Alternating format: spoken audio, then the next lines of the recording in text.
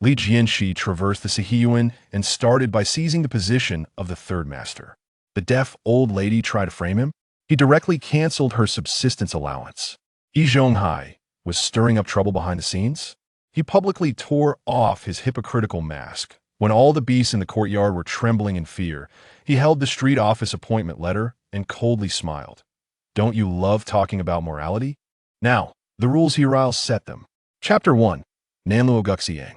In the deep autumn of the 1950s, within the Siheyuan at number 95 Nanluo Guxiang, in a certain room in the courtyard, Li Jianshi slowly opened his eyes and looked around at the unfamiliar surroundings. After a long time, he suddenly realized he had crossed over. What was even more unbelievable was that he had arrived in the world of animal full Siheyuan, and he was right in the middle of this Siheyuan filled with all kinds of beasts. This courtyard was jointly managed by 3 masters, but their moral failings led to a corrupt atmosphere. The first master, Yi Zhonghai, appeared upright, but was actually good at playing moral tricks. The second master, Lu Haizhong, was obsessed with power, but was actually incompetent. The third master, Yin Bugui, was cunning and wouldn't even spare his own children. There was also Qin Huairu, who sucked blood like an ant Jianshe, who cursed and summoned spirits. The deaf old lady engaged in prostitution. The white-eyed wolf was notoriously wicked. Su Mao was a true villain. He Yuzhu was known as the god of licking dogs. In short, there were very few normal people in this courtyard. What bad luck to have crossed into this broken place. Li Jianshi couldn't help but sigh. He had now become an ordinary resident in the courtyard. After the founding of the new country, he had found a job in the steel mill and was now a humble purchasing agent for the canteen. As for why he had met a strange death at home, Li Jianshi was filled with resentment. His predecessor was also a purchasing agent in the steel mill canteen, earning 37 yuan and 50 cents a month. Although it was less than the same level workers, it was enough for him to live comfortably. Unfortunately, the predecessor was too naive and overly kind-hearted. Whenever a family in the courtyard was in trouble, he was always willing to lend a hand. If someone asked him to buy ingredients, even if the price doubled, he found it hard to refuse. Being a good person among a group of wolves and tigers in the Siheyuan, it was lucky not to be completely drained.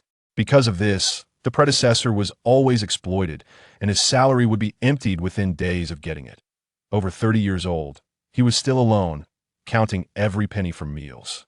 A few days ago, he fell ill from exhaustion and, due to being financially strapped, could only tough it out. In the end, he lost his life. That it was self-inflicted. Being kind-hearted to evil people is cruel to oneself. A coward like this is not worth mourning. Li Jianshi spat. Unlike his predecessor, he was different. Since he had crossed into this Siheyuan, if the neighbors were well-behaved, that would be fine. If anyone dared to provoke him, he would make them regret it. Knock, knock, knock. Li Jianshi, are you home? Come out and sign. An irritating voice came from outside. Li Jianshi walked over to open the door. It was his neighbor Yi Zhonghai from the courtyard at 8 this time. Yi Zhonghai was still considered young, only about 35 or 36 years old, similar to Li Jianshi. What are we signing for? Li Jianshi asked. Hey, Li Jianshi, are you really unaware of what's happening outside? Our street is holding an election for the masters of each courtyard. You must have heard about it, right? Today, Director Lu from the street came personally to tally the election list. Those who want to run should sign up, and those who don't want to should sign the withdrawal list. Hurry up, everyone in the courtyard has signed. You're the last one. Yi Zhonghai said as he pulled Li Jianshe's arm, dragging him into the courtyard. Li Jianshi looked around and saw Yi Zhonghai, Aunt Yi, Jianshe, and Jia Dongxu waiting for a long time, along with a young man wearing a red armband who should be director. Lu from the street office. Li Jianshi, come sign your name. Director Lu called out. Yi Zhonghai stood with his hands behind his back, smiling faintly at Li Jianshi. During the election, don't forget to vote for me. At this moment, Li Jianshi suddenly realized that it was now the 1950s, and Yi Zhonghai had not yet become the first master. Today was the day the street was tallying the candidates for the masters. Li Jianshi understood that the chaos in the Siheyuan was closely related to the moral failings of the several masters. Especially Yi Zhonghai, he had read many novels about Siheyuan themes, where the protagonists mostly chose to escape. But Li Jianshi did not want to avoid it. He believed in confronting these beasts head-on rather than fleeing. Since Yi Zhonghai had not yet firmly seated himself as the first master, why not take the initiative? Li Jianshi, What are you dawdling for? Everyone is waiting for you. Hurry up and sign. He Daqing urged impatiently when he saw Li Jianshi in a daze, pushing him slightly, reminiscent of Xiaozhu. Sorry to keep everyone waiting. I just woke up, and my mind is still foggy, Li Jianshi replied with a smile, then walked over to Director Liu, took the notebook and pen, and quickly signed his name. Hey, wait. Li Jianshi, you made a mistake. That side is for signing up to run for master. This side is for withdrawing. How can you not even get this little thing right?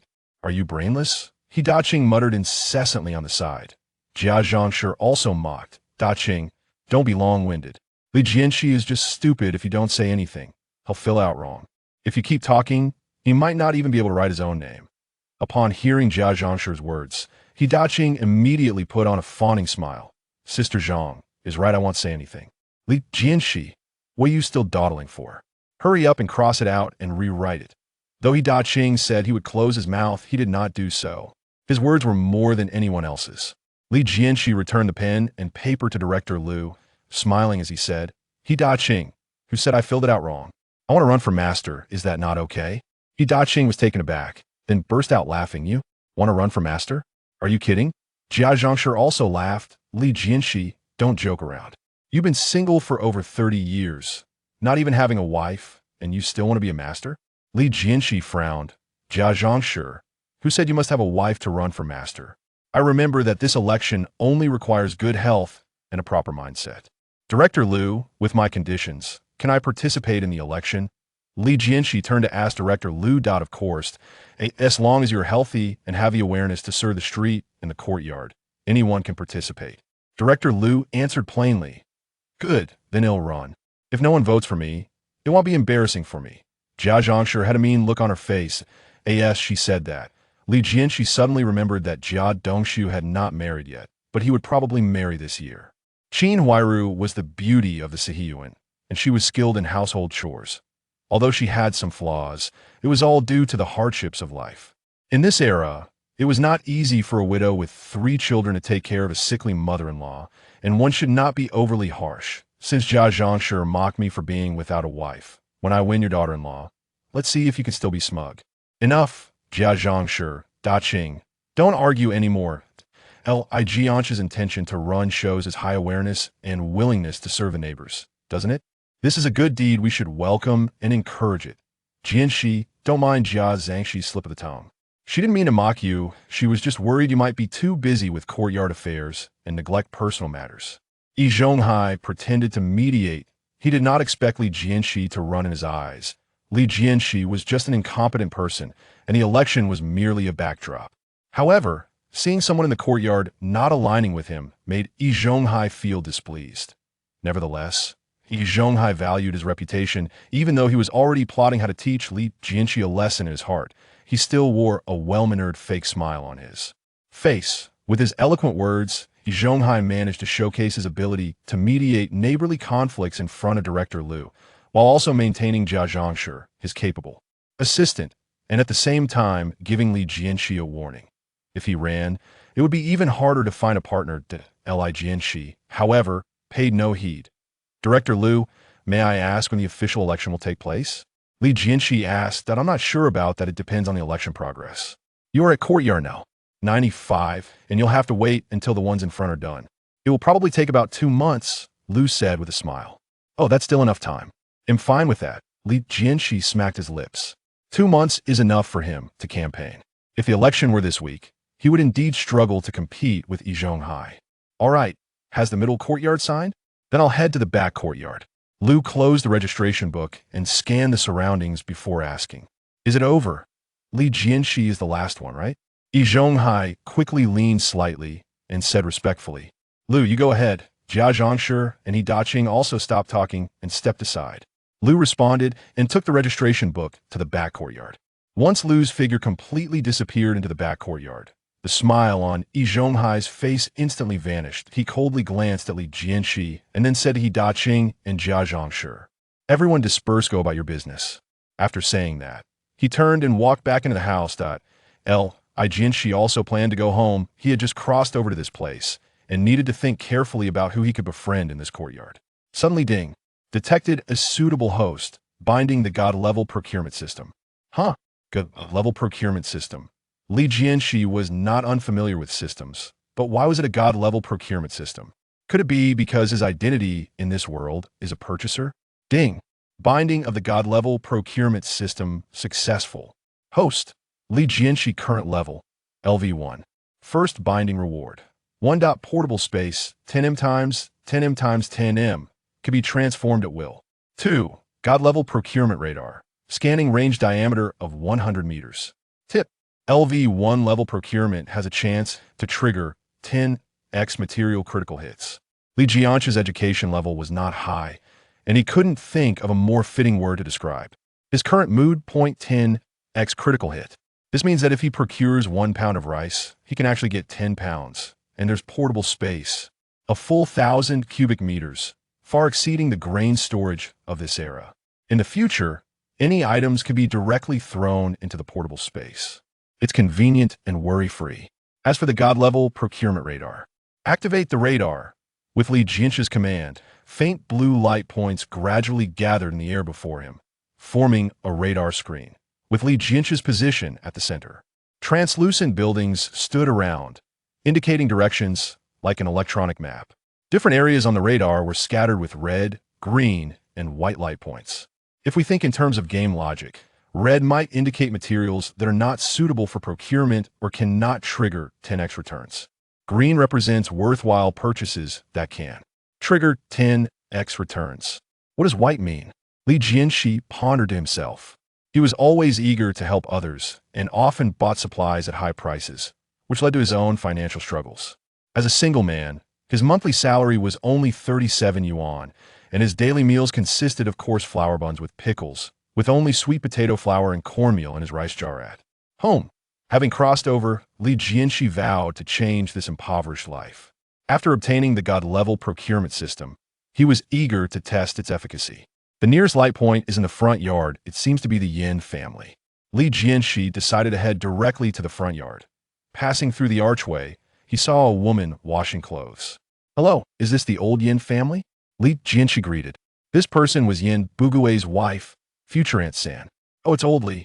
Where are you off to? Aunt San smiled brightly upon seeing Li Jianshi.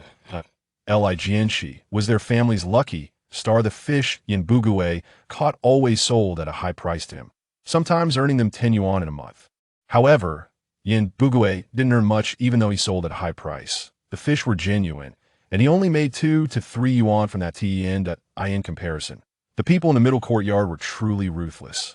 Nothing much. Just now Lu was counting the registrations for the election, and I also want to vie for a chance, so I'm here to campaign for votes. With our relationship, you would not support me, would you? Li Jianshi said with a smile. Aunt Sam was about to speak when the door beside them suddenly swung open, and Yin Bugui, wearing crooked glasses, chuckled. Li Jianshi, you think you can be the big guy? Your math skills are worse than my son Yin Jieching's. If you really became the big guy, wouldn't you lead everyone in our courtyard to disaster? When Yin Bugui sold fish to Li Jianshi, he often played tricks on the accounts, charging an extra dime or two. Li Jianshi, for the sake of face, never bothered to count, which led Yin Bugui to mistakenly believe that Li Jianshi was bad at math. Old Yin, from the sound of it, you don't want to vote for me anymore? Li Jianshi asked wide-eyed. Of course, I can't vote for you. The big guy not only has to do things for everyone, but also has to fight for everyone's rights on the street. Yin Bugui said bluntly, you? No way. Yin Bugui didn't care who became the big guy. He only cared about who could bring him benefits. The street office said they would select advanced courtyards in the future, and the entire courtyard would receive rewards. If Li Jianshi became the big guy, forget about being advanced. It would be lucky if they weren't taken advantage of. Fine, if you don't want to vote, then don't. I don't care about your vote, Li Jianshi said with a smile, raising his leg to leave. Wait, don't rush off. Yin Bugui called out. Li Jianshi, are you going to procure? Look at this, a big grass carp weighing over 2 pounds. You haven't completed your procurement task this month, right? Brother, they'll help you out, give you a fair price, and you can take this fish. Yin Bugui squinted and smiled, as if he was doing Li Jianshi a favor, but in reality, he wanted to make more money. With material shortages, procurement was not easy, but that was in terms of low-price purchases. If he raised the price, what could he not buy? You should save it. Li Jianshi sneered. Even though I can't see how you deliberately overcharged me before, I'm not a fool. I won't take your stuff anymore. Jianshe pointed this out, and Yin Bugi's face turned red with embarrassment. He originally thought Li Jianshe was foolish, but he didn't expect that Li Jianshe understood everything in his heart. He just hadn't said it out loud. Chapter 2. Exposed. After being exposed, Yin Bugui felt hot on his face. Don't say that. Li Jianshe, you need to have a basis for what you say. Just think about it. When I couldn't get things before, did I ever help you? Yin Bugui tried to appeal to emotions, smiling broadly. However, Li Jianshe was unmoved. Old Yin, go ask around the street among the 10 or so courtyards nearby. Who doesn't know you were so calculating? Out of friendship, I didn't bargain with you, otherwise I wouldn't even bother with your price. I always regarded you as a brother, but I didn't expect you to not only be ungrateful, but also think of me as a fool behind my back. Since you don't plan to support me, then let's not keep in touch in the future. Your fish, sell to whoever you want. Li Jianshe shrugged off Yin Bugui and walked towards the gate. Anson became anxious and signaled Yin Bugui. Old Yin, what are you still doing? Hurry up and chase him without Li Jianshe buying the fish. We'll lose several yuan this month. The fish caught are not easy to keep, and selling to Li Jianshe allows them to sell at a high price without stockpiling goods. If the fish die, the price will plummet. Yin Bugui was quite shrewd, and he certainly understood how much loss he would incur if Li Jianshe stopped buying his fish. Li Jianshe, wait, just wait a moment. Yin Bugui hurriedly chased after him, grabbing Li Jianshe's arm. Yin Bugui, what are you doing? Trying to force a sale? I warn you. Don't try this. Do you believe he'll report you to the police? Li Jianshe said sternly. Yin Bugui smiled apologetically. Don't, Li Jianshe, brotherly. Can I call you brotherly? You are magnanimous. Don't hold it against me. As for the voting thing, can I vote for you? Yin Bugui, this old fox, had no principles when there was profit to be gained. The election isn't solely decided by him, with 70 or 80 people in the whole hospital. One more vote from him doesn't make a difference, nor does one less. But if Li Jianshe doesn't take his fish, the loss has to be borne by him. Seeing Yin Bugui's attitude soften, Li Jianshe's expression relaxed. Now that's more like it. Old Yin, what you just did was like elbowing outwards. Usually you come to me to sell fish, but you vote for someone else during the election. You can't do that. At this moment, Yin Bugui was full of admiration, nodding and bowing repeatedly. Yes, brotherly, you were right. I'm just acknowledging my mistake and correcting it. How about we take a look at that fish? Yin Bugui's lowly posture was merely a ploy to sell fish. Jianshe knew what the other party wanted, and since he was in procurement, he was indeed looking to buy fish. So he followed the flow and went back with Yin Bugui to his doorstep. Outside the porch, there was a big iron basin filled with half a basin of water, in which swam a grass carp about 40 centimeters long. Li Jianshe quickly estimated that this fish was about 2 and 8 tails, which is considered small fish nowadays. Fishmongers usually don't sell such small ones. However, at this moment, a grass carp reaching nearly 3 pounds is already considered big. That a prompt appeared before him. Material: grass carp specification, 2 Jin 8 liang price. 1 yuan 8 jiao, unreasonable. It really was 2 and 8 tails. But what was with this red, unreasonable price? Why not provide a reasonable price prompt? What's the point of giving an unreasonable one? As Li Jianshe pondered, Yin Bugui moved closer. Li Jianshe, look at this fish, so lively the scales are intact. Keeping it for 10 days or half a month is no problem. We've known each other for a long time. Let's stick to the old price. 1 yuan 8 per fish. I'm reluctantly parting with it. Yin Bugui acted quite generous. But this price was several dimes higher than the market price. Li Jianshe immediately understood. It turned out this price didn't indicate the true value of the item, but predicted how much the other party wanted to sell it for. An unreasonable price wouldn't trigger any bonus for the purchase. Naturally, Li Jianshe wouldn't accept it. But if the price can be negotiated, could I achieve a 10-fold bonus if I bring the fish price down to a reasonable level? Old Yin, don't think I'm still the confused person from before. This fish looks decent, but it's worth at most 50 cents a pound. For 2 Jin 8 liang of fish, you want me to pay 1 yuan 8, which means you're making at least 40 cents more from me. Am I wrong? Li Jianshe stared at Yin Bugui. Yin Bugui looked stunned.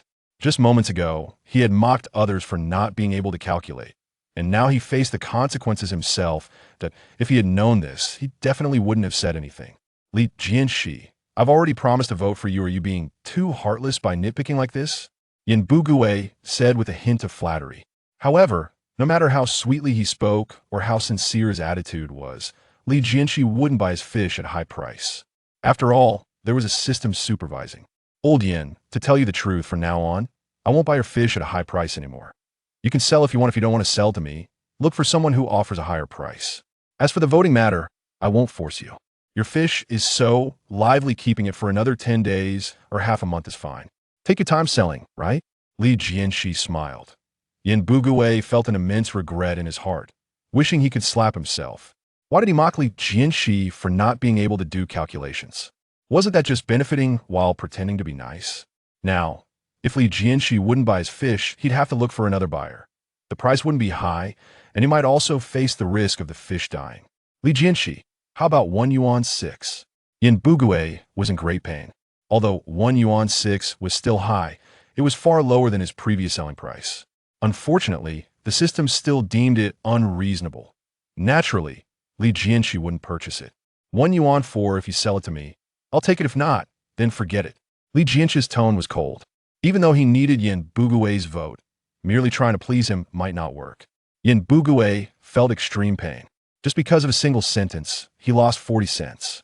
Moreover, considering his frequency of fishing, he would lose at least 2 to 3 yuan a month, which adds up to 30 yuan a year. That's even higher than his monthly salary.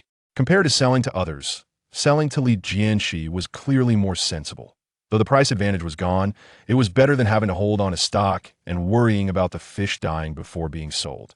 Deal, 1 yuan 4 it is. This time, Yin Bugue, spoke inappropriately and should be punished. I won't pressure you to lower the price like this again. Yin Bugue said with regret. As soon as he finished, the price tag on the fish changed. Material, grass carp specification, 2 Jin 8 Liang price, 1 yuan 4 jiao reasonable. After Yin Bugue adjusted the price for the second time, the prompt before Li Jianshi turned to a reasonable price. Li Jianshi immediately took out 1 yuan and 40 cents. Here, 1 yuan 4 counted. Yin Bugue's eyes lit up at the sight of money as he hurriedly grabbed it, moistening his fingers with saliva and counting. 5 dimes, 8 dimes, 1 yuan, 1 yuan 1, 1 yuan 4. That's right, not a cent off. Yin Bugue happily tucked the money into his pocket. At the same time, a system prompt rang in Li Jianshi's ear. You have purchased a grass carp at a reasonable price, triggering a 10-fold bonus. You are rewarded with 10 grass carps of 2 Jin 8 Liang. Wow, critical hit achieved. As the prompt sound faded, Li Jianshi felt a stir in his heart. Noticing that 10 grass carps had appeared in his personal space, I could see this moment. The space was empty, with neither soil nor water. The 10 grass carps gasped for air in the open air. The money is correct. I will take this fish. I'll return the basin to you later. Li Jianshi picked up the large iron basin containing the fish and quickly returned to the courtyard. With a thought, the fish and water from the basin entered his personal space. With this bit of water, the fish in the space could breathe a little better. However, it was still not enough. Beside him was the public tap water in the courtyard, where people often washed clothes and vegetables. Li Jianshi turned on all the taps, releasing dozens of liters of water to immerse all the fish. Although the amount of water was still insufficient. But this was a public water source, and water resources were not abundant at the moment. Li Jianshi did not want to attract unnecessary attention. Not far outside the alley, there was a small river, and a white spot caught Li Jianshi's attention. He planned to check it out. He turned off the tap, returned the basin to Yin Bugue, and walked straight out of the courtyard toward the riverside. As he got closer, Li Jianshi arrived at the spot where the white dot was located. He leaned over to look under the bridge and found a small red leather wallet quietly lying on the riverbank. That white light indicates an unclaimed item. Li Jianshi quickly understood the meaning of the white light. His personal space could store items within a 2-meter radius. Without needing to go down the bridge, just by thinking, the wallet entered his space, and then with another thought, the wallet appeared in his hand. This red leather wallet is quite finely made and carries a faint fragrance. It must belong to some wealthy person. Li Jianshi opened the wallet and found over 50 yuan and a dozen tickets, including meat tickets, grain tickets, sugar tickets, oil tickets, with cloth tickets being the most. Numerous. 50 yuan was not particularly surprising. It was just the income of an ordinary family for 2 months, but these tickets were extremely rare, taking an ordinary family 3 to 5 years to collect. Especially the sugar tickets, oil tickets, and cloth tickets were scarce to the extreme that I wonder who the owner is with so many tickets. Even a rich person would feel pained, Li Jianshi thought to himself. Just as he was about to put the wallet back into space, a graceful woman in front of him caught his attention. The woman was about 22 or 23 years old, with a slender figure and beautiful features, dressed in a way that exuded wealth, resembling a wealthy lady from the Republic of China. However, at this moment, she looked anxious, walking hurriedly in high heels while constantly scanning the ground around her. Where did it go? Where on earth did I lose it? The woman murmured anxiously to herself. Li Jianshi guessed that she might be looking for the wallet in his hand. Should he return it to her? Without hesitation, Li Jianshi stepped forward. Miss, are you looking for something lost? He stood with his hands behind his back, hiding the wallet, and inquired in this manner. As he approached, Li Jianshi had to admit that the woman was indeed beautiful. However, the decision to return the wallet was not based on her beauty, but rather on his principle of not coveting others' belongings. Having encountered the owner, how could he pretend not to know? Wouldn't that undermine the dignity of a traveler? Yes, big brother, have you seen a red wallet? A glimmer of hope flashed in the woman's eyes as she asked eagerly. You lost a red wallet, right? Can you tell me what was inside? Li Jianshi did not return it immediately, but cautiously asked another question, just in case. That's right, I lost a wallet. It contains more than 50 yuan, along with some tickets. 2 sugar tickets worth 2 liang, 2 meat tickets worth 2 jin, and I can't remember the rest. The woman replied in detail. Li Jianshi checked the tickets, and they matched what she said, so he took out the wallet from behind him. He handed it to her and said, Take a look, is this your lost wallet? Yes, that's it, my wallet. The woman recognized it at a glance, took the wallet, and checked inside, finding both the money and tickets intact. Big brother, thank you so much. I thought I would never get it back. Really, thank you very much. The woman expressed her gratitude repeatedly. To her, the tickets were especially precious, hard to come by, and losing them would surely cause her pain. Jianshi was about to say it was unnecessary to be so polite when he frowned slightly, wondering why she called him Big Uncle. Did he really look that old? Just as he was about to speak, a notification sound rang out. Ding!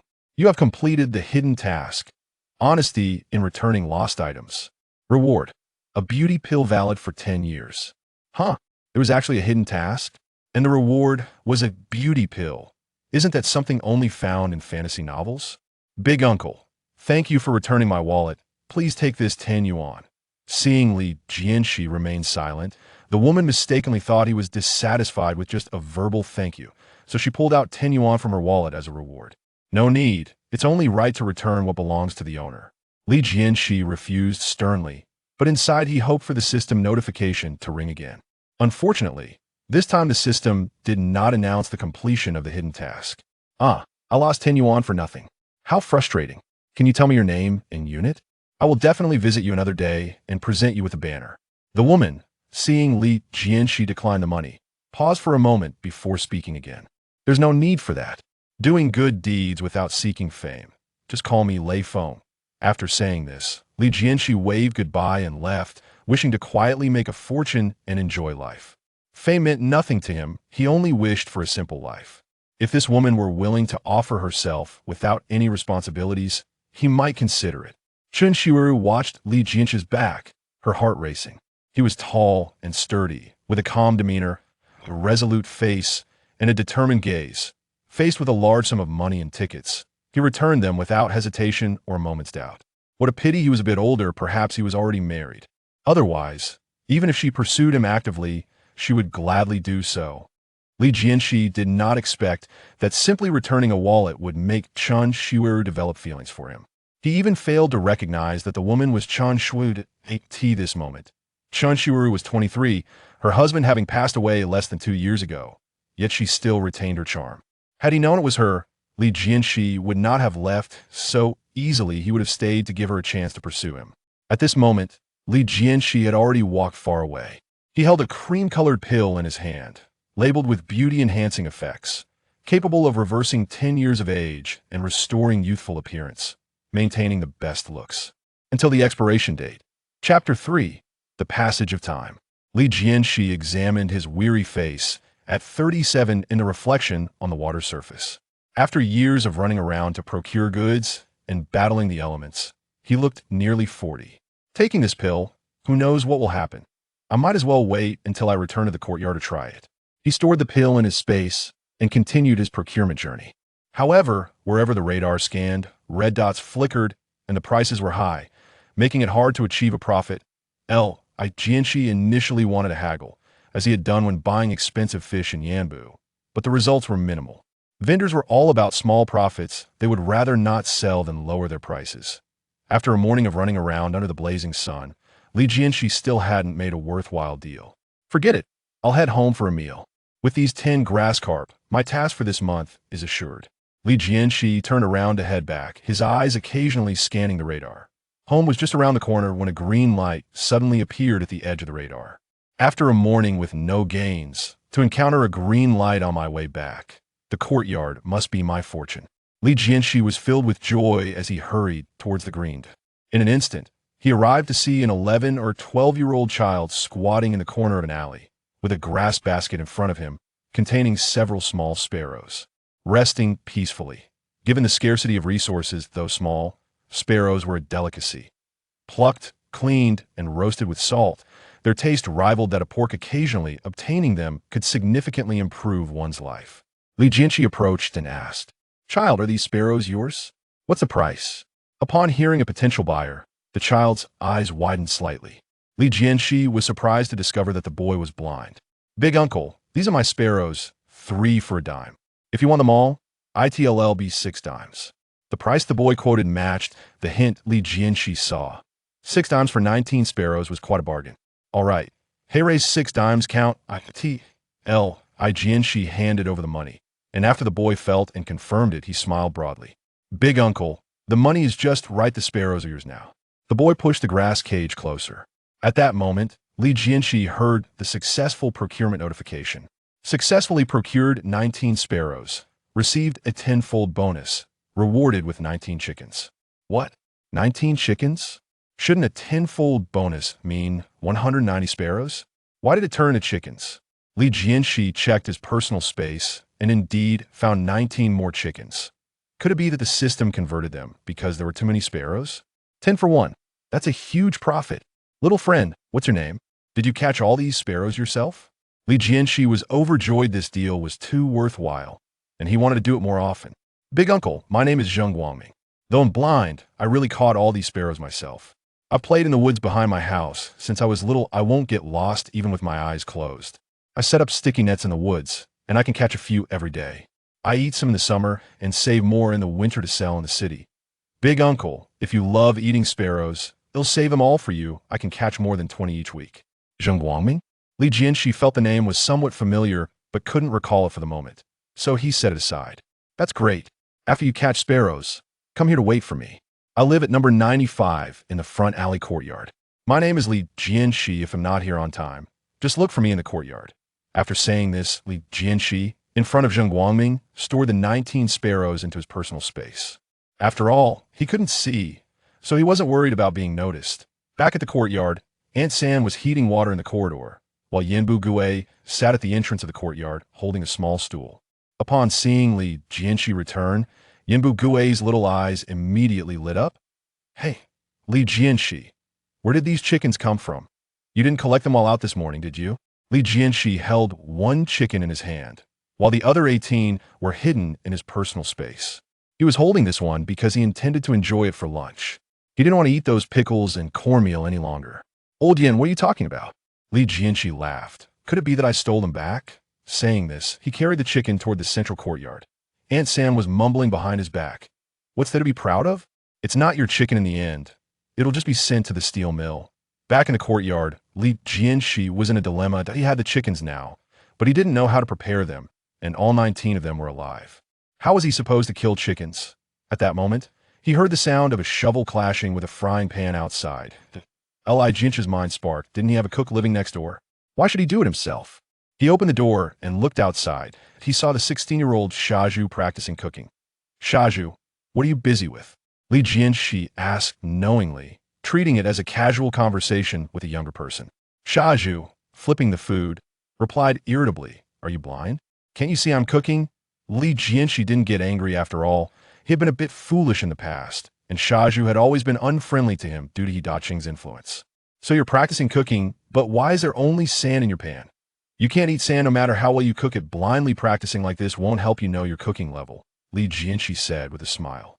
Shaju sighed that I want to practice with real ingredients, but where am I supposed to get that many vegetables to practice?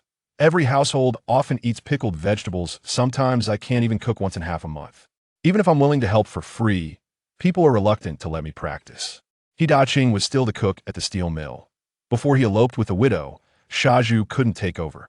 Shaju longed for practical cooking experience, but nowadays, people rarely spared food for cooking. Even if they needed it, they wouldn't easily let outsiders get involved. After all, asking someone for help means you have to offer something in return, which can be a burden. If you don't offer anything, it would be embarrassing.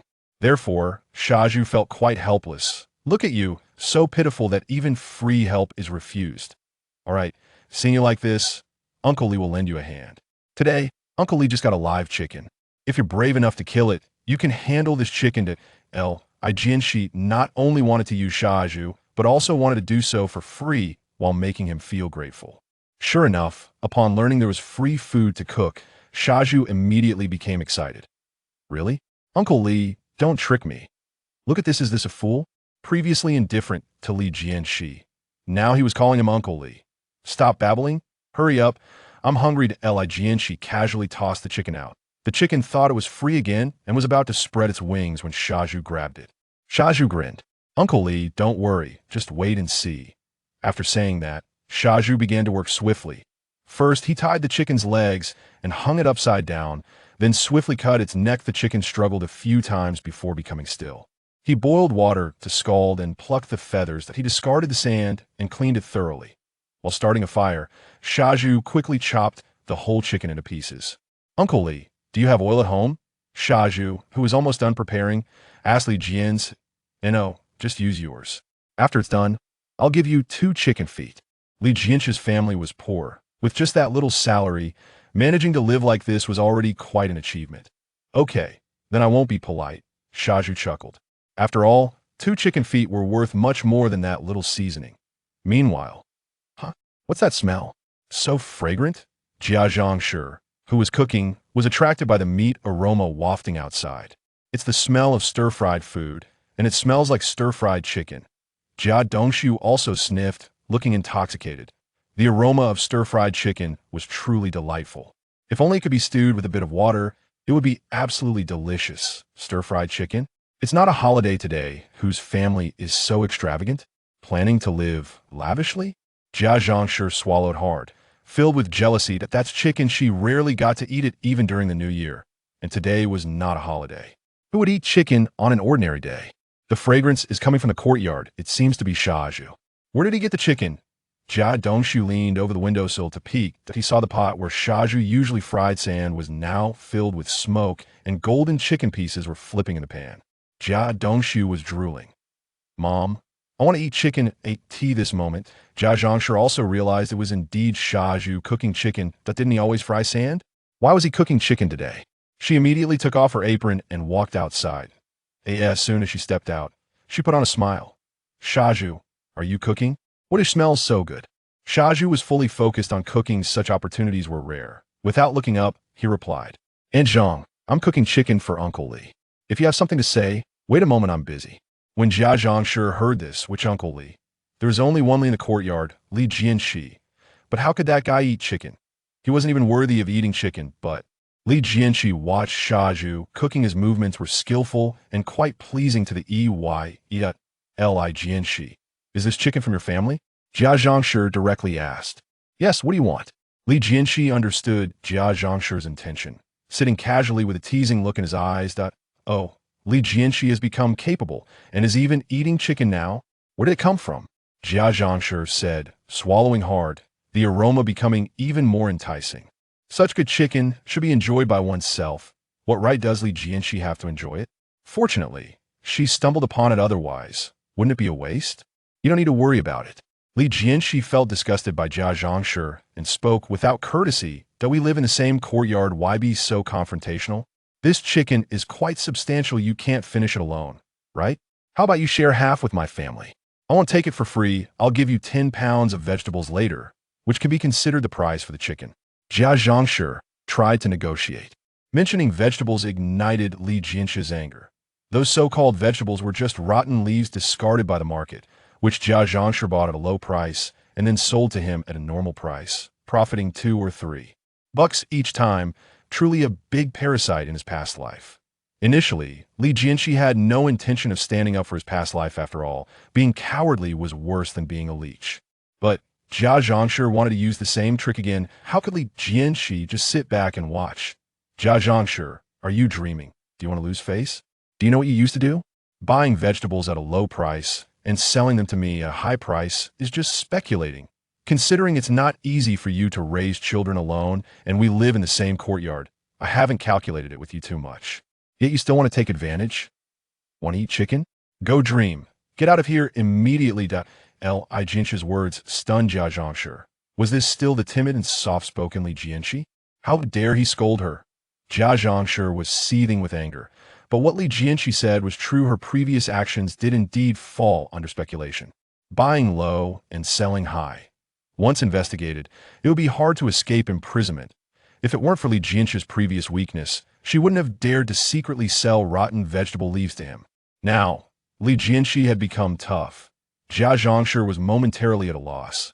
And after a long time, she finally came to her senses and said, Li Jianshe, how can you be like this? If you're not giving, why be so fierce? Her aggrieved expression almost made Li Jianshe think Qin Huairu had come. But Qin Huairu was a big dot, and although Jianshe was only 36, she was far from Qin Huairu in appearance. Seeing her squirming and acting, Li Jianshe almost felt nauseous. Jianshe, get lost?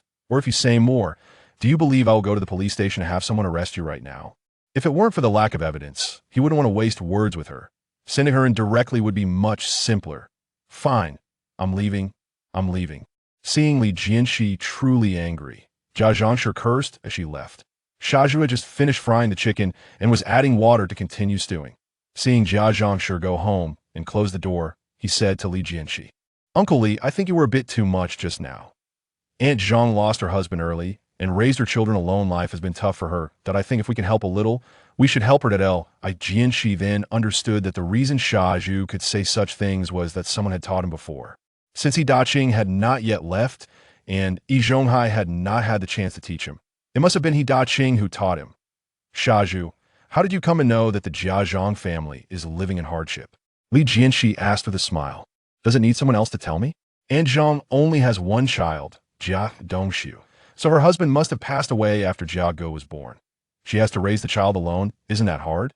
Siheyuan analyzed seriously. It was unclear whether he was speculating on his own or had heard it from Yi Zhonghai. Li Jianshe laughed heartily. Siheyuan, you truly are a silly fool. Have you never thought about why some women have their husband's surname before their name? This is usually a custom among the wives of landlords. In the old days, ordinary poor families don't have such notions. Zhang might have lived quite comfortably when she was younger. Aside from the years of war, when the new nation was just established, we gathered in this courtyard ate tea that time. Jianshe was already a first-class fitter at the steel factory, a worker supporting a single mother.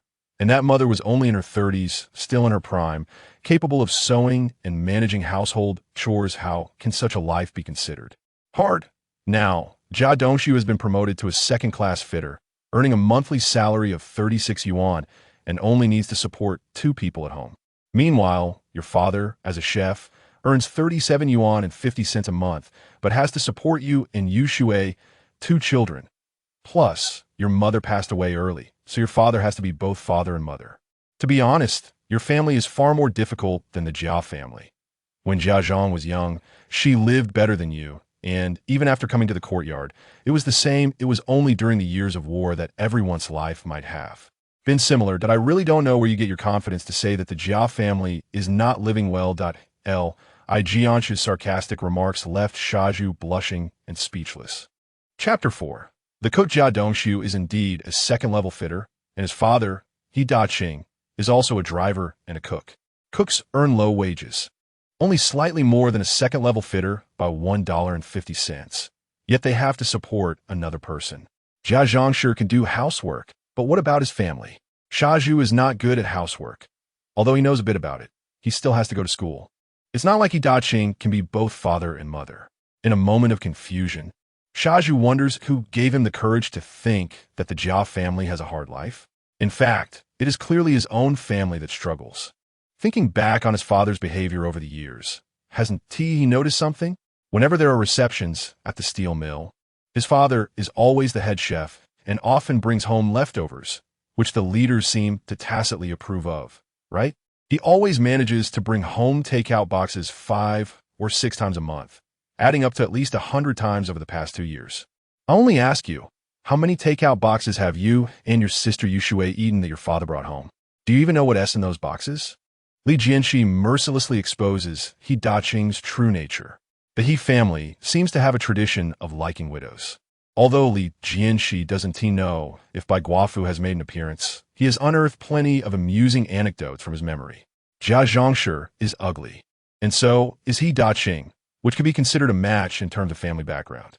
Although Shaju's name is silly, he actually has moments of clarity. After Li Jianshe's reminder, he suddenly realizes, Uncle Li, are you saying that my dad has been supporting the Jia family because he has feelings for Aunt Zhang? Shaju's hands tremble uncontrollably. With this thought, everything becomes clear. His own father has taken a liking to someone else's mother, and even though their conditions are better, he insists on helping them. Shaju knows what's in those takeout boxes. Sometimes when Jia Zhongshi isn't home, Yi Daqing brings them back, and he has secretly opened them when his father wasn't paying attention, finding them filled with meat dishes that he rarely gets to taste. However, those meat dishes, which he and his sister can only have a few times a year, were all given to Jia Zhongshi and ultimately ended up in the stomach of Jia Dongxiu, whose salary is not much different from his father's. How can he not be angry? How can he not be furious? It would be a lie to say Shaju isn't angry, but he feels helpless. Shaju, don't be too sad. Uncle Li tells you this so that you won't always be in the dark. Your father has been single for so many years, and it's fine for him to invest in love, but to say that the Jia family lives in hardship is a huge mistake. Li Jianshe initially thought that Shaju was beyond saving, but seeing his expression, he felt that he hadn't yet fallen too deep. Li Jianshe is not skilled in cooking and doesn't care for it, but if Shaju can still be saved, letting him take the lead in the kitchen wouldn't be a bad thing. Moreover, Yi Daqing will eventually leave, and when that happens, Yi Zhonghai will surely reuse Shaju, making him a capable assistant to build his own happy courtyard. Li Jianshe sees Yi Zhonghai as the biggest obstacle and is willing to go to great lengths to win over Shaju as a capable assistant. Brother, is the food ready? Shaju is still immersed in Li Jianshe's words when he hears a little girl's voice from the front yard. Yuxue, you're back. The newcomer, is he Yuxue? A second-grade elementary school student. Li Jianshe also looks over. Yuxue's appearance bears no resemblance to Shaju or Yi Daqing. She has big eyes, a small mouth, and slightly darker skin, but she is quite pretty. What's that delicious smell? Are we having meat at home today? Yuxue happily walks into the yard, the aroma of meat making her mouth water. Shaju scratches his head, feeling a bit awkward. Yuxue, this is Uncle Li's chicken. He specially contributed it so I could practice. I was just focused on frying the chicken for Uncle Li and forgot to make lunch. Just wait a moment. I'll heat up the pickled vegetables and steamed cornbread. Uncle Li even promised to give me 2 chicken feet. We were supposed to each get 1. But forget it, I'll give you both. Shaju originally intended to split it evenly, but considering that Yi Daqing had never provided them with good food, he felt that as another pillar of the family, he should take on the responsibility of caring for his sister. Thus, he decided to give everything to Yuxue, making up for Yi Daqing's shortcomings as a father. Li Jianshe did not expect Shaju to have such awareness and silently praised him. Oh, when Yuxue heard that it wasn't their family's chicken, a hint of disappointment flashed across her face, but she quickly smiled and said, Thank you, Shaju. 1 is enough for me. You can have the other. Shaju swallowed hard. Don't argue with Shaju. Just the smell of the fried chicken has filled me up. You're still growing like a bean sprout. You need to eat it all. Shaju has his reasons for being modest. Otherwise, he wouldn't have given the food to Qin Huairu. If Qin Huairu hadn't come into the picture, Yi Daqing wouldn't have run away, and Yi Zhonghai would have looked down on Shaju, only caring about Jia Dongxiu. Without all that turmoil, Shaju's love was entirely directed at his sister. If Qin Huairu were to come in, things would be different. But Li Jianshi wants to take Qin Huairu away. Her coming in has nothing to do with Shaju. He thinks he would still care for his sister. Shaju made chicken for the first time, and after plating it, licked the spatula to feel at ease. Uncle Li, how does this chicken taste? Shaju brings the chicken into the house. He Yushui also quietly approaches the door, wanting to sniff the delicious aroma. Li Jianshi tastes the meat and is filled with flavor. It's delicious, absolutely amazing. Li Jianshi praises sincerely. The chicken in this era is of excellent quality, combined with Shaju's skills, surpassing anything he has tasted in his previous life. It's really delicious. Li Jianshi eats several pieces, regretting the lack of wine. Shaju swallows hard, waiting for a moment when Li Jianshi pauses to ask, Uncle Li, about those chicken feet you promised me. Oh, I almost forgot. Li Jianshi, who was enjoying his meal, nearly forgot his promise. Here you go, chicken feet, chicken neck, chicken head, chicken frame, and chicken liver, all for you and your sister. These parts are high in purines. Li Jianshi values health and is in a good mood, so he generously gives more. Although they're just some chicken heads, frames, necks, they are already a rare delicacy in someone else's home. During the new year, ordinary families eat chicken, and children can only get some scraps. What else more? In families with many children, being able to share a chicken foot is already considered a treat. Thank you, Uncle Li. If you need help cooking in the future, just let me know. I'm always ready to help. Shaju is filled with joy and makes a promise on the spot. Li Jianshi was waiting for this response, smiles upon hearing it, and doesn't say much more. After thanking Li Jianshi, Shaju returns home to eat. Li Jianshi also alternates between tasting chicken and cornbread, finding even the usually unappetizing cornbread to have some flavor at this moment. While enjoying the food, Jianshe across the street is cursing in jealousy, attracting even the neighbor Yi Zhonghai. Ji is sister-in-law. What is making you so angry? Yi Zhonghai asks, while also catching a whiff of the chicken aroma. However, he is very strict with himself and does not indulge in gluttony. What else could it be? This smell is so enticing. Isn't it deliberately tempting us? Jianshe complains. This Li Jianshi doesn't know where he got the chicken, daring to enjoy it all by himself. How selfish can he be? Wanting to act like a big shot? Dream on. Jianshe keeps scolding. Not only because she can't eat chicken, but also because Li Jianshi no longer buys her rotten vegetable leaves, which affects her income. A chicken, although expensive, only costs $3 to $5, but she earns over $10 each month by buying rotten vegetables from Li Jianshi. It's fine, it's just a small matter. Yi Zhonghai says. Li Jianshi's solitary indulgence obviously doesn't fit in with the group. Once I become the big shot, this will be a good excuse to give him a hard time. Yi Zhonghai, narrow-minded, doesn't take Li Jianshi's candidacy for big shot seriously, but still harbors resentment. He will definitely find an opportunity to make things difficult for him in the future, and expelling him from the courtyard is not out of the question. After the meal, Li Jianshi locks the door and takes out the youth preservation pill from his space. Looking at his face in his 30s or 40s, Li Jianshi feels displeased. Since he has the youth preservation pill, he is naturally eager to take it. Li Jianshi places the youth preservation pill in his mouth before he can swallow. It transforms into a stream of spiritual energy that flows down into his stomach. Immediately, a cool sensation rises from his stomach, quickly spreading throughout his body. Wow, that feels so good. Li Jianshi finds it hard to describe the wonder of this feeling. However, in just a few seconds, the refreshing feeling dissipated, and his body became sticky instead. Looking down, it seemed as if he had just crawled out a muddy pit, with dirt exuded from his skin all over his face, hands, and body. The effect was astonishing. He needed to wash it off quickly.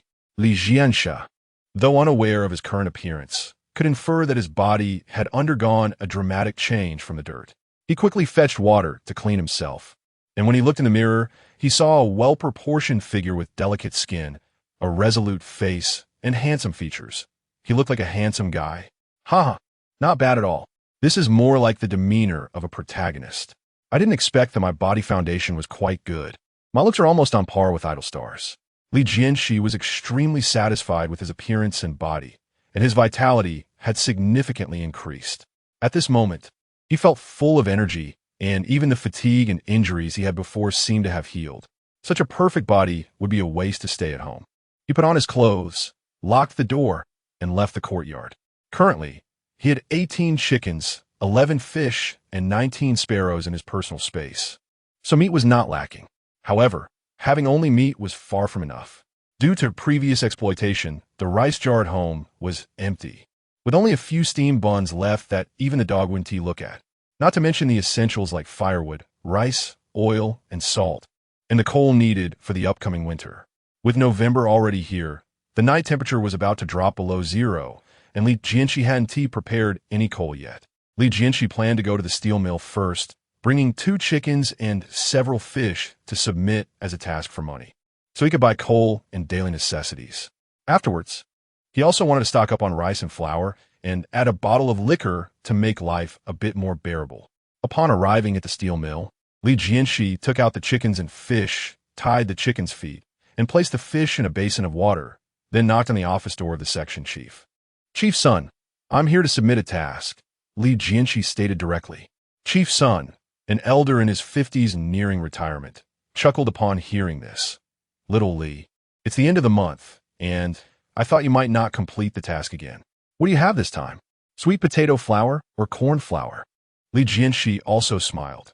"Chief Sun, do you think I can only bring back sweet potato flour or corn flour in your eyes?" Chief Sun had a good-natured personality and laughed heartily. "I didn't say that. It seems you have some good stuff this time. Where is it? Take me to have a look." Li Jianshe opened the door. "It's right outside at the warehouse entrance." Next to the procurement section, several warehouses stood tall, including grain, meat, and vegetable warehouses. Li Jianshe's section specialized in purchasing ingredients for the small canteen, supplying only if there was a surplus for the workers' cafeteria. Chief Sun followed Li Jianshe outside, and at a glance, he saw 3 chickens flapping at the warehouse entrance, along with a large bucket of fish. "Hey, Li Jianshe, you did well this time. You even brought 3 chickens. And there are fish, though small, they're enough for 2 dishes. You really made me see you in a new light." Chief Sun was both excited and surprised to see the chickens and fish. In the early days of the new nation, resources were scarce. While fish were not surprising, getting 3 chickens at once was indeed rare.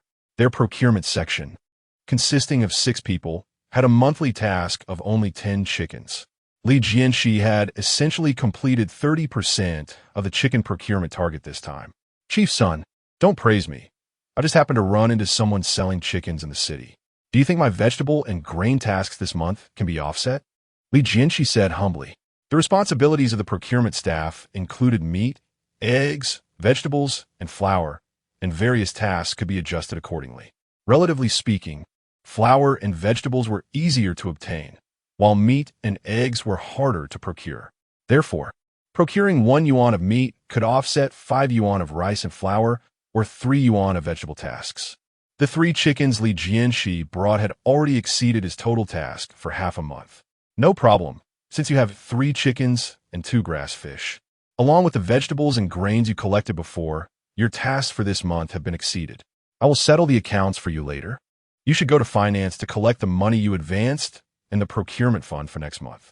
Come back to me, and I will give you the procurement ticket for next month. I've said before, you should go to the countryside more often. The resources there may not be rich, but you don't need tickets, and good things they won't be reluctant to part with for money. You believe it now, right?" Chief Sun said kindly. He thought Li Jianshe had brought the chickens from the countryside. Little did he know that this conversation inspired Li Jianshe. After a morning of searching, the radar showed that high prices were difficult to lower. This was because items in the city had no worries about sales. The city was crowded with wealthy people, and there was always someone willing to pay a high price. The situation in the countryside was different. People in the countryside had fewer ways to earn money, relying on selling agricultural products to exchange for household necessities. Speculation was strictly prohibited in this era, and middlemen were rare. Only factory procurement staff like Li Jianshe had the qualification to purchase in the countryside. Villages close to the northern city had no worries about selling outside. However, those farther away, the procurement staff were unwilling to go, so even if they earned less, they were eager to sell quickly. Going to the countryside for procurement, especially in villages far from the northern city, naturally meant prices were much lower than the market price. by just paying a little transportation fee. One could complete a large and cost-effective procurement, which was much more economical than futilely running around the city. In addition, Li Jianshe intended to get ahead of the matchmaker and approach Qin Huairu.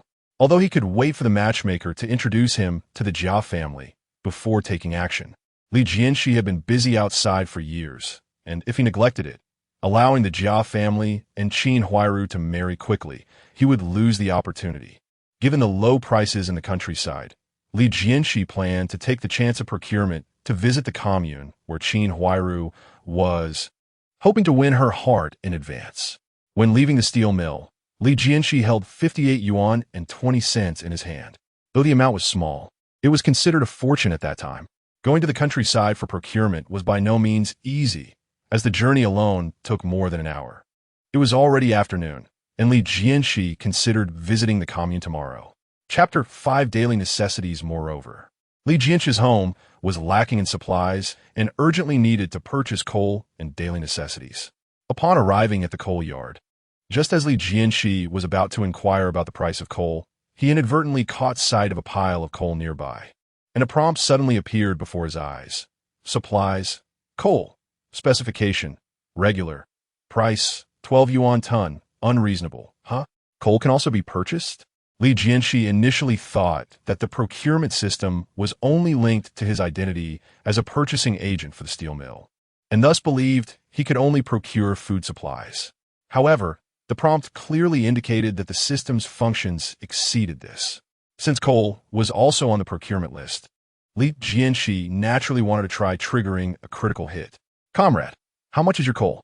Li Jianshe stepped into the coal selling area and asked the coal seller.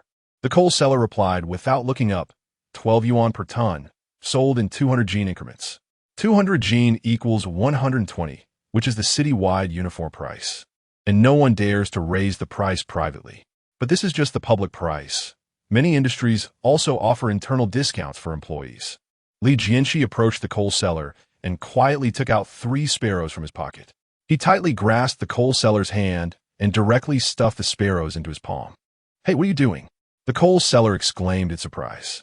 But when he clearly saw what was in his hand, his expression immediately became serious. He quickly looked around and swiftly hid the sparrows in his pocket. After completing this, he lowered his voice and asked Li Jianshe, "What do you mean by that?"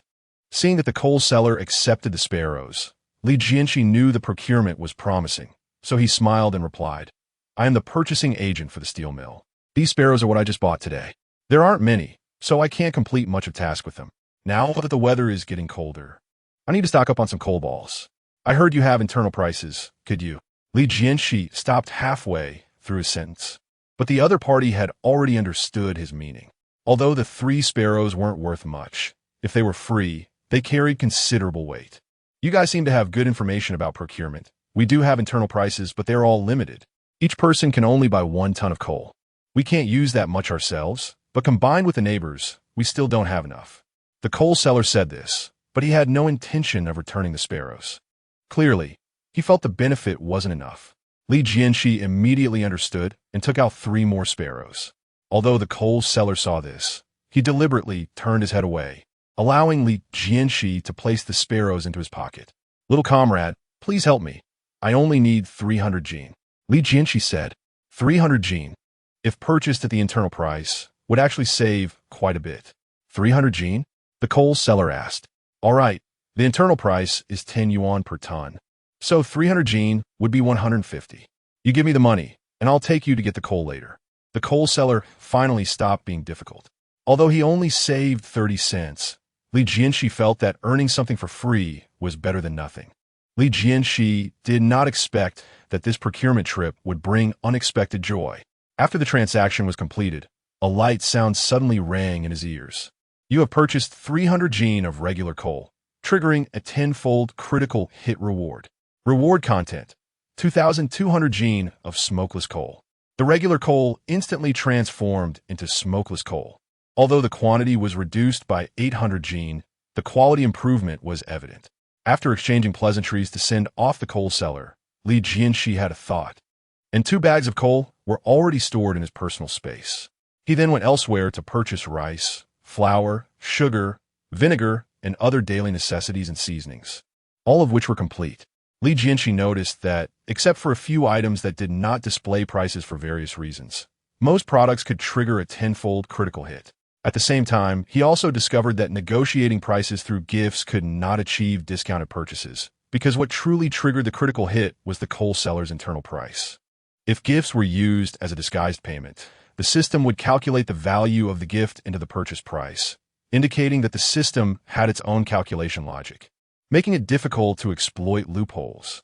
As he walked to Deshilon, the commercial street was just ahead, with a dazzling array of supermarkets and shops.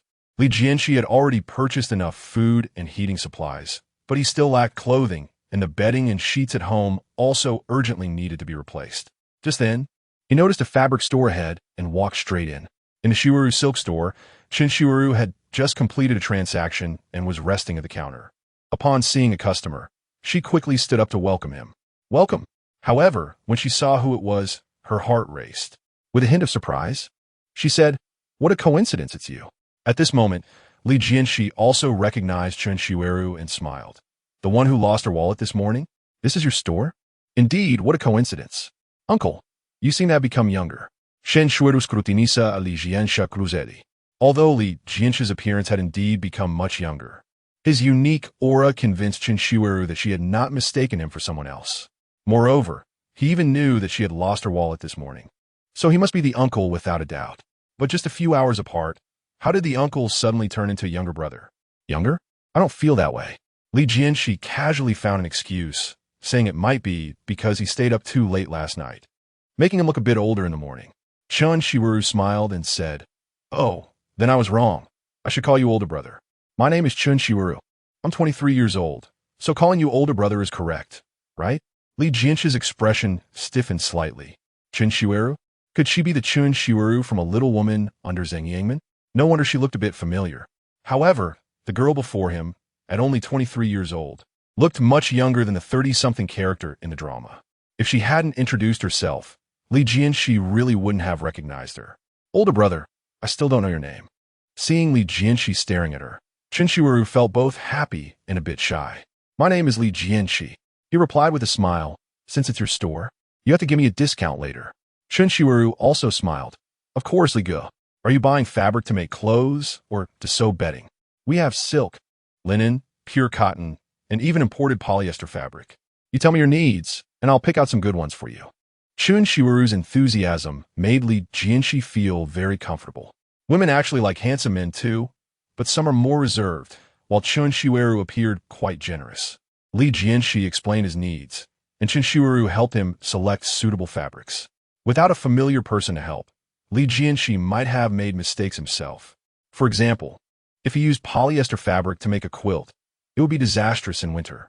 This procurement cost Li Jianshi 18 yuan, and he gained a lot. Chen Shiweru originally intended to generously give him some gifts, but Li Jianshi politely refused. It wasn't that he feared a debt of gratitude. Rather, gifts and purchases were different, and free items could not activate the tenfold profit. Li Jianshi, being shrewd, understood the path of choice. "Li Ge, the fabrics you've chosen are for making clothes for yourself, right? Aren't you preparing a couple of pieces for your wife?" Chen Shiweru asked keenly. Li Jianshe's large purchase of fabric clearly indicated that he was not an ordinary person. However, his big buying spree did not consider women's clothing, which made Chen Shiweru suspicious. Could it be he isn't married yet? With this thought, Chen Shiweru's heart raced. Li Jianshi glanced at her without changing his expression. His experiences from 2 lifetimes allowed him to easily perceive Chen Shiweru's feelings. Chen Shiweru would certainly be an excellent choice as a lover, but as a wife, she fell a bit short. Moreover, he had just arrived and only knew superficial things about this era. What was written in the books was far from reality.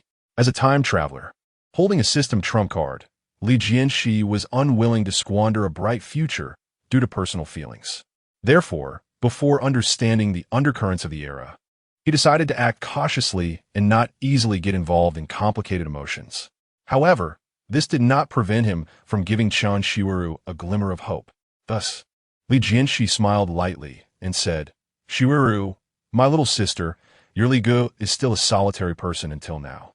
Upon hearing this, Chen Shiweru's eyes sparkled, and she excitedly asked, Really? Brother Li, you're not joking, are you? With your talent and looks, how could you be without a wife? Is it because your standards are too high? Mentioning standards made Chun Shiweru nervous again. Although she was wealthy and beautiful, being a widow meant that if Li Jianshi truly was picky about his unmarried status, her hopes would be slim. I'm just an old bachelor. What qualifications do I have to be picky? Li Jianshi sighed lightly, shaking his head. In this day and age, many 18-year-old men were already fathers, and here he was, 38 and still unmarried, truly a bona fide old bachelor. I see. Chun Shiweru maintained a calm demeanor on the surface, but felt secretly delighted. An old bachelor paired with a widow. Wasn't that a match made in heaven?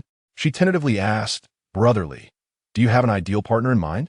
I meet many people in my daily life, and if there's a suitable choice, I will certainly keep an eye out for you. Li Jianshi understood her implication and replied with a smile. As a 37-year-old old bachelor, how could I have any requirements? If I find someone I like, that's all that matters. The rest is unimportant. Though his words were simple, they concealed deeper meanings. An old bachelor with low requirements? It actually hinted that a widow was also acceptable. If he found someone he liked, it meant he valued looks. She had to be beautiful. Chun Shiweru, being exceptionally clever, instantly grasped his meaning and felt a surge of joy. Wasn't he referring to her? However, since this was only their second meeting, and although Chun Shiweru took the initiative, it would be inappropriate to discuss marriage too hastily.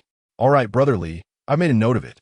If there's a suitable person, I will definitely keep an eye out for you, Chun Shiweru said with a smile. There was plenty of time ahead. Li Jianshi still needed to have clothes and bedding tailored by her. As their relationship deepened, they could express their feelings more subtly later on. Before parting, Chun Shiweru asked Li Jianshi for his home address, saying she would personally deliver the finished clothes and bedding to his home. Li Jianshi pretended not to notice her subtle intentions and calmly provided the address of his courtyard. Leaving Shiweru's fabric shop, it was already late. On his way home, Li Jianshi contemplated what to have for dinner. Since he had chicken for lunch, he didn't plan to repeat it for dinner. He still had some sparrows and grass carp in his space. How about a barbecue tonight? Li Jianshi thought happily. The weather was getting cooler, and the night had a chill, but barbecuing while eating would still be enjoyable. Li Jianshi went to a nearby market, carefully selected some barbecue ingredients, bought 2 pounds of meat from the butcher, and picked up a bottle of grain liquor from a small tavern before returning home to the courtyard laden with goods. Li Jianshi, why did you buy so many groceries? And meat too? Isn't this a bit extravagant? Are you not living within your means? Yin Bugui, sitting by the courtyard gate, widened his eyes in surprise upon seeing Li Jianshi return with so many bags. Yin Laoshi, why do you care? I'm all alone, with no ties. I earn 37 yuan a month. What's wrong with treating myself to something good? Li Jianshe, secretly planning how to give these picky people a taste of their own medicine. No, that's not what I meant. I just think drinking alone is boring. How about I join you for a couple of drinks? We can also talk about the election for the position of the big boss. It would bring us closer. Yin Bugui said, eyeing the liquor and meat in Li Jianshi's hands with greed. However, Li Jianshi was not buying it. Yin Laoshi, you should pass on that. Once I become the big boss, everything will be negotiable. If I'm not elected, no one can take advantage of me in the future. With that, Li Jianshi walked straight toward the inner courtyard. He was confident that Yin Bugui would vote for him. After all, as long as he was in charge of procurement, Yin Bugui had to curry favor with him. This vote was already in the bag, requiring no extra effort. Back in the inner courtyard, Shaju had been waiting for a long time. Uncle Li, you're back. Why did you bring so many groceries? Is this all for me to practice with? Shaju's eyes sparkled with excitement upon seeing the groceries Li Jianshi brought back. However, unlike Yin Bugui, Shaju's excitement stemmed from the chance to practice his cooking skills with real ingredients. Li Jianshi handed the groceries to Shaju and jokingly said, I'm usually frugal. If it weren't for you to practice with, how could I have bought so many groceries? Filled with gratitude, Shaju sincerely replied, Uncle Li, I really appreciate you. I misunderstood you before, thinking you were simple-minded, but you are actually warm-hearted and willing to help. I was the foolish one. If I ever need anything in the future, just let me know. I may not be able to do much, but I won't shy away from hard labor. Li Jianshi patted Shaju on the shoulder, smiling and encouraging him. Don't worry, Shaju. There will be times when I need your help. It's getting late. Let us hurry up and cook. Tonight, your tasks won't be light. You'll need to handle both the stir-frying and barbecuing. As for the staple food, you needn't worry. I've bought rice. And I'll cook it myself. Li Jianshe was confident he could cook rice, but he forgot that there was no rice cooker at the moment. And after washing the rice, he was at a loss. Fortunately, Yi Zhonghai returned home, grateful for the help, and immediately came to assist. With his pair of siblings helping out, Li Jianshe was able to catch his breath. Such kind-hearted children, how could they go astray? Li Jianshe shook his head, feeling even more determined to defeat Yi Zhonghai. If everyone in the courtyard were like Siheyuan, and with a good child like Yi Zhonghai, the courtyard would surely be harmonious and fulfilling.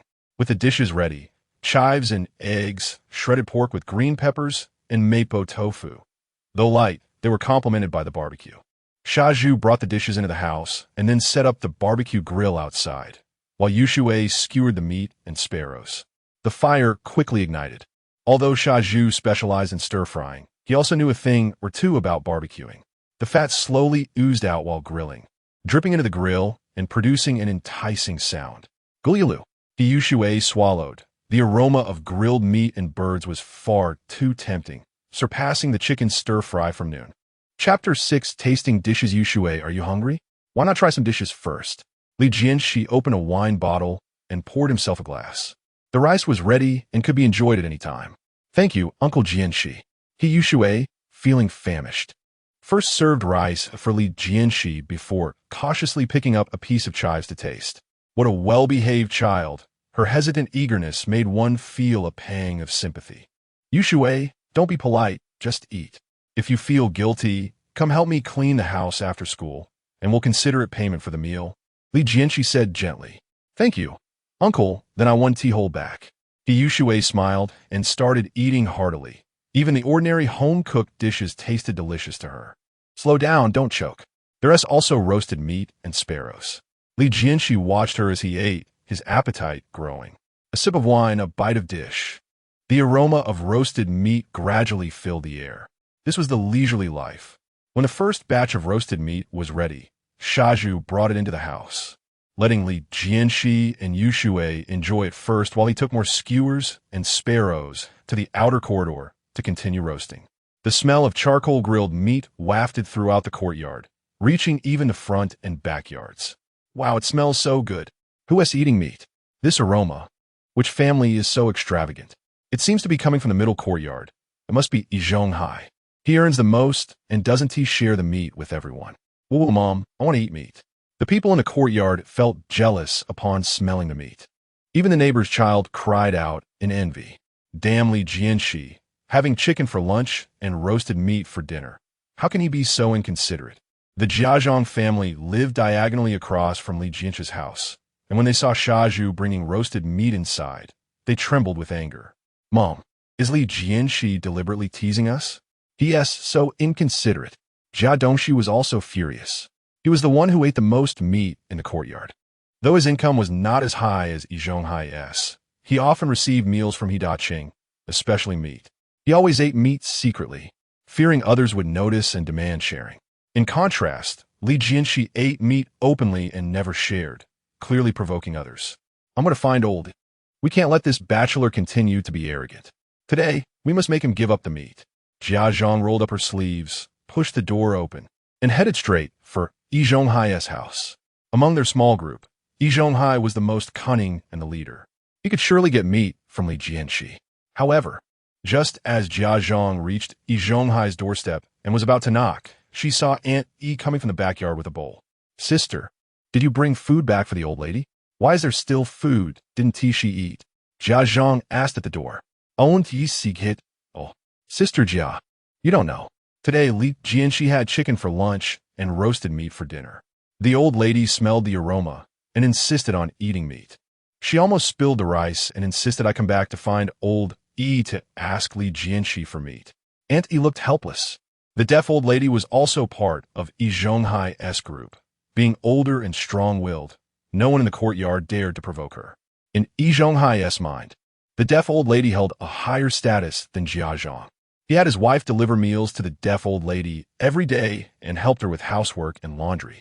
for the sake of Yi Zhonghai's ambitions. Aunt Yi had always endured, but the deaf old lady often hit and scolded her, making her feel very wronged. That old thing, at such an old age, still wanting to eat meat. Doesn't she fear indigestion? Sister Huilan, don't be angry. I'll talk to Oldie later. Li Jianshe is too much, roasting meat in front of everyone. Isn't that deliberately teasing us? He must hand over all the meat. Jianshe was quite clever. Originally, she wanted to eat meat, but now with the old lady as the villain, it was just right to use the deaf old lady as a shield. The door slowly opened with a creaking sound. Yi Zhonghai moved at the sound and stepped out of the house. You two, keep your voices down. Are you afraid, Li Jianshe 1T here? Yi Zhonghai reproached in a low voice. He appeared upright, but was actually cunning, preferring to act in secret and always spoke softly when discussing others. I want him to hear it. That old bachelor is enjoying the food all by himself. Jianshe muttered under her breath, though she didn't really have the courage to let Li Jianshe hear it. After all, their speculative business had not yet calmed down. Forget it, be quiet. I'll go see Li Jianshe. You two wait in the house. Yi Zhonghai said impatiently, then walked towards Li Jianshe's house with his hands behind his back. Upon arriving at Li Jianshe's doorstep, Yi Zhonghai first greeted Shaju, who was standing by the door. Zhuzi, are you roasting meat? Uncle E, have you eaten? I'm helping Uncle Li to roast meat. I haven't even worked. How can I afford to buy meat? Shaju grinned. The aroma of roasted meat was enticing. Although he hadn't tasted it, just smelling it made him feel satisfied. Ahem, then you get busy. I'm here to see Uncle Li. Li Jianshe, can you come out for a moment? Yi Zhonghai could have gone inside to talk, but deliberately chose to do it outside, intending for the others in the courtyard to hear and oppose Li Jianshe's exclusive enjoyment of the food. Li Jianshe saw through his scheme at a glance, but didn't mind at all. He put down his wine glass and walked out of the house. Chapter 7 unfinished. Yi Zhonghai. We are eating, so if you have something to say, hurry up. Otherwise, the meat will get cold and it won't taste good. Li Jianshe replied bluntly. This is his character. There is no need for courtesy towards identified enemies. Li Jianshe, I came here because of your family's meat consumption. It's neither a holiday nor a festival, yet your family is eating chicken and meat, and you don't even close the door, choosing to roast it outside. You know the situation in our courtyard. Every family has difficulties. I know you make a lot of money, and one person eats enough to keep the whole family from starving. But is it necessary to deliberately tempt others? The children from the Ma family next door are crying from envy, and the old lady can't even eat her steamed bun because she smells the meat. What do you think should be done about this? After a round of rhetoric, Yi Zhonghai pointed the finger at Li Jianshe, as if everyone crying from hunger was Li Jianshe's fault. What can I do? Is eating meat illegal? Li Jianshe retorted with a cold smile. While it may not be illegal, such behavior is truly morally depraved and the mindset is severely distorted, Yi Zhonghai responded. There are over 80 old and young people in the courtyard, with the elderly like the deaf old lady over 80 years old, and the young ones like the Ma family children still under 3.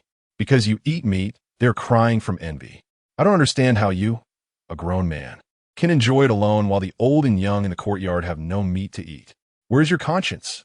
Yi Zhonghai expressed indignation. Li Jianshe took 2 steps back in disgust to avoid the spittle flying from Yi Zhonghai's tirade. After Yi Zhonghai finished speaking, Li Jianshe slowly said, Yi Zhonghai, what are you talking about? Whether the old and young eat meat or not is none of my business. Should I deliver meat to every household before I eat? You talk about morality, but how much do you really have? You have the highest income in the entire courtyard. So if you truly respect the elderly and love the young, why don't you buy meat for them yourself? Why come here to blame me? Faced with Li Jianshe's accusations, Yi Zhonghai's face turned red with anger. He shouted, Li Jianshe, you are so vulgar. Li Jianshe retorted with a cold smile. I'm vulgar? We are all ordinary people, so why pretend to be elegant? When the children from other families cry, you come to me for meat. But when they call for their fathers, why don't you have them come to me? Let me tell you the truth. If I died, there wouldn't even be anyone to cry in my grave. I am all alone. I just want to eat well, okay? You all have families, but I am alone. If I eat a few more pieces of meat, can you not handle it?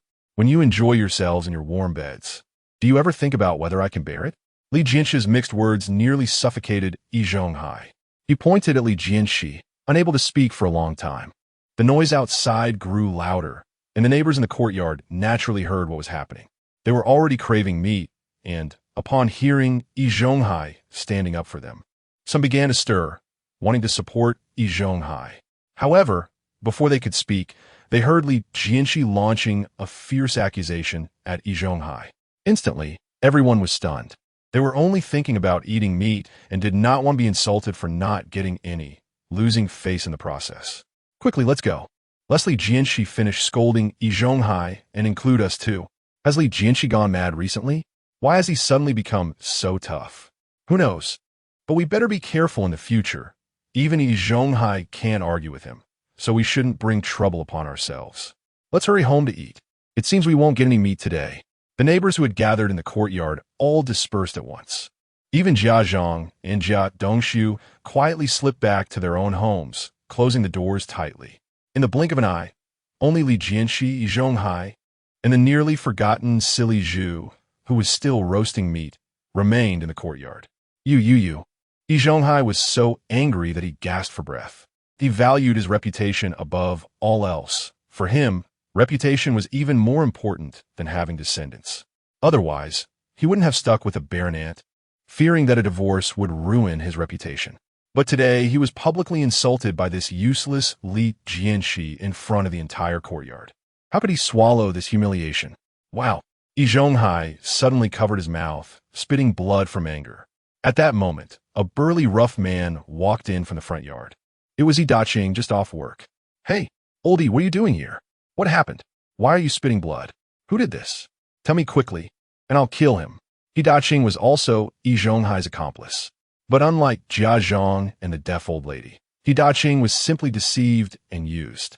Yi Zhonghai had spoken a few good words for him before, and he regarded Yi Zhonghai as a close buddy. Seeing Yi Zhonghai spitting blood, he immediately rolled up his sleeves, ready to fight. Jianshe. Yi Zhonghai pointed at Jianshe, intentionally being vague. He would never admit that he was insulted to the point of spitting blood, as long as he was ambiguous with Yi Daqing's simple-mindedness. He would surely think Jianshe was the one who attacked. Yi Zhonghai's cunning was evident. What? Jianshe actually dared to strike? Who cares if he touches old Yi? I won't let him go. Without a second thought, Yi Daqing swung his fist towards Jianshe. Dad, don't be impulsive. It wasn't Uncle Li who hit him. Silly Zhu had become Jianshe's steadfast protector, and upon seeing this, immediately dropped the meat and stood in front of Jianshe. But Yi Daqing completely disregarded his son. Move aside, silly Zhu. Get out of the way. Yi Daqing pushed silly Zhu aside forcefully. Dad, don't hit him. It's not Uncle Li's fault. Inside the house, He Yushui also shouted. Get out of the way, what do you know? If it wasn't Jianshe's fault, then was it your Uncle Li's? And you, shameless little girl, what are you doing in someone else's house? Don't you know he is single? How'd I end up raising two ungrateful wolves? After I finish with Jianshe, I'll break your legs. Yi Daqing was a reckless man, completely ignoring his children's words. After scolding He Yushui, his fist went straight for Jianshe's face. Jianshe had been out buying goods for years, strong and robust. Had it been the old him, he might have been too timid to oppose Yi Daqing. But now, having fought countless times since childhood, he was no longer afraid. With a thud, before Yi Daqing's fist could even touch Jianshe's face, he had already received a kick to his abdomen. He staggered backward several steps and fell to the ground with a thud. Yi Daqing, are you crazy? You dare to act without understanding the situation? No wonder you were being played around by Yi Zhonghai. If you had a bit of sense, you wouldn't be so foolish, Jianshe mocked. Yi Daqing was indeed reckless. No wonder silly Zhu loved to fight when he grew up. It all stemmed from Yi Daqing's genes. Dad, you misunderstood. Uncle Yi didn't hit Uncle Yi. Silly Zhu hurriedly stepped forward to support Yi Daqing and explain. You're talking nonsense. He dared to hit me. So he definitely hit Yi Zhonghai too. Yi Daqing stubbornly insisted, refusing to listen. This was normal. After all, he named his son Silly Zhu. How smart could he be? I'm telling the truth. If you don't believe me, ask Uncle Yi. Silly Zhu defended himself. Fortunately, Silly Zhu was not dull. Seeing this, Yi Zhonghai could no longer hide it. What surprised Yi Zhonghai even more was that Jianshe's skills were exceptional. Even Yi Daqing's quick punches were countered and he was knocked down. Da Qing, it wasn't Li Jianshe who hit me. It was my old illness acting up. I just need to rest a bit. Yi Zhonghai concealed, unwilling to admit he was angered by Li Jianshe. It's such a mess now. Li Jianshe, I was impulsive earlier. I'm sorry. With Yi Zhonghai's words, Da Qing finally believed that Li Jianshe was innocent. Li Jianshe snorted softly, offering no response. Although Da Qing could admit his mistakes, if it hadn't been for Li Jianshe's agility, someone else might have already been down for the count. What good would an apology do? Moreover, he just spoke hurtfully and didn't trust his own child, but rather trusted outsiders. Such a person is hard to keep around. Yu Shui, go home with your brother first, Li Jianshe said to Yu Shui. Da Qing will definitely support Yi Zhonghai, so it's better to expel him from the courtyard as soon as possible. But the timing isn't right. We need to find an opportunity to act. All right, I'll leave first then. Uncle Li, don't be angry with my dad, Yu Shui obediently responded. Once, Yu Shui thought Li Jianshe was foolish, but after spending time together recently, she realized that Uncle Li was not only not stupid, but actually a very good person. She worried that Uncle Li would distance himself from her because of her father's issues. Don't worry, Uncle won't blame you. Li Jianshe smiled and gently patted Yu Shui on the head. Seeing that she was assured that he was not angry, Yu Shui finally felt relieved to leave. Uncle Li, I'm really sorry, I have to go too. Shaju stood up looking guilty. Li Jianshe patted his shoulder. Shaju, don't apologize, it's not your fault. Hurry back to take care of your sister. Shaju nodded. All right, Uncle Li, you are the most understanding. My dad has this temperament. Don't take it to heart. Li Jianshe laughed. Got it. If you keep dawdling, your dad will get angry again. Shaju looked at Da Qing and indeed saw that he was already showing signs of anger. Shaju's build was already similar to Da Qing's, and he might even be stronger, but Da Qing was still his father, so he didn't dare to really confront him. After tidying up the barbecue utensils, Shaju lowered his head and went home. Da Qing snorted coldly and also turned to enter the house. Only Yi Zhonghai remained, slowly walking home with the help of Aunt Yi, cursing in a low voice. That Li Jianshe, how dare he insult me in public? This matter isn't over between us. This guy can't complete his tasks all year round, yet he still dares to bring back chickens and meat for his tasks. I must report him to the procurement office. If I don't get him criticized by the whole factory, I won't share his surname. Yi Zhonghai was truly furious this time, even spitting out dozens of cc's of blood, which showed how harshly Li Jianshe had scolded him. When the crowd dispersed, Li Jianshe finally returned to the house. Without Yu Shui accompanying him for a meal, Li Jianshe enjoyed the food alone, savoring every bite. Thanks to Shaju's superb cooking skills, even the home-cooked dishes were fragrant, especially the barbecue and grilled chicken, which were exceptionally delicious. Li Jianshe paired the barbecue with a couple of drinks and then finished 2 bowls of rice with the dishes, finally putting down his chopsticks in satisfaction. After the meal, drowsiness overtook him, and Li Jianshe prepared to sleep. The stove was already ready, but it had been idle due to a lack of coal balls. He scooped out some red charcoal from the outdoor barbecue grill and lit the smokeless coal on the stove. The fire blazed, and the room quickly warmed up like spring. Li Jianshe boiled a basin of hot water to soak his feet and then lay down on the kong. The fatigue of the day was released at that moment, although the quilt was slightly dirty. However, in 2 days, the new quilt and sheets sent by Chen Shiru would rid it of the moldy smell. If Qin Huairu could also share the kong with him, that would be an even greater enjoyment. Until dawn, Li Jianshe finally woke up.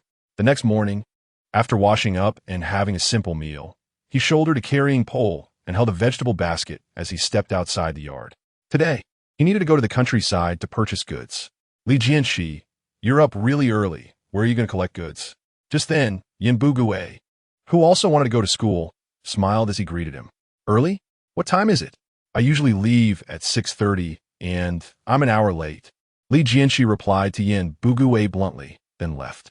A nearby resident from the front yard, seeing Li Jianshe go out, whispered to Yin Bugue, Old Yin, why bother being polite to someone like him? He doesn't even leave us any soup when he eats meat, and he still wants to act like a big shot? I definitely want to vote for him. Li Jianshe had already gone far and didn't hear these words. Even if he did, he would certainly look down on them. A grain of rice nurtures kindness. A fight over a grain nurtures enmity. In his previous life, he had let these people take advantage of him, and among the 20 households in the courtyard, none had not received his kindness. But what was the result? Only when these greedy people suffered would they understand gratitude. Jianshe yearned to be a leader, intending to rectify the atmosphere of the courtyard, preserve virtues, and eliminate bad habits. If he compromised with others for the sake of status, wouldn't that be turning things upside down? After walking a short distance, Jianshe took advantage of the absence of others to put the carrying pole and vegetable basket into the space he carried with him, then waited for the bus at the station. Soon, the bus heading to the countryside arrived, and he squeezed into the back seat with effort. After more than 2 hours of bumping along with the smell of diesel and machine oil, Jianshe arrived at a remote village rarely visited by purchasers. After getting off the bus, he took out the carrying pole and vegetable basket, shouldered them, and activated his purchasing perception. As he stepped into the village, the light points in his perception gradually increased, totaling more than 10, all green points, indicating a wealth of resources. Great, this time I'm really going to get rich. Jianshe thought happily. The huge green point must be the production team's warehouse, right? Although it was his first time here, he still retained the memories of his previous life. At this time, everyone in the village worked as a production team, with collective production and sales, and profits distributed according to labor. Those scattered green points were likely the private stocks of each household, whereas the giant green point was undoubtedly the storage place of the production team, estimated to weigh hundreds or thousands of jin. If he could purchase all of it, with a 10-fold increase, the total could reach 10,000 jin. With just this trip, he could complete the collection target for his team for the entire year. Just as Jianshe was approaching the giant green point, a rough voice came from behind. "Hey, what are you sneaking around for?" Turning around, he saw a burly, dark-skinned farmer. "Hello, I'm a purchaser from the steel mill. Here, that's my identification. I came to see if our village has any surplus grain, and if the price is right, I'd like to buy some," Jianshe explained. Upon hearing this, the straightforward middle-aged man immediately became excited, warmly shaking Jianshe's hand. "Purchaser comrade, we've been waiting for you. I'm Xiangdong, the captain of the Jiakong production team. You must be tired from your long journey. Come inside and rest for a bit. Have some water," Xiangdong said with great enthusiasm. Chapter 8. Procurement. The situation in the villages varies. Those closer to the city have frequent procurement and items are easy to sell. In contrast, remote small villages have scarce procurement and high costs, so few are willing to come. Jianshe is different. He has a special ability to make substantial profits even with a small amount of goods. He chose Jiakong precisely because the village is remote and small, making it unlikely to go empty. "Captain O, you're too polite. I am Jianshe. Just call me Shaoli. I need to return before tonight, so I stopped by for a visit. I want to have any water. May I ask if there are any urgently needed items for sale in the village? Chickens, ducks, fish, or eggs would be best." Nearby, Jianshe was focused on his task and had no time to rest. "We have many things waiting for you in our village. We just harvested wheat, peanuts, and soybeans, totaling hundreds of pounds. The grain depot is unfair to us, offering low prices. If you hadn't come, I was planning to transport them elsewhere myself. Grains are classified by quality. High-priced ones are premium, while low-priced ones are inferior. The officials are arrogant, and during grain collection, teams often give gifts in private to receive good reviews. Captain O obviously is not adept at this. No wonder he gets cheated. Captain O, enough talk. Show me the supplies. If they're suitable, I'll take them all." Jianshe was eager to try. Captain O was equally impatient. The two walked together to a long-locked courtyard just 20 meters away. Captain O unlocked the door with a key from his waistband, twisting it a few times. The lock opened with a click. Take a look. This is our team's warehouse. Under the canvas is this year's new wheat. Over there are peanuts, and here are soybeans. And over there are yam tubers. These are treasures. We kept them until now because the grain depot offered too low a price. Now, we are counting on you. Given how difficult it is for our village, please offer a fair price." Captain O's face was full of pleading. These are indeed precious items. They wouldn't even enjoy them themselves. Ordinary families mostly eat cornbread and sweet potato flour, Wheat and other fine grains are only grown to be sold.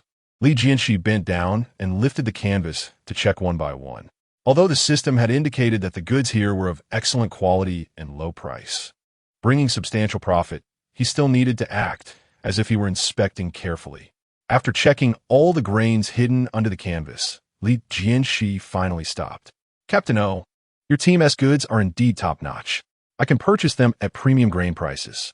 However, I mainly handle the procurement of small kitchen supplies and usually gather more chickens, ducks, fish, and eggs with less demand for grains. How about this? If you can prepare 10 chickens, 100 eggs, or a piglet or a lamb, I'll take all your grains. What do you think? The goods here are indeed excellent, but Li Jianshi is more interested in chickens, ducks, fish, and eggs. There is too much grain, and it's hard to sell if he can't finish it. In contrast, chickens, ducks, fish, and eggs are different. Even if he can't finish them, he can sell them privately, and they're also good gifts. Completing tasks will also be more face-saving. In short, if he can gather more meat and egg products, Li Jianshi won to be polite. We have chickens and ducks. They are raised in the adjacent courtyard. If you want them, I will go catch them right now. Captain O was overjoyed. He didn't expect Li Jianshi to be willing to purchase at premium grain prices. Their grains are undoubtedly premium. Previously, the grain depot only offered low prices for inferior goods, and the price difference for so much grain could reach dozens of yuan. Haha, Captain O, don't rush. Your village has so many supplies. I can't take them all by myself. Here's what we'll do. I'll write you a purchase order first and pay you a 50 yuan deposit. Tomorrow I'll find a vehicle to come, and you can help me load it. I'll pay the remaining amount then. Li Jianshi has space, but he can't receive goods in person. He can only find a vehicle to transport them tomorrow. Okay, Li. Thank you so much. Thank you. Captain O repeatedly expressed his gratitude. The village's stagnant supplies put a lot of pressure on him. Li Jianshi smiled and counted out 50 yuan for him. Suddenly, the system notification sounded. You have purchased 3,000 pounds of wheat, 300 pounds of soybeans, 900 pounds of peanuts, 2,000 pounds of yam tubers, 50 eggs, 50 duck eggs, 5 chickens, and 5 ducks, receiving a tenfold critical reward. Rewards: 30,000 pounds of premium wheat, 3,000 pounds of soybeans, 9,000 pounds of peanuts. Awesome. This time, I struck it rich. Li Jianshi looked at the rewards continuously appearing in his space. The grains and meat and eggs would be enough for an ordinary family for half a lifetime. In the first machinist workshop of the steel mill. Yi Su, come here for a moment. I have to go out for something. Help me keep an eye on the machines. Yi Zhonghai called over Jianshe. Master, are you going to the procurement office? Jianshe's eyes lit up. He was present yesterday when Yi Zhonghai mentioned wanting to report Li Jianshi, and he remembered it. That old bachelor Li Jianshi hasn't completed his tasks for months and dares to privately take task supplies home to eat. This time, I will definitely make him demoted. Yi Zhonghai gritted his teeth and took off his gloves as he left. At the procurement office, he knocked on the door. Come in. Yi Zhonghai stepped into the room and saw a thin, middle-aged man in his 40s sitting there. The man looked at Yi Zhonghai and asked, slightly puzzled, May I ask what you need? With a beaming smile, Yi Zhonghai replied, Director Huang, I am Yi Zhonghai from the first machinist workshop and came to report something to you. Oh, Yi Zhonghai, I know you. Your machinist skills are remarkable. What do you need to report? Director Huang asked casually. It's about a procurement officer from Section 2, Li Jianshi, who shares the same courtyard with me. This person has not completed his procurement tasks for several months, but yesterday he brought back a chicken and 2 pounds of meat. As a procurement officer, he didn't submit the chicken and meat, but privately enjoyed them, which is selfish and disregards his procurement duties. In my opinion, his performance is even worse than that of an intern procurement officer.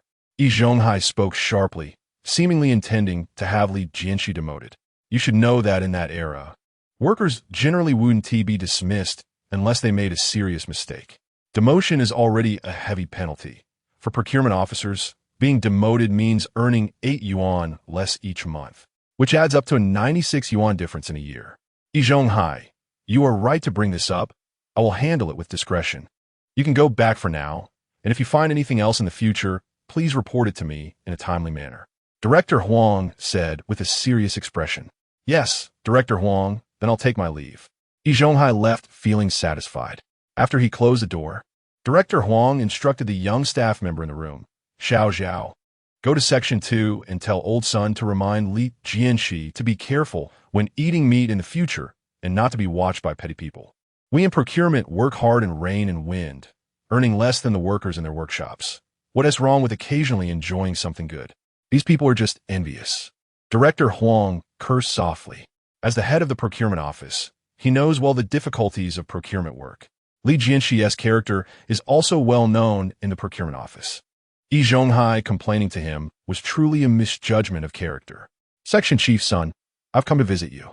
Li Jianshe returned to Beicheng after a 2-hour drive and headed straight home. As soon as Section Chief Sun saw him, he shook his head with a smile and asked, "You rascal, what treasures did you gather this time?" Li Jianshe entered the house with a basket of vegetables, casually closed the door, and walked straight to the desk, taking out an oil paper bag from the basket. "Section Chief Sun, you know me well. I went to the countryside today and had a bountiful harvest.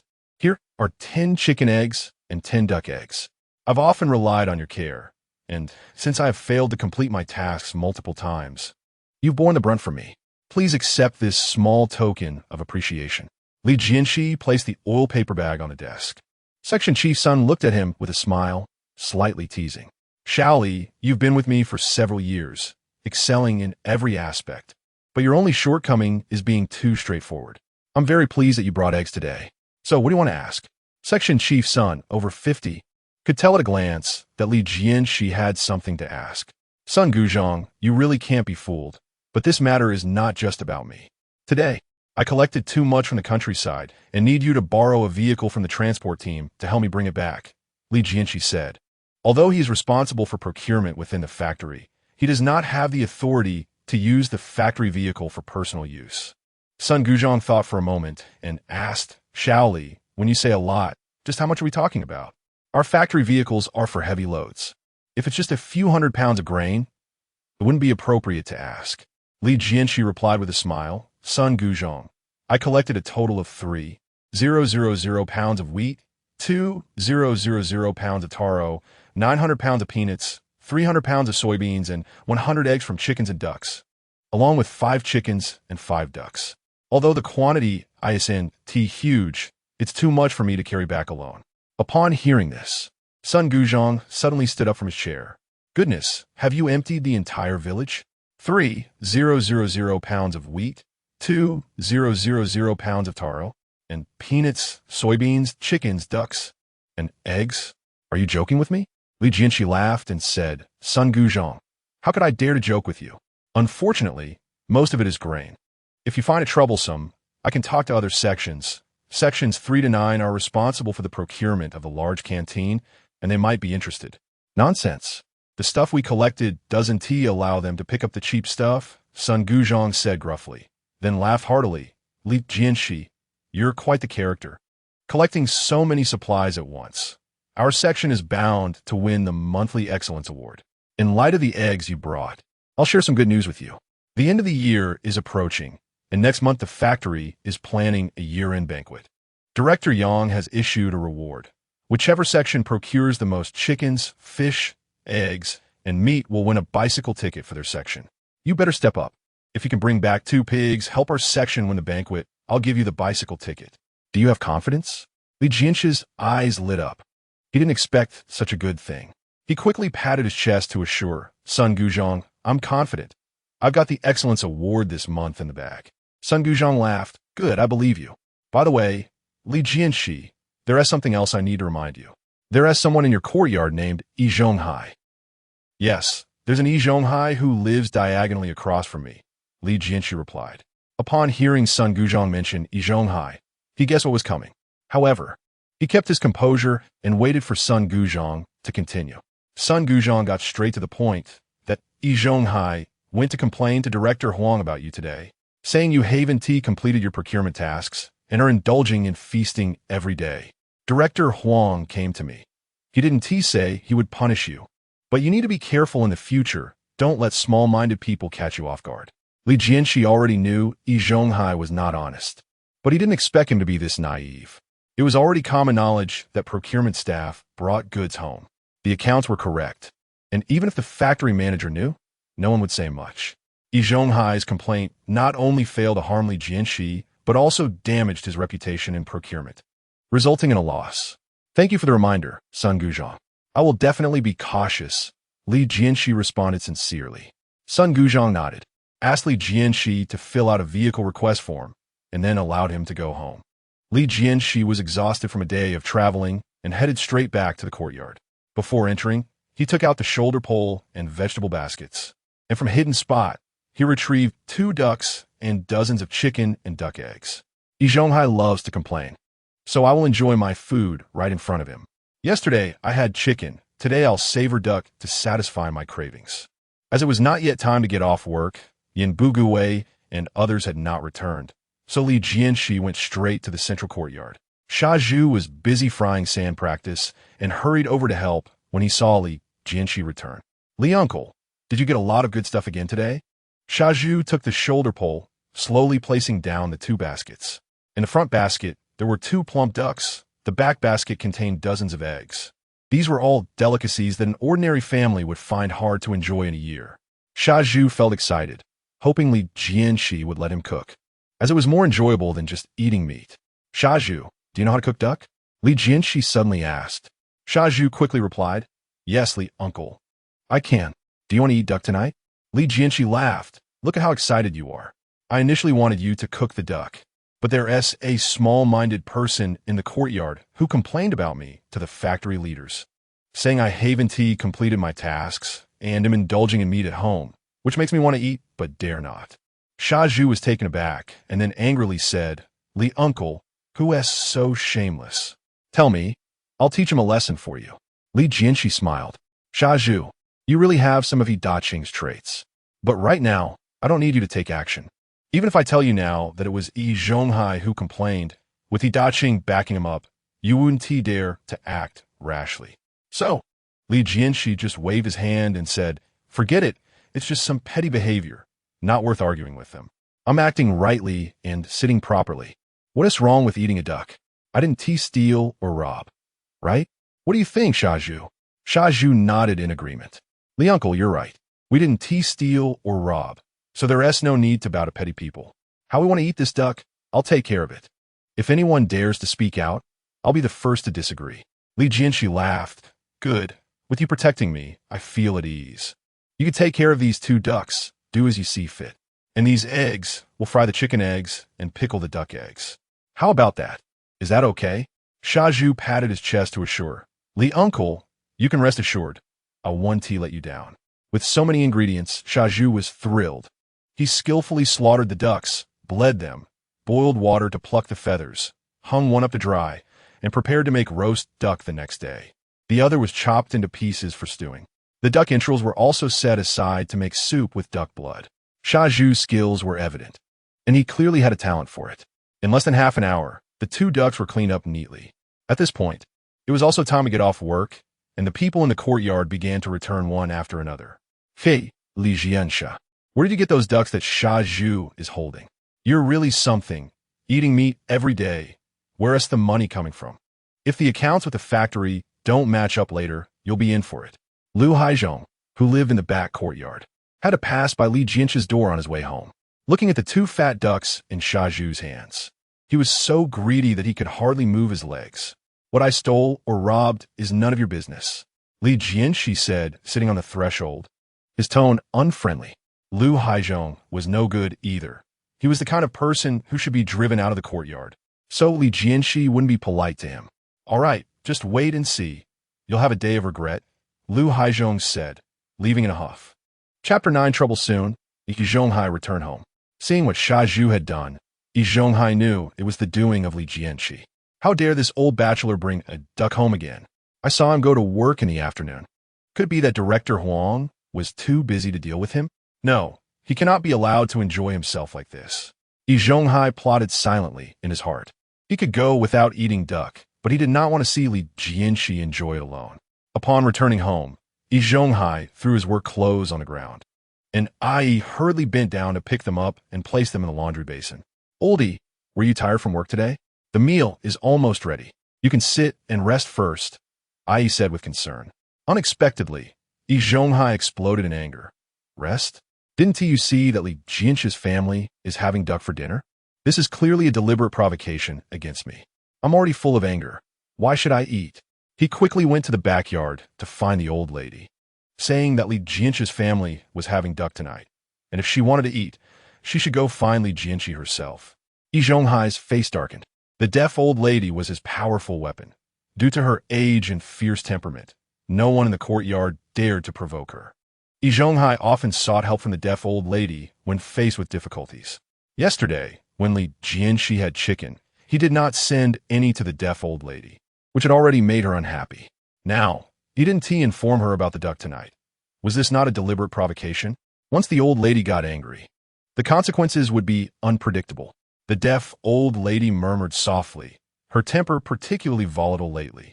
Li Jianshe had been enjoying rich meals these past 2 days, braised meat, stir-fried chicken, and roasted meat continuously. Yet he had not shown her even a bit of filial piety.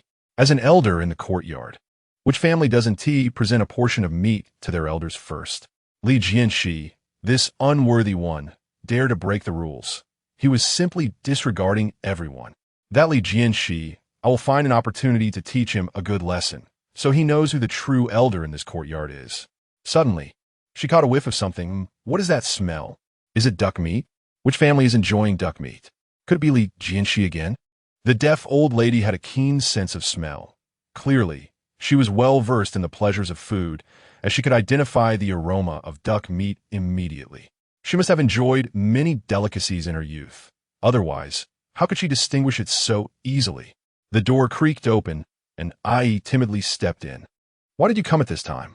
Where's the food? Do you want to starve me to death? The deaf old lady scolded angrily. Yi replied timidly, Old lady, there is no food tonight. Li Jianshe is making a fuss again. He asked me to tell you that if you want to eat, you should go find Li Jianshe yourself. He can't do anything to him. Upon hearing this, the deaf old lady cursed. I knew it was that scoundrel Li Jianshe.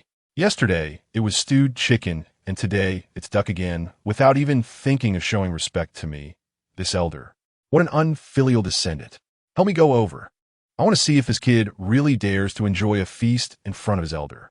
Although the old lady was already 80 years old, her body was still strong, yet she insisted on being supported by Yi like a noblewoman from the feudal era. This was her style.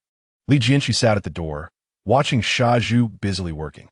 Just as he was engrossed, he suddenly heard a low cough from the backyard. Oh dear, old lady, why are you out? Shaju, busy cooking, immediately greeted her.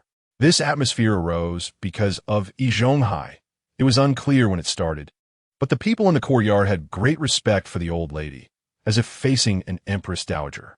If one was late in greeting her, they would be labeled disrespectful to their elders. Li Jianshe also saw the deaf old lady, but had no intention of getting up, nor did he take the initiative to greet her. Li Jianshe, do you understand the rules? Seeing your elder approach, you don't hurry to give up your seat?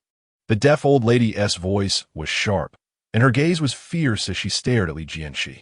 Oh, isn't this the deaf old lady? You stay in your house all day. It's rare for you to come out today. Standing for a while is good for your health. Besides, I've been busy all day. My legs are almost broken. Shouldn't you be the one to give me your seat? Li Jianshe chuckled lightly and immediately retorted, trying to force him to give up his seat. The deaf old lady was not qualified for that. Shaju sensed that the atmosphere was wrong and hurriedly stood up, offering his small stool to the deaf old lady. Old lady, Uncle Li has been out all day buying things. If you want to sit, use mine. Before he finished speaking, the deaf old lady struck him on the hand with her cane. Ouch! Old lady, what are you doing? Shaju covered his hand, grimacing in pain. The force of the cane was indeed strong, causing him great pain. I don't want yours. I want Li Jianshe's. Li Jianshe, you've grown wings, haven't you? You didn't even bring me chicken yesterday. I thought you were just ignorant and let Yi Zhonghai remind you. You ignored him and didn't bring me meat, so I tolerated it. Today I came personally, and what is your attitude? The deaf old lady grew angrier as she spoke, her voice getting louder. Residents from both the front and back courtyards heard her and rushed out to watch. Some held bowls, while others still had foam on their faces. In this day and age, entertainment was scarce, and everyone wanted to join in on the excitement. Li Jianshe found it amusing. Deaf old lady, Are you confused? We are not related. Why should I bring you meat? Asking about my attitude? I want to ask you too. You, a beggar, have such an arrogant attitude. People who don't know might think I owe you. Li Jianshe's words were extremely harsh. The deaf old lady was so angry, she almost fell over. Beggar? I, your elder, come to your house for a meal. It's giving you face. Having an elder is like having a treasure. Do you understand? Haha, Li Jianshe really dares to say that. Actually insulting the deaf old lady as a beggar. Isn't she just a beggar? Whenever there's good food, she immediately comes asking for it, catching everyone off guard. Last time we celebrated at my house, bought half a chicken, and she smelled it, insisting on coming to eat. Most of that chicken went into her stomach, and my daughter was scolded for just having a chicken foot. She is both greedy and harsh. Being scolded is just her own doing. Shoo, lower your voice. Don't let her hear. The surrounding crowd buzzed with discussion, all watching the deaf old lady's joke. The deaf old lady was both ashamed and angry, raising her cane to hit someone. Li Jianshe, you little brat, dare to disrespect your elders? I'll teach you on behalf of your deceased parents. The cane swung directly toward Li Jianshe's head, and the deaf old lady didn't care about hurting anyone. How could Li Jianshe let her? He raised his hand and grabbed the cane, pulling it, causing the deaf old lady to fall to the ground. Ouch! Li Jianshe, you dare to hit an old person? Where's the justice? Someone is hitting an old person. I don't want to live anymore. You heartless people. The elder is being bullied, yet you stand by and watch. Do you still have a conscience? The deaf old lady fell to the ground and began to play dead. Yi Zhonghai, hiding in a house, saw that enough people had gathered and finally stepped outside. He pointed at Li Jianshe from a distance and shouted, Li Jianshe, you are too arrogant. You even hit an old person. Do you still have any law? Seeing Yi Zhonghai, Li Jianshe felt disgusted. He cursed, what is your position? Which I saw me hit an old person. If you didn't hit her, how could the old lady fall to the ground? Yi Zhonghai pressed aggressively. Oh my, this is so unreasonable. Yi Zhonghai, you came just in time. It's this Li Jianshe who hit the old lady and even snatched my cane to hit me. If you hadn't arrived in time, I would have suffered today. Everyone saw it. Li Jianshe snatched my cane and pulled me down to the ground. Yi Zhonghai, hurry and call the police to arrest this detestable Li Jianshe and let the police teach him a good lesson. Li Jianshe was amused by this statement. The deaf old lady's heart was harder than Yi Zhonghai's. She actually wanted him to get shot. Fine, I'll remember this debt. If I can help this old lady live a stable life in the future, I'll owe her nothing. Li Jianshe, what else do you have to say? So many people are watching. You're holding the old lady's cane, and she is still on the ground. Do you dare to say you didn't hurt her? Since we are in the same courtyard, I don't want to make this a big deal. Quickly apologize to the old lady. Perhaps she can still forgive you. Yi Zhonghai sternly said to Li Jianshe. Although he knew in his heart that Li Jianshe was wronged, he also understood the nature of the people in the courtyard. If the police come to investigate, they will never testify for Li Jianshe. By then, won't he just be able to spout whatever he wants? Unfortunately, this statement was appropriate 2 days ago, but now it's different. Uncle E, you misunderstand. Uncle Lee didn't bully the old lady. It was the old lady who wanted to hit Uncle Lee with her cane, and Uncle Lee just blocked it and accidentally pulled her down. Shaju has been under Li Jianshe's care these past 2 days and has long regarded him as an elder. Now, seeing Li Jianshe wronged, he is the first to stand up. Shaju, you can't just say anything. If Li Jianshe didn't hit the old lady, could it be that the old lady is framing him? I can understand that you've been close to Li Jianshe these days and want to defend him, but you shouldn't speak blindly. I've been friends with your dad for many years, and you are his only son, so don't embarrass him. Yi Zhonghai's face darkened. He felt uncomfortable that He Daqing's son was not helping him, but instead speaking for Li Jianshe. He hinted to Shaju that he was the one Shaju should stand with, but Shaju didn't understand the subtext at all. Uncle Lee, I'm just speaking the truth. I've been right here, and I saw everything that happened between Uncle Lee and the old lady clearly. If you don't believe me, you can ask everyone. Many people saw it. Shaju looked around, but when he looked over, all the residents avoided his gaze, either looking down or turning away. Clearly, these people had no intention of standing up for Li Jianshe. Yi Zhonghai felt increasingly pleased. Just as he was about to take advantage of the situation, he suddenly heard a shout from the front yard. Shaju didn't lie. I saw it too. Li Jianshe didn't touch the old lady at all.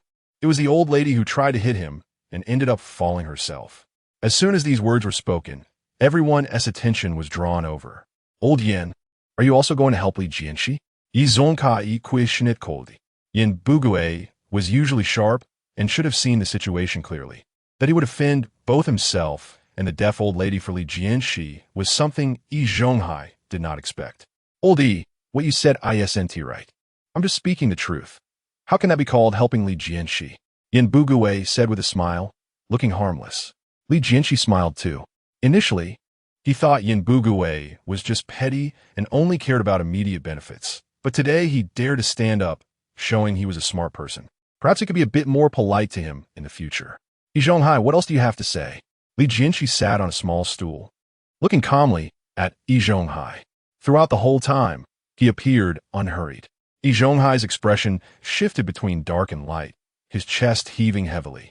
After a long time, he finally spoke. Li Jianshe, don't think you can run rampant in the courtyard just because you have a few drinking buddies. Even if you didn't directly hit the old lady, her falling is still related to you. Moreover, as a junior, the old lady is our elder in the yard. No matter what, you should take the initiative to apologize to her. This is a moral issue. Li Jianshe sneered. Yi Zhonghai, it's your business if you want to recognize elders randomly. Li Jianshe, will not. Also, don't keep mentioning morality. This is a new era, and the patriarchal system is outdated. Now we talk about the law. The deaf old lady tried to hit me, but fell by herself, and everyone witnessed this. If anyone should apologize, it should be her to me. What wrong have I done? But I am magnanimous and want to pursue the matter of your apology. Just disperse and don't disturb me while I eat. Shaju, is the duck stew ready? The aroma had already wafted out, truly tempting. A verbal spat is useless. Li Jianshe's true intention was to find an opportunity to drive them out of the courtyard. Shaju then remembered that there was still duck stewing in the pot. Hurriedly lifting the lid and sprinkling cilantro and spices. Uncle Li, the duck is ready. Please go back to your room and get a basin. I'll bring it to you. This big pot of duck meat smelled amazing. The onlooking neighbors were drawn in by the aroma and were drooling. The deaf old lady, who was closest, was especially greedy. But Li Jianshe gave no face, refusing to even give up his seat, let alone share the duck meat with her. Seeing Shaju pick up the pot and head towards Li Jianshe's house, the deaf old lady felt malicious and suddenly sprang up from the ground, lunging at Shaju. If you don't give me meat, no one gets to eat. The deaf old lady reached out to grab Shaju's arm, intending to knock the pot from his hands so that everyone would have nothing to eat. Shaju reacted quickly, retreating while holding the pot. The deaf old lady, unable to catch Shaju, lost her balance and suddenly lunged forward. Coincidentally, right in front was the hot stove where the duck was stewing, with flames blazing and the stove body already red hot. Then, a heart-wrenching scream rang out as the deaf old lady fell onto the scalding stove. Ah! The deaf old lady screamed in pain, struggling to roll off the stove. Her clothes caught fire, and her left face and chin were severely burned. Shaju, what are you doing? Yi Zhonghai had initially wanted to watch the deaf old lady's performance, but unexpectedly, the pot was not knocked over, and the deaf old lady suffered such a misfortune. He angrily shouted, but he had no time to care about the deaf old lady, eager to find a scapegoat. Me? What'd I do? Shaju responded in confusion. The old lady suddenly rushed at me, and I was afraid the pot would tip over, so I dodged. How can this be blamed on me? Shaju wanted to go check on the deaf old lady's injuries, but he was still holding Li Jianshe's stewed duck meat, hesitating. If it's not your fault, then whose is it? Yi Zhonghai questioned it. It's just a pot of duck meat. Does it matter more than the old lady's safety? Yi Zhonghai was eloquent, twisting the facts and shifting the blame onto Shaju. Shaju was speechless and unable to argue. At this moment, Li Jianshe stepped forward. Yi Zhonghai, don't confuse the issue. Everyone saw the deaf old lady scream. She tried to ruin my duck meat, but fell onto the stove herself. This is self-inflicted. Moreover, when the deaf old lady was acting, you were right there. You could have stopped her with just one hand, but you did nothing. Now that the deaf old lady is suffering, you come here pretending to be fair? You're clearly protecting the deaf old lady. You too must be accomplices. Li Jianshe spoke up for Shaju, making him feel immensely grateful. The guilt he felt earlier vanished in an instant, replaced by calmness. Yi Zhonghai's expression changed unpredictably as he realized that he had been thoroughly suppressed by Li Jianshe in terms of words. Morality was useless, and distorting the facts had not succeeded. What has caused such a significant change in Li Jianshe recently? If this continues, winning the position of the elder will be hard to guarantee. Li Jianshe, I want to argue with you. The old lady is seriously injured. I need to take her to the clinic for treatment first, and then I'll come back to discuss this with you. Yi Zhonghai knew he was in the wrong, helping the deaf old lady up and heading out of the courtyard. Hospital fees are high. A simple visit to the clinic will suffice. Shaju, want to come eat with us? Seeing Yi Zhonghai leave in a sorry state, Li Jianshe turned to Shaju. Shaju had performed well today, and Li Jianshe believed in rewards and punishments. No, Uncle Li, my dad is coming back soon. I need to prepare dinner for them. Chapter 10 supplies, I'll bring this duck meat into the house for you. Eat it while it's hot. It won't taste good when it's cold. Shaju carried the duck and pot into Li Jianshe's home and poured it into the basin on the dining table. A whole big meat duck, stewed to fill a basin. Li Jianshe filled a big bowl for Shaju, so he could take it home to share with Yushui. At first, Shaju declined, but thinking of Yushui needing nutrition, he reluctantly accepted it. Li Jianshe enjoyed this meal very much. The duck was delicious, and the wine was rich. Although there were no computers or mobile phones, this era had its own pleasures. If there was a knowledgeable and considerate woman taking care of life every day, that would be even better. After eating and drinking, Li Jianshe soaked his feet and went to bed. In a half-dream, he vaguely heard Hita Qing scolding Shaju next door, and it seemed there was some physical confrontation. But Li Jianshe was tired today and quickly fell into a deep sleep. The next morning, as soon as Li Jianshe woke up, he saw a figure moving at the door. When he opened the door, it was Shaju. Uncle Li, you're finally awake. Shaju was standing at the door, brushing seasoning on the duck that had shed its feathers yesterday. This was one of the ducks prepared for roasting today, to make the roast duck more delicious. The seasoning needed to be brushed on multiple times during the drying process, due to the lack of a honey and oil mixture. Shaju replaced it with ordinary oil mixed with water. The taste might be slightly inferior, but it shouldn't differ too much. Good morning, Zhuzi, you woke up really early. Li Jianshe said with his hands behind his back, smiling at Shaju. Not really. My dad scolded me for most of the night last night and made me sleep on the floor.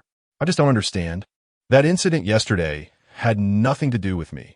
It was the old lady making a scene. Why does my dad force me to apologize? I want to go, and he want to let me sleep on the bed. If I don't sleep, I want to sleep. I didn't do anything wrong. Shaju had a stubborn character. He was sometimes a bit naive, but for Li Jianshe, this kind of person was easy to manage. As long as he paid a little attention, his loyalty was not a concern. Zhuzi, you didn't do anything wrong. They're the ones who are wrong. But your dad is still your dad. He raised you all these years, so don't blame him. Just endure a little longer until the family is divided.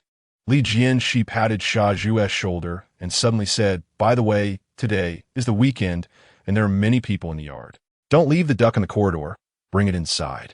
I remember your house was plastered a couple of days ago, right? Do you have any leftover lime powder? Bring me some. Shaju nodded, yes, there's still a lot left. Uncle, how much do you want? Are you also planning to plaster? I have slake lime at home that has been soaked in water for 2 days. Should I just bring you slake lime? Li Jianshe waved his hand and smiled. No need. I just want lime powder to prevent thieves. Some people like to take advantage of us in the yard. I plan to set a trap with lime powder. If a thief comes to steal the duck, I'll make him suffer. LL blind him. Shaju was surprised, really? Are there thieves in our yard? Li Jianshe smiled slightly and said, better safe than sorry. After all, this is a whole duck, and it would be a pity if it got stolen. Shaju thought it made sense and went to get the lime powder. I took the duck back home, hung it on the beam, and after Shaju brought the lime powder, I hid it above the duck. As long as someone accidentally spilled the lime powder, it would instantly blow into their eyes and blind them. After setting up the trap, I reminded Shaju a few things and then went to the steel mill. Director's son had already arranged the truck to fetch goods from the countryside. I bumped along the way and arrived at Jiakeng. The production team leader, Xiangdong, came out to greet me warmly, shaking my hand. Li Buyer, you're here. I've boiled some water at home. Would you like to come in for a drink? Xiangdong was a straightforward person. I didn't bring any gifts, and he only boiled water to entertain me. I didn't mind, waving my hand and saying, "Director, oh, I want tea, drink water. I want to ask if there are any pigs for sale in our village or nearby." I was thinking about the bicycle tickets that Director's son mentioned. In these times, it was hard to buy a bicycle even with money. A ticket was more precious than 100 yuan. The steel mill had procurement rewards this time, so of course, I wanted to try for some. Unfortunately, Director O shook his head. "Li Buyer, to buy pigs, you have to go to the town commune. Our village can't afford to raise pigs. If anything goes wrong, we have nowhere to cry." Upon hearing this, I thought it made sense. A pig was expensive, and the cost of raising it was also high. The villagers had a meager annual income of just a few dozen yuan. If something happened to the pig, the loss would be unbearable. Only larger villages or towns dare to raise pigs. The small village of Ojia can only raise chickens and ducks. All right, if there aren't any, I'll go to the town to take a look later. Quickly load the goods. Are the people in your village ready? Li Jianshe asked. They've been ready for a long time. They've been waiting here since early morning. Unsure if you would come today. I had them wait in the warehouse. You and the driver can go inside to rest. I'll have them move the goods right away, Xiangdong replied. Li Jianshe needed a count, so he couldn't go inside. He asked Xiangdong to call people to load the goods while he recorded on the side. 3,000 jin of wheat, 2,000 jin of taro, as well as peanuts, soybeans, chicken eggs, duck eggs, etc., were all counted and loaded onto the truck. With many hands, it was all finished within half an hour. Li Jianshe counted again, confirming the numbers were correct. He said to Xiangdong, "Director O, we're all set. We'll leave first. Save some good stuff for me, especially meat and eggs. I want as much as you have." Director O smiled. "Okay, then you come often." Li Jianshe replied with a smile, waving as he got into the truck. The driver drove back. Meanwhile, the courtyard became lively. It was the weekend, and everyone got up late. The Jia family was even worse. Jia Zhongshi and Jia Dongsu didn't get up until late morning. "Mom, I'm hungry. I want to eat meat," Jia Dongsu said while getting dressed. "Good son, I want it too. But we've run out of meat tickets for this month. We have to wait for more than 10 days. Jia Zhongshi also craved it. She was even more eager than Jia Dongsu. She had been seeing Li Jianshe eat meat recently and was so tempted by the smell that she dreamed of eating meat. Just before she woke up, she dreamed of eating chicken and duck at Li Jianshe's house. Suddenly waking up, she realized it was all just a dream. Jia Zhongshi was very annoyed. "Mom, I earn 36 yuan a month, just 1 yuan less than Li Jianshe. Why can he enjoy chicken and duck every day while I can't even get chicken feet? I don't care. Today I must eat meat. Otherwise, let He Ching go to the steel mill and bring some meat back." Jia Dongsu started to act spoiled. If there was no meat at home, he could still ask Yi Ching. Although his family's quota was only 2 liang of meat each month, as a chef, he always managed to get some from the public kitchen. In the past, Yi Ching indeed had a history of this kind of thing. "Good son, today is the weekend, and Yi Ching is also on holiday. If you go to the steel mill to get meat now, wouldn't it be too obvious? How about this?" Jia Zhongshi lowered her voice and said mysteriously, "Although it's the weekend, Li Jianshe doesn't have a holiday. When I got up this morning to use the toilet, I seemed to hear him say he was going to the countryside to collect goods, so there should be no one at home now. Later, I'll distract that silly Zhu, and you quickly go to his house to take the duck from yesterday. Find a hidden place to roast it, and don't forget to leave some for Mom to taste." Jia Dongsu's eyes lit up. He had forgotten such a simple thing. He often went to Li Jianshe's house to take things, and even if he was caught by that coward, he would dare say much. Recently, Li Jianshe's temperament had changed suddenly, and Jia Dongsu hadn't thought of using the same old trick. It was only after Jia Zhongshi reminded him that he suddenly realized, yes, this bachelor Li Jian, she enjoys delicious food alone without sharing it with us. We'll go take it ourselves. Jia Zhongshi also laughed. "Good son, that's right. Does he think that if he doesn't give us meat, we won't have anything to eat?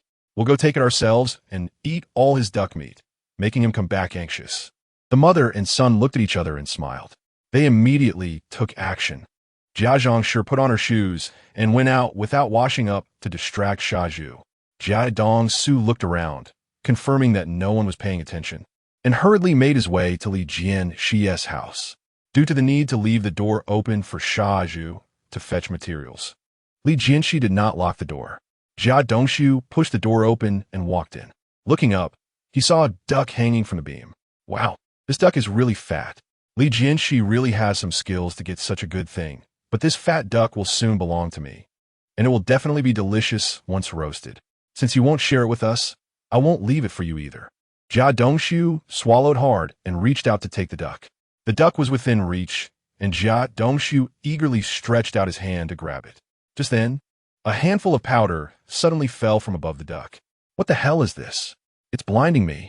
Jia Dongshu had not yet realized the seriousness of the situation and rubbed his eyes. However, the more he rubbed, the more it stung, as if there were blades cutting on his eyelids. Oh, my eyes! Jia Dongshu finally could not bear the intense pain and fell to the ground, howling. At this time, Jia Zhongshi was pulling Shaju, patiently advising him. Shaju, you can't be confused anymore. Li Jianshi is very cunning, and he never shares good things with others. If you hang out with such a selfish person, you'll suffer sooner or later. Besides, you are the son of the Qing dynasty. Your dad and I, old Yi, are in the same boat. If you get too close to Li Jianshi, won't it anger your dad? I heard your dad hit you last night. That was your own doing. After the new year, you'll be 17. You should be more aware. While Jia Zhongshi was speaking, she occasionally glanced towards the courtyard, standing at the door while Shaju had his back to her. Both were outside the courtyard, and as long as Jia Dongshu managed to steal the duck and come out, Jia Zhongshi would be able to see it right away. However, after waiting for a long time without seeing anyone, they heard a scream from inside the yard. "Aunt Zhang," it sounds like Dongshu's voice. Shaju also heard it and turned to look inside the yard. Oh no, it really is Dongshu. Jia Zhongshi recognized it too, her expression changing drastically as she hurried into the yard. Dongshu? Dongshu? What happened to you? Son, don't scare your mother. As she stepped into the courtyard, the screams became even more piercing. Yin Bugue and Aunt Sin happened to be home and came out to check, while several nearby households also peeked out. What happened? Not sure. It sounds like Jia Dongshu is calling. Let's go take a look. Everyone rushed towards the central courtyard. The backyard was no exception, stirring up a commotion. Yi Zhonghai seldom ventured into the backyard, only because the deaf old lady had scalded herself yesterday, and he came to visit after she went to the street clinic for treatment. They were secretly plotting strategies to deal with Li Jianshi. The cries for help in the central courtyard interrupted his thoughts, and Yi Zhonghai was taken aback. It sounded like Dongshu. Why was he calling so tragically? Yi Zhonghai's expression tightened. Jia Dongshu was not only his, but also his first choice for retirement planning. In this courtyard, no one could match Jia Dongshu's importance to Yi Zhonghai. He suddenly stood up and rushed towards the central courtyard. Jia Zhongshi and Yi Zhonghai almost arrived at the central courtyard simultaneously and hurried to Li Jianshe's door. On my eyes, I can't see. Mom, where are you? Help me. Jia Dongshu was rolling on the ground, stumbling forward. Seeing her son's tragic state, Jia Zhongshi burst into tears. Dongshu, my son, what happened to you? What did Li Jianshi do to you? Speak up. Yi Zhonghai also rushed forward, wiping the corner of Jia Dongshu's eye with his finger and getting some powder on it. His face changing dramatically. Not good, it's lime. Sister-in-law, quickly go outside and fetch 2 buckets of water. We need to wash Dongshu's eyes. Yi Zhonghai made a quick decision. Unfortunately, he arrived too late and missed the best time for treatment. After a thorough washing, although Jia Dongshu was not blinded, his vision was nearly lost. Not only was his future plunged into darkness, but the vision impairment also meant he would lose his job. Team leader's son, I've brought back all the items. Do you want to check them again? Li Jianshi returned to the steel rolling mill, helping the staff at the guest house unload the fully loaded supplies, with the warehouse almost full and smiles on the workers' faces. Food is the most precious thing these days. Being able to get delicious food is a real skill. Li Jianshi, you are really impressive. I won't count the items in detail. I'll give you a receipt first. Although you've completed this month's task, don't be lazy if there are more goods. Team leader Sun was in high spirits. On the first day of the month, Li Jianshi brought back such a large batch of supplies, which was indeed a good omen. Of course, I'll trouble you and the brothers to work overtime to unload the goods this weekend. I'm really grateful. Li Jianshi spoke sincerely. Although the guest house was open today, a few kind words never hurt. It could also help him gain a good reputation, so why not? After delivering the goods, Li Jianshi left the steel rolling mill. It was afternoon, and instead of going directly back to the courtyard, he went to a nearby matchmaker's house. At 36 years old, Li Jianshe had experience seeking help from a matchmaker. Following his memory, he quickly arrived at the matchmaker's home, which was also a courtyard, but smaller, housing only 6 or 7 families. "Young man, who are you looking for?" the matchmaker asked. "Aunt Wang, don't you remember me? I'm Li Jianshe, the purchaser from a steel rolling mill. You helped me find a match in the spring." Li Jianshe said with a smile. Aunt Wang, in her 40s, was quick-tongued and had a good memory. As soon as Li Jianshe mentioned it, she immediately recalled.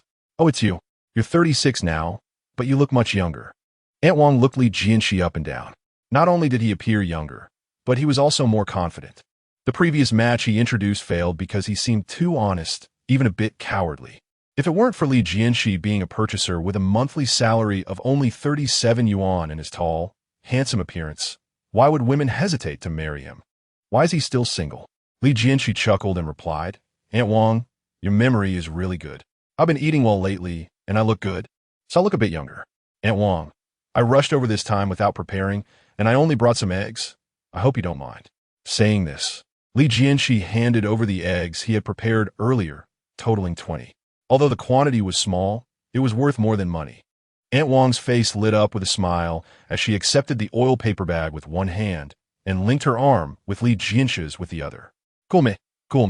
Li Jianshe, you have something to discuss with me. Let us go inside and talk more." Li Jianshe then entered the house and placed the eggs properly. Chapter 11. Framing. Aunt Wang poured him a glass of cool boiled water and placed it on the table, asking Li Jianshe, "Did you come here this time to find a marriage partner? Look at you, looking radiant and full of spirit. Just tell Aunt Wang what kind of woman you prefer, and I will surely find you a beautiful and thrifty match." Aunt Wang not only helps men find partners, but also assists women in selecting husbands. With Li Jianshe's excellent conditions, if she could facilitate a good match, it would also be her honor. However, she was overthinking. Li Jianshe already had someone in mind, and even if he didn't have a specific target, he wouldn't seek help from a matchmaker. He was really here for Yi Zhonghai. The election for the neighborhood chief in Nanluo had begun. Although he hadn't reached number 95 courtyard yet, if the process went quickly, it would be Li Jianshe and others' turn in about a month. The election rule was 1 vote per household. With Yi Zhonghai's situation, his vote would undoubtedly go to Yi Zhonghai. Li Jianshe didn't know if Yi Zhonghai had met the widow by, but he never took the initiative. Since Yi Zhonghai favored widows, even a woman with the appearance of Jianshe would attract him. If he were to find someone better than Jianshe, wouldn't she immediately be hooked? A month was enough time for them to take off. By then, the voting rights of the He family would transfer to Siheyuan. Given Siheyuan's loyalty to Li Jianshe, that vote would naturally go to him. Therefore, Li Jianshe's visit today was to ask Aunt Wang to help find a widow for Yi Zhonghai. The conditions didn't need to be too good, just suitable. "Aunt Wang, you misunderstood. I'm not looking for a partner for myself. It's my neighbor Yi Zhonghai who wants to find a spouse. You may not know, but my neighbor Yi Zhonghai lost his wife early on and has been raising 2 children alone, being both father and mother. As a neighbor, he occasionally confides in me, but out of face, he finds it hard to express his desire to remarry. So, I took the liberty to come and seek a marriage for him. I heard you have a wide network, so I'm here to ask for your help." Li Jianshe spoke fluently, far surpassing ordinary people, and with just a few words. He clarified his intentions and made Aunt Wang feel pleased. Aunt Wang laughed and replied, "Li Jianshe, you've changed so much. I didn't do well last time, but this time, your neighbor's marriage is on me. What are his requirements for a partner? I have many unmarried girls here. There will definitely be a suitable choice." This was the difference between good and poor words. Although saying there were over 100 unmarried girls seemed exaggerated, Aunt Wang said so with the intention of going all out. However, Aunt Wang did not anticipate that what Li Jianshe sought this time was not a woman with superior conditions, but rather one with slightly inferior conditions. Otherwise, letting an ordinary person like Yi Zhonghai marry a good match would be unfair to the girl.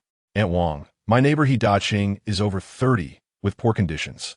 Although he is a chef earning $37.50 a month, he is not bad looking. He once drunkenly admitted that he doesn't dare to have high expectations for a partner. He just wants a woman, preferably a widow with children, to avoid being rejected. Aunt Wang was momentarily stunned. A chef earning $37.50 a month actually had his eyes on widows, even those with children? What kind of person was he dodging? Aunt Wang, did you understand? Seeing Aunt Wang dazed, Li Jianshi couldn't help but ask, do you have any women who meet these conditions? Aunt Wang suddenly came to her senses and quickly replied, there are plenty of such women here, at least a dozen. Li Jianshi smiled. Then I'll trouble you. Also, my neighbor He Daqing is shy, so it's best to find an outgoing and proactive woman. By the way, when you go, mention my name and say you're introducing a partner for me. I want to be home during the day, so take the opportunity to talk to He Daqing. Otherwise, he is too shy and might retreat if he knows it's for him. As a chef, he is usually at home from 2 to 3:30 in the afternoon, so you can definitely find him then. Li Jianshi really went to great lengths to teach Aunt Wang how to introduce a partner for him. Aunt Wang also liked this kind of client, as the success rate was high. After all, what matchmakers do is connect people and make money. All right, I'll take care of this. Aunt Wang patted her chest to assure him. Li Jianshi was not stingy either. Before leaving, he took out $1 from his pocket and placed it on Aunt Wang's table as a deposit. This amount of money was insignificant compared to the benefits he would gain after getting rid of He Daqing. On the street, Chun Shiweru was riding her Fiji bicycle, heading north. She had just returned from a relative's wedding and was rushing home. Suddenly, a familiar voice reached her ears. Hearing that magnetic male voice, her heart felt as if it were tightly squeezed by a big hand, making it hard for her to breathe. She quickly stopped her bicycle and turned to look towards the alley on her right. Li Jianshi had just left Aunt Wang's house, and Aunt Wang was smiling as she saw him off to the alley. Aunt Wang, really, you don't have to see me off. You should head back. Li Jianshi said politely, and only then did Aunt Wang stop. Chun Shiweru watched Li Jianshi leave, curious about why he had come here. She knew Aunt Wang was a well-known matchmaker and had once thought about asking her to introduce a partner, but felt it was inappropriate, so she gave up. Seeing Li Jianshi walking away, Chun Shiweru pushed her bicycle and walked into Aunt Wang's house. At that moment, Aunt Wang was holding the eggs that Li Jianshi had given her, thinking about dinner arrangements when suddenly, an elegant woman dressed in luxurious clothing walked in. Hello. May I ask who you are? Aunt Wang asked, slightly excited. You are Aunt Wang, right? My name is Chun Shiweru, and I have something I'd like to consult you about. As Chun Shiweru spoke, she took out $5 from her wallet and placed it on the table. At that time, this amount was equivalent to a substantial bride price for many families. Aunt Wang's eyes brightened, and she was overjoyed. Miss Chen, feel free to ask. I, Wang Suolan, will surely tell all I know. Come, please sit. Aunt Wang quickly put the money away and brought a stool to place next to Chun Shiweru. That $5 was almost half a month's income for her, so she naturally wanted to treat her well. Chun Shiweru looked at the somewhat old stool and felt a bit of disdain, so she didn't sit down. Instead, she stood there and asked Aunt Wang, who was the person who just left your place? Aunt Wang was slightly taken aback. Are you talking about Li Jianshi? Yes, him. Did he come to ask you to help him find a partner? Chun Shiweru asked calmly. Aunt Wang, being observant, sensed that a beauty inquiring about a handsome man clearly had intentions towards him. Understanding Chun Shiweru's purpose, Aunt Wang relaxed a lot. Oh, that's not the case. Li Jianshi is so well off. Why would he need to come to me to find a girl? Then what did he come for? Chun Shiweru asked, puzzled. Isn't it for seeking a marriage? He has a neighbor who is over 30, quite shy, and earns $37.50 a month. But he doesn't dare to find a partner. He asked me to help introduce someone, and it's fine if she is a divorced woman with children. He just wants the woman to be more proactive. What's so unreasonable about that? The girls here are all eager to marry, earning that much money. They would rush to come without me needing to persuade them. Right, Miss Chun? Aunt Wang laughed until her mouth couldn't close, not noticing that Chun Shiweru's expression had slightly changed. Over 30, shy, earning $37.50 a month. And doesn't he mind if the other party is divorced with children? Isn't that just Li Jianshi himself? He had said he was helping someone else, but in reality, he was just too shy to seek a match for himself. His expectations for the other party were surprisingly low. Fortunately, she ran into him. Otherwise, if other widows got to him first, she would truly have cried and lamented. After leaving Aunt Wang's place, Li Jianshi wandered around outside, bought some candy and fruit to put in his space, and slowly returned to the courtyard. He He wondered if the thief in the courtyard had taken action. The lime powder should have worked well, Li Jianshi thought to himself. Just after entering the hospital, he saw Yin Bugui waiting at the door. "Hey, old Yin, are you looking for opportunities to gain benefits again?" Li Jianshi joked. Last night, Yin Bugui's actions made Li Jianshi quite satisfied, so this time he didn't give him a hard time. However, Yin Bugui looked very worried today. "Li Jianshi, how can you still smile? Something big has happened," Yin Bugui said nervously. "What happened? What big thing?" Li Jianshi was also getting anxious, thinking to himself, "I didn't do anything. What could possibly be a big deal? Could it be that Jianshe got hurt by the lime powder while stealing? That shouldn't be the case. Even if it were true, it's his own fault for stealing his family's ducks." Yin Bugui was waiting at the door to intercept Li Jianshi. He leaned closer to Li Jianshi's ear and said, "You sprinkled lime powder next to the ducks, didn't you? It really worked. Someone did steal your ducks today. Old Jia's son came to steal, and lime powder got in his eyes. He almost went blind by the time he was taken to the hospital." Yi Zhonghai took Jianshe to the street office to cause a scene, insisting that you give an explanation. "Right now, Lu Gan is in our courtyard, holding a general meeting, and everyone is almost here. We're just missing you, the main character. I waited here to remind you, whatever you do, don't say the wrong thing later. Just say you don't know who sprinkled the lime powder. Remember that." This old Yin actually has some cunning, trying to give Li Jianshi advice. But he underestimated Li Jianshi, let alone Lu Gan. Even if the director of the street office came, what could it change? Right and wrong, how could it be turned upside down? "All right, thanks, old Yin," Li Jianshi said, patting Yin Bugui's arm, looking calm. The two entered the courtyard, which was already buzzing with voices, just missing Yin Bugui and Li Jianshi. When Yi Zhonghai saw them approaching side by side, he immediately exploded with anger. "Yin Bugui, where have you been? Are you colluding with Li Jianshi to prepare false testimony?" Yi Zhonghai's voice was loud, clearly scolding them. Yin Bugui, on the other hand, still acted harmless. "Old Yin, don't bite people randomly. I just went outside to use the bathroom and happened to run into Li Jianshi. Is that not okay? Oomph. You know in your heart what's going on. We'll settle accounts later." After scolding Yin Bugui, Yi Zhonghai immediately turned to Lu Gan with a flattering smile. "Lu Gan, look, Li Jianshi is back. Shall we start our meeting now?" Since there was currently no one in charge of the courtyard, the meeting would naturally be hosted by the staff of the street office. Lu Gan nodded in agreement. "All right, let us start." Yi Zhonghai stood up, his proud expression returning, and cleared his throat. "Neighbors, brothers and sisters, today something extremely terrible has happened in our courtyard, and for this reason, we have decided to hold a general meeting, with the special invitation of Lu Gan from the street office to handle this matter. First, let us warmly applaud and welcome Lu Gan for taking the time out of his busy schedule to host our meeting." With that, Yi Zhonghai was the first to clap, and the other residents followed suit. Lu Gan awkwardly nodded in acknowledgement, and the applause gradually subsided. Yi Zhonghai continued, "I believe everyone has guessed what happened. Our Li Jianshi has completely lost his mind. He actually set a trap with duck meat and sprinkled lime powder on it. What is his intention? Who is he targeting? 3 consecutive meals of meat, and he flaunted it in the courtyard, deliberately stirring up everyone's appetite, then released his carefully prepared duck meat trap. He is using our desire for meat to achieve his malicious ends. Old Jia's son, Jianshe, only 20 years old and at the right age to marry, has suffered vision damage due to Li Jianshe's scheme and is almost blind, let alone marrying. He can't even continue working. Everyone, what do you think should be done to Li Jianshe?" Yi Zhonghai's angry shout had already branded Li Jianshi with a crime. Jianshe below chimed in, crying, "Old partner, why did you leave so early, leaving us orphans and widows to be bullied? Now your son's eyes have been blinded by someone.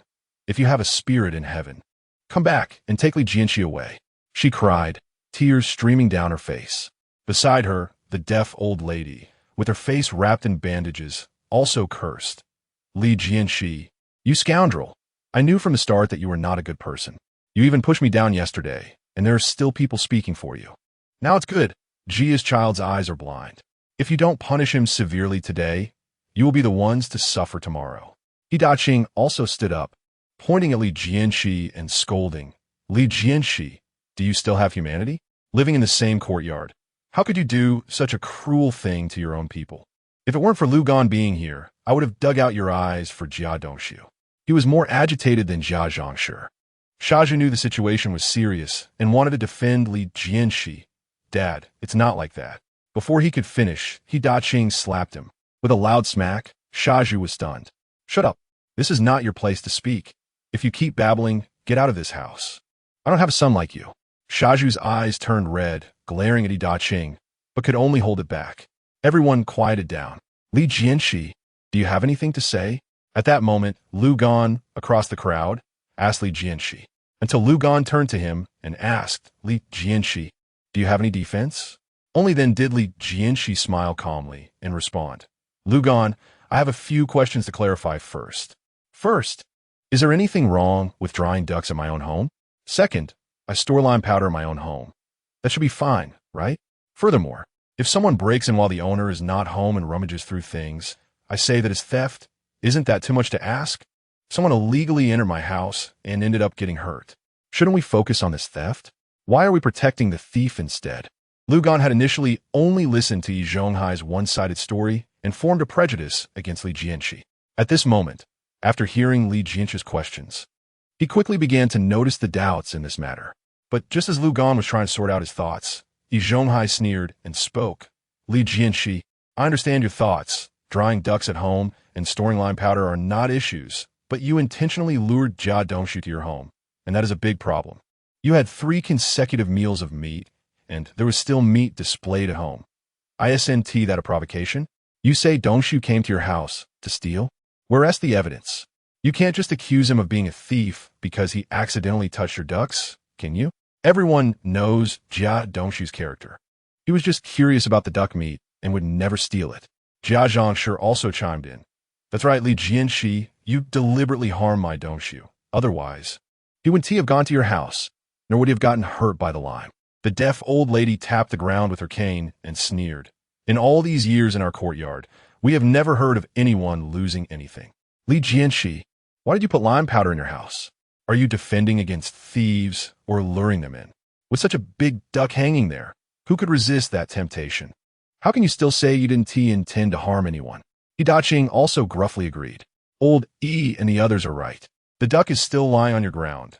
Jia Dongshu touched your duck, but didn't take it away, so it doesn't count as theft. Hearing this, Li Jianshe couldn't help but laugh. Didn't take it away, so it's not theft? Shouldn't that be called attempted theft? If I hadn't set up the lime powder around the duck, that duck would probably have already ended up in Jia Dongshu's stomach. Chapter 12. Incitement if caught red-handed, but not admitting if he truly eats it. Wouldn't there be even less evidence against him? Haha, Yi Daqing, since ancient times, the definition of theft has been clear. Taking without asking is stealing. Jia Dongshu touched my belongings without my permission, whether he consumed them or not. The fact of theft is established. As for the claim that I deliberately tempted him to steal, it is absurd. Everyone in the courtyard knows that I have been eating meat these past 2 days. Why did no one else come to steal? But only Jia Dongshu couldn't resist? Oh, right. There's also the deaf old lady who couldn't hold back. You came to beg for food yesterday, and I ignored you. Could it be that Jia Dongshu came to my house to steal ducks at your instigation? Otherwise, why are you speaking such nonsense? Such an obvious act of theft. And you are still trying to protect him? Do you really think that Officer Liu will turn a blind eye and let you distort the truth? Li Jianshe sneered, speaking with conviction. Everyone in the courtyard knows the close relationship between Yi Zhonghai, the Jia family, the He family, and the deaf old lady. Yet they never regarded them as accomplices. With Li Jianshe's reminder, everyone suddenly understood. These families indeed always act together. Just now, when Li Jianshe was attacked by the crowd, everyone thought he had stirred public anger. Now it seems that is not the case at all. They are actually colluding to deceive. No wonder last time the Jia and Zhang families took my thread, and when I went to ask for it back, Yi Zhonghai even advised me to be magnanimous, making me doubt whether I was being too petty. The firewood I prepared for winter was also moved away by Jia Dongshu. I had marked it, but Yi Daqing insisted it was a gift to Jia Dongshu, making me doubt my own memory. The deaf old lady dined at my house, and Yi Zhonghai said that having an elder in the family is a treasure, urging us to respect the elderly, calling her an ancestor of the courtyard. I was puzzled. This person is not in my family tree. Where did this sudden ancestor come from? With Li Jianshe's reminder, I realized that Yi Zhonghai and the deaf old lady were accomplices. No wonder they immediately came to help whenever someone encountered trouble. This is forming factions for personal gain, aimed at disrupting the harmony of the courtyard. The crowd's emotions grew increasingly agitated, and discussions about Yi Zhonghai's group began to rise. The power of the masses should not be underestimated. The law does not hold the crowd accountable. Yi Zhonghai dared to openly ask Officer Liu to punish Li Jianshe because he had a small group supporting him in the courtyard. As long as these four families joined forces, others would find it difficult to compete. However, Yi Zhonghai did not expect that Li Jianshe would expose his true colors, allowing everyone to see the nature of their collusion. As the discussions intensified, Yi Zhonghai realized the situation was getting out of control. Li Jianshe said to Officer Liu, "You heard what the crowd is saying. Yi Zhonghai and the others are colluding, distorting facts, and fabricating charges against others. What they say is not worth mentioning, and the fact that Jia Dongshu stole my ducks is as solid as a rock. I hope Officer Liu will uphold justice for me and send the thief to the police station. This will also let the neighbors understand that forming small groups here will not work." Li Jianshe pressed Officer Liu, his gaze unwavering. "Want to steal ducks and also want to frame me?" Li Jianshe is not someone to be trifled with. If Jia Dongshu had remained well-behaved after going blind, that would be one thing. Since Officer Liu was invited, how could Li Jianshe easily let go of this opportunity? It would be a waste of Yi Zhonghai and their efforts. The situation was complicated. Officer Liu, being young, felt helpless under Li Jianshe's pressure. After a dry cough, I asked Yi Zhonghai, "Master Yi, what do you think?" Yi Zhonghai was now sweating profusely. He did not expect Li Jianshe to be so difficult to deal with. Not only did he easily dismiss his slander alongside the Jia family and the deaf old lady, but he also exposed his tricks of manipulating the small group in the courtyard. Continuing to target Li Jianshe was no longer feasible. It was already a challenge to protect Jia Dongshu. Thus, he changed his strategy and pretended to be pitiful. "Officer Liu, I am wronged. Just because someone speaks a fair word for me, does it mean I am forming factions for personal gain?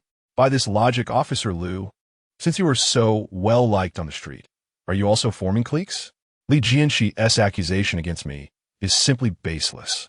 Officer Liu, being somewhat young, was a bit swayed by Yi Zhonghai's analogy. "Cough, cough, Master Yi, let us not talk about me for now. Let us talk about Jia Dongshu." "Good. Let us talk about Jia Dongshu." Seeing Officer Liu respond so naively, Yi Zhonghai secretly breathed a sigh of relief. He continued, "Officer Liu, Jia Dongshu has good character. He did indeed touch Li Jianshe's ducks, but I can guarantee it was not out of theft. As for Li Jianshe's claim that taking without asking is stealing, that's because he has poor relationships. Other families in our courtyard usually don't lock their doors, and just calling out before entering is considered polite. I still remember this spring when you and Director Guo came to our courtyard for a meeting, encouraging us to strive to be an advanced courtyard and street. We have been working towards this goal, trusting and helping each other, and being brave in doing the right thing.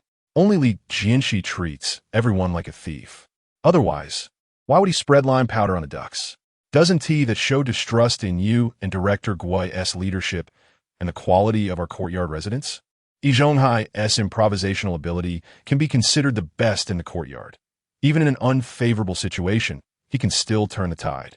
If it weren't for the courtyard meeting, Li Jianshe would really want to applaud him. This is the demeanor a great villain should have. To be honest, he is merely an elder in the courtyard. If not for the plot needs, he wouldn't be able to show such adaptability without a corresponding position. Yi Zhonghai's words eased the minds of others. Suddenly, Jia Zhongshi began to cry loudly, wailing, "Dongshu, why did you go to Li Jianshe's house? At your age, still unmarried, would a normal person do this? You're only 20 years old. What will you do if you can't see? Medical expenses are so expensive. Li Jianshe, you need to compensate for Dongshu's eyes." The deaf old lady also vigorously slammed her cane and shouted, "Stop arguing. We are neighbors. We see each other every day. I say, if Li Jianshe pays for Jia Dongshu's eye treatment, then this matter can be settled. After all, the lime powder is yours, no matter what you say. Jia Dongshu's blindness is related to you. Yi Daqing was silent this time. He was clumsy with words and feared being caught by Li Jianshe. Yi Zhonghai also said, Li Jianshe, for the sake of neighborly harmony and the reputation of the street, let us not hold you accountable for blinding Jia Dongshu. But since it was you who caused Jia Dongshu's blindness, having you pay for the medical expenses is not too much, right? A total of 200 yuan is not much for you. As long as you pay, we can let today's matter rest. Treating eyes is no small matter. Initial treatment costs over 200 yuan. The doctor said that even if it is cured, it will be severe myopia, and with the thickest glasses, the vision will only recover to a fraction. As long as Li Jianshe pays the initial treatment fee, he will also be responsible for the subsequent rehabilitation costs.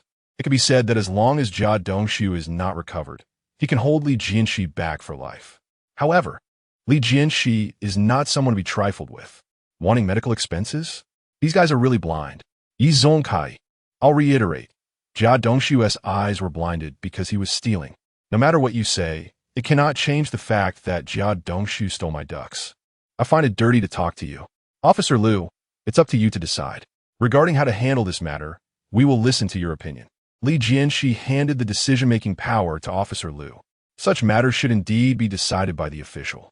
It's a pity that Officer Liu is still young, lacking in responsibility, and afraid of trouble. Yi Zhonghai repeatedly mentioned the honor of the courtyard, making Officer Liu very cautious, worried that misjudging either side would affect the street's reputation. If the street loses its honor because of him, Officer Liu feels he cannot bear the responsibility. I think this way. Li Jianshe and also Jia Jibobo, both of you take a step back. Li Jianshe, stop pursuing the matter of Jia Dongshu going to your house. The duck is still there. It hasn't been lost. Jia Jibobo, stop dwelling on your son's eye issue. Li Jianshe has a point. If Jia Dongshu went into your house without permission and touched the lime powder, his eyes wouldn't have been injured, right? We are all neighbors and will have to coexist for a long time. So let's accommodate each other where we can. All right, this matter is settled. The meeting is concluded for today. Everyone has worked hard, so let's all rest early. After Lu Gan's remarks, he announced the meeting adjourned. He thought mediating neighborhood disputes was a common affair, but he didn't expect the arguments to be so intense this time. He secretly decided not to take on such matters lightly in the future. Lu Gan, take care, I'll see you out. Yi Zhonghai followed Lu Gan closely, flattering him as he left. Li Jianshe shook his head, not very satisfied with this resolution. However, through this ruling, he gained a deeper understanding of this era. After all, this is not an age of rule of law. Emotional judgments also align with the characteristics of this period. Lao Yang, come to my house tonight. I'll treat you to roast duck. As they were parting, Li Jianshe called out to Yin Bugue loudly.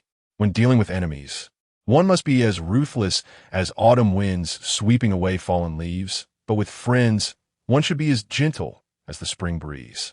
Given that Yin Bugue had disregarded Yi Zhonghai's hostility and waited at the door to relay messages to Li Jianshe. This time Li Jianshe was also returning the favor with his actions. See you tonight.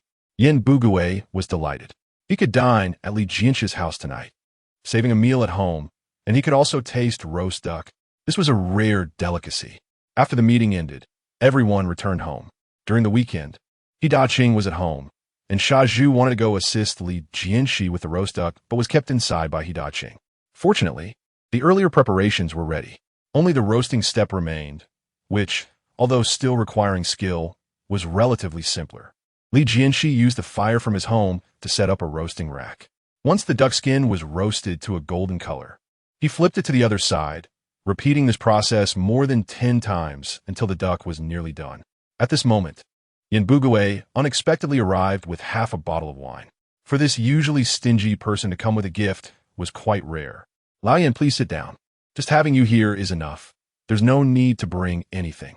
Li Jianshe exchanged pleasantries and offered Yin Bugue a seat. Yin Bugue had already smelled the aroma before entering and sat down, swallowing his saliva. Laoli, I must say, you are impressive. Yi Zhonghai's eloquence makes even me feel ashamed, and I never expected you to leave him speechless today. You should have seen the sweat on his face when Lu Gan asked for his opinion. It poured down like a waterfall, Yin Bugue vividly described. His choice of words was exquisite, making Li Jianshe laugh. The sound of sizzling fat filled the air. Li Jianshe felt the timing was right. So he took out a large bowl, placed the duck inside, and used chopsticks and a spatula to cut open its belly. Instantly, an enticing steam rose, filling the room with the aroma of roast duck. Hey, I'm really a genius. This is my first time roasting duck, and it smells so good, Li Jianshe boastfully said. In reality, he had just barely cooked the meat through. If Xiaozhu had roasted it, the taste would definitely be elevated. Lao Zhan, this piece is for you.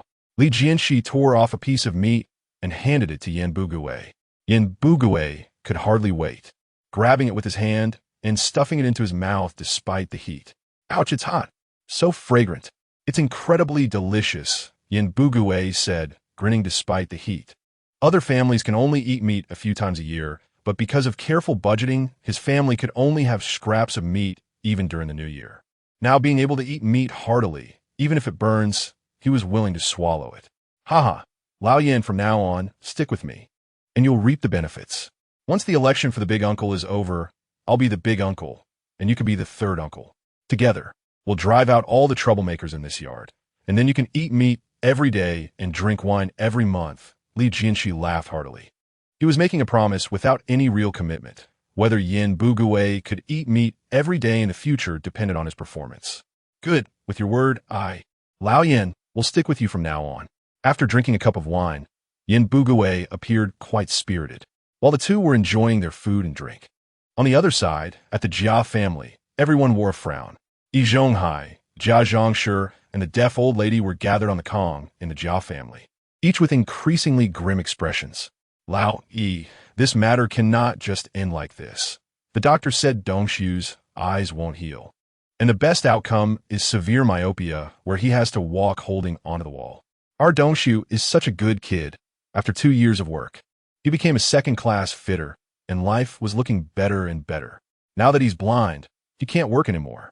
He's only 20 at the age to find a partner. If he's blind and has no job, which girl would dare to marry him? This matter absolutely cannot be let go. Jianshe cried and scolded, but she never considered that she was also at fault. If she hadn't encouraged Jia Dongshu to go to Li Jianshe's house to steal the duck, how could Jia Dongshu have gotten injured? Now that he's blind, she's in a hurry to find him a job and a wife. Why didn't she act earlier? Stop crying. Yi Zhonghai was also feeling uneasy. Jia Dongshu was his hope for retirement, and this sudden change had a huge impact on him. Unlike Jia Zhongshi, Yi Zhonghai knew that the root of the disaster was Jia Zhongshi, but he couldn't blame her. After all, he had already lost Jia Dongshu as a retirement support, and if he offended his capable assistant Jia Zhongshi again, Yi Zhonghai couldn't bear this double blow. Siheyuan, don't be anxious. There might be a turning point in Dongshu's matter. A colleague in my workplace has been wanting me to introduce a partner for his relative's daughter, but I hesitated because she comes from a rural background. Since Dongshu's eyesight cannot be restored, why not help him find a marriage partner first? After marriage, the woman can take over his job. This way, he can keep his job, and Dongshu will also have a wife. What do you think? Yi Zhonghai had his own strategy. If this plan worked, the Jia family's losses could be minimized. Jia Zhongshi looked somewhat dissatisfied. From the countryside, is she worthy of my Dongshu? Jia Zhongshi herself came from the countryside and had only been in the city for a few years, yet she had already begun to look down on rural people. The deaf old lady replied unhappily, "Why wouldn't she be worthy? I think it's quite suitable. Your son was blinded because of you, and you still want to find a city girl?" Jia Zhongshi was still young and hadn't yet become as tough as she later would. In front of the deaf old lady, she didn't dare to be reckless. She muttered softly, "I just mentioned it casually. After all, coming from the countryside, it's hard to settle down in the city. If she loses her grain quota, how can our family of 3 eat just one person's portion? This won't do. What if they have children? Wouldn't that be even harder? Grain tickets, meat tickets, etc. are all exclusive to city dwellers. Villagers don't need tickets and also have no grain quotas." Chapter 13, Understanding Jia Zhongshi as a rural household. Even after marrying into the city, she still relies on Jia Dongshu and old Jia's food quota. Don't worry, as long as she can take over Dongshu's job. I can help her transfer her household registration to the unit, then she will have a city household registration. Moreover, their family is relatively well off in the countryside. I heard her father is a team leader in the commune and gets some chickens, ducks, and pork during festivals. Perhaps we can benefit from that as well. The key point is that rural women are good at taking care of people and are hardworking. If Dongshu's eye disease cannot be cured, he will need someone to take care of him for the rest of his life. What if we find a city girl who can endure hardship and runs away? These matters need to be carefully considered. Upon hearing this, Jianshe felt it made sense. She knew she was lazy and couldn't take care of Jia Dongshu. When looking for a daughter-in-law, she needed someone who could endure hardship and take care of others. Not only could they take care of Dongshu, but they also had to take care of her. Otherwise, what was the point of marrying? All right, I'll leave this matter to you, old. Please put in more effort and have that girl come to our house soon. Jianshe nodded in agreement. Yi Zhonghai also breathed a sigh of relief. Rest assured, it's better to do this sooner rather than later. I'll go find my colleagues and try to have the girl come to our house in the next couple of days. The next morning, while Jianshe was brushing his teeth, a knocking sound came from outside the door. Oldie, are you home? A middle-aged man's voice came from outside. Jianshe opened the door and saw Su Yud from the backyard, the father of Su Domao, that true scoundrel. Seeing Jianshe open the door, Su Yud smiled broadly. Jianshe, I have something I want to sell. Let's go inside and talk. Saying this, Su Yud tried to enter the house. Jianshe hesitated for a moment, but did not stop him. Although Su Yud was not a good person, he would soon be leaving the courtyard. Right now was a critical moment for the election of the elder, so Jianshe would definitely vote for his own candidates Yin Bugui and Shaju. As for Shaju's vote, he still needed to deal with Qing first. If there was a chance, Jianshe actually wanted to win over Su Yud's vote. Back in the room, Jianshe spat out the toothpaste foam, rinsed his mouth with clean water, and asked Su Yud, "What are you planning to sell?" Su Yud smiled mysteriously and took out an oiled paper bag from his pocket. It's the old stuff again. This time I've saved it for half a month. And there's a bit more. Can you give me a higher price? Jianshe stepped forward and opened the oiled paper bag, only to find calcium milk biscuits and milk candy inside. The milk candy was well packaged, but the biscuits were loose. How do you plan to sell them? Jianshe asked calmly. The internal purchasing system quickly provided feedback. 6 cents per piece for milk candy is unreasonable.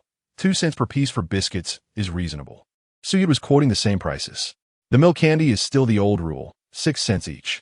This time, the biscuits are different. They are branded calcium milk biscuits. How about 2 cents each? Jianshe smiled. Su Yud clearly did not recognize the goods. Considering his identity and job, it was not unusual for him to handle milk candy, but high-end goods like calcium milk biscuits would not be easily obtained by him. These items were probably stolen by his wife while working at Lu Xiaoye's house. Otherwise, how could they be unwrapped?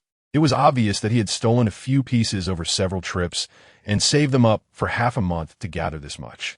Jianshe quickly deduced the source of the items, but it had nothing to do with him. He was just a purchaser. Even if Lu's family reported the theft, they wouldn't be able to trace it back to him. Moreover, Lu Xiaoye's family had a strong background, and they wouldn't call the police for a nanny stealing. The milk candy is overpriced. It's 5 cents each at the supply and marketing cooperative. You want 6 cents? Do you think I'm a fool? If you really want to sell, it's 3 cents each for the milk candy. As for the biscuits, I don't care what brand they are. It's still the old price, 1 cent each. Jianshe did not indulge Su Yud because, after all, these items had an unclear origin. Apart from him, Su Yud wouldn't dare sell them elsewhere. Jianshe, you're being too harsh. Su Yud gomlai. 6 cents for the milk candy is our old rule. How can we easily lower the price? Su Yud shouted. He tightly gripped the 30 or so pieces of milk candy in his hand, calculating the price difference between 6 cents and 3 cents, totaling 90 cents, enough to buy 1.5 pounds of meat. Old Su, do you think I don't know the purchase price of the milk candy? Jianshe questioned. I used to think we would exchange hearts and support each other. Buying your goods at a high price was just to make friends. Jianshe continued, but recently, when Yi Zhonghai caused me trouble, did you ever say a good word for me?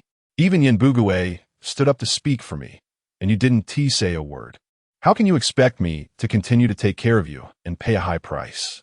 Jianshe almost shouted, his momentum intimidating Su Yud into standing there in shock. No, Jianshe, you misunderstood. Su Yud hurriedly explained, I also wanted to help you. But I'm clumsy and timid, afraid of saying the wrong thing and making things worse. I'm definitely not an ungrateful person. How could I stand by and watch you being bullied? I really have no way." Li Jianshi was silent for a moment. He might have been easy to talk to before, but he was completely different now, and Suyud no longer dared to underestimate him. "All right, I'll trust you one more time," Li Jianshi said. "You don't think you can't help, do you? There's now an opportunity. For this elder election, I need your support. If you vote for me, I'll continue to collect your waste. If you vote for Yi Zhonghai, don't talk about waste. I'll have to reevaluate the source of your biscuits and milk candy. Your family has no dairy cows. Where did the milk candy come from? Could it be?" Li Jianshi stopped there, but the implication was clear. Suyud's face turned crimson, and he pointed at Li Jianshi, unable to speak. "Li Jianshi, don't go too far. You just wanted to vote for you.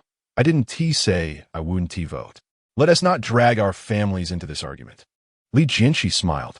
"Fine, I'll watch your performance.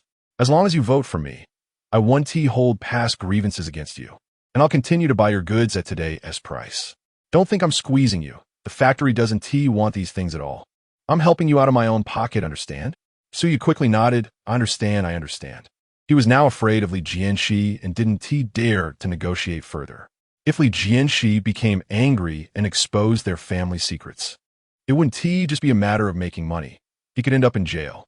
"Good, then I'll take the goods at the price we just discussed.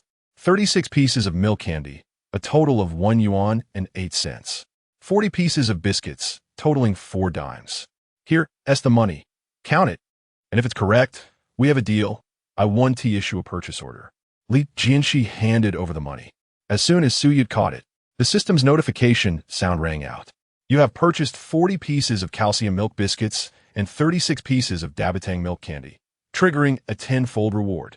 Rewards: 20 packs of calcium milk biscuits, 20 pieces per pack, 120 pieces of milk candy, 120 pieces of chocolate, 120 pieces of wine-filled candy."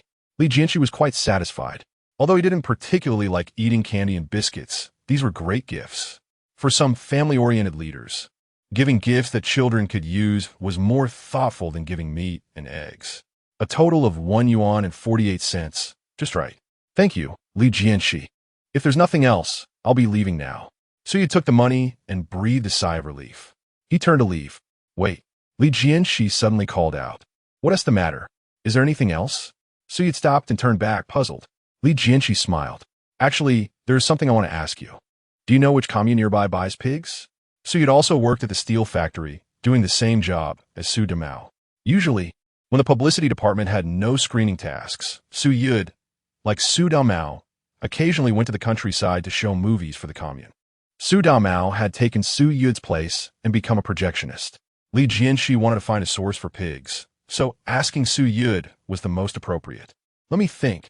There are many pig farms in the surrounding commune, but as the end of the year approaches, most fat pigs have already been bought. However, when I went to Hongshan commune in Qinjiazhuang to screen a film the other day, I seemed to hear villagers say that this year's pig raising was not good, and they were afraid they wouldn't sell at a good price. Perhaps you could go to Hongshan commune to check it out?" Suyud has a sense of reverence for Li Jianshi and answered quite earnestly. Li Jianshi pondered for a moment. Hongshan commune is not far from Beicheng. The fare is only 50 cents, and the journey takes less than an hour. Since there's a clue, I will head there now. After sending Suyud away, Li Jianshi changed his clothes and went out. Allowing for the waiting time for the bus, by the time Li Jianshi arrived at Qinjiazhuang in Hongshan commune, it had been over an hour and a half. At this time, the sun was just getting warm, and the villagers were all busy. Li Jianshi casually approached a villager and politely asked, "Annie, I am a buyer from the steel mill, and I would like to buy pigs from your village.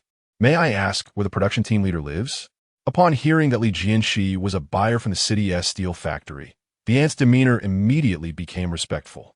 "Comrade buyer, our village has 4 production teams, but only the 4th team is raising pigs this year. The team leader of the 4th team is named Qin Dashan, and his home is on the west side of the team entrance, the house with the willows in front." The aunt pointed ahead, and not far away. There was indeed a willow tree standing in front of household. "Thank you, Auntie, I will go there now." After expressing his thanks, Li Jianshi walked towards that household. Soon, he arrived at the front door. Before entering, he saw a pig pen behind the neighboring house, where several black pigs were snorting and foraging for food. This trip was not in vain. Li Jianshi smiled as he approached the door and lightly knocked. "Is anyone home?" He called into the yard. Although the door was open, it was hard to tell if anyone was inside. In rural areas of that era, it couldn't be said that doors were left unlocked at night. But it was quite common for houses to be left unlocked during the day when no one was home. Soon, the homeowner appeared. He was a tall, slightly handsome man. "Who are you looking for?" His voice was deep, and his gaze was scrutinizing. Li Jianshi smiled and replied, "Hello, brother. I am Li Jianshi, a buyer from the Hongxing steel mill in Beijing. Here is my purchasing certificate. Please have a look." Li Jianshi handed over the purchasing certificate, which was an essential proof for the transaction. The man wiped his hands with the corner of his clothes, took the certificate, and examined it. When he returned the certificate, his face had gained a bit more warmth. "So you are a purchasing comrade from the steel mill. Welcome to Jianshe. You are here to buy, right? Don't just stand at the door. Come in and let us talk in detail. Then I will trouble you." Li Jianshi did not decline and stepped into the yard with the man. The living conditions in Jianshe were decent, although not as good as the city. They were far better than the last visit to Jiakong. The man was named Qin Dashan and was a kind-hearted person. While pouring tea for his guest from a thermos, he smiled and said, "Unfortunately, my wife took my daughter into the city for a blind date, so the house hasn't been tidied up and looks a bit messy. Please don't mind." Li Jianshi also smiled. "Have we started a trend of family blind dates in our commune? I remember usually the girl's side expresses interest first before arranging for both families to meet, right?" Qin Dashan chuckled and said, "Who says it isn't so? Our customs are the same, but this time the boy's side was in a hurry. So my wife went along, saying if they liked each other, they would get engaged on the spot. By the way, the person my daughter is meeting is also from your steel mill, but he is a workshop worker, seems to have the surname Jia. What was his name again?" "It wouldn't be Jianshe, would it?" Li Jianshi's heart tightened, and he blurted out. Qin Dashan suddenly remembered and responded excitedly, Yes, it's Jianshe. Do you know him?" Li Jianshi thought to himself, "Not only do I know him, but just yesterday I injured his eye. What a small world. I happened to run into the father of Qin Huairu while coming to buy pigs." Hongxing Commune, Jianshe, is indeed the hometown of Qin Huairu. Jianshe is eager to get married, probably because he is disabled and cannot work, and his family relies solely on the aging and useless Jianshe. To keep his position as a fitter, he urgently needs to marry. Fortunately, I met him today. Otherwise, such a good girl as Qin Huairu would really end up marrying that crippled Jianshe, which would be a pity. Li Jianshi thought for a moment and understood the situation. "Since I've encountered this, I must intervene." So Li Jianshi spoke up, "Uncle Qin, the Jianshe you mentioned lives in the same courtyard as I do. My house is diagonally opposite his, and I can see his house from my comm." He had previously addressed Qin Dashan as brother, but at this moment, he changed to uncle for the sake of truth. Qin Dashan didn't notice the change in address and eagerly asked, "Really? What a coincidence. Comradely, could you help me find out about Jianshe? What is his family background like? What kind of person is he? We only have this one daughter. You must speak the truth. Later when you purchase, I will give you a preferential price." In his youth, Qin Dashan had been injured while fleeing from war, and Qin Huairu was his only offspring. Although she was a daughter, he and his wife cherished her dearly. Li Jianshi found it difficult to respond. "Uncle Qin, how should I say this? I live in the same courtyard as Jianshe, so I shouldn't speak ill of him, especially since this is a matter of marriage. But we are all straightforward people. We can't lie. It's truly fate that I ran into you today. So I will talk about Jianshe and his family situation." Qin Dashan nodded repeatedly, waiting for Li Jianshi to continue. Li Jianshi got straight to the point. "Uncle Qin, the Jia family only has Dongshu as a son. His father passed away early. When I first moved into the courtyard, he and his mother relied on each other for survival. At that time, Dongshu was just an apprentice fitter, but thanks to guidance from the older workers in the courtyard, he has now been promoted to a second-level fitter. However, this job may not be secure." Qin Dashan asked urgently upon hearing this. "Why? What did he do wrong? Aren't worker positions stable? Unless they commit arson or treason, no one can shake them." Li Jianshi sighed lightly and shook his head, explaining, "Actually, it's not a major crime, and it's related to me. Dongshu has had a habit of pilfering since childhood. A couple of days ago, I bought 2 ducks to make roasted duck, but he sneaked into my house to steal and accidentally got his eye injured by the lime powder I had set up. Although it hasn't caused blindness, it is nearly so, and he is unable to work. If your daughter marries him, not only will she have no blessings to enjoy, but she will also have to take care of a blind person. Moreover, Dongshu's mother is lazy, greedy, and sharp-tongued, with a bias towards males over females. And she even looks down on the daughters of the neighbors, let alone a daughter-in-law. Chapter 14. Discussing marriage, Jianshe spoke disparagingly about Jia Dongshu and his family. And everything he said was factual. Hearing this, Qin Dashan frowned tightly. If Dongshu is really like this, it would indeed be inappropriate for Huairu to marry him. Uncle Qin, if you trust me, please do not let your daughter step into the Jia family. I truly doubt who the person introducing your daughter to a match really is. How dare they push her into such an abyss? Have you offended him? Jianshe continued to stir the pot. That introducer is indeed unreliable. They don't even understand the situation of the man and casually play matchmaker. Isn't this harming others? Alas, it's also my fault for always thinking city life is better, wanting Huairu to marry into the city. But after all, we are from the countryside, and the introducer might look down on us, which is why they casually found an unreliable match. I understand that. Qin Dashan sighed helplessly. Rural people wanting to enter the city naturally have to lower their standards. Moreover, it's not just a general lowering. One has to humble themselves greatly. Otherwise, with Qin Huairu's looks, so many young men in the commune would be vying for her. Why would they need to seek an introduction? Jianshe felt that the groundwork was about done, so he cautiously changed the subject, saying, Uncle Qin, actually, I also don't have a partner. In the early years, I was delayed by the war, and later when I started working, I got older, and it became difficult to find a partner. We have been chatting quite well today. Why don't you consider me as a potential son-in-law? Qin Dashan was taken aback. You? This? Jianshe, are you joking? This young man in front of him looked handsome and had a job that made others envious. A formal employee at the steel mill, surely he was a city dweller. Would he be interested in a rural girl? Jianshe knew he was hard to believe.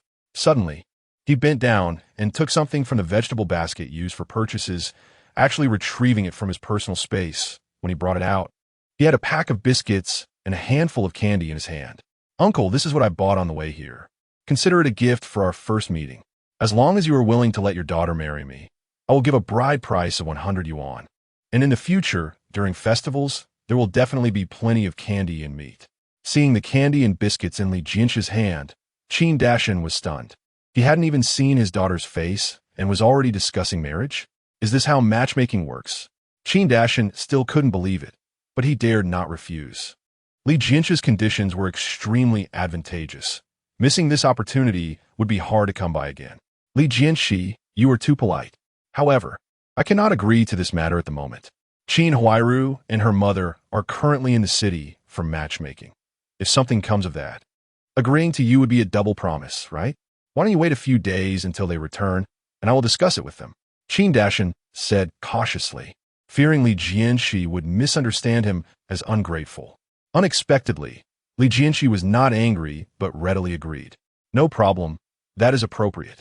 Then let's discuss the delivery matters first. When I come to pick up the goods tomorrow, you can give me a response then. At that time, let me also meet your daughter. I still do not know what she looks like.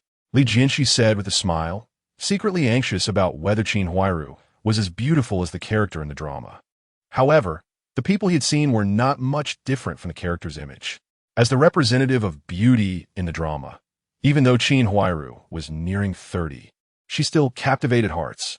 Now she was in her prime. What kind of charm would 18-year-old Qin Huairu possess? Jianshe was full of expectations. Just as Jianshe was happily conversing with Qin Dashan, Qin Huairu and her mother, led by the matchmaker, arrived at the courtyard. The Jia family, for the sake of matchmaking, had also brought Jia Dongshu back. He had medicine on his eyes, bandaged up, looking quite like a character from another dimension. The matchmaker, with her silver tongue, only praised the good points and did not mention any flaws. To promote the marriage, occasional lies had become the norm. Qin Huairu, experiencing the taste of matchmaking for the first time, appeared slightly shy and timid, and so did her mother. The differences between the city and the countryside made this rural mother lose her confidence upon entering the city. Very good, very good. It's really quite nice. Qin's mother softly responded. Seeing their expressions, Zhongshi felt increasingly proud. Country bumpkins, lacking experience, even if my son is blind, it's still you who are climbing high. Zhongshi felt a sense of superiority, tilting her head towards Qin Huairu and her mother, saying, You are Qin Huairu, right? You look quite decent. If it weren't for old Yi's relatives praising your beauty, my son Dongshu would never consider you for matchmaking. But since you are here, you must perform well. Once you enter the Jia family door, you'll also be considered half a city dweller. Zhongshi's words made the matchmaker frown slightly, thinking, Do you not understand your son's condition? A blind man, whose job is almost at risk, and here you are showing superiority? Upon hearing this, Qin Huairu's face paled slightly, but she mistakenly believed that Jia Dongshu only had an eye infection and wanted to enter the city to not let her parents down. However, the Jia Zhongshi in front of her was clearly difficult to get along with. If she truly married in, life would probably be tough. Qin's mother was unhappy and quietly retorted, Jia family elder sister, you cannot say that. We are here for matchmaking today, not for a beauty contest. She is at least the daughter-in-law of the production team leader in the village. Although she felt inferior in the city, it does not mean she can be bullied. Oh, are you not happy? Qin family younger sister, my family's conditions are right here, city household registration, work at the steel mill, which is not hard currency. There are many girls who want to marry my son Dongshu. All vying to enter the door. If it weren't for your daughter being pretty and hardworking, I would not want to give you this opportunity. Otherwise, if your daughter marries in, she would still have to share our family's rations. How much would our family's living standards decline if she just eats without working? Jia Zhongshi's words were sharp. She looked down on rural people. In her view, once a daughter-in-law enters the house, she must obey the rules. If she does not understand, she should be punished. Now, she dares to retort. How would that be in the future? Jia family sister-in-law, why speak like this? Qin Huairu's family is actually quite good. The matchmaker wanted to say a few good words for Qin Huairu. Before she could finish, Jia Zhongshi interrupted. A country person, no matter how good their family background is, how good can it be? If a natural disaster occurs, rural people are likely to starve to death. We city folks are stable and worry-free. Workers have solid jobs. Can this be compared? Although Jia Zhongshi's words were sharp, they also spoke the truth. Otherwise, Qin Huairu's parents would not hope for her to marry into the city. After all, they had suffered losses. Seeing her mother's expression was not right, Qin Huairu hurriedly comforted her in a low voice. Mom, it's okay. Jia family elder sister may just be straightforward, I can understand. Opportunities to enter the city are rare. If this does not work out, my parents will still worry about my marriage. The matchmaker looked at Qin Huairu and secretly admired her. What a good girl. But unfortunately, she was introduced to the Jia family. Otherwise, she would surely find a good family for her. While the matchmaking was taking place inside, it was equally lively outside. It was now nearly 2:30 p.m. Yi Zhonghai and others had all gone to work, but He Daqing, Shaju, and the newly 16-year-old Su Domao, along with the women in the courtyard, were gathered together as if holding a meeting. Which family is this girl from? She looks really lovely. To be honest, I have never seen such a beautiful girl growing up. What a good girl. It's a pity she is marrying Jia Dongshu. You know nothing. This girl is beautiful. But she comes from the countryside. Otherwise, how could it be Jia Dongshu's turn to have matchmaking? So that is how it is, if she is from the countryside. It makes sense. The people in the courtyard were discussing animatedly, mostly looking down on rural people. Some residents who were originally from rural households also regarded themselves as half-city dwellers, looking down on rural people. Only Shaju did not care. So what if she is from the countryside? A few years back, which family did not come from the countryside? In my opinion, rural people are better. They're simple, hardworking, and much stronger than city people. He did not dare to say this publicly. However, it was overheard by Su Domao nearby.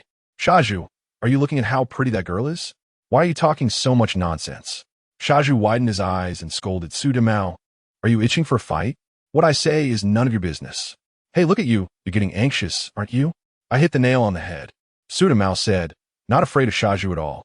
With He Daqing around, if Shaju dared to make a move, He Daqing would definitely teach him a lesson first. Other fathers support their sons, But only He Daqing truly punishes Shaju. Oh dear, what's going on? Why are there so many people? A woman in her 40s walked in from the front yard, accompanied by a younger woman. Aunt Wang, what brings you here? Are you here to set someone up again? Aunt San recognized Aunt Wang and approached her to ask. Oh, there's so many bachelors in your yard. I have to help them find partners quickly. I'm here to introduce a match for Li Jianshi. Is he home? Aunt Wang actually knew that Li Jianshi was not home today, as they had agreed on that beforehand. Oh dear, what a coincidence. Li Jianshi seems to have gone to the countryside today, Aunt San said regretfully, now that Yin Buqi and Li Jianshi were close. Aunt San was naturally very concerned about Li Jianshi's marriage. Really? What should we do? It's not easy for us to come all this way, Aunt Wang murmured softly, her eyes scanning the crowd in the yard. In their 30s, the ugly ones can only find widows. This one should do. Aunt Wang immediately spotted Yi Daqing. There was no one uglier than him in this yard. At the same time, Yi Daqing was also wide-eyed. He was staring intently at the woman Aunt Wang brought. With her voluptuous figure, clearly good for childbearing. If he could hold her while sleeping at night, it would definitely be very warm. Unfortunately, she was being introduced to Li Jianshi. Wait, being introduced to Li Jianshi? Why should that old bachelor get a wife? Besides, he had also scolded old Yi and the old lady and even blinded Dongshu's eye. It would be better to intercept this opportunity for himself and let Li Jianshi be a bachelor for the rest of his life. The more Yi Daqing thought about it, the more feasible it seemed. Suddenly, he spoke up. Aunt Wang, since Li Jianshi isn't here, why don't you come to my house for a bit? Master, get off at Nemlo Guxiang, just a bit further ahead, stop next to the supply and marketing cooperative. Li Jianshi returned from Kanjiakan, taking an hour by bus, and his home was just around the corner. Back then, buses did not have fixed stops, and passengers needed to inform the driver in advance. So it was common to start and stop multiple times within 100 meters. Hearing someone call out, the driver slowly slowed down. When the bus came to a stop, Li Jianshi jumped down. Just as he was about to find a hidden spot to grab his carrying pole and basket, a bicycle suddenly cut in, screeching to a halt. Brother Qin, what a coincidence. Where are you coming from? The newcomer was Chen Shuiru. Since parting with Aunt Wang the previous evening, Chen Shuiru had been thinking all night about how to approach Li Jianshi. Li Jianshi was timid and shy, preferring proactive women. Therefore, Chen Shuiru decided to take the initiative. She had specifically waited there for Li Jianshi to return from shopping, pretending it was a coincidence. Yeah, what a coincidence. I just came back from the countryside, and I'm heading home. Li Jianshi did not expect Chen Shuiru to run into him while looking for Aunt Wang, nor did he realize she had developed a misunderstanding about him. At this moment, he was only thinking about going home to check if Qin Huai-ru had left. If Qin Huai-ru was getting along well with her mother and the Jia family, he would want to intervene slightly. After a tiring day, how about we have lunch together? You helped me find my wallet last time, and I haven't had the chance to thank you yet. Can you give me this opportunity? Chen Shuiru said flirtatiously. They could drink during the meal, and if they got drunk, things would naturally progress. Chen Shuiru had planned everything, even sending her child to her mother's house just to give Li Jianshi some space. However, Li Jianshi politely declined. You already helped me save money when I bought fabric last time, so let's leave it at that. I have things to do at home. I'll treat you some other day. Li Jianshi was not concerned about Chen Shuiru's intentions. His mind was filled with thoughts of Qin Huai-ru. After all, she would be his wife, while Chen Shuiru could only be a lover. That was business. It can't be counted as repayment. You have to eat at home too. And you can't go hungry, right? Come on, I'll give you a ride on my bike. We'll make it quick. It won't take up your time. Chen Shuiru patted the back seat of her bike, appearing quite generous. This suggestion was already somewhat overstepping. Even if she was a widow, she wouldn't easily let a man sit on the back seat of her bicycle. Li Jianshi was taken aback and quickly refused. Really, it's not necessary. I have urgent matters. My home is just ahead, a few steps away. You go ahead and be busy. The more Li Jianshi rejected her, the more Chen Shuiru felt he was timid. Since being proactive was ineffective, she decided to implement Plan B. All right then, I'll take my leave. Chen Shuiru pretended to be disappointed. Be careful on the road. Li Jianshi waved and did not try to keep her. Chen Shuiru pushed her bicycle, pedaled a couple of steps, and just as she was about to get on, the handlebar wobbled and she fell to the ground with a loud crash. It hurts. To get Li Jianshi to bite, Chen Shuiru went all out. She fell to the ground, and her pants were torn at the knee. She covered her leg, gasping in pain. People around cast their gazes over. Li Jianshi hurriedly ran over and squatted down to check. How is it? Are you hurt? Chen Shuiru had a pained expression. My leg hurts so much, it feels like it's killing me. In reality, it was just a fall, and there was no serious harm. But Chen Shuiru exaggerated on purpose, hoping to touch the timid Li Jianshi. Can you move? Do you need me to take you to the infirmary? Li Jianshi asked. Chen Shuiru shook her head. Although she could move, it really hurt, and going to the infirmary was unnecessary. But I definitely can't ride my bike like this. Li Gu, can you ride? Can you take me home? Li Jianshi looked at Chen Shuiru, finding it hard to judge whether she was pretending. But the injury on her leg was clearly undeniable. All right, I'll help you stand up first.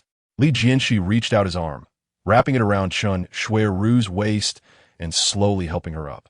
He then picked up the bicycle, clamped the front wheel with his legs, and forcefully straightened the twisted handlebars until they returned to their original state. Once everything was ready, he first settled Chen Shuiru on the back seat and then got on the bike himself. The street was bustling with pedestrians. Riding a bicycle already attracted attention, and with the beautiful Chen Shuiru on the back seat, it drew even more gazes. What a wealthy person. That bicycle is so flashy. The girl on the back seat is also stunning. Riding a bicycle with such a beauty, how wonderful it would be to live like this. Chapter 15. Being bullied soon. 10 minutes passed. Following Chen Shuiru's guidance, Li Jianshi arrived at her residence.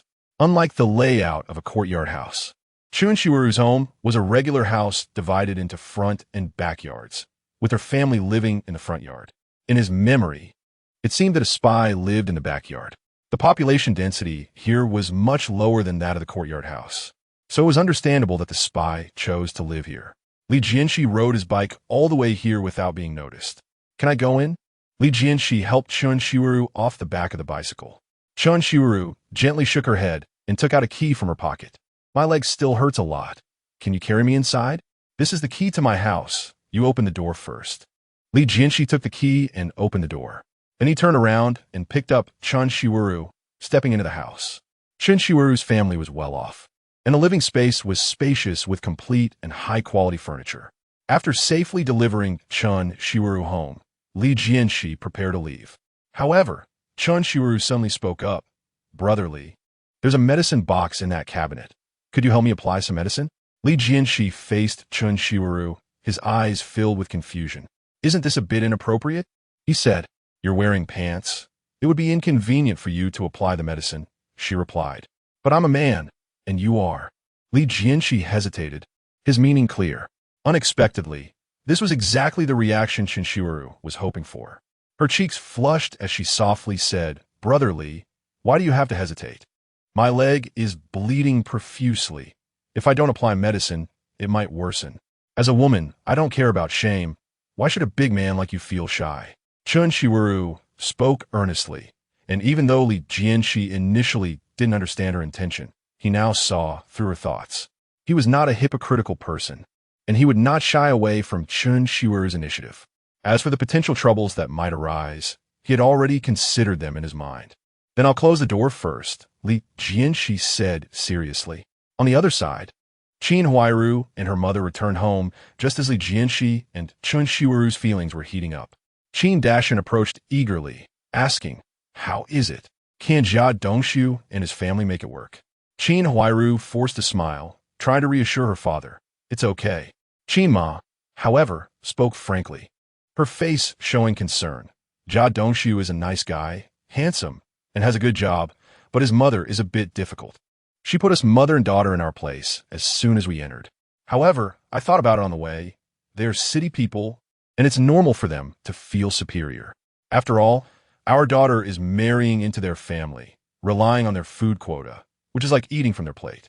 What Qima said was not false, but she still felt unhappy. Such a marriage was no different from living under someone else's roof. She and Qin Dashan only had Qin Huairu as their daughter. How could they bear to let her suffer in the city? So, you are not very satisfied with this family? Qin Dashan summarized. Qin Dashan's eyes sparkled. It's not that I'm dissatisfied, just a bit anxious. Jia Dongshu's mother has a bad temper. How good can the son be? If our daughter marries over, she will have to serve them every day. What if the mother-in-law really has a bad temper? How much will our daughter have to suffer? Qin Ma was still unaware that Jia Dongxiu could no longer work. She thought that if Qin Huairu married over, she would only need to fulfill her duties as a daughter-in-law and manage the household. If that were the case, serving her mother-in-law would naturally be expected. But if she knew that Qin Huairu would still need to work after marrying, only being able to care for her husband and mother-in-law during off hours, and would have to personally breastfeed after having children, Qin Ma would never allow her to marry Jia Dongxiu. Fortunately, while Qin Ma was unaware, Qin Dad understood the situation with the Jia family. Qin Dashan furrowed his brows and asked, "Isn't something off? I heard that Jia Dongxiu was injured in the eye with lime while stealing. Even if he isn't blind, it's nearly the same. Why is he in such a hurry to marry our daughter? Is he hoping for our daughter to take his place? If that's the case, does that mean our daughter would have to bear the responsibility of earning a living while they just sit at home enjoying the benefits?" After Qin Dashan said this, Qin Huairu and Qin Ma also suddenly realized, yes, Jia Dongxiu's eyes do have issues. The matchmaker only said it was inflammation. If it really is close to blindness, wouldn't he be disabled? Dashan, who did you hear this from? Is it credible? Qin Ma asked unhappily. Blindness and inflammation are worlds apart. How could a matchmaker hide such a big thing? Qin Dashan detailed the situation of Li Jianshe coming to purchase supplies today, and the more Qin Huairu and Qin Ma listened, the more shocked they became. This Jia Dongxiu was not just disabled, but also a habitual thief. Thankfully, their man had learned the truth from elsewhere. Otherwise, if she really married over, it would be too late to regret later. Li was purchasing today and ordered 4 pigs from our team. He will come again tomorrow. He said he is 36 this year. But I see he looks like he's only around 30, and he is pleasant in conversation and doing things. I think if Huairu marries him, she won't be bullied at least. Qin Dashan finally mentioned Li Jianshi. Qin Ma showed hesitation. 36 and still unmarried. Could there be something wrong with him? Qin Huairu also doubted if there was an issue with Li Jianshi. Otherwise, how could he have reached this age without starting a family? Who knows? He said it was the war years that delayed him. In any case, let's meet tomorrow and see how it goes. Qin Dashan also had doubts in his heart. But even if Li Jianshi really had some hidden issues, it would still be better than Jia Dongxiu. A night passed in the blink of an eye. The next morning, Li Jianshi energetically got up from Chen Shiweru's bed. Chen Shiweru was sitting in front of the vanity in the outer room, carefully drawing her eyebrows. When she saw Li Jianshi wake up, she called out from across the window, "You're awake. I didn't know your taste, so I bought steamed buns, fried dough sticks, and small pancakes. Eat them while they're hot. They'll lose their flavor when they cool." Today's Chen Shiweru was even more charming than yesterday, like a long-awaited rain after a drought. Li Jianshi looked through the window and was momentarily stunned by her beauty. "What time is it?" Li Jianshi asked while getting dressed. "It's still early, about 8:30. Chen Shiweru glanced at the expensive watch on her wrist, worth over 500 yuan, enough to exchange for a room in the Courtyard house. "It's too late. I want a time to eat. I need to go out to the countryside to collect goods today. You can eat by yourself." Li Jianshi had made an appointment with Qin Dashan yesterday to go this morning. He had not yet gone to borrow a vehicle from the steel mill. If he was late, he might not be able to make it and would have to take public transport instead. At this moment, Chen Shiweru had finished her makeup and walked over, wrapping her arms around Li Jianshi's waist without any reservations. "How about marrying me? Then you won't have to run around like this anymore. I can take care of the family. You can work if you want, or just stay at home to help me. What do you think?" Her voice was gentle and her expression serious. Li Jianshi, however, said, "Don't be silly. Didn't I say last night that I have a fiancé?" Chen Shiweru didn't believe it and chuckled. "You coward. You don't even dare to admit it. Didn't you say you were single before? How come you suddenly have a fiancé now?" Li Jianshi replied, "Yes, it just started yesterday. She's from the village. I met her when I went to collect goods, and I liked her at first sight. The bride price has been discussed, and the marriage has been put on the agenda." What he said was the truth, but Qin Huairu had not yet agreed. However, Chen Shiweru did not believe him. "All right, I believe you have a girlfriend, but are you coming tonight? I've made something delicious for you." Chen Shiweru thought Li Jianshi was shy and not ready for marriage, so she did not press the issue and change the subject. Li Jianshi knew that Chen Shiweru had misunderstood, but it didn't matter. He had said what he needed to say, and he had formally informed her before going to bed last night. Chen Shiru didn't believe him, so he didn't care. We'll see how it goes. After saying that, Li Jianshi put on his clothes and left. Chen Shiru watched his fleeing figure, smiling brightly. Coward, do you still think I'm a flood or a beast? Today, if the bedding and clothes are ready, if you don't come looking for me, I'll go to your house. I know where you live, Chen Shiru said proudly. Indeed, a timely rain after a long drought is wonderful, but she still wanted more. Upon arriving at the steel mill, Li Jianshi headed straight for the procurement department. Just as he reached the office of Procurement Section 2, two colleagues approached him. Old Li, you've been coming here often lately. Did you receive something good again? You've exceeded your quota this month. Make sure to bring your brothers along for the good stuff. Li Jianshi smiled and replied, 4 big fat pigs, does that count as good stuff? This month, I must bring glory to our section. I can't slack off. Although the matter of the bicycle tickets wasn't explicitly mentioned, everyone had heard about it. However, they all thought the reward was for the section chief, so they were not very enthusiastic. Only Li Jianshi had received a private promise from Section Chief Sunday. 4 pigs? Are you kidding? If you really bring back 4 pigs, I'll call you big brother from now on. The two colleagues showed skepticism. 4 pigs? That's hard to believe. All right, today I'll let you see. Just don't deny it later. After saying this, Li Jianshi walked into the office. Section Chief Sun was sitting inside and had also heard the previous conversation. Like the two outside, he was skeptical about Li Jianshi being able to bring back 4 big fat pigs. Li Jianshi, what results do you have this time? Look at you, empty-handed. You didn't really bring back a pig, did you? 4 pigs is a large number. Many big villages would have trouble raising that many. But if it were just 1 pig, it was possible. Chief Sun, I've been with our section for so long. You know what kind of person I am. When have I ever bragged? The 4 fat pigs are already arranged with the other party. I'm here today for 2 reasons. One is to apply for procurement funds, a total of 302 yuan. The other is to ask you for help in borrowing a vehicle from the transport team. I can't possibly walk back with 4 pigs. Can I? Hearing this, Chief Sun looked a bit surprised. You really managed to get 4 pigs? Li Jianshi nodded. Yes, I've said it so many times. Why don't you believe me? Chief Sun paused for a moment, then suddenly stood up from behind his desk. Well, Li Jianshi, you really are quietly achieving great things.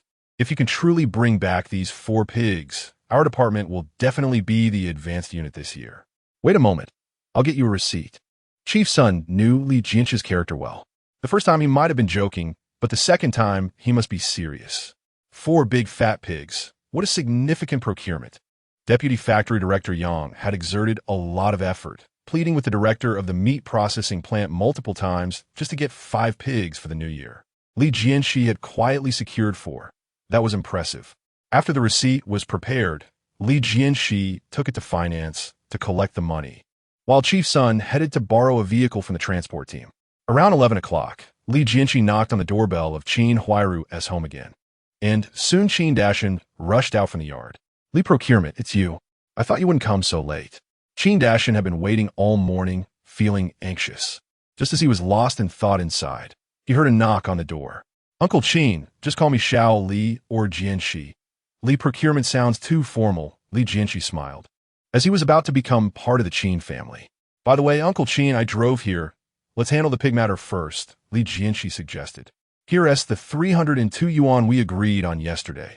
You can weigh the pigs based on yesterday's weight. No need to weigh them again. 4 pigs, totaling 300 yuan. Didn't sound like much, but it was a fair price. Black pigs usually weighed only 250 to 260 jin, with the purchase price around 0. 33 to 0. 36 yuan per jin, and fat pigs were slightly more expensive. The 4 pigs from Qin's village were all around 230 to 240 jin, making the 300 yuan purchase quite reasonable. Qin Dashan confirmed the amount was correct. This 302 yuan was the total for the entire team, and each household would get a little over 10 yuan, equivalent to half a year's income. The money is right. You go drive the vehicle first, and I'll go get the planks to load the pigs, Qin Dashan said happily, pocketing the money and turning to fetch the planks, while Li Jianshi stepped forward to help. At that moment, Qin Huairu and her mother were peering out the window. Seeing Li Jianshi's handsome face and tall figure, both mother and daughter silently approved. Mom, what do you think of him? Qin Huairu whispered. At 18, she was in the prime of her youth, and although this was a time when basic needs came first, good looks were still more appealing under equal conditions. Li Jianshe's appearance and demeanor undoubtedly surpassed many. The young man is quite good. Qin Ma gave a positive evaluation. Yesterday, when Qin Dashan mentioned that Li Jianshe was 36, Qin Ma was worried he would look old, but now it seemed unnecessary. She and T expected him to not only look young, but also exceptionally handsome. If such a man were to favor her daughter, it would truly be a blessing for the whole family. Li Jianshe and Qin Dashan worked together and, after more than 10 minutes of busying around, finally managed to load all 4 pigs onto the vehicle. Dusting off his hands, Li Jianshe instructed the driver, "Master Gao, you can head back alone. Once you arrive at the steel mill, just deliver the pigs to our section 2. Someone will unload them over there.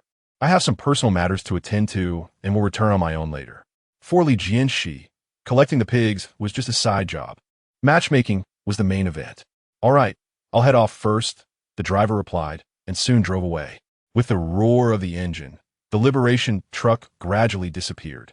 Qin Dashan wiped the sweat off his brow and said to Li Jianshe, "Li Procurement, oh no, Jianshe, come inside and wash up. My wife and daughter have been staring at the window for quite a while. I guess they have taken a liking to you." Qin Dashan was quite astute, which was why he could serve as the production team leader. His wife and daughter peering out the window clearly indicated their interest. If they weren't interested, they would have stopped paying attention long ago. "All right, Uncle Qin, let us go in together." Li Jianshe beamed, walking into the yard with Qin Dashan. Upon seeing the guests enter, Qin Ma hurried out to greet them. Qin Huairu nervously followed her mother. "Yinzi, this is the Li Jianshe I mentioned yesterday. What do you think? Quite charming, right?" Qin Dashan introduced as he walked ahead. Yinzi was his wife and also Qin Huairu's mother. Good, very good." Li Xiaoyan smiled broadly, unable to contain her joy, and at that moment, the usually articulate woman could only repeat how good he was. "Huairu, come over and say hello to Jianshe." Chapter 16. The dismissal order. This is my daughter Qin Huairu, a shy young lady, but rest assured, she has been capable since childhood and is proficient in all household chores, far from the ancient ladies who only knew how to cover their faces with fans. Qin Dashan maintained his humor, which amused Li Jianshe. "Hello, brother Jianshe," Qin Huairu said softly, her cheeks slightly flushed. Up close, Li Jianshe appeared even more handsome, his gaze carrying an undeniable strength, as if he could see into people's hearts. Qin Huairu's beauty was beyond imagination, making it hard for Li Jianshe to look away. In her youth, her appearance and posture were outstanding, with a pure and refined temperament. Had she not been dressed simply, but in luxurious clothing, she would have seemed like a fairy descending from the heavens. "You too," Li Jianshe replied with a smile, secretly relieved to have acted promptly. If Qin Huairu were truly to be with Jia Dongxiu, he would regret it for life. "Jianshe, Dashan, wash your faces first. The meal is ready. Let us eat and talk," Qin Ma warmly invited, joy evident on her face since their meeting. Li Jianshe felt slightly apologetic. "I wanted to arrive earlier, but the truck application took too long. I had planned to take Huairu and her uncle and aunt out for a meal, but had to postpone." Qin Dashan laughed heartily. "Jianshe, no need to be polite. Our family values character when choosing a son-in-law and does not fuss over trivial matters." Qin Ma echoed. "What Dashan said is very true. We know how our lives are. No need to mind others' opinions. Dining out can be expensive. Saving the money is more useful." The simplicity and kindness of Qin Huairu's family made Li Jianshe even more certain that he had made the right choice. After dinner, the family gathered around the table. Although Qin Huairu's father was the production team leader, their family rarely enjoyed white flour meals. Today, to entertain Li Jianshe, they specially steamed white flour buns, cooked scallion eggs, and prepared sweetened tomatoes. The buns and dishes were all made by Qin Huairu and her mother. While not as good as Shaju's skills, they were far better than average. Qin Huairu was attentive and considerate. Whenever Li Jianshe's cup was slightly empty, she immediately refilled it. When moving the stool, Li Jianshe carefully wiped it with a cloth, a good habit he had developed over time, hard to feign at the moment. In today's era, many people meet only a few times before marriage. In just a meal, they can understand each other quite well. When it came to marriage, The atmosphere in Qin Huairu's family became serious. Qin Dashan said earnestly, Jianshe, if you think Huairu is suitable, let us choose a date. With winter approaching and the countryside different from the city, marrying early would allow Huairu to have a warmer winter. Li Jianshe nodded in agreement. Uncle, I think it's fine. I was indifferent, could marry tomorrow. But since there's only one wedding in life, even though I can't give her the best, we should at least have what others have. He anticipated a sudden marriage, and his home was not yet arranged. Could you give me some time? I'll go back to find a construction team to tidy up the house and buy some furniture. I must marry Huairu in a grand manner. If I speed up, it should be done in 10 days to half a month. Uncle Aunt, what do you think? Qin Dashan and Li Xiaoyan exchanged glances, both feeling that Li Jianshe was quite sincere. A daughter's marriage is a big deal, and a grand wedding is certainly better than a hasty one. Li Xiaoyan nodded in agreement. I think it's good. Qin Dashan also consented. All right, let us do it, as Jianshe said. The heavy stone in Qin Huairu's heart finally fell. Just this morning, she was anxious, fearing that Li Jianshe might be an old and decrepit person. Unexpectedly, in an instant, her worries turned to joy. Li Jianshe was from the city, owned 2 houses, was a purchasing agent with a salary higher than Jia Dongxiu, could help sell agricultural products, and was handsome. Aside from being slightly older, which wasn't an issue, being older meant he understood how to cherish others better. Compared to Jia Dongxiu from yesterday, Li Jianshe was far superior. At parting, Li Jianshe left 100 yuan as a betrothal gift, which had already been agreed upon by both sides. In other families, the betrothal gift usually amounted to only 5 or 10 yuan. Giving 20 was considered generous. No wonder some people referred to daughters as a financial burden, as the betrothal gift was often less valuable than the dowry. Li Jianshe's 100 yuan was considerable in the village and quite significant even in Beijing. The Qin family grew increasingly satisfied with their future son-in-law, escorting him to the village entrance and watching him board the bus, only returning home after the bus had gone far away. Back in the city, Li Jianshe headed straight to the steel rolling mill. As he approached, he heard lively discussions inside. Has Li Jianshe hit the jackpot recently? Why has he suddenly become so capable? At the end of last month, he brought back 3 chickens and 2 big grass carp. And on the first day of this month, he managed to get several thousand pounds of fine grain. Today is even more outrageous. He brought back 4 big fat pigs all at once. I can't even get that much good stuff in a year. Do you think Li Jianshe is in love? Which team leader's daughter is it? Otherwise, how could he have so many chickens, ducks, fish, and meat? Now that you mention it, I remember Li Jianshe has been tidier and looks a lot more handsome lately. He seems to have aged 10 years younger. That's true, I feel the same. He really does look different recently. At that moment, Li Jianshe had reached the entrance, caught between entering and retreating. These little guys sure could guess. They even figured out he was going to marry the production team leader's daughter. Although the facts were slightly off, it reflected everyone's rich imagination. Hey, Li Jianshe, when did you come back? Suddenly, the voice of Section Chief's son called from behind. Chief, you're back. Li Jianshe greeted with a smile, shaking Section Chief's son's hand and asking, did you receive the 4 pigs? How did the factory director react? Section Chief's son laughed heartily. You brat. Really gave our section chief face. I just took Deputy Factory Director Yang to see those 4 pigs, and even he was stunned. Here, this is a bicycle ticket I promised you. Although it wasn't the end of the year, and the purchasing competition hadn't concluded because of your outstanding performance, Deputy Factory Director Yang made an exception and awarded this bicycle ticket to us ahead of time. From now on, you can be considered one of those who have a bicycle. Li Jianshe rushed back to the steel rolling mill, intending to discuss with Section Chief's son in hopes of obtaining the bicycle ticket as soon as possible. He was about to marry Qin Huairu, and having a bicycle would certainly add to the wedding splendor. Thank you, Section Chief's son. Then I will respectfully accept it. Li Jianshe gladly took the bicycle ticket. With it, getting a bicycle would be just around the corner. As for the funds, he had 40 fat pigs stored in his space, and selling 2 would be more than enough to buy a bicycle. As a purchaser, selling goods was naturally easy. However, he only brought back 4 today, and if he immediately sold 2 more, it might seem a bit inappropriate. Fortunately, Chen Xueju was nearby. She had substantial financial resources, so borrowing 200 yuan from her not only covered the cost of the bicycle, but also provided enough money for house renovations.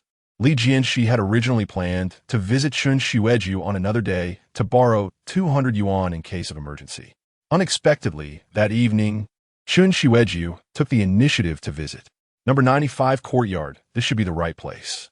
This was Chun Shueju's first visit to Li Jianshe's residence, and she found it by looking at the house number. As soon as she entered, she was stopped by Yin Bugui. "Hey, who are you? Not a resident of this street, right?" Chun Shueju was stunningly beautiful, exuding the aura of a noble woman, unforgettable at first sight. Although Yin Bugui was not an all-knowing person, he would certainly know if there was such a noble woman in the street. "May I ask if Li Jianshe lives in this courtyard?" Yin Bugui was taken aback. "Looking for Li Jianshe? He has been single for many years. This is the first time a woman has come to see him." "Oh, wait, the day before yesterday, Aunt Wang brought a woman to introduce to Li Jianshe. Could it be that Li Jianshe finally came to his senses and wants to get married? But the stunning beauty is indeed too outstanding. If Li Jianshe could win her over, he would certainly enjoy boundless blessings in the future. Yes, Li Jianshe is from our courtyard and lives in the middle courtyard. What do you need him for?" Yin Bugui asked as he stood up from the cart. Chun Shiuru replied, "Li Jianshe ordered some bedding and clothes for me. I specially came to deliver them today." As she spoke, she patted the large package tied to the back of her bicycle. "So it's a delivery. You can go in yourself then. Li Jianshe's house is in the middle courtyard. Turn left after the archway, and the 2 rooms at the back are his." After hearing this, Yin Bugui lost interest, pointed the way, and sat back down. After thanking him, Chun Shiuru pushed her bicycle toward the middle courtyard. At that moment, Li Jianshe had just arrived home when Shaju came. "Uncle Li, what do you want to eat tonight?" "I'll cook," Shaju asked. Li Jianshe smiled and said, "I have no objections to you cooking, but I'm afraid your dad won't agree and will make you sleep on the floor." Shaju grinned. "There's nothing going on today. My dad won't be back." "Not coming back? What do you mean?" Li Jianshe's heart stirred as he thought of his arrangement with Wang Meipa. Could it be that Yi Daqing was convinced so quickly? Shaju shook his head. "I don't know either. He just said he wouldn't be back tonight and told me to eat and go to bed early without waiting for him." Li Jianshe understood that Yi Daqing had indeed been convinced, but he didn't know whether it was by the White Widow or someone Wang Meipa introduced. However, as long as he was interested, that was fine. "Let's have boiled fish tonight. The fish I got from Old Yin hasn't been touched yet. And let's steam a few eggs to supplement Yu Shui. Look at your sister. She's as thin as a bean sprout. If she were my daughter, I'd be heartbroken." Saying this, Li Jianshe quietly took out a grass carp from his space and handed Shaju a few eggs. In the past few days, Yu Shui had come to help Li Jianshe tidy up the house every day after school, washing clothes and socks clean. Such a small child, so frail in this cold weather, really makes one feel pity. Li Jianshe felt a surge of compassion and decided to give her some eggs as a form of compensation she deserved. "All right, you take a break. The food will be ready soon." Shaju carried the fish and eggs and began to busy himself in the corridor. At that moment, Chun Shiuru stepped into the courtyard. She saw Shaju squatting at the door of Li Jianshe's house, full of curiosity, and asked, "Excuse me, is this Li Jianshe's house? Didn't he say he was single? Who is this young man? Is he his brother or a neighbor's child?" Shaju looked up and saw Chun Shiuru's beautiful face, momentarily dazed. Hearing her mention Li Jianshe, he quickly came to his senses and replied, "Oh, hello. Are you looking for Uncle Li?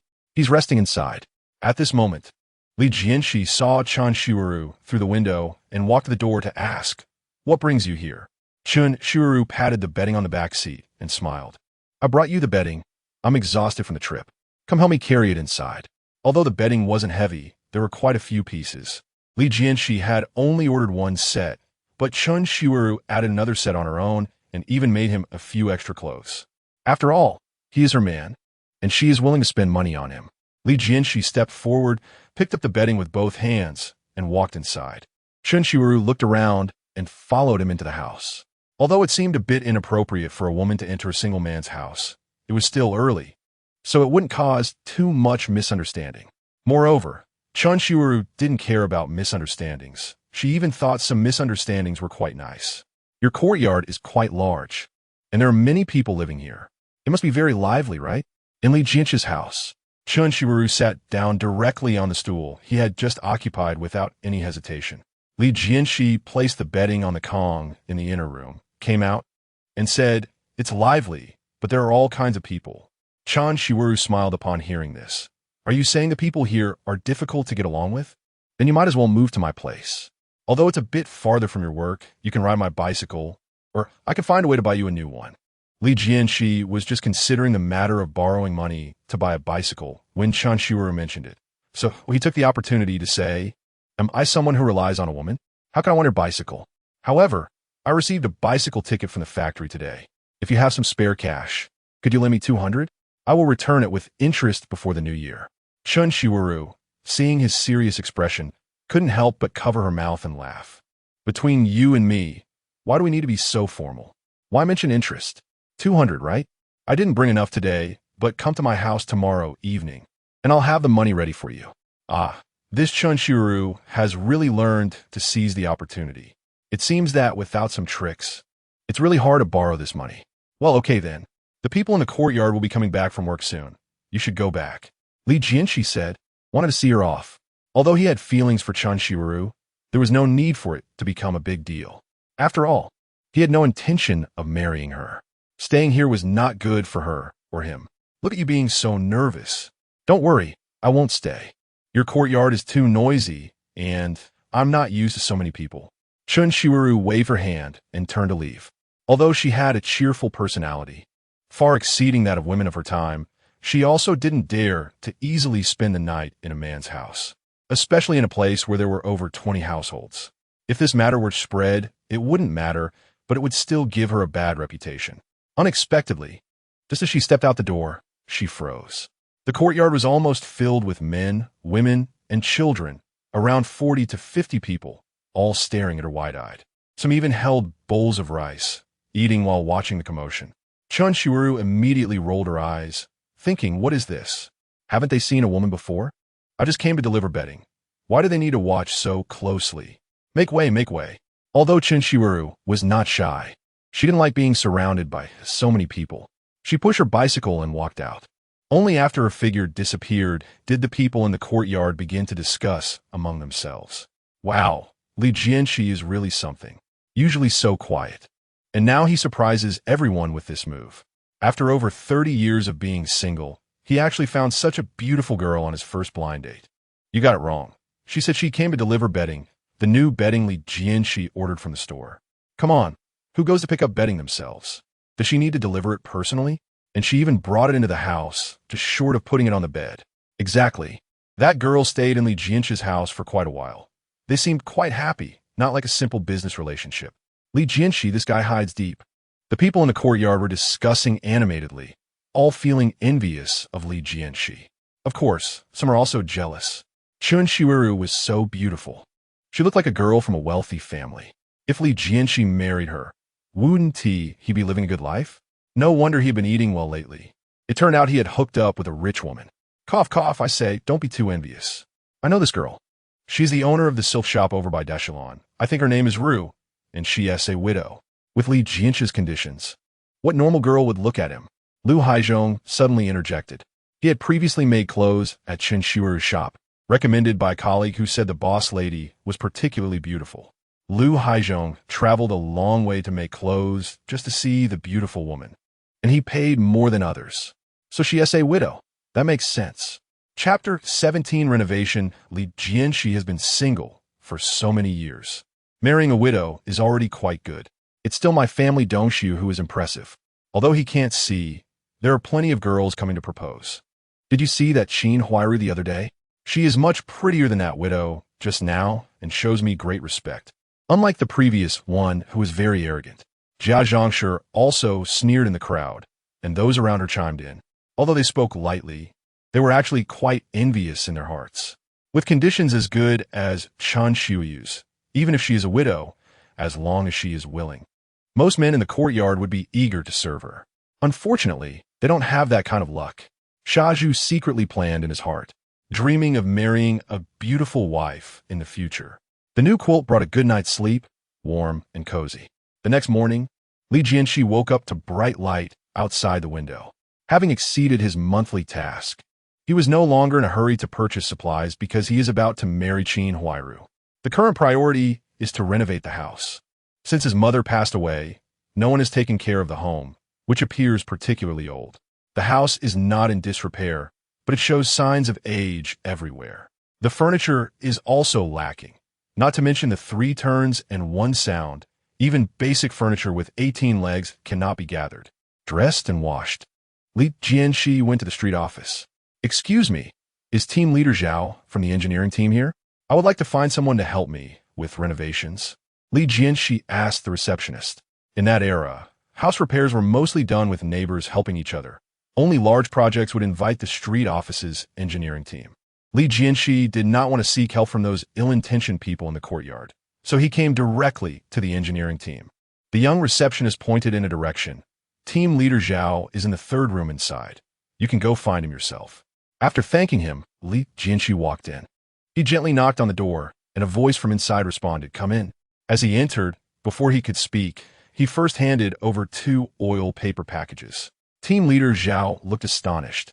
"What do you mean by this?"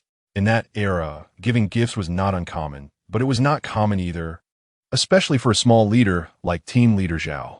Li Jianshe smiled and said, "Team leader Zhao, I am Li Jianshe for number 95 Courtyard. I want to renovate my house properly. I know everyone is busy at the end of the year, so I wanted to ask if you could arrange something." The end of the year is a peak period for house repairs. Although it is not a major renovation, it is much busier than usual. Team leader Zhao understood and inadvertently touched the oil paper package. "Oh, eggs?" He touched the other one, opened a gap, and found milk candies. "These are rare good things. Worth a lot, at least several dollars." "Li Ge, you are too polite." Team leader Zhao immediately stood up to pour water for Li Jianshe. Li Jianshe did not refuse. Taking the cup and saying, "Team leader Zhao, this house is for my marriage, and time is tight. If you have time, could you send someone to check the site with me early so we can prepare the necessary materials in advance and not delay the wedding?" Team leader Zhao readily agreed. "No problem. I happen to have nothing to do right now. Shall we go immediately?" "That would be best," Li Jianshe replied with a smile. The two then headed to Li Jianshe's courtyard. Upon arrival, Li Jianshe detailed the areas he wanted to renovate. The walls need to be repainted, the roof needs new fabric. The floor should be changed from bricks to cement, a stove should be added at the entrance, and regrettably, there are only 2 rooms. Otherwise, he will want to add a bathroom. Additionally, the furniture at home needs updating, including wardrobes, cabinets, dining tables, desks, and 8 stools. Team Zhao, you are the expert. Do you have any way to purchase quality and inexpensive materials?" Li Jianshe tentatively asked. Team leader Zhao laughed heartily. What a coincidence. The street office recently had leftover good sand and wood from renovating the meeting room, and the price is much lower than the market price. However, I don't have the authority to allocate materials. Perhaps you could talk to Director Gua. Li Jianshe calculated in his heart and directly took out a large grass carp from behind the door. Seeing this, team leader Zhao immediately patted his chest and guaranteed that this matter would be on him. Team leader Zhao was highly efficient. After inspecting the house in the morning, the materials were delivered by noon. As a result, Li Jianshe triggered a procurement system critical hit, receiving a 10-fold increase in wood and sand. Although these items may be useless at the moment, they can be gifted to Qin Huairu's family.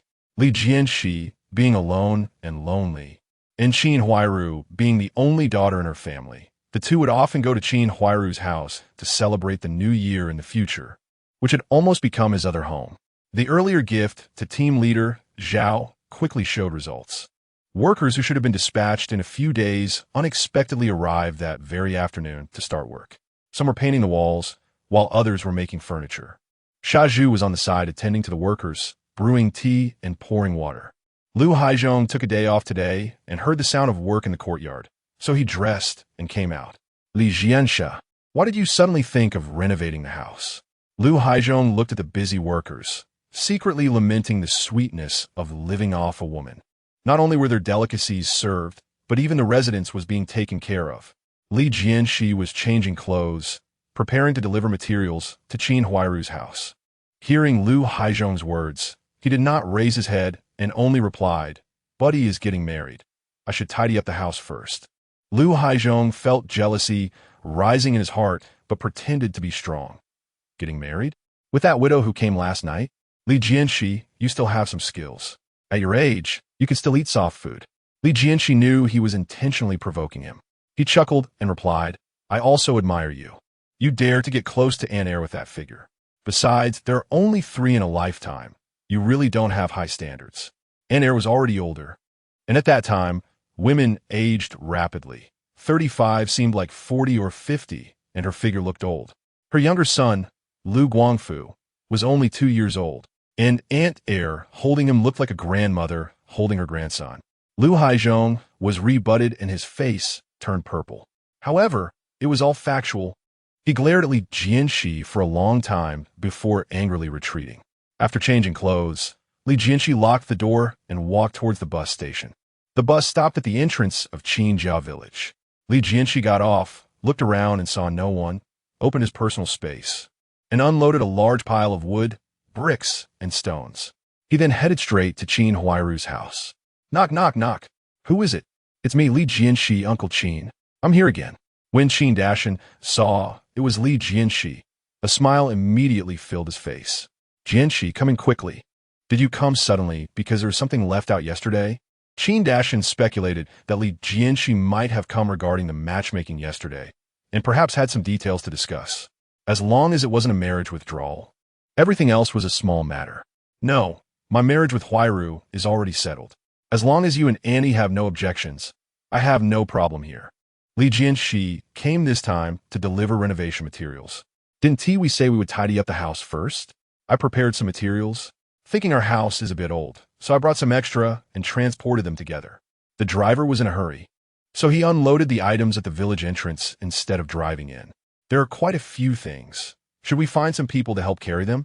As a purchaser, Li Jianshi was not convenient to borrow a vehicle from the transport team, and besides, he might not even be able to borrow one. Jianshi, you really make me feel bad. You've put in so much effort again. Qin Dashan said politely, but with a smile on his face. Li Jianshi, the son-in-law, was not only wealthy but also generous. Even the family's renovation was considered, and when his daughter marries him, she will surely enjoy a good life. Uncle, we're almost family now. Why be so polite? Once Huairu and I get our marriage certificate, your family will be my family. Renovating for my own family. How can that be a burden? Li Jianshe spuka sincerely. He had no father or mother, and after marriage, he would definitely be more attentive to Qin Huairu's parents. You make a good point. Let us have Huairu come to the city tomorrow, and you two can get your marriage certificate first. Then you'll be a real family. Since the materials have been delivered, I won't be polite anymore. You and Huairu should go to the village entrance and guard the things so that no one steals them, and I will go find someone to help move them. Huairu, come out quickly. Your brother Jianshi is here. Qin Dashan shouted towards the yard. Qin Huairu was cooking, and upon hearing the word Jianshi, she immediately put down her rolling pin and ran out. Brother Jianshi, what brings you here? Upon seeing Li Jianshi, Qin Huairu's heart raced. Before Li Jianshi could speak, Qin Dashan answered for him. Brother Jianshi is here to deliver our renovation materials, and he's waiting at the village entrance. You two go take a look. Don't let anyone swipe the stuff. I'll bring people to move it later. Okay, Qin Huairu responded, walking alongside Li Jianshi towards the village entrance. After walking for a while, Li Jianshi quietly took her hand. Qin Huairu felt a bit nervous, but didn't pull away. They carried sand, stone, and wood until close to noon. After having lunch at Qin's house and enjoying a couple of cups of tea, Li Jianshi took the bus back to the city. The sky was still bright when he returned to the courtyard, inspecting the construction progress. He saw team leader Zhao supervising effectively, and the workers were making good progress. Uncle Li, what do you want to eat tonight? Shaju, who had been idling around the courtyard all day, was responsible for supplying tea while the workers toiled. Although not Li Jianshe's biological son, he was like one. With 2 hours left until dinner, Shaju had already started preparing the meal. Tonight, let's have jujube steamed buns and seafood, Li Jianshi joked. Jujube steamed buns? It might not be ready in time if we make them now, and cooking seafood has its own intricacies. I'm not very good at it. Shaju said seriously. Making steamed buns requires dough to rise, and it must be prepared hours in advance. With only 2 hours left until dinner, it's really too late. Haha, Shaju. I meant eating out. The house is a mess with renovations. Who has the heart to cook? Li Jianshi couldn't help but laugh at Shaju's innocence. In this era, jujube steamed buns were just jujube steamed buns, and seafood simply referred to marine products unrelated to women. 2 hours later, the residents of the courtyard returned home one after another, and the workers finished up and were ready to leave. Li Jianshi locked the door and headed straight to Chen Shueju's house. It took only 10 minutes by bike, but over half an hour on foot. When he arrived at Chen Shueju's house, she was already waiting at the door. "Why did you take so long? Borrowing money and acting so high and mighty?" Chen Shueju said with a hint of playful annoyance. Though she complained, her hand reached out to take Li Jianshe's, pulling him into the yard and promptly shutting the door. "The house is being renovated, and the workers just left, so I rushed over," Li Jianshi said frankly. "Is the house renovation for the wedding?" Chen Shueju asked with a smile. She thought Li Jianshi would deny it, but to her surprise, he nodded. "Yeah, probably this month. At the latest by the end of the month." "Just keep pretending," Chen Shueju said, wrapping her arm around his playfully with the house being renovated. "Don't you have nowhere to live? Why not stay at my place for a few days? The kid isn't home, and I'm a bit scared living alone." Li Jianshi laughed. "That works, but you always stay up late making noise. I'm afraid I won't get enough sleep." Chen Shueju covered her mouth and laughed, poking his belly with her other hand. "What's wrong with me making noise? You big blockhead. No wonder you've been single for so long." The two entered the main room and closed the door, and immediately a pleasant melody filled the air. Yi Zhonghai returned home to the courtyard and saw the sand and wood piled up at Li Jianshe's door, which made him furious. He used to be the most well-off person in the courtyard, earning over 70 yuan a month, both he and his wife with urban household registration, living without financial worries. However, in just a few days, he felt overshadowed by Li Jianshi. Not only did Li Jianshi eat meat at every meal, but he was also busy renovating his house, reportedly for his wedding, and the bride was likely the widow who had arrived the previous evening. Li Jianshi, over 30 and still single, could land such a rich and beautiful partner, who was also in good shape, truly a top-notch widow. This was perplexing. "Old Yi, you're finally home. Come here quickly." While he was feeling down, Yi Zhonghai heard the door of the Jia family creak open, and Jia Zhongshe was standing by the door, waving at him.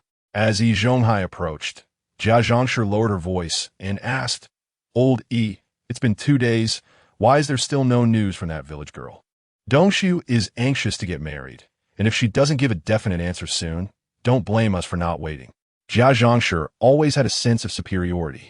The fact that Qin Huairu had not replied made her not consider the possibility of rejection. Instead, it seemed she was giving the other party a chance. "Sigh, don't mention it. I asked Old Mu today.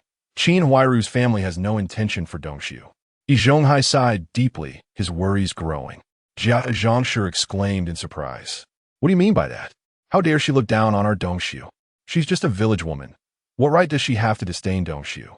Even if she's beautiful, she's still just a rural woman. Dongshu is certainly not inferior to her. If she looks down on Dongshu, we wouldn't want her either." Jia Zhongshe was furious. In her eyes, her son was incomparable. For Qin Huairu to enter the Jia family was a blessing from a previous life. To dare reject her son was truly blind. Enough, complaining is useless at this point. Qin Huairu's matter is already hopeless, but Dongshu must get married, otherwise. If he takes too long off work, he might lose his job. I've been running around today and finally found a suitable match for Dongshu.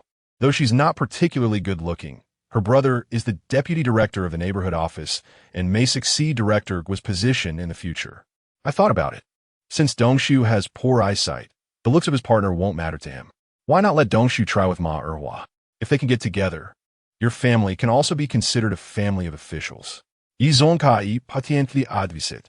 Yi Zhonghai was caught off guard by Qin Huairu's rejection, but fortunately, he had a wide network and quickly found another potential match. Moreover, the girl was the sister of the deputy director of the neighborhood office. If Jia Dongshu could connect with her, it would undoubtedly benefit Yi Zhonghai's uncle election. This could be seen as a blessing in disguise. However, the girl was somewhat unattractive and slightly plump, but Jia Dongshu, who was very nearsighted, was completely unaware of this. From this perspective, Yi Zhonghai even had to thank Li Jianshi for causing Jia Dongshu's vision impairment. Chapter 18 Revelation. The next morning, Li Jianshi woke up at Chen Shiweru's house, took the money he borrowed from her, and headed to the bicycle shop.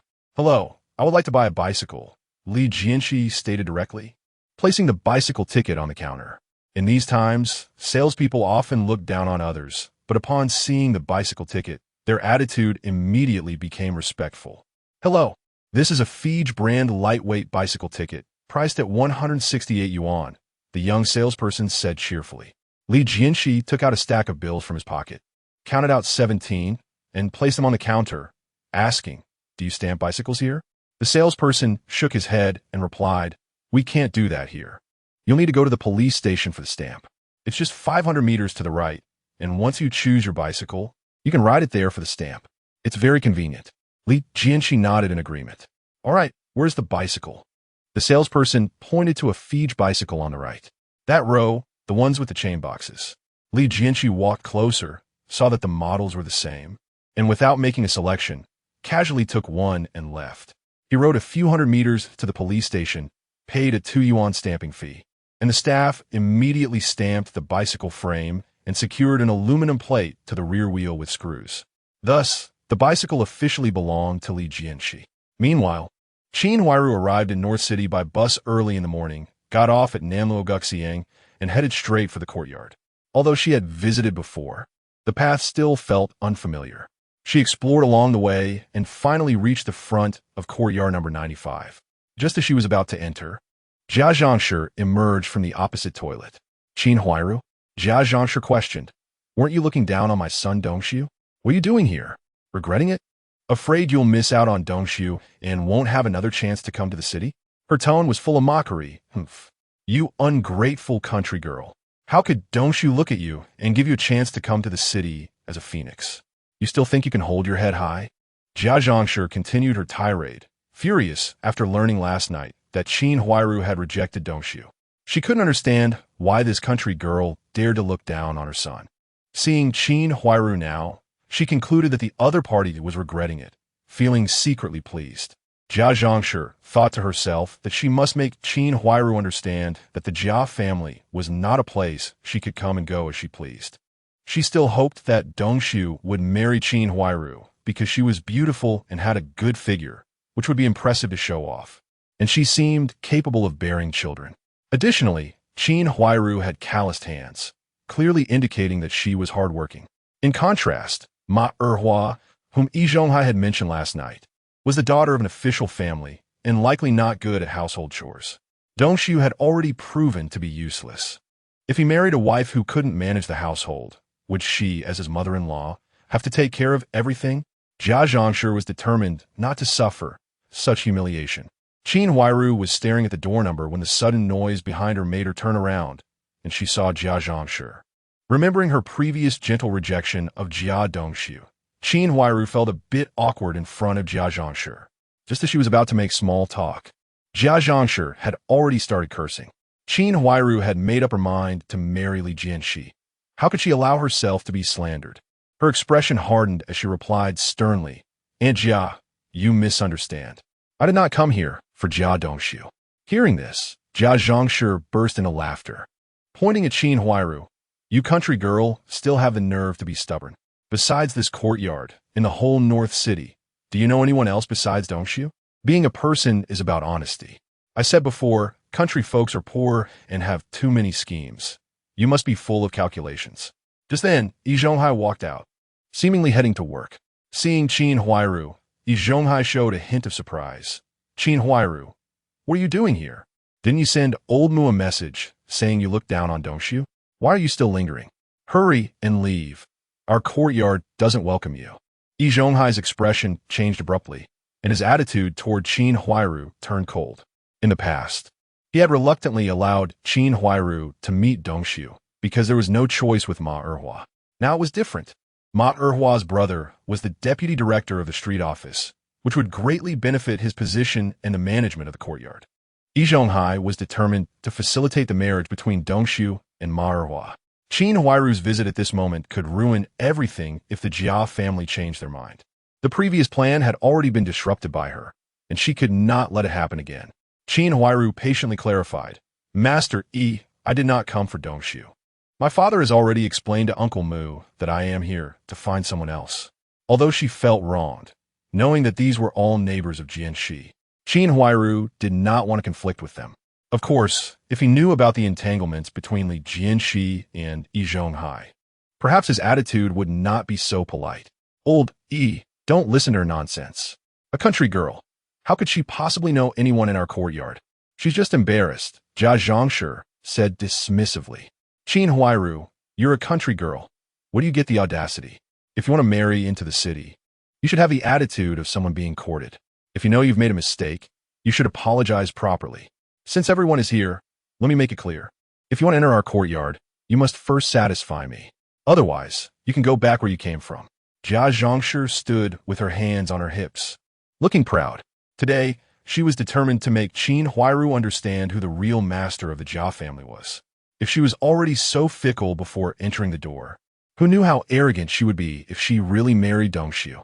This flaw could not be tolerated. At this moment, others in the courtyard began to emerge, and many passers-by from outside gathered to watch. Qin Huairu, feeling anxious, shouted with a flushed face, "You are going too far. I've already said that I am not here for Jia Dongxiu. You are too self-righteous, aren't you? This is not your Jia family's courtyard. Why can't you let me in?" Jia Zhongshe sneered. "Just because this is North City, it is our territory as city people. You, a country person, have no right to enter." Yi Zhonghai added fuel to the fire. "Qin Huairu, now that things have come to this, what is the point of your entanglement? Jia Dongxiu cannot marry you, so just go back." Lu Haizhong, who had unknowingly come out, stood among the crowd and commented, "A girl who speaks to her elders like this before even entering the door, no matter how pretty she is, nobody would dare to want her." Yi Daqing chimed in, "Who says otherwise? She's really uncultured.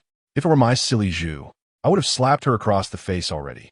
How dare she talk back to adults? She really deserves to be taught a lesson." The surrounding chatter was filled with criticism of Qin Huairu. A young girl like her had never seen such a scene. At this moment, she had a lot to say, but no words could come out. "Qin Huairu, considering your youth and ignorance, I will give you another chance. Don't say I, Jia Zhongshe, am unreasonable.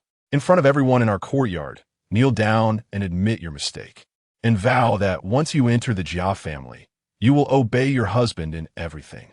You should take the initiative to handle household affairs without needing me to instruct you. Good things at home should first be shared with your husband and me. Only then is it your turn. You must also contribute to the Jia family by bearing sons. If there are no children, raise them yourself or send them back to your family. I will not help raise a useless daughter. If you can do all this, I will let bygones be bygones. What are you still standing there for? Do you want me to beg you?" Jia Zhongshe looked at Qin Huairu with a sneer, filled with confidence. How could this country girl give up the opportunity to marry into the city? Don't mention kneeling to apologize and vow. Even if she had to slap herself 100 times, she should comply. Yet Qin Huairu was still hesitating, which displeased Jia Zhongshe. "I will count to 3. If Qin Huairu does not apologize and vow, the opportunity will be withdrawn. 1. Jia Zhongshe extended a finger, looking down on Qin Huairu like a queen deciding fate. 2. Jia Zhongshe squinted her eyes, thinking that Qin Huairu had some backbone. But the more stubborn she was, the more Jia Zhongshe wanted to break her spirit to prevent her from being arrogant if she entered the door in the future. But why is Qin Huairu still not moving as I count to 3? Qin Huairu, the time is running out. This is the last chance. Will you apologize or not?" Jia Zhang's voice trembled slightly, puzzled as to why Qin Huairu was not afraid of being expelled from the family. How could a country girl dare to confront city folks? Didn't she want to go to the city? It's all my fault for forcing her to apologize in front of everyone. She must have a delicate face that can't bear such pressure.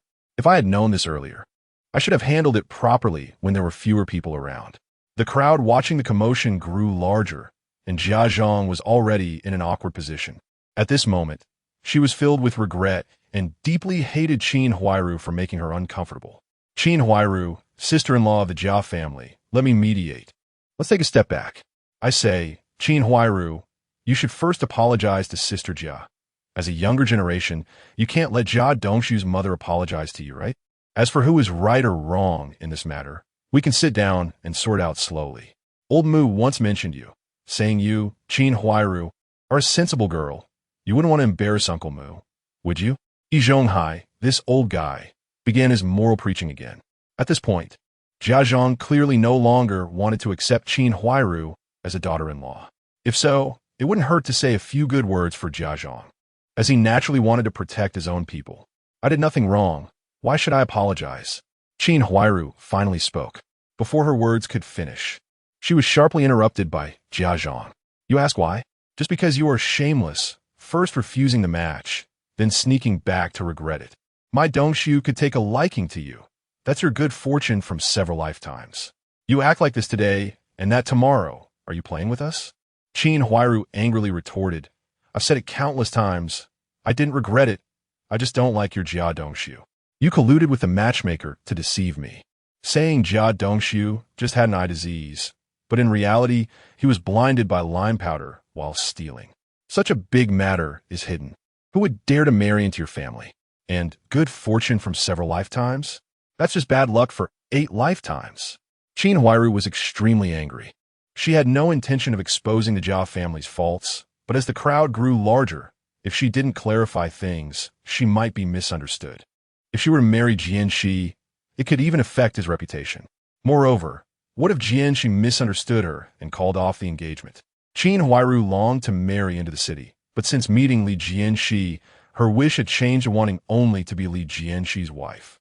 If Jia Zhang's slander led to misunderstandings from Li Jianshe, she would rather die.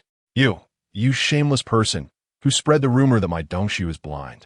If you dare curse my son Dongshu, I will not spare you. Jia Zhang was so angry, she lost her rationality.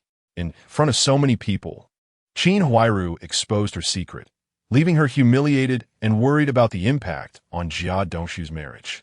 Yi Zhonghai's face was also dark. He originally wanted to use Qin Huairu to dissuade Jia Zhang from letting Jia Dongshu marry her, but didn't expect Qin Huairu to know about Jia Dongshu's eye disease. There must be a spy in the courtyard. Who revealed this to her? Yi Zhonghai didn't have time to think deeply. Jia Zhang had already lunged at Qin Huairu. Just as she was about to harm Qin Huairu's face, she suddenly felt pressure in her waist, screamed, and fell to the ground. The crowd was stunned. A bicycle stopped at the spot where Jia Zhang had been standing, and Li Jianshe sat firmly on it, gripping the handlebars tightly, his brow slightly furrowed. He asked Qin Huairu what happened. Why does this wicked woman want to harm you? Seeing Li Jianshe, Qin Huairu poured out all her grievances, tears streaming down her face. Jianshe, I came to find you. Jia Zhang and them don't believe me, forcing me to apologize, saying otherwise. They won't let me into your courtyard. As soon as these words came out, there was an uproar in the courtyard. Qin Huairu came to find Li Jianshe. What was going on? The two seemed to have never met. The last time Qin Huairu came, Li Jianshe happened to be in the countryside, especially He Daqing, who remembered the situation clearly. That day, the matchmaker brought Bai Lily to their door, intending to introduce her to Li Jianshe. At that time, Li Jianshe was not at home, but Bai Lily was unexpectedly intercepted by him. He never had the chance to meet Qin Huairu. Li Jianshe, what is going on? Did you instruct Qin Huairu to come to our courtyard to cause trouble? Yi Zhonghai reacted quickly, immediately pointing the finger at Li Jianshe. Li Jianshe did not back down. What nonsense are you talking about, Yi Zhonghai? Clean up your mouth. I want to ask you, Qin Huairu came to find me. Why are you stopping her from entering? Is this courtyard only decided by you, Yi Zhonghai? Yi Zhonghai's momentum weakened as he was scolded, his voice lowered. We thought she came to find Jia Dongshu. Who knew she was looking for you? Li Jianshe sneered. You think? I thought you and Jia Zhang were having an affair. Does that prove you two have something going on? Did you give her a chance to speak? At this moment, Yanbu Gui stood up from the crowd. Let me speak fairly. Just now, Qin Huairu did say she wasn't looking for Jia Dongshu, and not just once. It was Jia Zhang and Yi Zhonghai who insisted she was looking for Jia Dongshu, which is why they desperately blocked her at the door. Yi Zhonghai gritted. Old Yan, don't talk nonsense. Jia Zhang, sitting on the ground, scolded you. Old Yan, what does this have to do with you? Can you hear better than everyone else? Yanbu Gui raised both hands, looking innocent. Old Yan, Zhang Suhua, this is not me, Yanbu Gui, causing trouble. As a people's teacher, my morals do not allow me to lie. Just now, Qin Huairu did repeatedly say she was not looking for Jia Dongshu. I heard it clearly. and you can't deny it. Yanbu Gui was now completely on Li Jianshe's side. Even if the two were not in cahoots, Yanbu Gui would not lie casually. As he said, as a people's teacher, he had his own principles. He could not do something like Yi Zhonghai, who reversed black and white. Qin Huairu is my woman. Li Jian, she said. Uncle Li, I also heard it. Sister Qin Huairu did emphasize repeatedly that she was not looking for Jia Dongshu, at least 2 or 3 times. Shaju stood up at this time. He had wanted to defend Qin Huairu earlier. Such a beautiful woman being attacked by many men was truly pitiful. However, with Yi Daqing present, Shaju was worried that he would not only be unhelpful, but would also be taught a lesson by Yi Daqing. Now, that Li Jianshi appeared. He finally gathered the courage to stand up. You little brat, mind your own business. Yi Daqing glared angrily and reprimanded. Shaju, though scared and shrinking his neck, refused to back down. I am just speaking the truth. Uncle Yin heard it too. How can so many of you bully a woman? You little brat.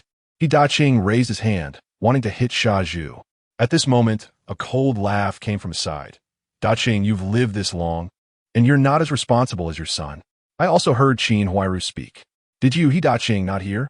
As Qin Huairu spoke, Yi Daqing's face turned red from the mockery, pointing at that person and scolding. Su Yud, I discipline my son. What does it have to do with you? I didn't say I didn't hear. I just told my son not to talk nonsense. I see you just want to pick a fight. How about we compare skills so you can see if I have the guts? Su Yud sneered and said, your son is foolish, but I'm not. I want to fight with you. Saying this, he took 2 steps back, keeping his distance from Yi Daqing. With this commotion, the atmosphere on the scene relaxed a bit. Yi Zhonghai felt somewhat relieved and said to Li Jianshi, perhaps Qin Huairu really said those things, but the scene was chaotic at that time. We might not have noticed. Leaving this matter aside, I just want to ask, how did you meet Qin Huairu? Your relationship seems not simple, right? Chapter 19 New car. From the moment Li Jianshi appeared, Yi Zhonghai noticed that Qin Huairu's gaze towards him was unusual. It was a gaze filled with deep affection, like a wife admiring her husband, coming from a woman of a harmonious family. Considering that Qin Huairu had only recently gone on a blind date with Jia Dongshu. If she had already been fond of Li Jianshi, she would not have given Jia Dongshu any chance at all. After all, going on a blind date in front of one's crush is undoubtedly asking for trouble. Yi Zhonghai casually brushed aside the facts, putting aside topics that were unfavorable to him, while also exposing Li Jianshi's impropriety. In an instant, everyone focused on the relationship between Li Jianshi and Qin Huairu. The situation was quietly turned around by him. That's right. Li Jianshi, what does Qin Huairu have to do with you? Why is she seeking you out? Lu Haizhong, this ignorant person, kept interrupting. I just heard her call you Jianshi Ge, which is not something one would say in an ordinary relationship. Yi Daqing also chimed in a rough voice. Li Jianshe, let's put aside the incident where you bumped into me for now. You must clarify your relationship with Qin Huairu. She is my son, Jia Dongshu's blind date. When did you start getting involved with her? Jia Zhangshi, sitting on the ground, shouted sharply. She didn't believe that this old bachelor Li Jianshi could steal Qin Huairu away. This was merely an attempt to provoke them. However, Li Jianshi sneered and retorted, it's you who are flirting. Your whole family is a mess. Qin Huairu is already engaged to me. She is now my partner and my future wife. We're going to get our marriage certificate today. Do I need to report that to you? Li Jianshi's sharp gaze swept around, and almost no one dared to meet his eyes. Only Yi Zhonghai coughed lightly and said, Li Jianshi, what you are doing is inappropriate. When Qin Huairu first arrived, I remember she said it was her first visit to this courtyard, which means at that time, you two did not know each other. You live in the same courtyard as Jia Dongshu. How could you steal someone else's beloved? Even if you've been single for 36 years and suddenly want to find a partner, you could have asked a matchmaker to introduce you. Why steal from your neighbor? Li Jianshi coldly responded, you're right, I did steal. So what? Not only did I steal his wife, but I also blinded his eyes and just bumped into his mother. What do you do about it? Yi Zhonghai, stop comparing yourself to me. Li Jianshi, act openly and honestly. I help those who deserve it, and am never polite to those who don't. Unlike you, who is sneaky and only sets traps behind people's backs. Today, I'm going to get the certificate with Huairu, and I don't want to waste my breath with you. I've noted this account down. If you have the ability, keep provoking me and see how I deal with you. Huairu, let's go. Li Jianshi pushed his bicycle and held Qin Huairu's hand, and the two walked towards the courtyard gate. The onlookers stepped aside. Even He Daqing, this rough man, felt pressured by Li Jianshe's imposing presence and unconsciously moved aside. Everyone disperse. Go to work. If you don't leave now, you'll be late. Yin Bugui shouted proudly to those around him. Li Jianshe's domineering behavior made Yin Bugui feel very proud, thinking he had chosen the right person. The crowd gradually dispersed. Lu Haizhong and several workers headed towards the steel mill, while Yin Bugui went to Hongxing Primary School with a few teachers. Go back and practice frying sand well. If you dare to hang around with Li Jianshi again, I'll break your legs, He Daqing scolded as he tugged at Shada's ear, then also headed towards the steel mill. At this moment, only Yi Zhonghai and Jianshe, who had been knocked down by Li Jianshe's bicycle, were left. This is outrageous, Lao Yi. How can Li Jianshi be so ruthless as to steal my family dongshu's wife? As an old bachelor, how can he take my family dongshu's? Jianshe cried out angrily now that Li Jianshi was gone, and she felt free to voice her complaints. Yi Zhonghai's expression also changed unpredictably. He shouted angrily at Jianshe, "Enough! All you do is cry. Now that the person is gone, what's the point of crying? The key now is to get Dongshu married to Ma Erhua as soon as possible. Once they are married, I'll go to Deputy Director Ma and have him push for the election of Courtyard 95. Once I become the Lord of the Courtyard, I'll have real power. At that time, won't Li Jianshi be at my mercy? Huairu, this is my home, and it will also be our shared home." Li Jianshi led Qin Huairu to his front door. There was scattered sand and wood in front of the door, and the workers had not yet started working since it was still early. Qin Huairu quietly looked towards the Jia family across the way and, feeling a bit awkward, said, "Jianshe, your home is actually opposite Jia Dongshu's." Li Jianshi smiled and said, "That's right. Not only is it diagonally opposite, but we are also arch-enemies. You are new here and don't quite understand the situation in this courtyard yet. Since you'll be living here long-term, there are a few people you need to pay special attention to. The first is Jianshe.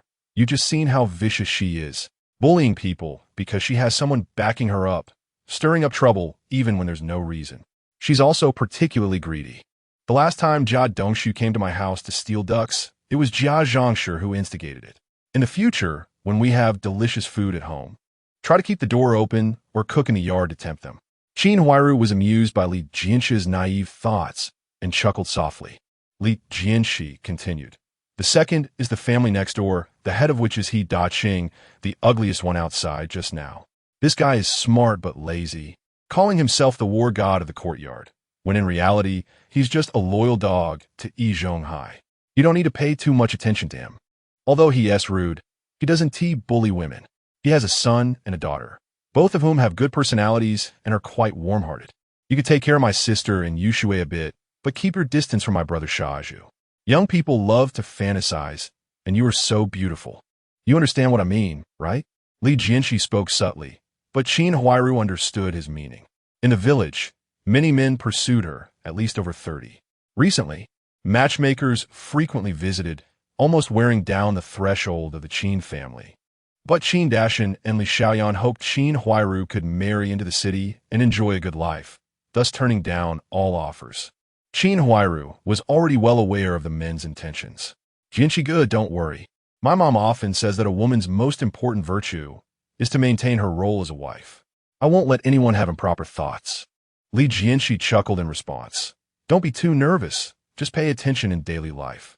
There's one more person to mention, the deaf old lady in the backyard. She loves to flaunt her age, claiming to be the ancestor of the courtyard, often mooching off neighbors for food. Although everyone detests her, they don't dare offend her because of her age. However, I'm the exception.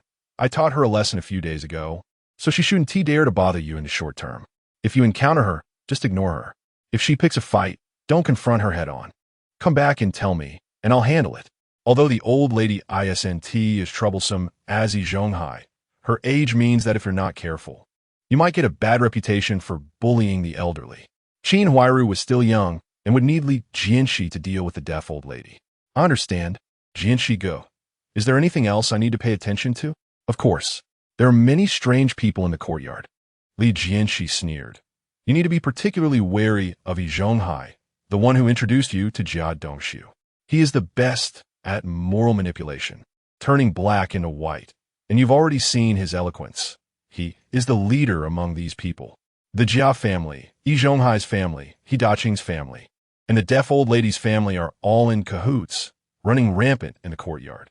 And there's Lu Haizhong in the backyard, who is gossipy and loves to meddle in others' affairs, but in reality is just a useless person.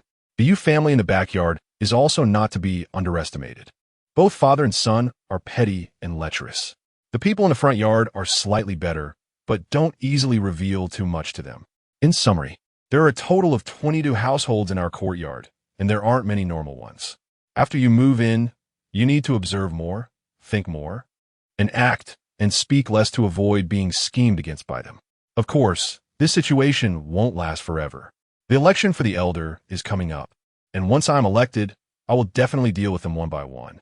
Once we drive out the Jia family, the He family, and Yi Zhonghai, our courtyard will be peaceful. Li Jianshe spoke a lot to Qin Huairu in one breath. Qin Huairu frowned as she listened. She initially thought that only the Jia and Zhang families were outliers, but she didn't expect that almost everyone in the courtyard was unworthy. The city is indeed fraught with crises. Qin Huairu couldn't help but have the thought of returning to the countryside. However, with Li Jianshe around, even if it was just to be with him, she couldn't possibly go back. After introducing the people in the courtyard, Li Jianshe led Qin Huairu into the house. The house was being painted, and it was a mess. Li Jianshe introduced the layout of the house and what it would look like after the renovation. Although it wasn't as spacious as the houses in the village, this was precious land in the North City. Li Jianshe's two main rooms were a whole double the size of the Jia families. Qin Huairu was quite satisfied with this new home. At that moment, someone came outside. Li Jianshe looked out the window and saw Aunt San, Captain Zhao, and a few workers. Oh, this bicycle is still brand new. Li Jianshe, did you buy it? Aunt San had noticed Li Jianshe's bicycle while watching the excitement outside. At that time, everyone was focused on the dispute between Yi Zhonghai and Li Jianshe and didn't pay much attention to the bicycle. Captain Zhao also envied, saying, "Such a new bicycle. Clearly just bought. Look at the registration date on the license plate. It's today." Aunt San took a look and confirmed that it was indeed registered today. Li Jianshe and Qin Huairu walked out of the house together. He joked, "Careful there, Mrs. Yin. If you break my new bike, you'll have to compensate." Aunt San shot him a glare. If you could break it just by touching it a few times, would it still be called a bicycle? Her hand gently brushed over the bike's frame. The paint gleamed brightly, and the seat was exceptionally smooth. The appearance of the first bicycle in the courtyard was indeed brought by Li Jianshe, which was quite surprising.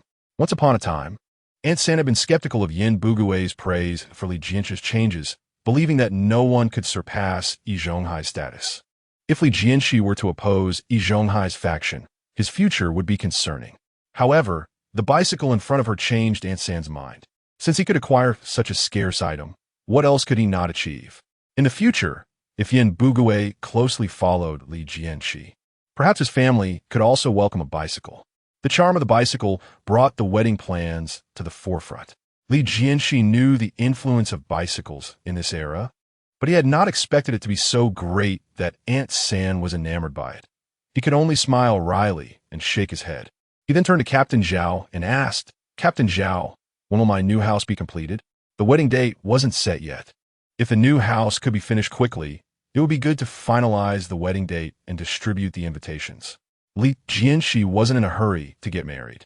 But Qin Huairu's family situation was special. The rural winter is harsh. Although there are stoves, firewood is scarce. With many people and little firewood, corn stalks and wheat ears still need to feed poultry. And during winter, cooking becomes the main source of warmth, making it rare to keep the fire burning all day. Coupled with insufficient food and clothing, deaths from freezing in winter occur from time to time. Qin Huairu's family is slightly better off, but still not comparable to the city. Marrying into the courtyard early means warmth is guaranteed. It will take about 10 days. Your main issue is that the furniture production is time-consuming. The ceiling and wall painting won't take much effort. Captain Zhao estimated at least 10 days. Can it be expedited? If the carpenters work overtime, can it be completed in 7 days? By December, snowflakes could already be seen falling in the morning light. Waiting another 10 days was not impossible, but it will be tough for the bride. This might be possible, but the craftsman might not be very willing. Captain Zhao's expression showed difficulty. However, soon, Li Jianshi solved his problem. He took a pack of cigarettes out of his pocket and handed it to Captain Zhao. Li Jianshi said, "Captain Zhao, please tell the carpenter that if he can finish within 7 days, I'll give him an extra 5 yuan. Of course, the quality can't be compromised. It has to be durable." With Li Jianshi's promise, Captain Zhao felt reassured. "All right, leave it to me. Time is tight." Li Jianshi arranged for Siheyuan to stay home to take care of the workers and serve tea, while he took his household registration book and went with Qin Huairu to the Civil Affairs Bureau to register their marriage. Looking at Li Jianshi holding Qin Huairu's hand and pushing the bicycle, Siheyuan felt envious. He thought to himself that when he reached marriageable age, he would also want to find a wife as beautiful as Sister Huairu. No, Sister Huairu would soon become Uncle Li's wife. He would have to call her Aunt Qin. Thinking of this, Siheyuan felt a bit helpless. Qin Huairu seemed to be the same age as him, but suddenly she was a generation ahead of him. After registering at the Civil Affairs Bureau, when they came out, Li Jianshi and Qin Huairu were already officially husband and wife. Previously, the wedding date had not been set due to the house not being ready. So Li Jianshi and Qin Huairu took a car to Jianshe to discuss wedding matters. "Dad, Mom, I'm back with Jianshi." As soon as they arrived home, Qin Huairu exclaimed excitedly. Qin Dashan and Li Xiaoyan were both there. In the cold winter, there wasn't much farm work, and many people were doing handwork on the Kong to earn some extra money. Hearing Qin Huairu's voice, Li Xiaoyan put down her needlework, jumped off the Kong, and ran out to greet them. "Jianshi, you're here. It's so cold. Why aren't you wearing more? Hurry inside and sit on the Kong. Don't get frozen." Li Xiaoyan was filled with joy upon seeing her son-in-law. While inviting Li Jianshi inside, she brushed the snow off him. "Thank you, Aunt, I'm not cold." Li Jianshi's face was also slightly red from the cold wind. The North City had just been visited. Indeed, the rural winter was a few degrees colder than in the city, perhaps due to the emptiness and fewer people in the village. Once inside, Qin Dashan was already sitting on the Kong, lifting the quilt.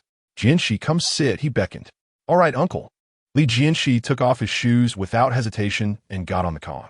Li Xiaoyan then pushed Qin Huairu to sit on the Kong next to Li Jianshi. She herself poured 2 cups of boiling water and handed them to the two. Chapter 20. Wedding invitation. Did you register at the Civil Affairs Bureau today? Everything went smoothly, right? Qin Dashan asked as soon as he sat down. Li Jianshi replied, "Very smoothly. We got it done as soon as we went. This is our marriage certificate, uncle. Take a look." Li Xiaoyan, who was beside them, laughed and said, "Still calling him uncle? You've already gotten the certificate. It's time to change how you address him, right?" Qin Dashan quickly said, "Don't talk nonsense. The change should happen on the wedding day. If you call him dad now, what will you call him on the wedding day?" Li Jianshi laughed and said, "Uncle, Aunt, you can call me whatever you like. I have no objections." Qin Huairu also chimed in. "Let's wait until the wedding day to change it. Getting the certificate is one thing. The wedding is the main event." Li Xiaoyan was just joking and didn't mind the details. Hearing this, she smiled and said, "Then let's do it as you say. By the way, Jianshi, have you set a date for the wedding?" Li Jianshi said, "Yes, I consulted someone, and the lunar dates of the 19th, 23rd, and 26th are all fine. But I think it's better to do it sooner rather than later. If the 19th works, let's not wait for the 23rd or 26th. What do you think, uncle and aunt?" Qin Dashan nodded. "I think it's good. The weather is getting colder, and it snowed today. Look at our situation. It's not even the coldest yet. And we can only stay on the heated bed. Huairu should come over sooner to avoid the cold. But can your side get the house ready that quickly?" Li Xiaoyan raised the same question. "Yes, today is already the 11th of winter. Can it be completed in 8 days?" Li Jianshi smiled lightly. "No problem. I've already discussed it with the construction workers. It can be done in 7 days. The current renovation materials contain almost no formaldehyde, except for the paint. But we won't be using any paint. Once the renovation is finished, we can heat it with charcoal, and we can move in directly." "All right then. Let's set it for the 19th. Qin Dashan finally decided. "What do you plan to do next?" Qin Huairu asked, her voice trembling slightly. She realized she was worried that Li Jianshi might suggest breaking up. But he already had a wife and had even gotten a marriage certificate. What other choice could he make? What else can I do? It all depends on you. If you're willing, we can continue. If not, then that's it. Li Jianshe understood Chen Shiwuru's character and didn't need to beat around the bush. You want to have two women at the same time? Chen Shiwuru asked in surprise. Li Jianshe nodded. You're right to say that, though it might be a bit shameless. I really can't bear a part with you. Hearing this, Chen Shiwuru was surprisingly not angry. Instead, she felt a slight sense of joy. But soon, she became frustrated again. The fact that Li Jianshe couldn't bear to part with her meant she was not inferior to his wife. She had a chance to marry him. But because she didn't take the initiative to propose, the man she had feelings for became someone else's husband. Chen Shiwuru was furious and almost went mad. At that moment, Li Jianshe had already dressed and took the marriage certificate back from Chen Shiwuru, putting it in his pocket. He stood by the bed and looked at her, saying, I'm leaving now. After saying that, he turned to leave.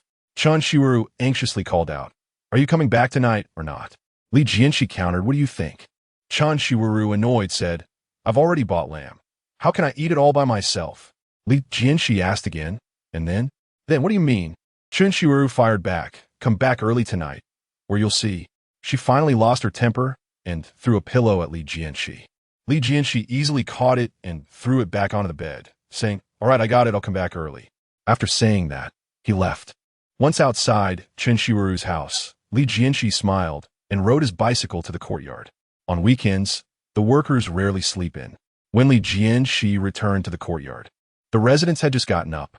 As soon as he entered, he saw Aunt San making a fire and cooking, and he greeted her with a smile. Old Yan's wife. You're up really early. Aunt San laughed. It's still early. It's almost noon. By the way, where have you been these days? Last night, Old Yan went to look for you, and no one was home at your place. Li Jianshe casually replied, We're renovating the house. It's too messy. So I want to stay at a hotel. Aunt San didn't suspect anything and said, Old Yan has something to find you about. He should be awake now. Why don't you go in and ask him? Li Jianshe said, Just right. I also have something I want to ask you both for help with. Saying that, he pushed the door and entered the room. Yin Bugui had just gotten up and was buttoning his shirt. Seeing Li Jianshe come in, he quickly closed the door and asked nervously, Li Jianshe, are you planning to get married on the 19th of this month? Li Jianshe chuckled lightly. Old Yin, your news travels fast. After returning from Qin Huairu's house last night, Li Jianshe had only gone to the steel mill to apply for a pig transport truck. With the wedding approaching, expenses were increasing. Although he could seek help from Chen Shiwuru, they hadn't clarified their relationship yet, so he couldn't just ask her to lend him money to get married. Therefore, Li Jianshe decided to release 4 pigs from his space and have the steel mill's truck go to Qin's village to transport them back, disguising them as goods for sale to make some money. After applying for the truck, he went directly to find Chen Shiwuru. He had casually mentioned the wedding plan at work, but it turned out Yin Bugui already knew. What news travels fast? It's that Yi Zhonghai who's quick with the news. You don't know. Last night, when you went to the steel mill to say you wanted to have the wedding on the 19th, it took less than half an hour for Yi Zhonghai to find out. Guess what? Yin Bugui teased. When Li Jianshe asked, he said, after Yi Zhonghai found out, he had Jianshe go on a blind date that very night, and he also set the wedding date for the 19th. What does he mean by that? Isn't he just trying to compete with you for your wedding gifts? Li Jianshe couldn't help but laugh at this. Yin Bugui, the old miser, was indeed calculating. Li Jianshe instantly guessed Yi Zhonghui's intention. He must be trying to use pressure to show the gap in strength between himself and Li Jianshe to gain support during the election for the courtyard chief. Only someone like Yin Bugui, who was obsessed with money, would think Yi Zhonghai was after that little wedding gift. What are you laughing at? Do you think you've definitely won? Let me tell you, you're very mistaken if you think that way. Yi Zhonghai is not easy to deal with, and the woman he found for Jianshe is even more impressive. That girl is Ma Erhua, the younger sister of our street's deputy director, Ma Daqiang. This marriage will make those who originally planned to send you gifts think twice because of Deputy Director Ma. In my opinion, it's better for you to change the wedding date. Otherwise, Yin Bugui shook his head and said no more. He didn't have a good feeling about Li Jianshe getting married on the 19th, but he didn't know that Yi Zhonghai's move was just what Li Jianshe wanted. Everyone in the courtyard usually acted like turtles hiding their heads, staying out of matters that didn't concern them, just watching the excitement without taking sides. Recently, Li Jianshe and Yi Zhonghai had clashed several times, and except for He Daqing, the Jia family, the deaf old lady, and Lu Haizhong, no one else had expressed their stance. Li Jianshe wanted to organize them, but feared collateral damage. This was a good opportunity to use the invitation to test everyone's positions. After that, he could address them one by one. Old Yin, I know what I'm doing. You don't need to advise me anymore. Even if Yi Zhonghai causes trouble, it won't stop me from getting married. In the end, it will only make him feel foolish. Enough about them. I'm getting married soon and still need your help. You're the best at calligraphy in our courtyard. How about you write the invitations?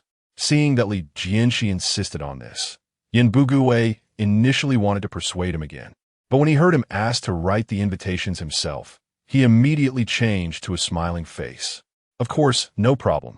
However, what about the writing fee? Li Jianshe laughed. Old Yin, don't worry, I won't let you suffer any loss. Yin Bugui also laughed with your words. I will definitely do my best to ensure the invitations are beautifully written. There's one more thing. It's my first marriage, and I don't know much about stationery and such. These things are usually handled better by women. You should tell your wife to prepare more and make a checklist of everything that needs to be done, so I can arrange things earlier. Marriage is a big deal, and many details need attention. Even though the current situation is special and everything is simplified, some procedures are still indispensable. This matter will be handled by us. Yin Bugui readily agreed. The two discussed and arranged the wedding details. Only then did Li Jianshe leave Yin Bugui's house. With the wedding preparations underway, both families were busy. The Qin Huairu family was preparing for their wedding, while Li Jianshe also needed to handle his own matters in the courtyard. On the night when Li Jianshe went to the Qin Huairu family to discuss the wedding date, the Jia family was also staging a matchmaking scene. Director Ma, although Dongshu had an eye injury, the doctor asserted that it was merely severe myopia, and there was no possibility of blindness.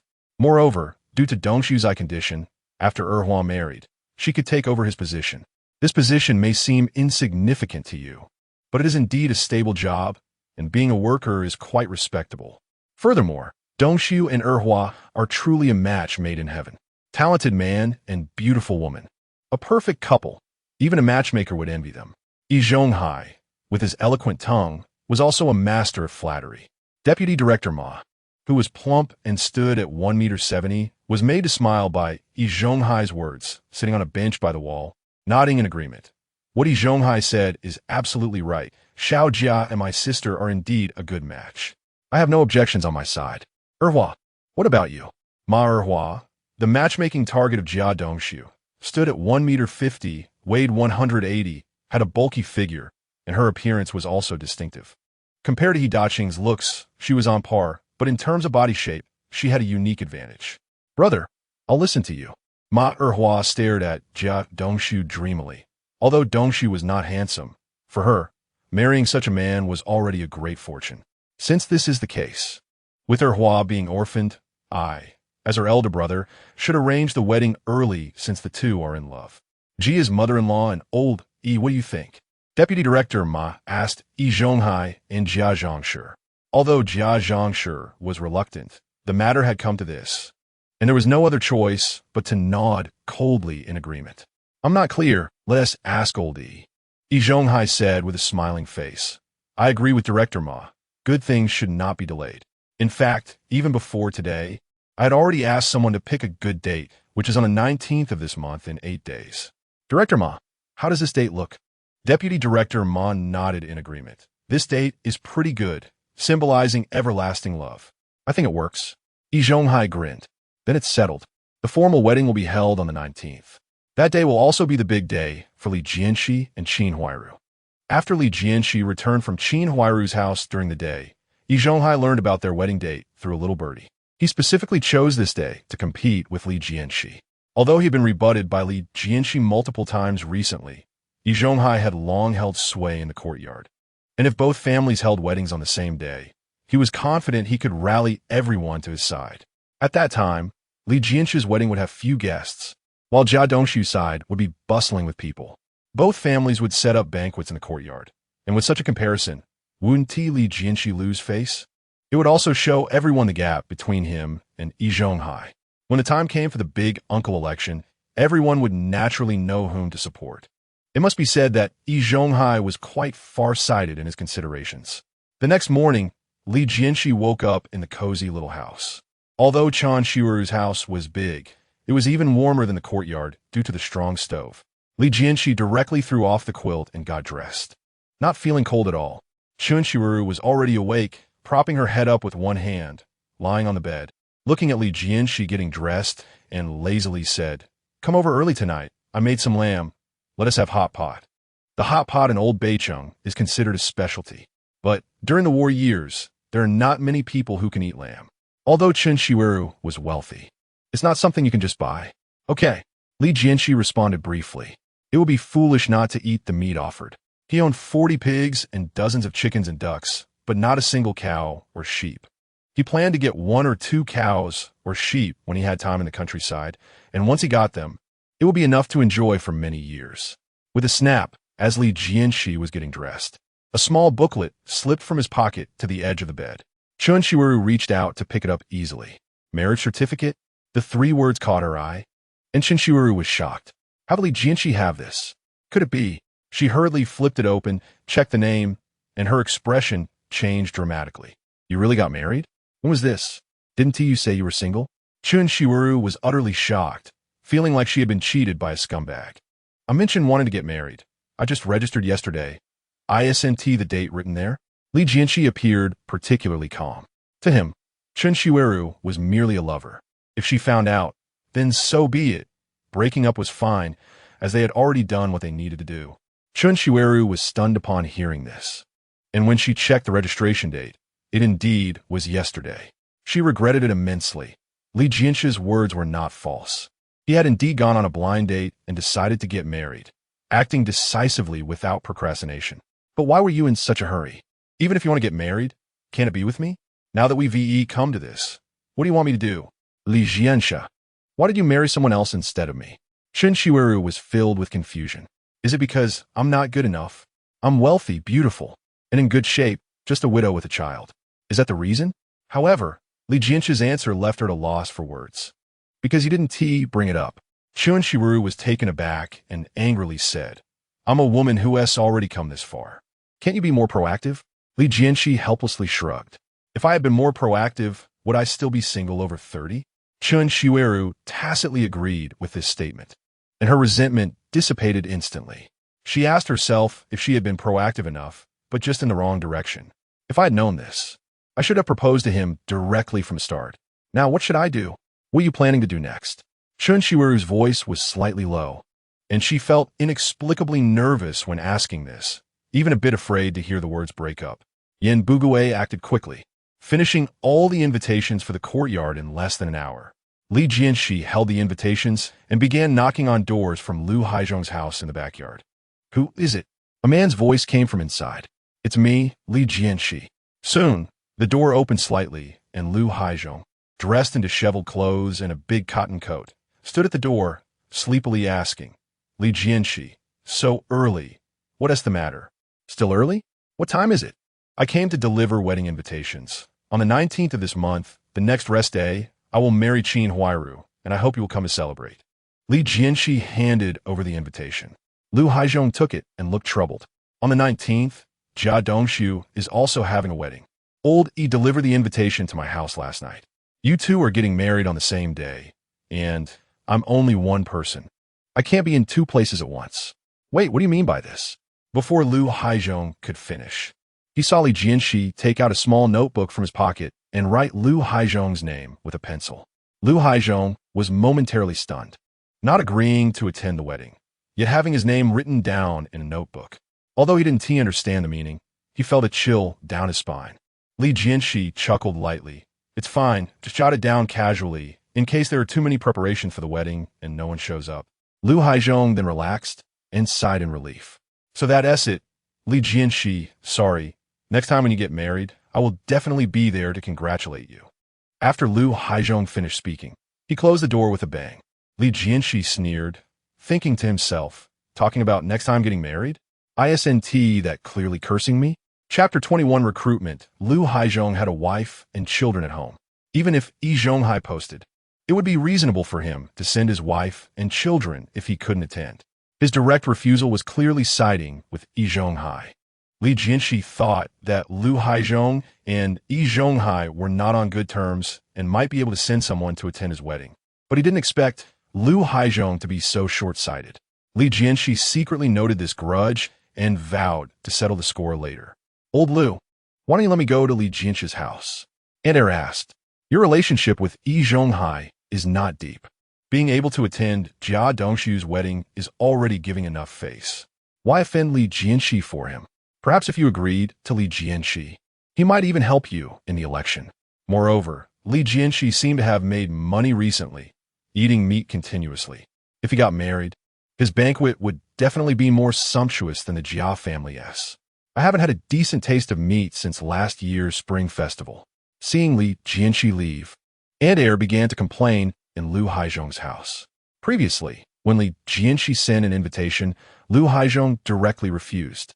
Aunt Er felt this was foolish, offending Li Jianshe while also missing out on a good meal. In fact, the couple could have each gone to one wedding, as the gift money was counted per person. "That's a woman's perspective." Lu Haizhong replied with a cold laugh. "Li Jianshe is no longer the same as before, and Yi Zhonghai will not remain the same as today. You know his relationship with the Jia family, right? Although they're not blood relatives, they are closer than family. The woman Jia Dongshu is courting this time was introduced by Yi Zhonghai, and you can understand the connections behind that, can't you? That woman is the younger sister of our street's deputy director, Ma Erhua." After Lu Haizhong explained, Aunt Er suddenly understood. It turned out that Lu Haizhong was ambitious and only regretted not having the opportunity. A high-ranking leader's sister was about to arrive in the courtyard, so he naturally wanted to curry favor. At the very least, he needed to ensure he didn't offend anyone. Many people shared Lu Haizhong's thoughts. Not all were seeking power, but they sensed that Ma Erhua's arrival would allow Yi Zhonghai to quickly regain control of the entire courtyard. Although Li Jianshe had caused Yi Zhonghai a lot of trouble recently, once Ma Erhua got married, she would help Yi Zhonghai become the top figure in the courtyard. And no matter how capable Li Jianshe was, he would still struggle to compete. After all, commoners found it hard to compete with officials. Li Jianshe had previously knocked on the doors of every household in the front courtyard, inquiring whether they would attend the wedding. Out of 22 households, only 6 readily agreed. And another 4 households, although agreeing to let Yi Zhonghai attend Jia Dongshu's wedding, also sent their wives to Li Jianshe's house so as not to offend either side. Among the 22 households in total, counting Li Jianshe himself, only 7 supported him. Especially in the middle courtyard, almost everyone leaned towards Yi Zhonghai. If Li Jianshe wanted to be elected as the top figure, he would need to gain at least 4 more households or turn 7 households against Yi Zhonghai. A wedding needed to be lively, and just relying on the people in the quadrangle was far from enough. After sending out the invitations, Yin Bugue also prepared the wedding invitations for the steel mill. Li Jianshe took the invitations and rode his bicycle out of the quadrangle, heading to the steel mill to deliver the invitations. As soon as he stepped out, Yi Zhonghai came out of the house. The Jia family across the street seemed to have an unspoken understanding and opened their door at the same time. "Old Yi, you saw that, right?" Jia Zhongshi asked softly. Yi Zhonghai nodded. "I saw it. I didn't expect Li Jianshe to pull in 6 households in just over a week.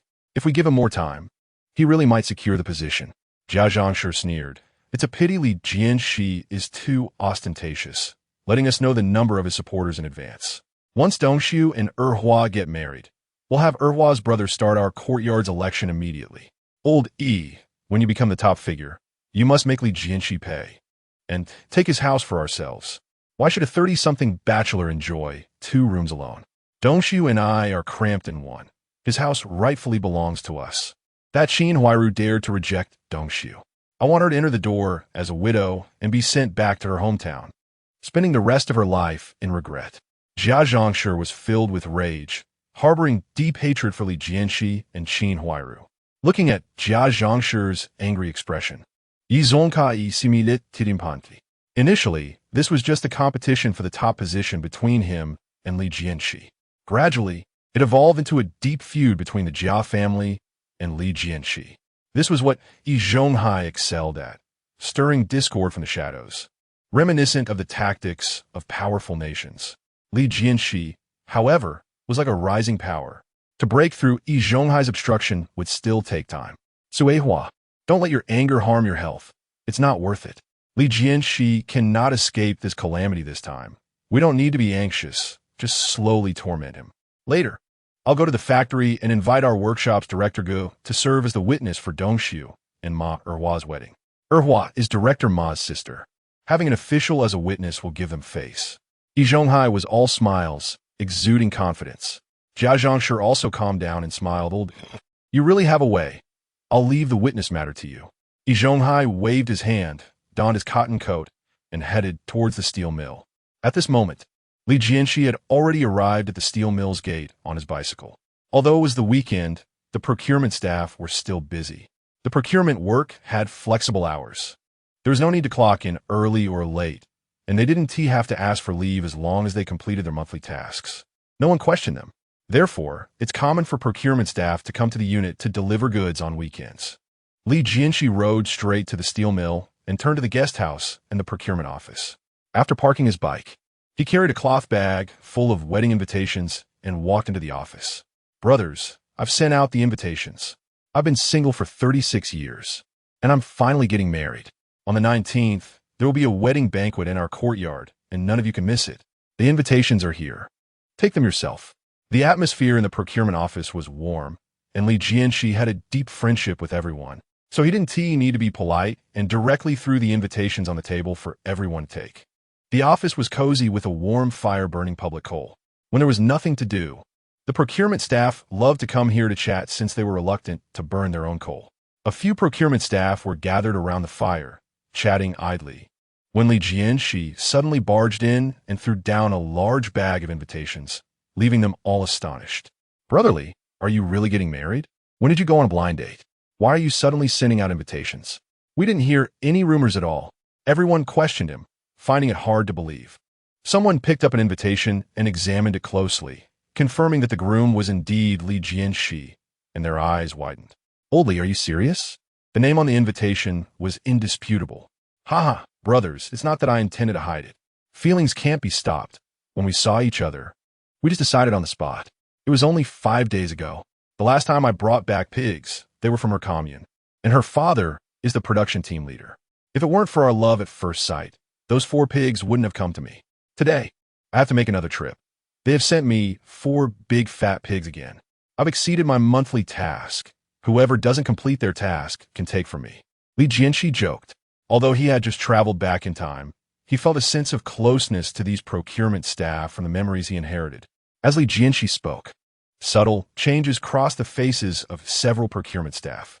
Earlier, there had been speculation that Li Jianshe might be marrying a wealthy village woman, which was why he could continuously receive chickens, ducks, eggs, and meat. They didn't expect it to be true. However, which family would prepare such a generous dowry for their daughter? Although it wasn't given for free and required payment for procurement, these pigs, chickens, ducks, eggs, and high-quality grains could clearly be spread out to build more connections. After all, procurement prices fluctuated. Those large villages usually wouldn't just recognize one procurement staff member. They would sell to multiple people, and the highest bidder would win. Li Jianshe's recent gains, even from the large village, were almost all of their stock. Just those 4 pigs, plus the 4 today, are not something an ordinary village can raise. They were all given as dowry to Li Jianshe. What kind of daughter must this family have? Perhaps Li Jianshe is the one marrying in. If that's the case, that would be quite a shame. Old Li Yi, a senior buyer, tried to comfort Li Jianshe but hesitated, unsure of how to start. It's all their fault. They used to joke about Li Jianshe's inability to complete tasks. Although it was not said with malice, the speaker's casual words had an impact on the listener. Li Jianshe must have been influenced by their words to make such a ridiculous decision. No, old Sue, Dogzy, Taidan, what kind of expressions are those? I'm finally going to get married. Why aren't you happy? Li Jianshe never expected these people could be so imaginative. He had only completed a few more tasks, and they could connect that to him selling himself to live off someone else's wealth. Indeed, he had eaten soft rice a few times, but that was all from Chun Shiwaru and had nothing to do with Qin Huairu. Jianshe, don't say anything. At this point, it doesn't matter what we say. We'll definitely attend your wedding and won't let you be looked down upon by the bride's family, said the buyer named Old Su earnestly. Li Jianshi was stunned. What on earth is going on? Why would the Qin family look down on me? Are you all deliberately playing a trick on me? Each of you seems like a constant complainer. Forget it. I have to go to the village to collect the pigs. You must attend my wedding, or we won't be done with this. Li Jianshi glanced at the clock in the office. It was nearly 9 o'clock. The agreement with the Qin family was in the morning, and if he didn't leave soon, it would be noon. Not long after Li Jianshi left, Section Chief's son entered the room. Hey, whose invitation is this? I haven't heard anyone is getting married. Is it someone from the workshop or the guest house? Section Chief's son picked up an invitation, opened it, and was taken aback. Li Jianshi? He's getting married? How did I not know about this? Section Chief's son looked puzzled. Don't mention it. Old Li is planning to marry a village girl to complete his tasks, and he might even be marrying in. The 4 pigs from before and the 4 today are all the bride's dowry. Old Li is always hardworking and helpful, but his personality is too weak. He had just started to become more cheerful recently, and then this news comes out. What kind of woman can prepare such a large dowry? Sighed Old Su. The other 2 younger ones shook their heads repeatedly. Section Chief's son's expression gradually became serious. No wonder Li Jianshi has been receiving good things lately. He must have found the daughter of the village production team leader to marry. Section Chief's son's wife and children died in war, and he is alone, treating these buyers like his own children. Among them, due to Li Jianshi's weak personality, Section Chief's son took extra care of him. Saying he treats him like a son might be an exaggeration, but at least he sees him as a younger generation. Section Chief's son is about to retire next year and had planned to use his connections to help Li Jianshi take over his position, which would at least be a minor official position and perhaps help him find a partner. Unexpectedly, Li Jianshi worked so hard for his job, choosing to marry an unremarkable rural woman. Reflecting on the past, this might be related to his desire to be recognized as advanced. It was my fault. Li Jianshe. Why are you so foolish? It's just an advanced title. Do I really need it? How could you use such a major life decision as the price? No. I need to talk to Director Huang and Deputy Factory Director Yang. Section Chief's son felt guilty and left the office. He decided to find Director Huang and Deputy Factory Director Yang to discuss retiring early and passing the position to Li Jianshi. Given Li Jianshe's recent performance and Section Chief's son's connections in the factory, this should not be difficult to accomplish. Arriving at Director Huang's office, he found the door locked and Director Huang was not there. So, Section Chief's son went directly to find Deputy Factory Director Yang. Deputy Factory Director Yang, who manages personnel transfers, including position changes and recruitment, stood up to welcome Section Chief's son, surprised by the visit from an old comrade. Old son, why you look so troubled? Have you encountered a problem? Although they were not from the same unit, their camaraderie was deep. Section Chief's son sighed and explained that Li Jianshi was willing to marry an unattractive rural woman to compete for the annual advanced buyer position. Once this matter spreads, it is bound to be misunderstood. After hearing this, Deputy Factory Director Yang also felt it was unfair for Li Jianshi. Old son, while I don't agree with his approach, I admire his spirit of sacrifice for work. He has performed excellently lately. If I propose him to take your place, the leadership team should not object. I'll make the request to the factory director first thing tomorrow morning. He has no family around, so we colleagues need to support him. Tell Li Jianshi that on his wedding day, I will be his witness. Even if he is marrying in, we can't let the bride's family look down on him. Section Chief's son felt reassured. He firmly shook Deputy Factory Director Yang's hand and said, Old Yang, thank you on behalf of Shaoli. By 10 o'clock in the morning, Li Jianshi returned from Qinjia village with 4 large fat pigs. After delivering the pigs, he earned over 300 yuan. Although this amount was small, it was actually a significant sum, as an ordinary family would spend about this much in a year, and it would be shared among many people. Li Jianshi wanted to leave, but Section Chief's son stopped him, pulling him to a secluded place to tell him that Deputy Factory Director Yang wanted to be his wedding witness. As for the promotion to Section Chief, it would still need to be discussed within the factory, and Section Chief's son did not mention it. Upon hearing that Deputy Factory Director Yang would be his witness, Li Jianshi was filled with surprise and joy, but also felt that Section Chief's son and the others might have misunderstood him, yet he did not explain. On the wedding day, everyone saw Qin Huairu and it was clear. As Li Jianshi left the steel factory, he encountered Yi Zhonghai, who also came to find a witness. The two exchanged cold smiles as they passed by, and Li Jianshi rode off quickly, leaving Yi Zhonghai far behind. However, Li Jianshi did not return to the courtyard nor look for Chen Shiru, but went to Wang Matchmaker's house. It was the weekend, and Wang Matchmaker had returned after matchmaking for young men and women, seeing Li Jianshi waiting outside. "Oh, Li Jianshi, when did you arrive? Have you been waiting long?" Wang Matchmaker was delighted to see Li Jianshi because he was generous, and everyone liked him. "Not long, just arrived," replied Li Jianshi casually. "Wang Aunt, I'm here to ask about the matter of introducing a partner to He Daqing last time." Yi Zhonghai wanted to compete with Jianshe, but Li Jianshi would not back down.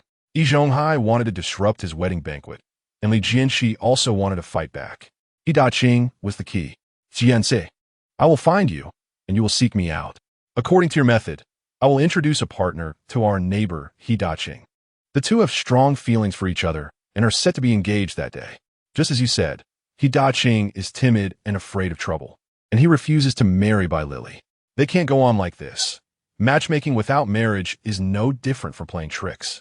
I have been thinking about asking He Daqing what he really thinks these past 2 days. If he is willing to marry Lily, we will follow the marriage customs.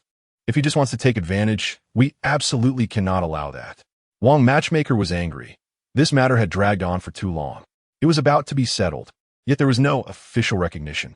If she didn't get the wedding money, wouldn't it be all for nothing? Li Jianshi did not expect that after he intervened, He Daqing actually developed feelings for the widow Bai. However, He Daqing was unwilling to leave. It was not that he didn't want to. It was very likely that Yi Zhonghai was up to something behind the scenes. After all, He Daqing often did not return home, and Yi Zhonghai noticed this. So his subordinates, enchanted by beauty, would not let it go easily. Chapter 22. Wedding money at Wang. You misunderstand He Daqing. He has his difficulties, and he also wants to be with Bai Lily. It's just that this matter is hard to speak of. Give me Bai Lily's address, and I'll go talk to her. If it doesn't work out, I'll pay for their wedding money. Li Jianshi had long anticipated this and had already prepared a countermeasure. Wang the matchmaker only wanted the wedding money, and since Li Jianshi had said this much, she naturally had no objections. So she told Li Jianshi Bai Lily's address. Li Jianshi took out $2 on the spot, which he considered as the wedding money for He Daqing and Bai Lily. After learning Bai Lily's address from Wang the matchmaker, Li Jianshi visited her that same day. It was dinner time, and He Daqing was working overtime at the steel factory. When Li Jianshi arrived, Bai Lily's door was open, presumably left for He Daqing. He looked through the window in the yard and saw a woman with 2 children. The woman was not particularly beautiful, but had a striking figure. Raising 3 or 4 children, it was likely they wouldn't go hungry. Knock, knock, knock. Li Jianshi lightly tapped on the doorbell. The woman inside turned her head at the sound and saw a remarkably handsome man standing outside, causing Bai Lily's heart to flutter. "Chong Chong, take care of your sister. Mommy will step out for a bit." After instructing her eldest son, Bai Lily opened the door and stepped outside. "May I ask who you are looking for?" As she approached, the man's handsomeness became even more apparent. "You're Bai Lily, right? I am He Daqing's neighbor, Li Jianshi. You may have heard of me?" Li Jianshi said with a smile. "You are Li Jianshi?" Bai Lily was taken aback. She naturally knew who Li Jianshi was. When Wang the matchmaker took her to a blind date, it was under the pretense of meeting Li Jianshi. She had thought that a man willing to date a widow would either be poor or incapable. She hadn't expected Li Jianshi to be so tall and handsome. Isn't he a purchaser at the steel factory? Why would someone with such conditions want to date a widow? That's me. I came today regarding He Daqing's matter. There are many people coming and going here. Let's talk in the yard. Li Jianshi got straight to the point, and without waiting for Bai Lily's response, he stepped into the yard and closed the door behind him. Bai Lily's heart raced, and a sense of anticipation welled up inside her. However, it was clear she was overthinking. After closing the door, Li Jianshi continued, "Bai Lily, do you know why He Daqing is reluctant to marry you?" Bai Lily's attention was still on Li Jianshi's handsomeness, and she absent-mindedly shook her head. "I don't know. Because someone doesn't want He Daqing to marry you." Li Jianshi's frankness startled Bai Lily slightly. Seeing her focus a bit more, Li Jianshi continued, "Bai Lily, you have not spent much time with He Daqing, so you may not know him or the people around him well. The situation in our yard is quite complicated, with many residents divided into several factions. Yi Zhonghai is somewhat simple-minded and has been used by someone named Yi Zhonghai in the yard to do things like fighting and scolding others. Recently, the yard is going to elect a chief, and Yi Zhonghai needs Yi Zhonghai's support. He won't let him leave you easily, nor will he want you to interfere with his control over Yi Zhonghai. No matter what happens before or after the election, as long as Yi Zhonghai is obstructing, Yi Zhonghai will not marry you. Worry creased by Lily's brow. She was just an ordinary woman and knew nothing of these conflicts. After Li Jianshe's hint, she realized the severity of the situation. What do you intend to do? Are you helping me or helping Yi Zhonghai? Bai Lili asked innocently. Li Jianshe chuckled lightly. I have a grudge against Yi Zhonghai. Why would I help you? But you're lucky. I also want to compete for this chief position. If I can make Yi Zhonghai lose a vote, helping you two escape is not a problem for me. Bai Lili's face lit up with joy, and she hurriedly asked, Really? Can you help me be with Zhonghai? What do I need to do? She wasn't foolish, realizing Li Jianshe's intentions. No problem. There's no free lunch in this world. Bai Lili, having drifted for many years with her children, knew that she needed to rely on herself for what she sought. As long as Li Jianshe's plan wasn't too difficult, she was willing to be his pawn for happiness. Li Jianshe was quite pleased with Bai Lili's perceptiveness and nodded, saying, It's very simple. Just let Yi Zhonghai choose between you and Yi Zhonghai. On the 19th of this month, next week, Yi Zhonghai's apprentice will get married and will certainly invite Yi Zhonghai to be the chef. At that time, you can find a reason to take Yi Zhonghai away from the wedding. If he comes to you without hesitation, it proves that you are more important to him than Yi Zhonghai. You can then suggest returning to your hometown in Baocheng. Once he leaves Yi Zhonghai, no one can stop him from giving you a name. If Yi Zhonghai does not come to find you or send someone to take care of you, it means Yi Zhonghai is more important to him than you. At that time, you can use your cohabitation to threaten him, forcing him to leave with you. The best opportunity will be the night before the incident. You two spend the night together and leave evidence on you. The rest will depend on how Yi Zhonghai chooses. Li Jianshe almost personally guided by Lily's actions. As long as she could make Yi Zhonghai leave, the Jia family's wedding would naturally fall through. Yi Zhonghai originally wanted to see Li Jianshe make a fool of himself, but in the end, it might be he himself who became the laughingstock. Guests would be plentiful, but there would be no smoke from the kitchen. Just thinking about it was enough to make him lose face. As for whether Yi Zhonghai would leave with Bai Lili, the answer was obvious. He would give up his property, children, and even his job to follow Bai Lili to Baocheng, which showed how deep his feelings for her were. In the past, Yi Zhonghai could control him simply because Bai Lili had not applied pressure. Once Bai Lili made him choose, he would almost certainly choose her. In the following days, Li Jianshe was busy preparing for the wedding. At that time, most weddings aimed for simplicity, but Li Jianshe was unwilling to settle. He was wealthy and had no shortage of meat, eggs, sugar, and tea. Since he would only marry once in this life, he was determined to give his wife the best. Candy and red envelopes were already prepared, and the wedding dishes were also arranged. To ensure the guests had a good time, Li Jianshe specifically took a pig from a hidden place and asked another chef from the guest house to slaughter it on site. Half was sent to the Qin family's Zhu family, and the other half was kept for the steel factory canteen, cooked into delicacies to be taken to the wedding venue on the day of the banquet. Besides food, Li Jianshe also needed to prepare large items. 18-legged furniture had been prepared, but that was just a regular setup. Slightly better-off families had such items for weddings. With Li Jianshe's financial resources, he should pursue the 3 turns and 1 sound to show off his status. The bicycle was, needless to say, already prepared. Li Jianshe went to great lengths to get a sewing machine ticket from Chun Shiru, going out of his way to please her to avoid her jealousy. In addition, he also bought 2 imported watches, which, although not requiring a ticket, were expensive and cost him over 300 yuan. For this, he sold a few pigs to raise the funds. This move made people like Sun Guchong feel deeply guilty, with red eyes. After a week of preparation, the day of December 19th finally arrived. The courtyard was newly decorated, and as the morning light shone, 2 wedding procession teams began to get busy. At Li Jianshe's home, Yan Bugui and Aunt San arrived early to help. On the other side, Yi Zhonghai led people to Jia Dongshu's house to assist. The 2 families were close in distance, but each busy with their own affairs, without disturbing one another. This was the first time Yin Bugui hosted a wedding, and he was somewhat nervous as he asked Li Jianshe about the preparations. Jianshe, today is your big day. How are the preparations? Is there anything missing? Li Jianshe felt a subtlety in the air, but remained calm. According to your wife's checklist, there should be nothing missing. Yin Bugui asked with concern. Have you hired the chef? It seems you haven't prepared much food. Our yard has few people, but you also invited colleagues from the purchasing department. These dishes might not be enough. I have some cabbage at home. I can give you some first at market price. Yin Bugui was particularly attentive to food and finances. At that moment, Shaju suddenly appeared and interjected. Uncle Li, if you haven't hired a chef, why don't I do it? My cooking may not be as good as a professional chef, but I can manage. Shaju has high standards for his culinary skills and often feels that he performs just adequately. But because of this, his dishes far surpass those of ordinary people. Before Li Jianshe could speak, Yin Bugui had already scolded him. Shaju, when did you stroll over here? If your dad sees you, he'll definitely give you a good whack on the head. Hurry up, go back quickly, so you don't attract your dad here. Upon hearing this, Li Jianshe chuckled. It's fine, Shaju, you can stay.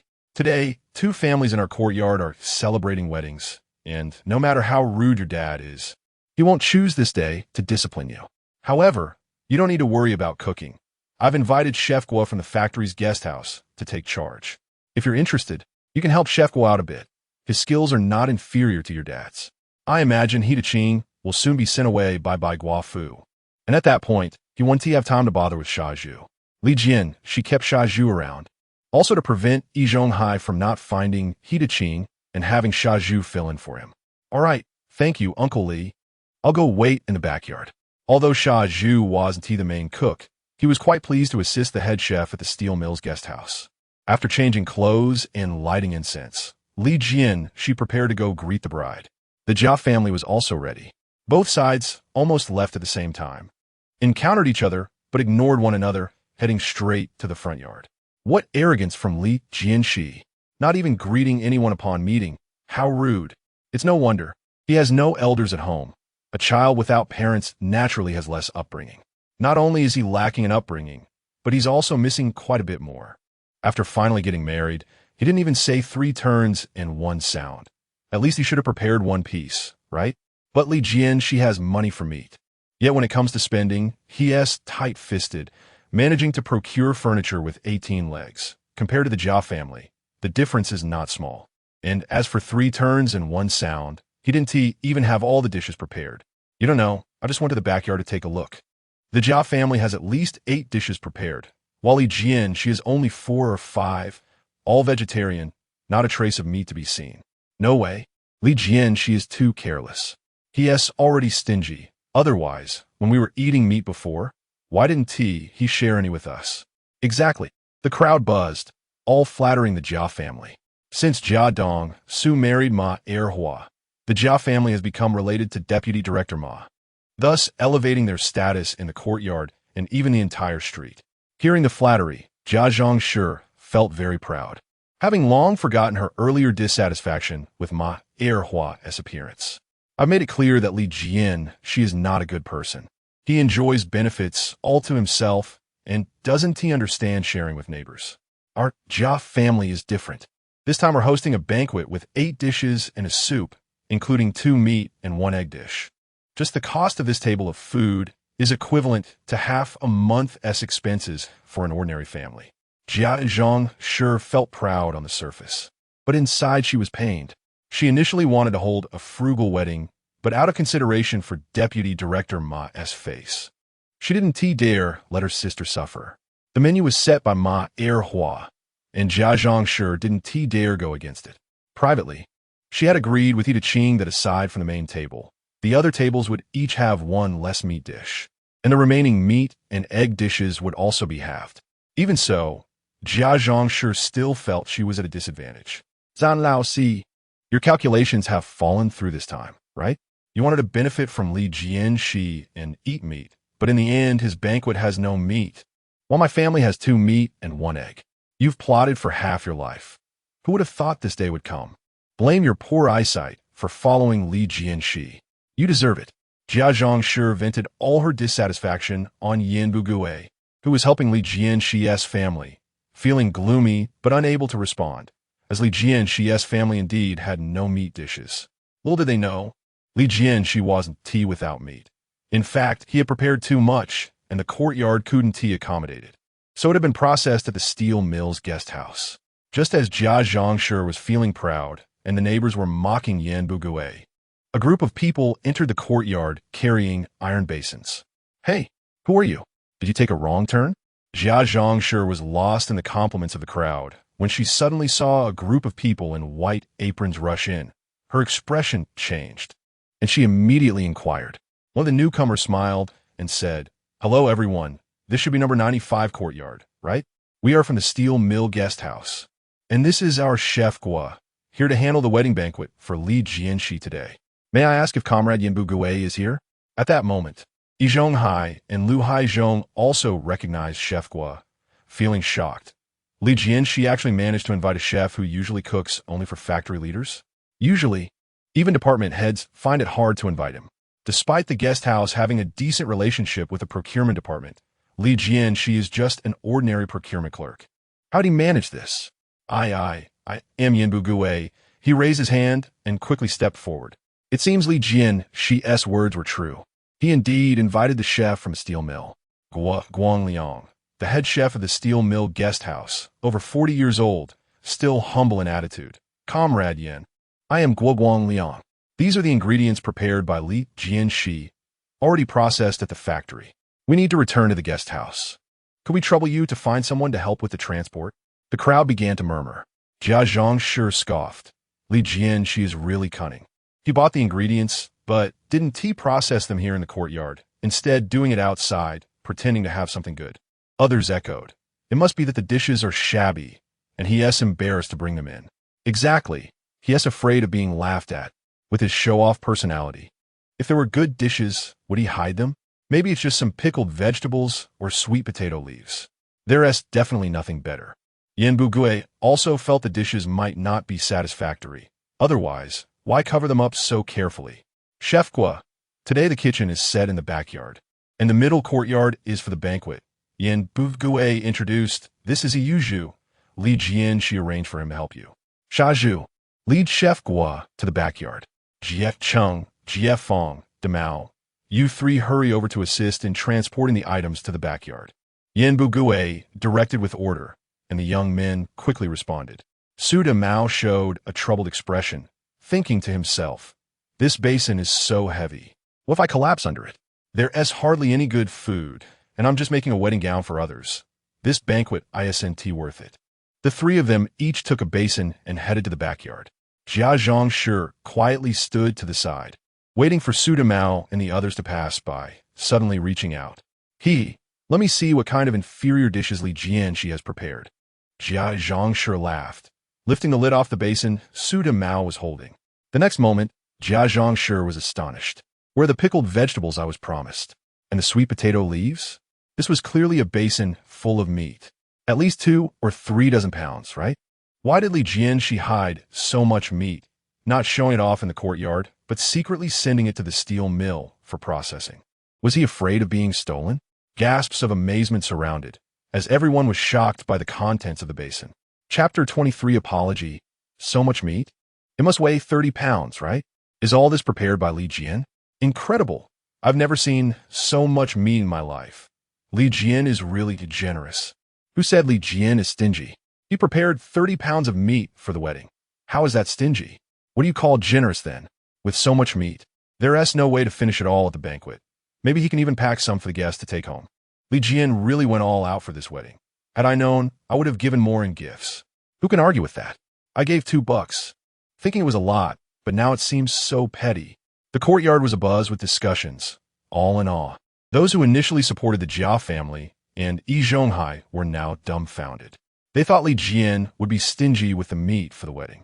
But he not only prepared it, but he also provided 30 pounds at once. With so much meat, it would take several dishes to cook it all. No wonder there were so few vegetables prepared. Are the other 2 bowls also filled with meat?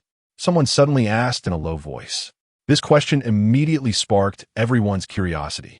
With one bowl containing 30 pounds of meat, if the other two bowls were also meat, that would be astonishing. I can't believe Li Jian would be so generous as to prepare 3 bowls of meat. That would be 70 or 80 pounds. Would he really do that? I want to see what's in those 2 bowls. Jianshe said as she reached for the second bowl. She thought 30 pounds of meat was already impressive, and the other 2 bowls must contain some common ingredients. The first bowl had already elevated Li Jian's reputation. She wanted to suppress it by revealing the ordinary ingredients in the other 2 bowls. However, when she lifted the lid of the second bowl, gasps erupted all around, because the second bowl was still filled with meat. However, unlike the first bowl's fine cuts, this bowl was full of ribs and bones. These bones had been cooked thoroughly, just waiting to be reheated. The lid had been tightly closed earlier, trapping the aroma inside. Now that Jianshe opened it, a rich, meaty fragrance instantly filled the entire courtyard. So fragrant, it was a whole bowl of ribs and bones. Looking at the quantity, it must be half a pig, right? Where did Li Jian get so many ribs? He wouldn't have prepared a whole pig for the wedding, would he? The residents in the courtyard were all shocked by Li Jian's generosity. That large bowl of ribs vastly outnumbered the first bowl of meat. Unless he truly slaughtered a pig, it was impossible to have so many ribs. Chef Guo chuckled lightly. You guessed it right. Li Jian really prepared a whole pig. This is just half of it. The other half has already been sent to the bride's family. No need to check the third bowl. It contains chicken pieces freshly chopped this morning. A total of 4 chickens, all personally slaughtered by my apprentices, just like the pig. Jianshe, however, did not believe it. She stepped up to Yin Jiefeng and suddenly lifted the lid of the bowl he was holding. Unfortunately, the bowl was indeed filled with chicken pieces. All 3 bowls, without exception, were filled with meat, even without vegetables to accompany it. Just the quantity of these 3 bowls was enough to serve 40 to 50 people. At this time, meat was hard to come by. Not only was it expensive, but it also required meat tickets to purchase. Ordinary families received only 2 taels of meat tickets per person each month, limited to urban households. For Jianshe, although she married into the city, she had no urban household registration and could not qualify for the fixed supply. Apart from the free meat during festivals, the Jia family could only taste 2 taels of meat in a month. To prepare for the wedding, Jianshe and Yi Zhonghai went through great lengths just to gather 2 platters of meat. How could Li Jian easily acquire so much?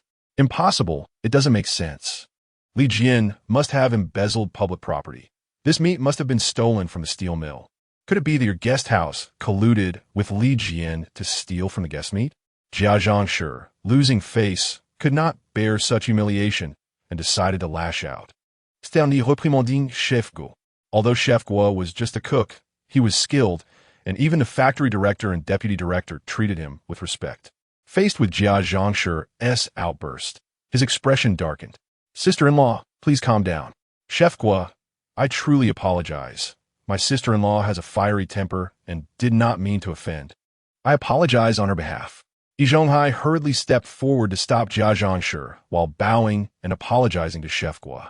Jianshe was still unwilling to relent and turned to Yi Zhonghai to yell. Oldie, why are you afraid of him?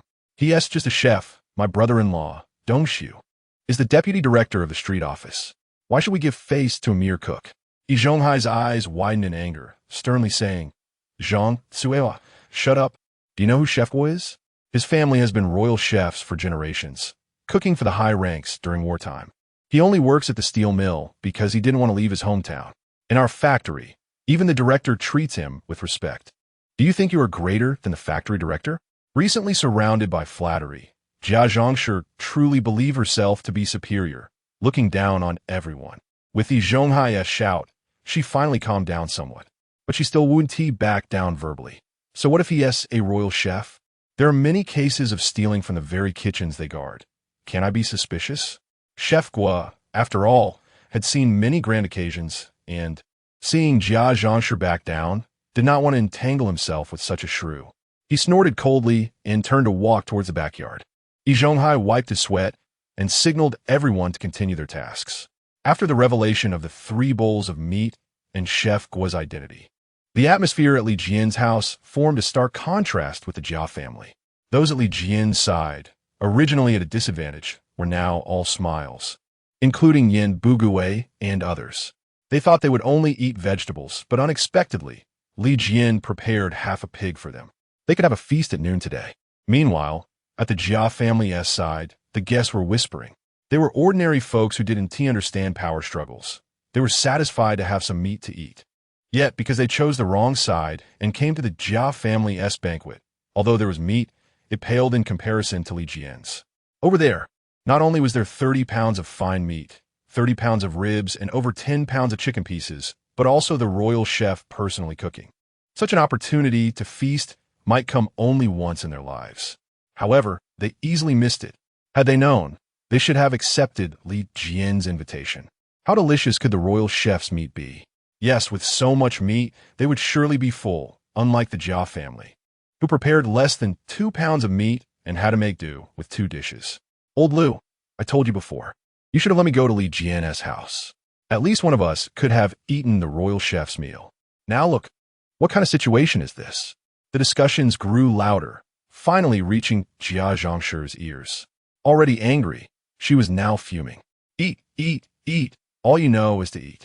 Once this meal is over, you don't need to live anymore, do you? A mere cook. What can he do for you? Dongshu marrying the deputy director's sister is surely better than marrying a cook, right? You clueless lot. If you want to eat, go to Li Jian's side. I want to stop you. Yi Zhongshi, unable to contain her fury, loudly reprimanded the guests. The guests, ordinary residents who usually flattered the powerful, not only failed to support her as they should, but even dared to gossip.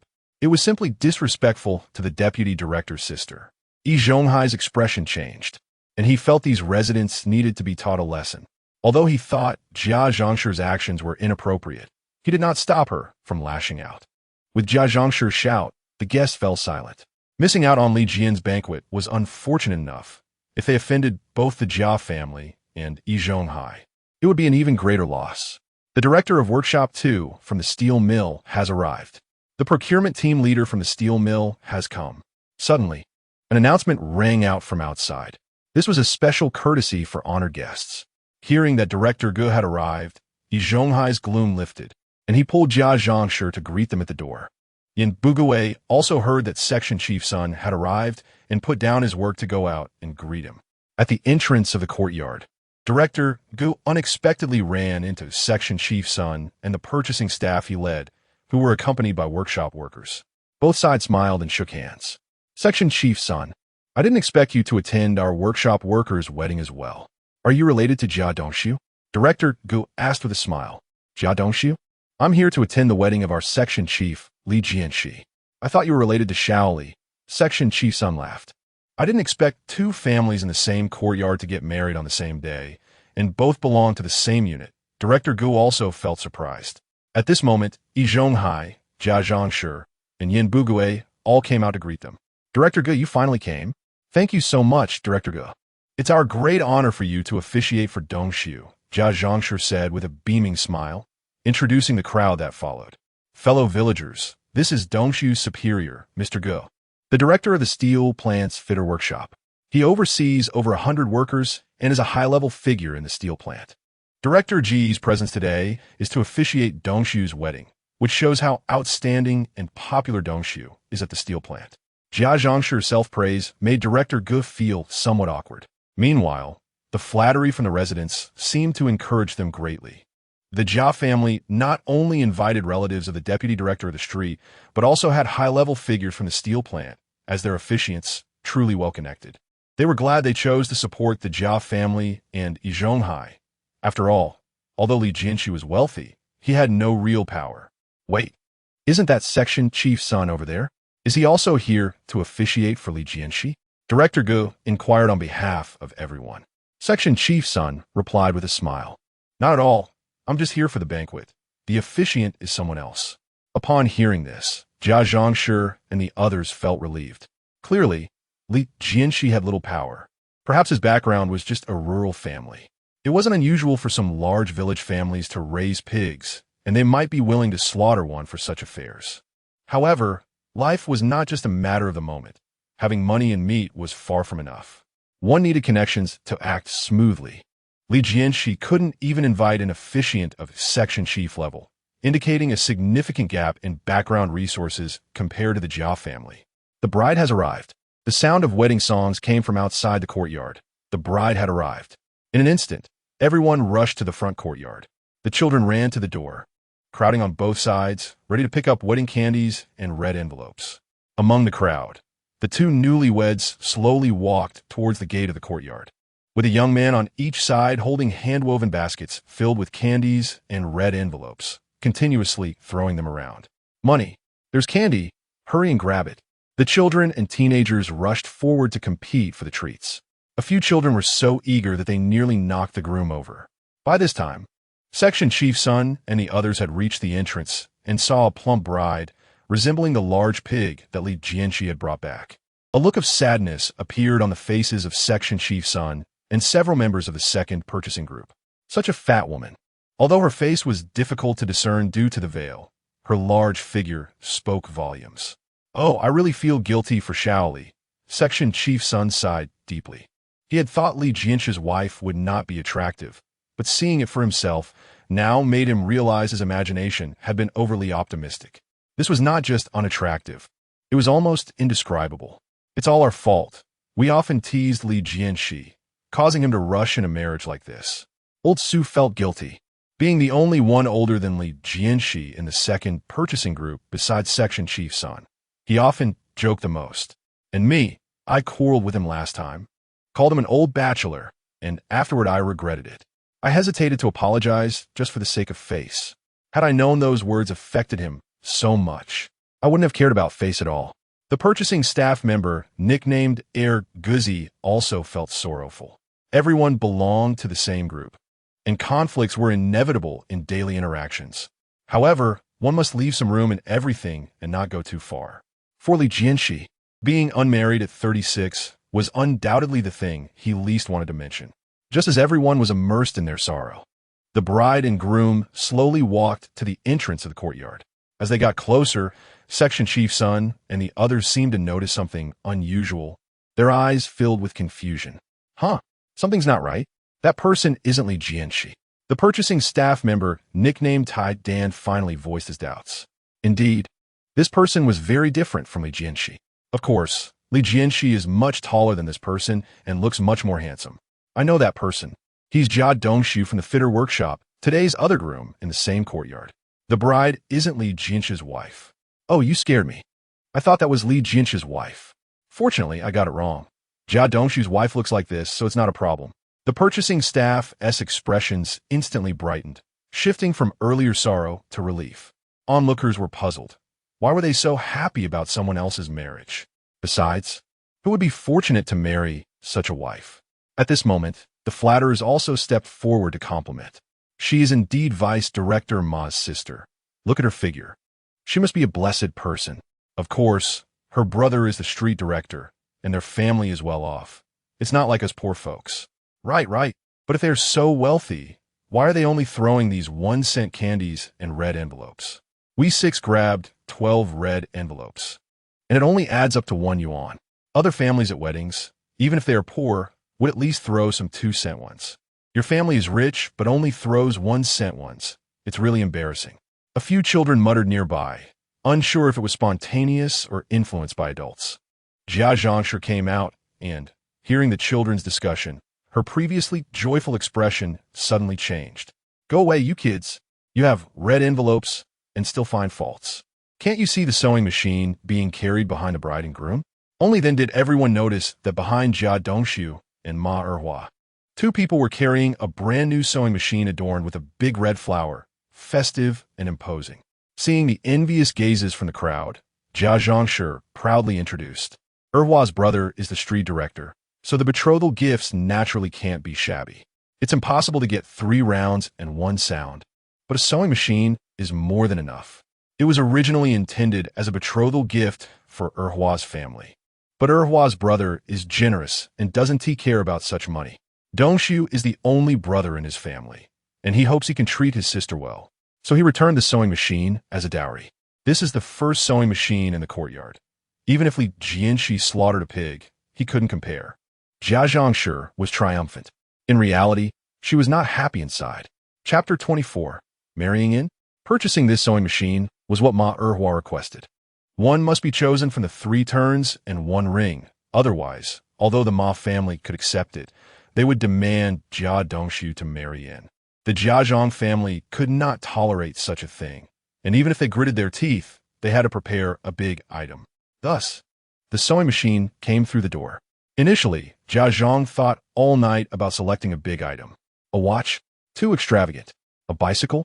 Jiazhong couldn't ride, and Dongshu's eyesight was poor, so he couldn't handle it either. A radio was acceptable. It could make some noise, but it had no practical value. The sewing machine was practical. Jiazhong often made insoles and shoe soles, and having it would save a lot of effort.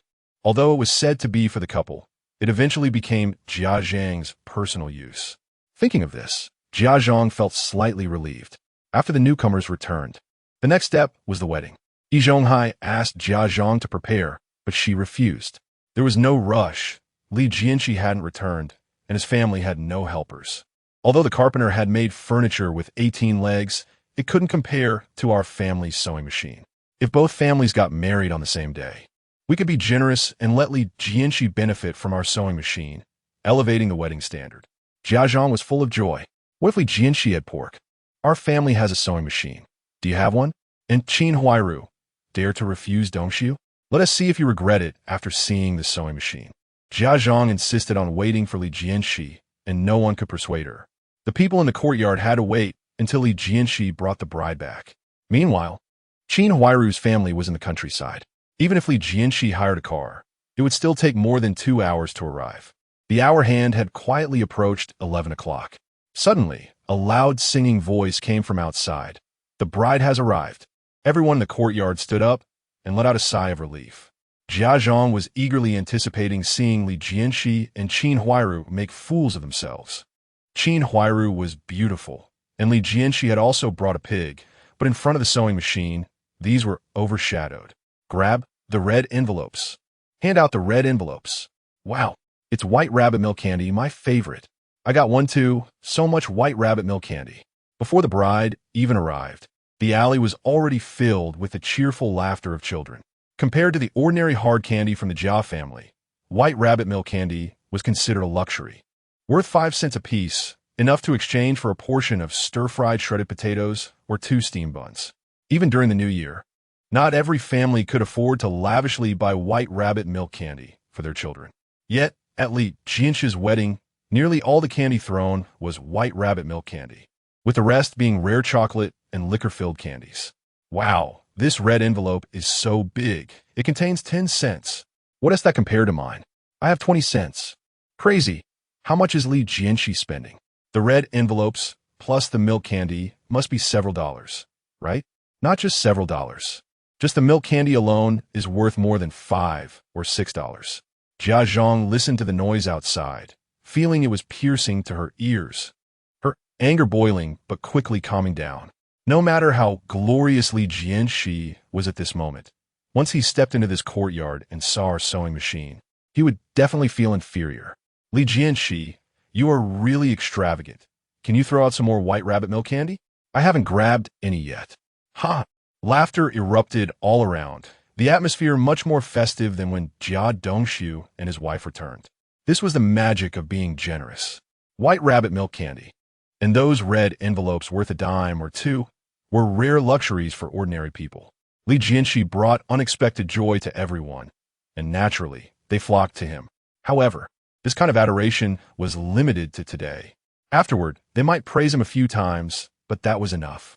What Li Jianshe sought was merely to give Qin Huairu a lively wedding, and this money was well spent. The bride has arrived.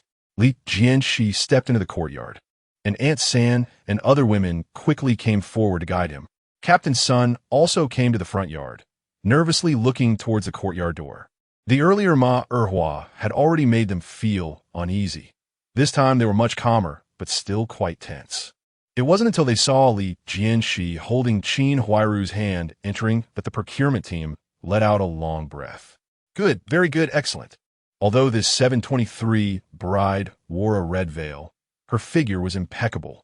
Not just impeccable, she was simply perfect.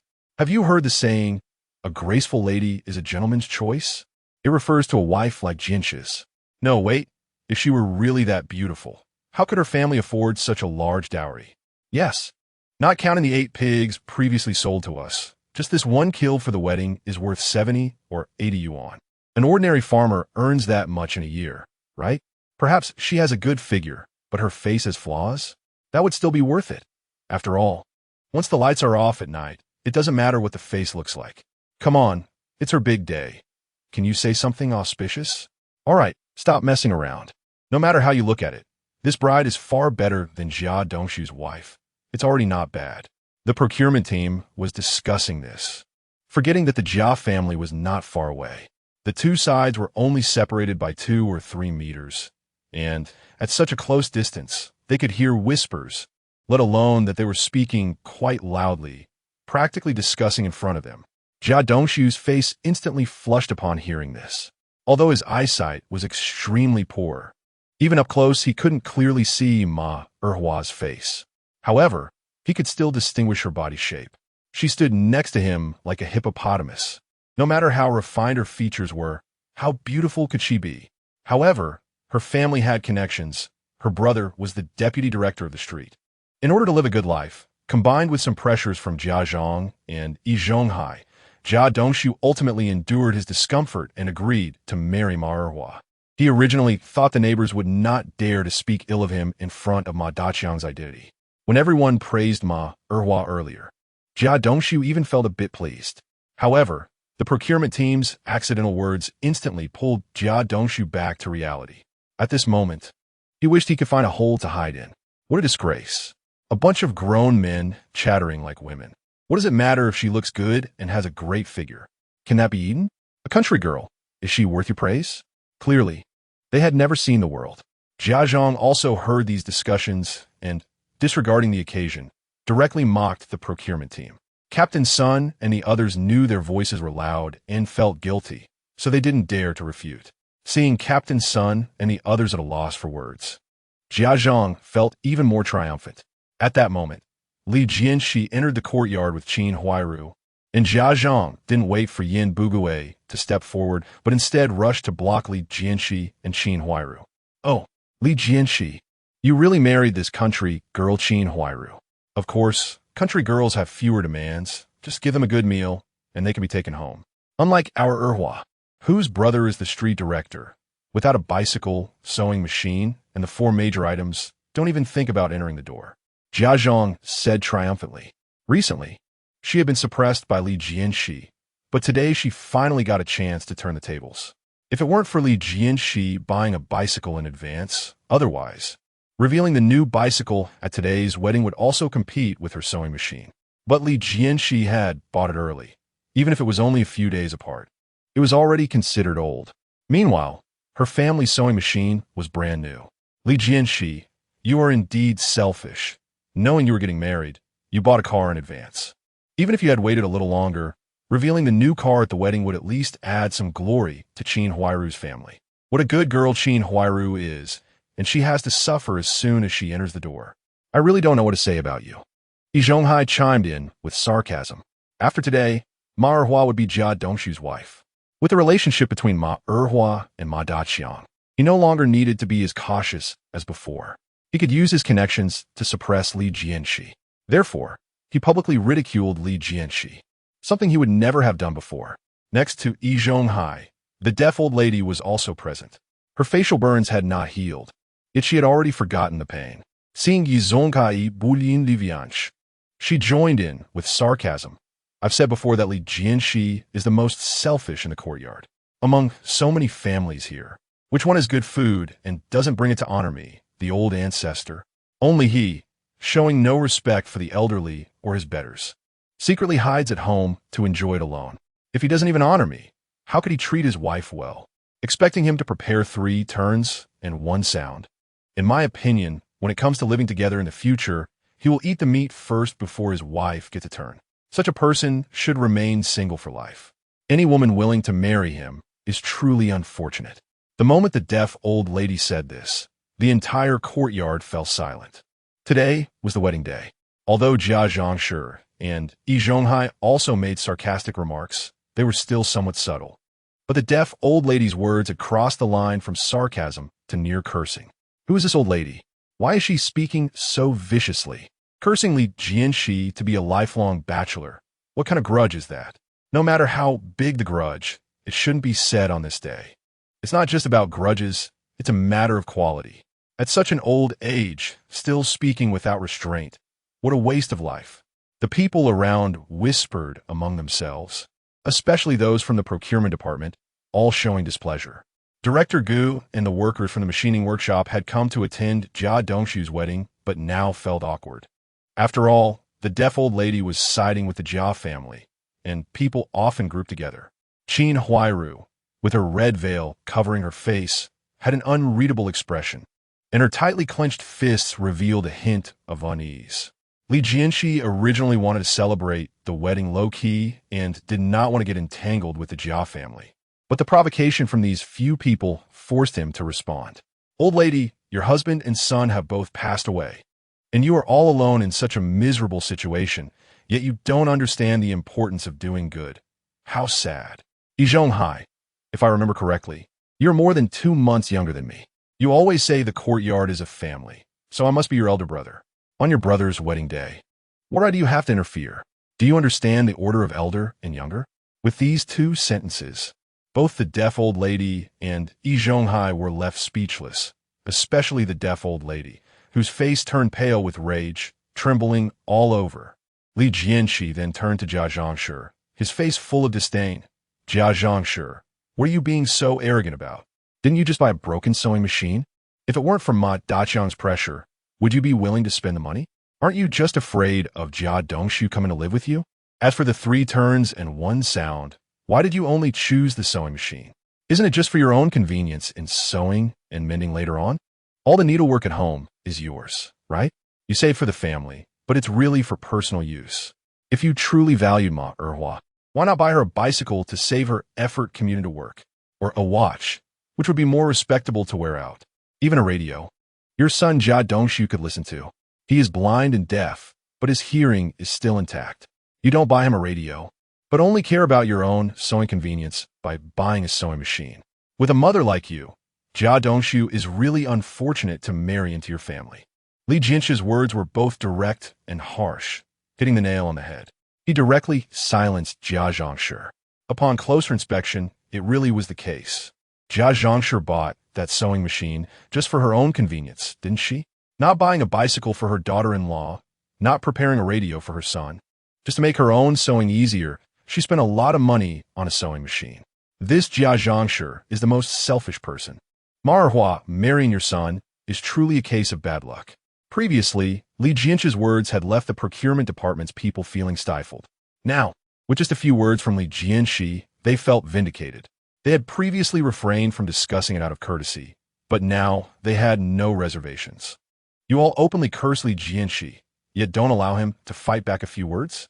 Jia Zhongshi's face turned pale with anger, and Ma Erhua felt extremely wronged.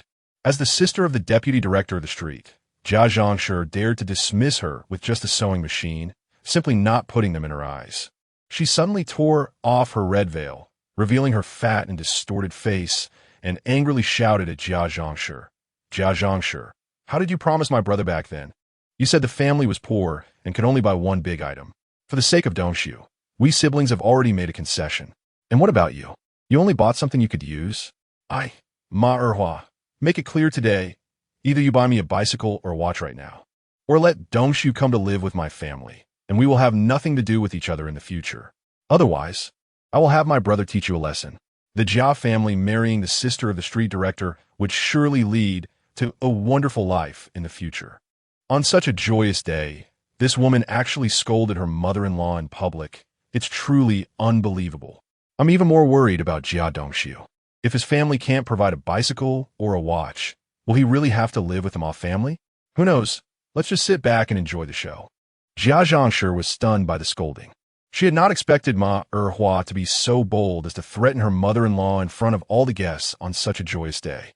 After a long while, she stammered and couldn't say a word. At this moment, Yi Zhonghai stepped forward. Erhua, don't listen to Li Jianshe's nonsense. The matter of the sewing machine was agreed upon by your mother-in-law and me.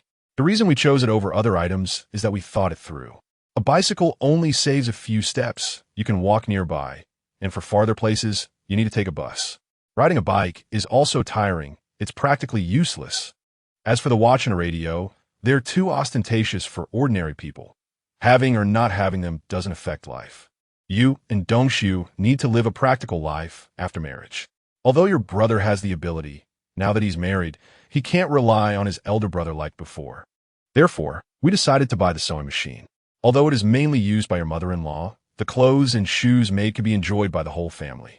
For things like making insoles and sewing work, if there's something that isn't needed at home, it can be traded for some change to supplement the household expenses.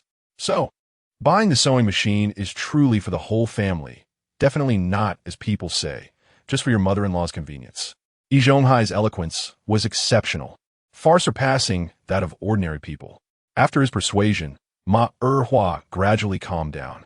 Jianshe also breathed a sigh of relief and quickly echoed the explanation. Erhua, how could I be selfish? Although I operate this sewing machine alone, the results benefit the whole family. And as for the watch and the radio, they are quite expensive.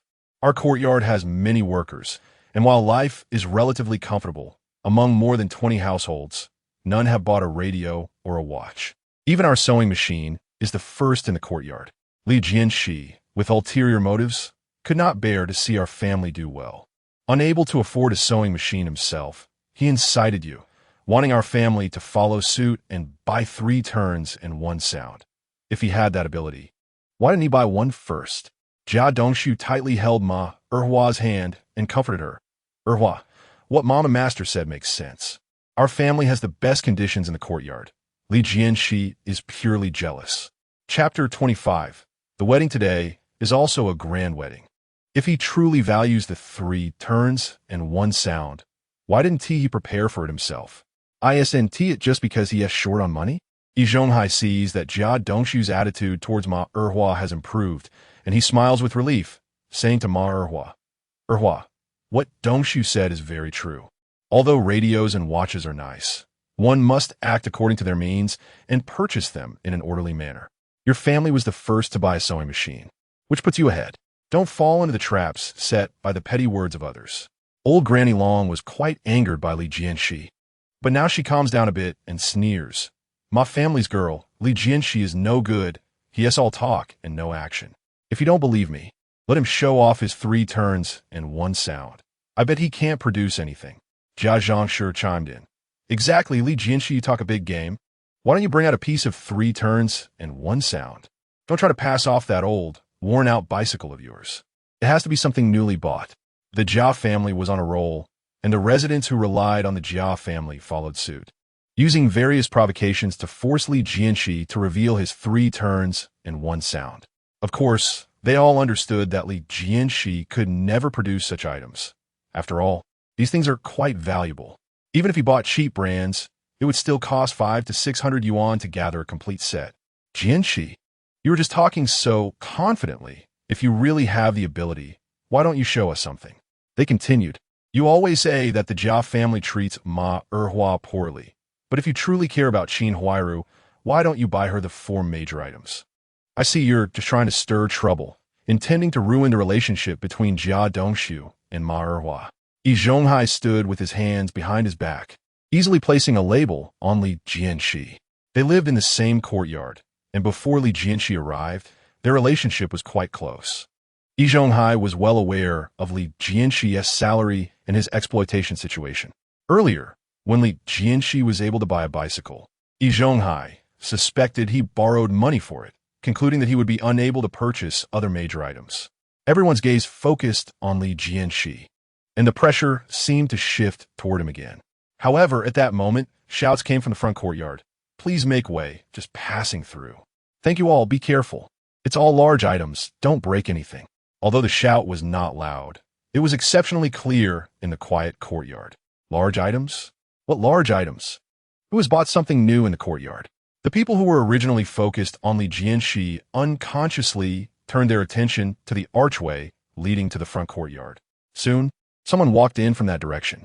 In the front were 2 middle-aged men, dressed in cotton jackets and wearing big red flowers on their chests. clearly country folks. Li Jianshe, the sewing machine has been brought to you. Where should we place it? Thank you, uncles, this is my home. Just move it inside. Anywhere is fine. All right. The two countrymen replied and lifted the sewing machine again, walking toward Li Jianshe's home. Silence.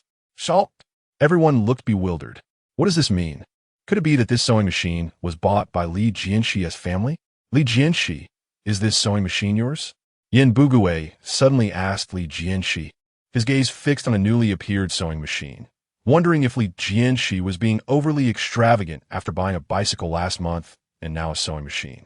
No, this is Qin Huairu's dowry, Li Jianshe replied calmly. But in reality, he had secretly purchased the sewing machine and quietly sent it to Qin Huairu's home, partly to conceal his wealth and partly to help Qin Huairu gain face. Li Jianshe had long been scheming, knowing that the Jia family would buy a sewing machine and anticipating that it would be detrimental to Qin Huairu. Hence, he made preparations in advance. Sure enough, Jianshe raised a fuss over Qin Huairu's rural background and the 3 turns and 1 sound. Jianshe, the sewing machine is already in the house. We'll take other items now, the 2 uncles from Qinjia village said before stepping out of the courtyard. Before long, the 2 returned, each carrying a box, one of which was wooden and square, quite eye-catching. Some sharp-eyed people recognized it and exclaimed, "A radio! A radio! Is this also part of the dowry?" The crowd gasped, then turned to the other box. What would be inside? A watch?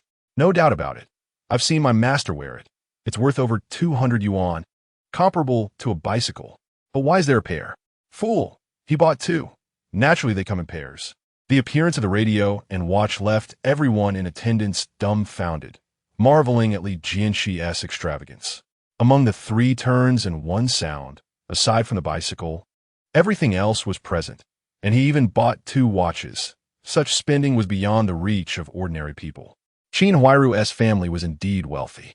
Not only did they give a pig, but the dowry items were also so rich. Just the sewing machine alone cost nearly 200 yuan, plus the radio and watch. Even at lower prices, the total would not be less than 300 yuan, which adds up to over 500 yuan. The daughter of the village production team leader was truly exceptional, far from an ordinary village girl. How rich, so rich. The surrounding voices of admiration were endless, and everyone cast envious glances. So what if she was a rural girl, with a dowry that includes all 3 turns and 1 sound? Who would dare to look down on such a woman? Listening to the discussions around her, Qin Huairu felt immense gratitude towards Li Jianshe. She had once worried that being a rural person marrying into the city would lead to disdain. But Li Jianshe's thoughtfulness not only spared her from scorn, but made her the envy of others. Unintentionally, Qin Huairu held Li Jianshe's hand tighter, secretly vowing that no matter how Li Jianshe treated her in the future, even if he beat or scolded her, she would never leave him. To be his wife in life and to be his ghost in death. Never would she have expected that Li Jianshe's wife's family was so wealthy. No wonder they could prepare so many pigs and poultry for him. This spending was almost comparable to that of a deputy director of a meat processing plant. I had previously worried for him, afraid he would suffer marrying a countryside girl. But such a rich countryside girl I would want too. How could a girl from such a well-off family possibly fall for Li Jianshe? I guess she is either deaf or mute or has some other defect. That must be it. Otherwise, how could she fall for an old bachelor like Li Jianshe? The discussions around grew louder, and everyone envied Qin Huairu's 3 turns and 1 sound dowry. Even the Jia family, who had once been interested in Qin Huairu, looked astonished. Oldie, what background does Qin Huairu's family have? Why didn't you say earlier that her family was so affluent? Jianshe Yi Zhonghai. If she had known Qin Huairu's family background was this rich, she would not have given them a hard time back then, even if she was from a rural household. Let us not forget that the superiority complex of city folks stems from the fact that rural people often struggle to meet their basic needs and face the threat of hunger and cold, thus being looked down upon. If a rural person can easily prepare a pig for a wedding, along with the 3 turns and 1 sound as a dowry, even without a city household registration, no one would dare to underestimate them. Qin Huairu was not only beautiful, but her figure also indicated she would be easy to bear children. Plus, the thick calluses on her hands showed she was a hard-working and capable person. Such a woman was nearly perfect, with only one flaw. she lacked a city household registration. If they had known her family was so wealthy, Jianshe would have certainly begged for her to marry into their family. Wouldn't he then all of Li Jianshe's 3 turns and 1 sound have belonged to their family? This. Old Moon never mentioned this to me. He only said that Qin Huairu's father was a small team leader in the production team, and their family was not inferior to city folks. But he never mentioned that they were far richer than us, Yi Zhonghai said, also feeling puzzled. This is not just being on par with city folks. They're clearly far wealthier than most city people. In the entire courtyard, among dozens of households. Aside from Li Jianshe's bicycle and the sewing machine newly purchased by the Jia family, there was nothing that could compare to the 3 turns and 1 sound. Their dowry was 4 items. Can it really be said that they are not as good as city people? Jianshe was extremely frustrated and continuously complained to Yi Zhonghai. Old, you have really caused me great trouble. If I had known Qin Huairu's family was so wealthy, I would have long facilitated a good match between her and Dongxiu. You've really done a good deed. Yi Zhonghai was unsettled by her agitation and feared that Ma Erhua would hear her complaints and cause more trouble. So he quickly advised, all right, Erhua is still here. Don't complain in front of the child. It's almost 11 o'clock. Let's hurry up and hold the wedding. He intended to suppress Li Jianshe, but unexpectedly, the latter had truly prepared the 3-turn, 1-sound ceremony. Seeing that he could not show off in front of Li Jianshe, Jianshe had to temporarily give up. Fortunately, they still had Director Gu backing them up. Director Gu was the head of the machining workshop, a leader of his level in the steel rolling mill, with about 30 or 40 people under him. Even so, he was still a cadre, on par with Director Huang of the procurement department, and a rank above Section Chief Sunday.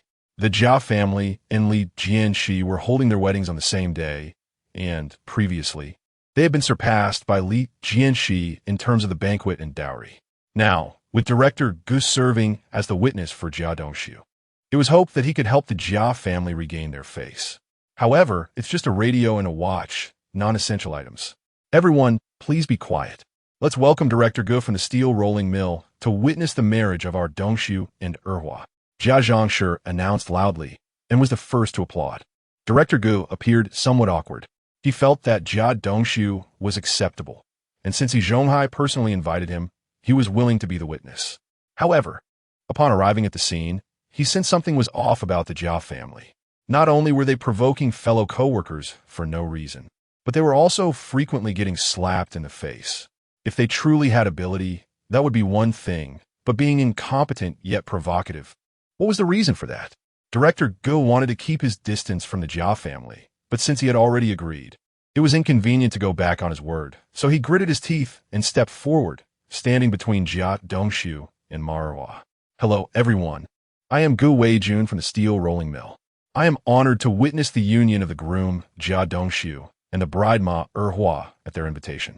The groom, Jia Dongxiu, was once a proud worker in the workshop, diligent, practical, hardworking, and a responsible young man eager to learn. The bride, Ms. Ma, is straightforward in character and has a prosperous appearance. In short, I wish this couple 100 years of harmony and early blessings with children. Thank you.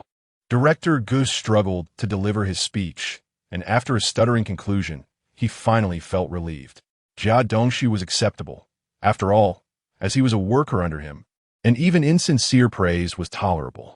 As for the bride, her character and appearance were hard to describe. Director Gu had prepared some words, but none were applicable. Otherwise, it would be insincere or blind. However, not everyone possessed the same sense of shame as Director Gu. Some people in the courtyard completely disregarded the bottom line. Director Gu spoke reasonably. Jia Dongxiu was indeed the pride of their courtyard. Naturally, if it weren't for this, how could he marry the beautiful Erhua, with even a key figure like Director Gu coming to witness? The bride was also exceptional, with a prominent family background. In terms of living background or upbringing, she was not someone they could compare with. This was a talented man and a beautiful woman, a match made in heaven. Truly, they were a happy couple, making others envious.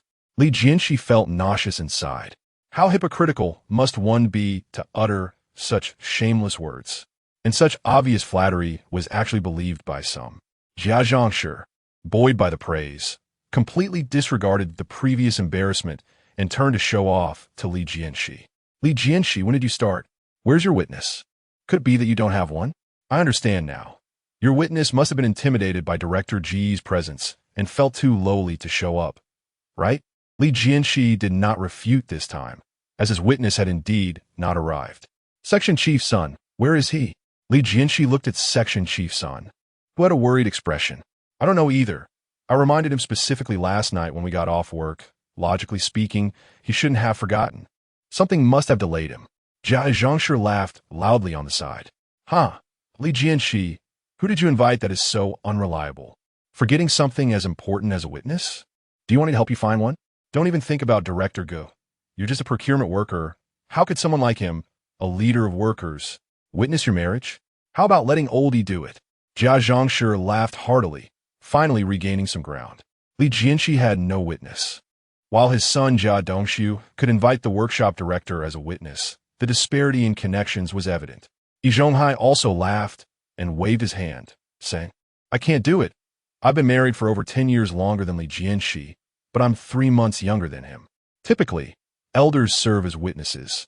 There is no reason for a younger person to witness for an elder. I think only the old lady in our courtyard has that qualification.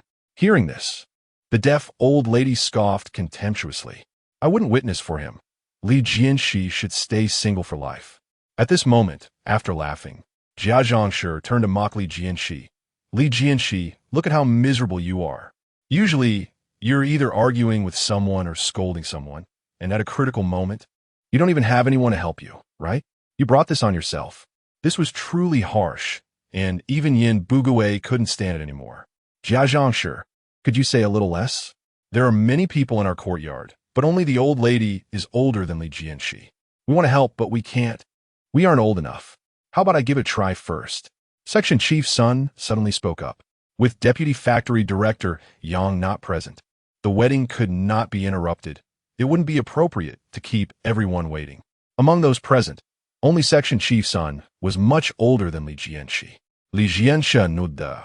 About to thank Section Chief Sunday, suddenly, a singing voice came from outside the courtyard. Deputy Factory Director Yang from the steel rolling mill has arrived. Upon hearing this name, everyone was taken aback. Who was so influential as to invite Deputy Factory Director Yang? Although he was just a Deputy Factory Director, the steel rolling mill was a key unit, and the importance of steel materials in this era was self-evident. When the Deputy Factory Director of the rolling mill held a meeting, his seat was more prominent than that of a District Deputy Director. Deputy Director Yang himself was an 8th-level cadre at the Vice Division level. If this were outside of Beicheng, it would equate to the level of a county magistrate or deputy prefect. Yi Zhonghai was stunned. Deputy Factory Director Yang's arrival completely caught him off guard. Liu Haizhong and Su Yu were also dumbfounded. They did not expect such a high-ranking official like Deputy Factory Director Yang to visit their courtyard. Li Jianshe and Section Chief Son both breathed a sigh of relief at the same time. Although Deputy Factory Director Yang arrived a bit late, it was good that he came at all. The two exchanged glances, just about to go out to greet him. Unexpectedly, Yi Zhonghai had already rushed out ahead of them. Chapter 26 Wedding Ceremony. As soon as Deputy Factory Director Yang stepped over the threshold, he was warmly greeted by a woman wearing a corsage that read Mother. She tightly grasped his hand and shook it, saying, Director Yang, you've finally arrived. We've been looking forward to your arrival for a long time. Director Yang noticed the corsage on Jia Zhang's chest and felt puzzled. Wasn't Li Jianshe alone? Where did he get a mother? But he had no time to delve into it. After all, he was already late. So he smiled apologetically and said, I'm really sorry. There was an impromptu meeting at the factory, and I rushed over as soon as it was done. I hope I didn't keep you waiting? Director Yang was unaware that both families were holding celebrations on the same day and mistakenly thought that Jia Zhang was temporarily playing the role of Li Jianshe's mother. He spoke naturally and politely. Jia Zhang was surprised by the courtesy shown to Deputy Factory Director Yang and secretly delighted, believing that Ma Erhua's brother had invited him to support his sister. Thinking back to Li Jianshe's earlier arrogance, claiming things like slaughtering pigs and giving dowry appliances, everything seemed trivial in front of Deputy Factory Director Yang's personal visit to congratulate them. Jia Zhang smiled broadly, holding onto Director Yang's hand tightly. It's no trouble at all. We are immensely grateful that you could come to celebrate the children's wedding. Please come inside. The bride and groom are waiting for you. With a beaming smile, Zhang led Deputy Factory Director Yang to the courtyard, feeling secretly pleased. When Li Jianshe sees Deputy Factory Director Yang come to congratulate Jia Dongxiu, his expression will surely be quite something. Dare to compare with me? Today, let me show you what connections and relationships really mean. The courtyard was bustling with activity as both families celebrated their weddings. As soon as Deputy Factory Director Yang stepped into the courtyard, he saw a crowd of people. Director Yang, you're here. Please have a seat inside. Everyone, make way for Director Yang. Hey kid, don't you see a big shot has arrived? Go play somewhere else. The noise filled every corner of the courtyard, including greetings, small talk, on-site commands, and scolding children. The appearance of Deputy Factory Director Yang instantly overshadowed the four newlyweds. Zhang felt proud of Yang's impressive demeanor and introduced him to everyone. Ladies and gentlemen, this is Director Yang from Hongqing Steel Mill, who has specially come to celebrate the wedding of our two children. Please give a warm welcome to our esteemed Director Yang. With that, Zhang was the first to applaud. After being suppressed by Li Jianshe for half a day, she was determined to turn the tide with Deputy Factory Director Yang as her support. The applause erupted around them. Originally, people speculated about the purpose of Deputy Factory Director Yang's visit, but seeing him cooperate so well with Zhang, they assumed he was there to support Jia Dongxiu. Compliments rose one after another. Jia Dongxiu is truly remarkable. Even someone as significant as Director Yang came to congratulate him. Of course, with over 10,000 workers at the steel mill, if he weren't an important figure, would Director Yang even pay attention? In my opinion, it must be Yi Zhonghai working behind the scenes. After all, workers at level 6 and above are rare and precious. Don't talk nonsense. Even if there are few level 6 workers, they're still workers. I guess it was Ma Erhua's brother who invited him. He is also a cadre alongside Deputy Factory Director Yang. Right. I heard Jia Dongxiu has vision problems and wants his new wife to take over. It must have been Ma Daqiang who invited Deputy Factory Director Yang to help them get to know each other early. The Jia family is really rising now, with Ma Daqiang watching over the street and Deputy Factory Director Yang backing them at the steel mill. Who would dare to look down on them? If I had known earlier, I would have brought more cash gifts to leave a good impression on the Jia family. Yeah, we need to build a good relationship with the Jia family from now on. The discussions continued, and Zhang felt secretly pleased, her face full of pride. Deputy Factory Director Yang was already accustomed to such occasions, smiling as he exchanged pleasantries with everyone. Although the discussions seemed nonsensical, mentioning Jia Dongxiu and Ma Daqiang made little sense, but the large crowd blocked Yang's view, preventing him from realizing that today was actually a joint wedding ceremony for both families, and that Zhang was not related to Li Jianshe. Li Jianshe was trapped in the crowd, wanting to squeeze out to greet Deputy Factory Director Yang. However, he was discouraged by Jia Dongxiu and Yi Zhonghai. Li Jianshe, you should stay back for now. Deputy Factory Director Yang was invited by Erhua's brother to congratulate them. If you go up now, it will put Deputy Factory Director Yang in a difficult position, Yi Zhonghai said with a smile. He had not heard about Ma Daqiang inviting Deputy Factory Director Yang initially and had doubted it was Li Jianshe's doing. But seeing Deputy Factory Director Yang standing closely with Zhang, he quickly dismissed his doubts. Li Jianshe, my master makes a good point. Deputy Factory Director Yang came for Erhua's brother. If you go up, will he acknowledge you or not? If he doesn't, it could be seen as disregarding the grassroots. If he does, it would imply that I and Erhua are being ignored. Director Yang is here for personal connections. If you try to latch onto him, it might backfire and become off-putting, Jia Dongxiu added smugly. Deputy Factory Director Yang was the first deputy director of the steel mill, the second in command, and an 8th-level cadre, holding a prominent position. Although Jia Dongxiu was also a steel mill worker, the distance between him and Deputy Factory Director Yang was akin to that between a commoner and a county magistrate. It seemed close, but in reality, it was worlds apart.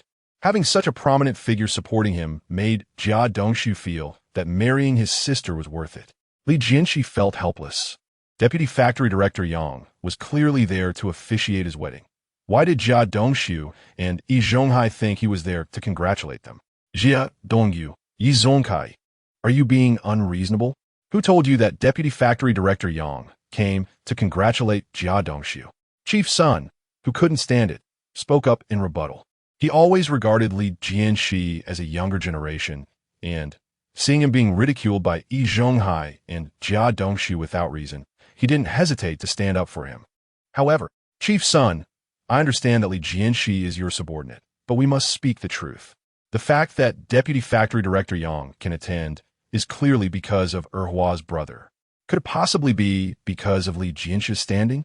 Does he have such great ability? Yi Zhonghai said dismissively.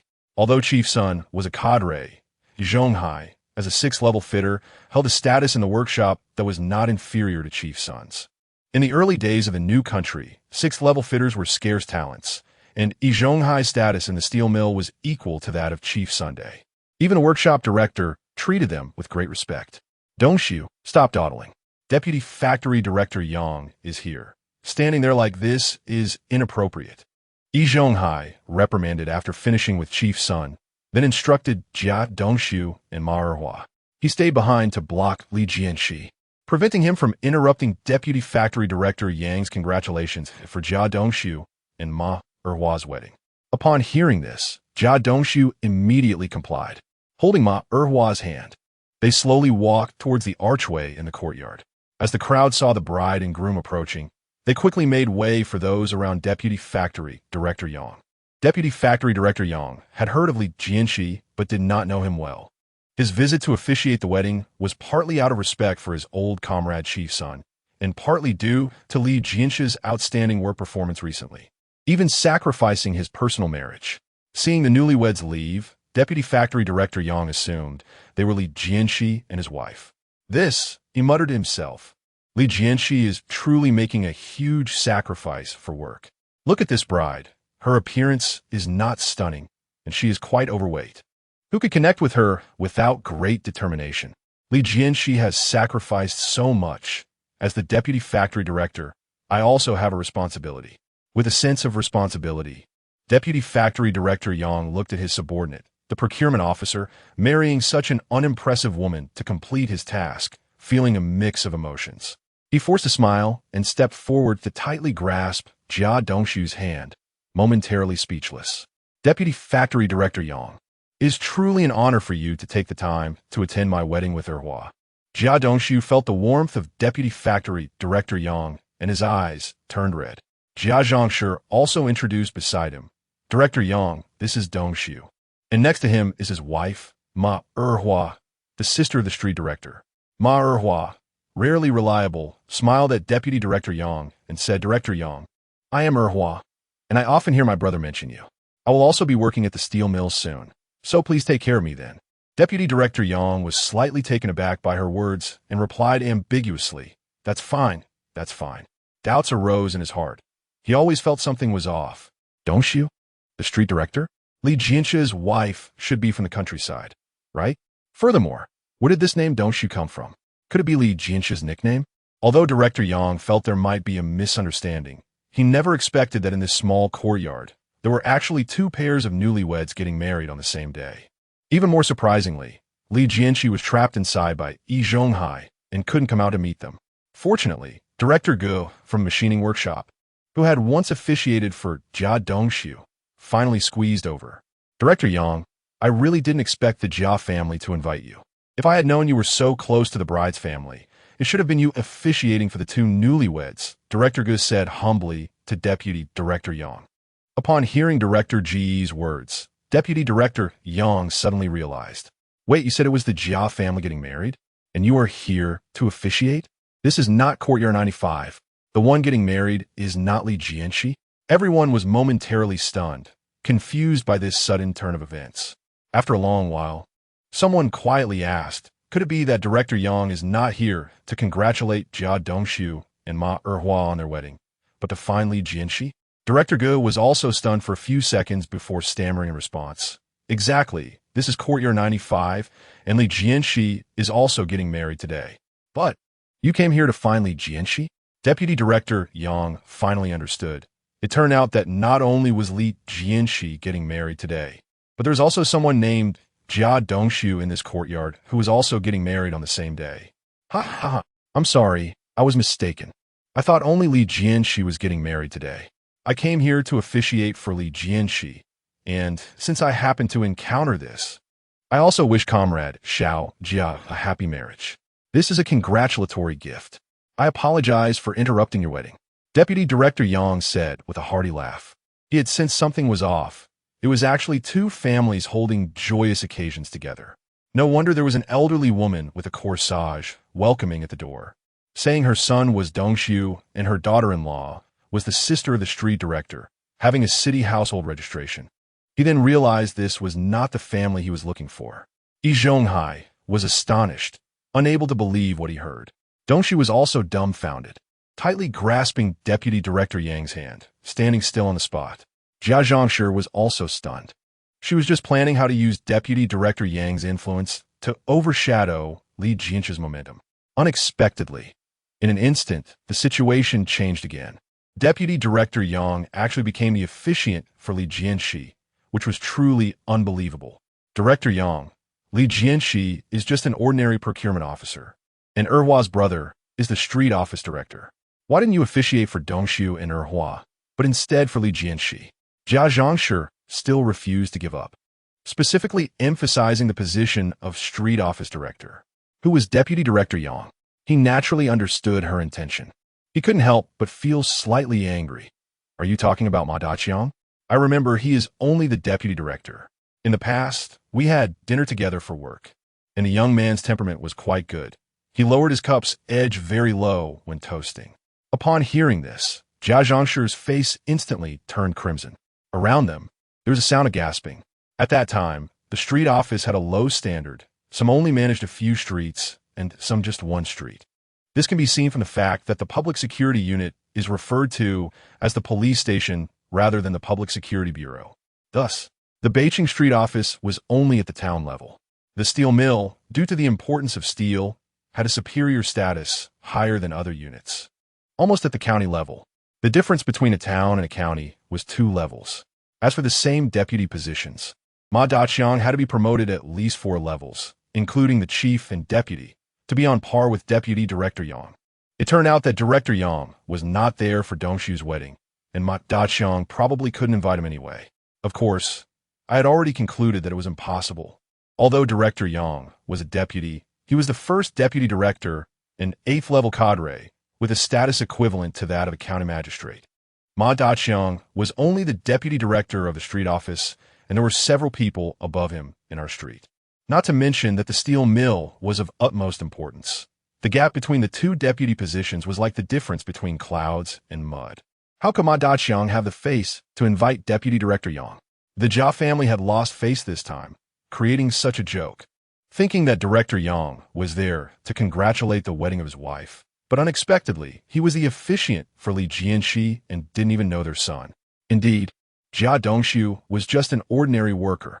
How could Director Yang know him? But Li Jianshe's status was not prominent either. Why would Deputy Director Yang officiate for him? Who knows? Li Jianshe must have something extraordinary about him. This person is unfathomable. In the future, we must not offend him again. It's better to be polite. At this moment, the onlookers also suddenly realized, expressing their admiration for Li Jianshe's hidden talents while mocking the embarrassment of the Jia family. Jia Zhongshi's face was red with anger, and Jia Dongxiu was deeply ashamed. Ma Erhua clenched her fists tightly and glared at Deputy Director Yang. Her brother was the deputy director of the street office. No one had ever dared to disrespect him like this, and this deputy director was too arrogant. If she hadn't heard others discussing it and realized this person might have a higher official position, Ma Erhua would have really wanted to take action. But she only thought about it. Although she was spoiled and arrogant, she was not foolish. Haha, comrade. Now you understand why Deputy Director Yang came here, right? Your earlier words, we return them in kind. One must be realistic. If others don't know you and you still want to cling to connections, be careful of self-humiliation. Sun Section Chief and others, who had been holding back for a long time, finally had a chance to express themselves. Meanwhile, Yi Zhonghai's face was gloomy, speechless. He was filled with doubts about what capabilities Li Jianshe had that allowed him to connect with such an important figure as Deputy Director Yang, and even have him personally officiate for him. This relationship was not trivial. The situation was clear. It was getting late. Where was Li Jianshe? The wedding was not over yet, right? Deputy Director Yang stepped into the venue, searching for Li Jianshe's figure, and soon came to him. Director Yang, thank you for coming to my wedding with my wife. I truly appreciate it. Li Jianshe was polite, not mentioning Deputy Director Yang's tardiness. After all, Deputy Director Yang was an 8th-level cadre in charge of significant matters. And for him to voluntarily offer to officiate was already a great honor. How could Li Jianshe be picky? No problem. Deputy Director Yang smiled. Comrade Li Jianshe, you worked diligently. You've worked hard. He casually glanced at Qin Huairu, who was standing quietly. Although her face was covered, her figure was commendable, and he presumed her looks wouldn't be bad either. As long as she wasn't ugly, his guilt could be alleviated. Since Director Yang had arrived, they should proceed to the next segment. We are all waiting to see the groom lift the bride's veil, Sun Section Chief said with a smile. And everyone was eager to see Qin Huairu's true appearance. Deputy Director Yang no longer delayed, took out the prepared congratulatory speech, and began to read. The content revolving around Li Jianshe's diligence at work and noble character. As the speech was about to conclude, he suddenly closed the script and spoke extemporaneously. Dear friends and family, Li Jianshe's work achievements and dedication cannot be summed up in just a few words. He is a standout in our procurement department and a model established by the steel mill. For such an excellent employee, we cannot limit ourselves to verbal praise. My tardiness today is related to Comrade Li Jianshe. Deputy Director Yang paused slightly, and the crowd's emotions were high, waiting for the announcement. Deputy Director Yang did not keep everyone waiting long. After adjusting his mood, he loudly declared, after studying the situation, the factory organization has decided to appoint Comrade Li Jianshe as the head of the procurement section 2. As soon as the words fell, there was an uproar. Surprise and joy intertwined. Among them, Yi Zhonghai was the angriest. Although he is a level 6 technician, his status may not be lower than that of the procurement section chief, but as a worker, he is still not on par with the identity of cadre. Chapter 27 Promotion. At this moment, the status of cadres is highly esteemed. Li Jianshe, congratulations. Congratulations to Chief Li. A double happiness of marriage and promotion has come. Li Jianshe, well done. Congratulations, congratulations. The applause resounded at the scene, and everyone offered their congratulations. Those who had previously flattered the Jia family now changed their attitudes and shamelessly congratulated Li Jianshe. Jia Zhongshi glared angrily, but no one paid attention. Deputy Factory Director Yang smiled and waited for everyone to finish congratulating before continuing. Congratulations to Comrade Li Jianshe on his double happiness. After his wedding leave, he will formally take office and continue to contribute to the steel rolling mill. As the witness, I announce that the groom Li Jianshe and the bride Qin Huairu are now husband and wife. May they love each other and grow old together, and have a prosperous family soon. After Deputy Factory Director Yang finished speaking, the applause erupted again. Yin Bugui seized the opportunity before the atmosphere dispersed and shouted. Next is the next part of the wedding. The groom and bride bowed to heaven and earth. Li Jianshe held Qin Huairu's hand and bowed towards the yard. 2 bows to the high hall. The two turned around and bowed again towards the house. Since there were no elders present for Li Jianshe, and only the family tree hung in the house, this bow counted as respect to the high hall. Husband and wife bow to each other. Amidst everyone's eager anticipation, Li Jianshe and Qin Huairu walked towards each other. After they stood up, the wedding came to a close. Lift the veil. Lift the veil. Hurry up and lift the veil. Lift the veil. The whole audience cheered in unison, and everyone couldn't wait to see Qin Huairu's true appearance, especially the few in the procurement department who still doubted Qin Huairu's beauty. How could such a beautiful woman, graceful and from a wealthy family, marry someone like Li Jianshe, who had poor conditions? After all, at that time, Li Jianshe had not yet become a chief, and was just a 36-year-old bachelor, with only an urban household registration and a regular procurement job at the steel rolling mill, which was not outstanding. Lift the veil. Hurry up. Why hasn't it been lifted yet? The groom is too stingy. Ha ha ha. The atmosphere at the scene was lively, and even Deputy Factory Director Yang was immersed in it, forgetting the time. Li Jianshe also eagerly wanted to see Qin Huairu's beauty today and repeatedly suppressed the impulse to lift the veil first. At this moment, under everyone's urging, he finally slowly reached out his hands. The red veil was gradually lifted, and a stunningly beautiful face slowly emerged. Oh my, this is too beautiful, right? It was unclear who made such an exclamation, expressing everyone's thoughts. Even Yi Zhonghai and Jianshe, who had seen Qin Huairu before, were deeply shocked by her stunning beauty at this moment. Qin Huairu's skin was like jade, her eyebrows curved like a new moon. Her delicate face was adorned with a pair of black eyes, sparkling like precious gems. Her cherry-like lips were slightly pursed, and her long black hair was elegantly pinned up, adorned with a red and gold headdress, making her extraordinarily beautiful. Everyone was captivated by Qin Huairu's beauty. That Li Jianshe really kept us in the dark. Someone among the procurement staff complained with tears. Yes, we thought he suffered for the task, but who knew the bride's mother was like a fairy? Chief Sun couldn't help but say in a rough voice. Next to him, Guzi joked. Chief, are you saying the bride's mother looks like a fairy? Or the bride looks like a fairy? When did you see the bride's mother? Chief Sun kicked him away. Get lost, talking nonsense. This commotion made everyone laugh again, and the previous worries about Qin Huairu's appearance vanished. Other guests felt bitter in their hearts, as Qin Huairu's beauty made them both envious and jealous, especially the men, wondering why they were not as good as Li Jianshe, who could marry such a beautiful and wealthy woman. The Jia family across the way felt the most uncomfortable, as if they had suffered a heavy blow.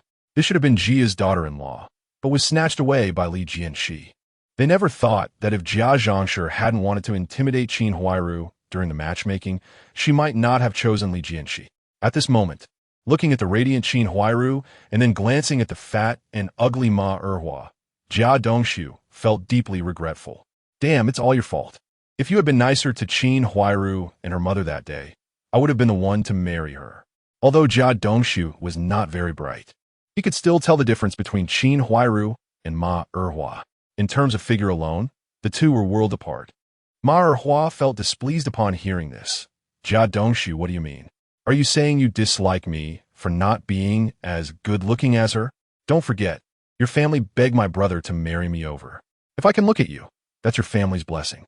Ma Erhua put her hands on her hips, her eyes wide open, and her voice like broken copper and iron as she roared at Jia Dongshu. In contrast, Qin Huairu was gentle as a flower, like a fairy, forming a sharp contrast. Yi Zhonghai and Jianshe saw Ma Erhua fuming and hurriedly stepped forward to calm her down. On the first day of the wedding, the bride had already lost her composure twice during the ceremony, and it was easy to imagine the Jia family's future days. It's getting late. Let the guests go to the front yard to wait, and the young people arranged the tables and chairs to start the meal early. Li Jianshe was not concerned about the chaos of the Jia family, focusing only on taking care of his own guests. Okay, I'll arrange it right away. Yin Bugue replied, and then led the guests to the front yard, clearing out the courtyard. Each family moved out tables and chairs, a total of 6 tables, each seating 8 people, with a total of fewer than 50 guests. But in that era's weddings, especially urban weddings, it was considered lively. Guests took their seats, and dishes were served one after another. The kitchen was set in the backyard, with Yin Jiekong, He Yushui, and 2 other children responsible for serving the dishes. Braised pork, for happiness meatballs, sauced ribs, rich meat soup, plus stir-fried chicken with scallions and spicy chicken chunks. There were 6 meat dishes alone, each plate piled high. Along with 6 vegetarian dishes, 8 people at a table shared 12 delicacies, which was enviable. Old son, today we must drink a few cups. It will be hard to enjoy such delicious food in the future. Our year-end gathering only has 3 meat dishes, which is already considered generous. But Li Jianshe's wedding has 6 dishes and is plentiful, truly extravagant. Who says it's not? You Steel Rolling Mill still has a year-end gathering. My family at the bathhouse rarely sees 3 meat dishes all year round. Today there is plenty of meat. Everyone can enjoy it. And what is left can be packed to take home for the kids to try. Haha. After attending so many banquets, this time is the most worth it for the gift money. We even made a profit. The guests gradually settled down, all smiles, enjoying the fine food and wine on the table. Deputy Factory Director Yang, Chief Sun, and Yin Bugue sat at the main table, sharing the feast with the newlyweds. Director Gu, with longing in his eyes, occasionally swallowed his saliva, but as the Jia family's witness, could not join the banquet at Li Jianshe's table, only watching Deputy Factory Director Yang and others enjoy themselves, secretly hoping the Jia family's banquet would be somewhat decent. However, he did not expect that the Jia family's wedding banquet would actually exceed expectations in its meagerness. "Where's Yi Daqing? We haven't seen him all morning. Someone go to the backyard and call him. Li Jianshe's family has started the meal. We should also serve the dishes soon. And find someone to arrange the tables and chairs. Move faster." Yi Zhonghai commanded everyone with a stern face, already exhausted from losing to Li Jianshe in the morning. Just wanted to quickly finish the banquet and get through this unlucky day. After all, Hua has married in. He would discuss with his brother to push for the uncle's election early, and once he was in position, everything would improve. Thinking of this, Yi Zhonghai's mouth curled into a disdainful smile, secretly saying, "Those who cannot defeat me will only make me stronger. Li Jianshe, do whatever you want. I will no longer take the bait today." But soon, Yi Zhonghai's smile froze. The Jia family quickly arranged the tables and chairs, and everyone took their places, waiting quietly for the dishes to be passed from a backyard. In a corner, several women whispered to each other, complaining, "If I had known it would be like this, I should have gone to Li Jianshe's house. They have more meat and Deputy Factory Director Yang supporting them. Yes, Ma Hua's brother is just the deputy director of the street, which has no impact on our family's man. I really don't understand why we had to give face to the Jia family back then. If we could have agreed to Li Jianshe at that time, it would have been fine for both to go to their own places, just like what Xiao Erji and Zhao Dali did. Pleasing both sides could have brought more benefits. Alas, it's useless to say this now. Although Jia family's dishes are not great, at least there is meat. Let us make do with a meal. What else can we do? It can only be this way. The women have short-sighted views, shifting with the wind. When they used to flatter the Jia family, their ugly behavior was fully exposed, but now they have forgotten it completely. They whispered among themselves, and others could not hear. But that sneaky demeanor clearly indicated that they were gossiping. Yi Zhonghai's face was gloomy, knowing what they were discussing, but he was unwilling to get entangled further. Everything today was going wrong, as if it was deliberately going against him. He repeatedly seemed to suppress Li Jianshe, only to be inexplicably overturned by him. Even Deputy Factory Director Yang had been invited. What else could be impossible? Yi Zhonghai had made up his mind, no matter what changes occurred. He would absolutely not clash with Li Jianshe today, and would also try to say as little as possible. Just then, someone from the backyard came running back. "Master Yi, it's bad. Yi Daqing has disappeared, and we can't find him in the backyard." Yi Zhonghai frowned upon hearing this. He said in a low voice, "Don't worry about him. He must have gone to the toilet. Tell Guangfu and the others to directly serve the dishes." Yi Zhonghai had not yet realized the seriousness of the situation, thinking that Yi Daqing had left for some temporary matter. "No, Master Yi, you misunderstood. Yi Daqing may not have come at all. The stove in the backyard hasn't been lit, and the dishes haven't even started cooking," the one calling for the dishes said with a distressed face. Upon hearing this, everyone was shocked. On such a joyous day, the wedding banquet had a chef absent, and no one knew about it. Not a single dish was prepared. How could everyone eat? How could this happen? The Jia family's gone too far. There were already so few meat dishes, and they still couldn't bear to cook for us. If they couldn't afford a wedding banquet, they shouldn't hold one. How can they deceive people like this? In fact, it would be better to go eat at Li Jianshe's house. They are much more generous than you. Everyone finally could not hold back any longer and began to criticize the Jia family and Yi Zhonghai. In this day and age, eating is the most important thing. People can endure waiting in line, voting, and even being scolded, but a promised wedding banquet being canceled is absolutely unacceptable. Oldie, what you're doing is too much. Everyone here refused Li Jianshe's invitation for your wedding banquet. Is it too stingy of you to let us down like this? With your performance, do you still want to be a big shot? I think it's unlikely. Lu Haizhong couldn't help but stand up. He had been watching the disputes between the Jia family and Li Jianshe's family all day without saying much. Now he finally found an opportunity to show his face. "No, old Lu, everyone, how could this be? Although I, Yi Zhonghai, am not exactly generous, I wouldn't pull such a trick on my apprentice's big day. Moreover, everyone has seen the preparations of the Jia family. The ingredients for cooking have already been bought and are in the backyard. Who would have known that Yi Daqing, that fool, would suddenly drop the ball?" Yi Zhonghai said helplessly. With so many things happening today, who would pay attention to a chef? If it were an ordinary wedding, someone would definitely pay attention to the chef. But today, two families were getting married in a competition, causing such a commotion that everyone was captivated and truly forgot about cooking. Haha, Yi Zhonghai, who would believe your words? He Da-Ching is your close buddy. Would he just leave silently on your apprentice's wedding day? Do you take us for 3-year-olds? Lu Haizhong sneered. Exactly. If you're going to make excuses, at least make them decent. I think Yi Da-Ching not coming is directed by you, Yi Zhonghai, just to save on this meal. All right, everyone stop talking. A meal can reveal a person's character, and that's worth it. Everyone, don't wait any longer. Let us go home for dinner. Let us disperse. The crowd, filled with anger, began to take their stools back home, even taking the tables with them. Suddenly, the courtyard appeared much emptier. Only the 6 tables of guests from Li Jianshe's family continued to drink and eat while watching this farce unfold. Haha, how funny.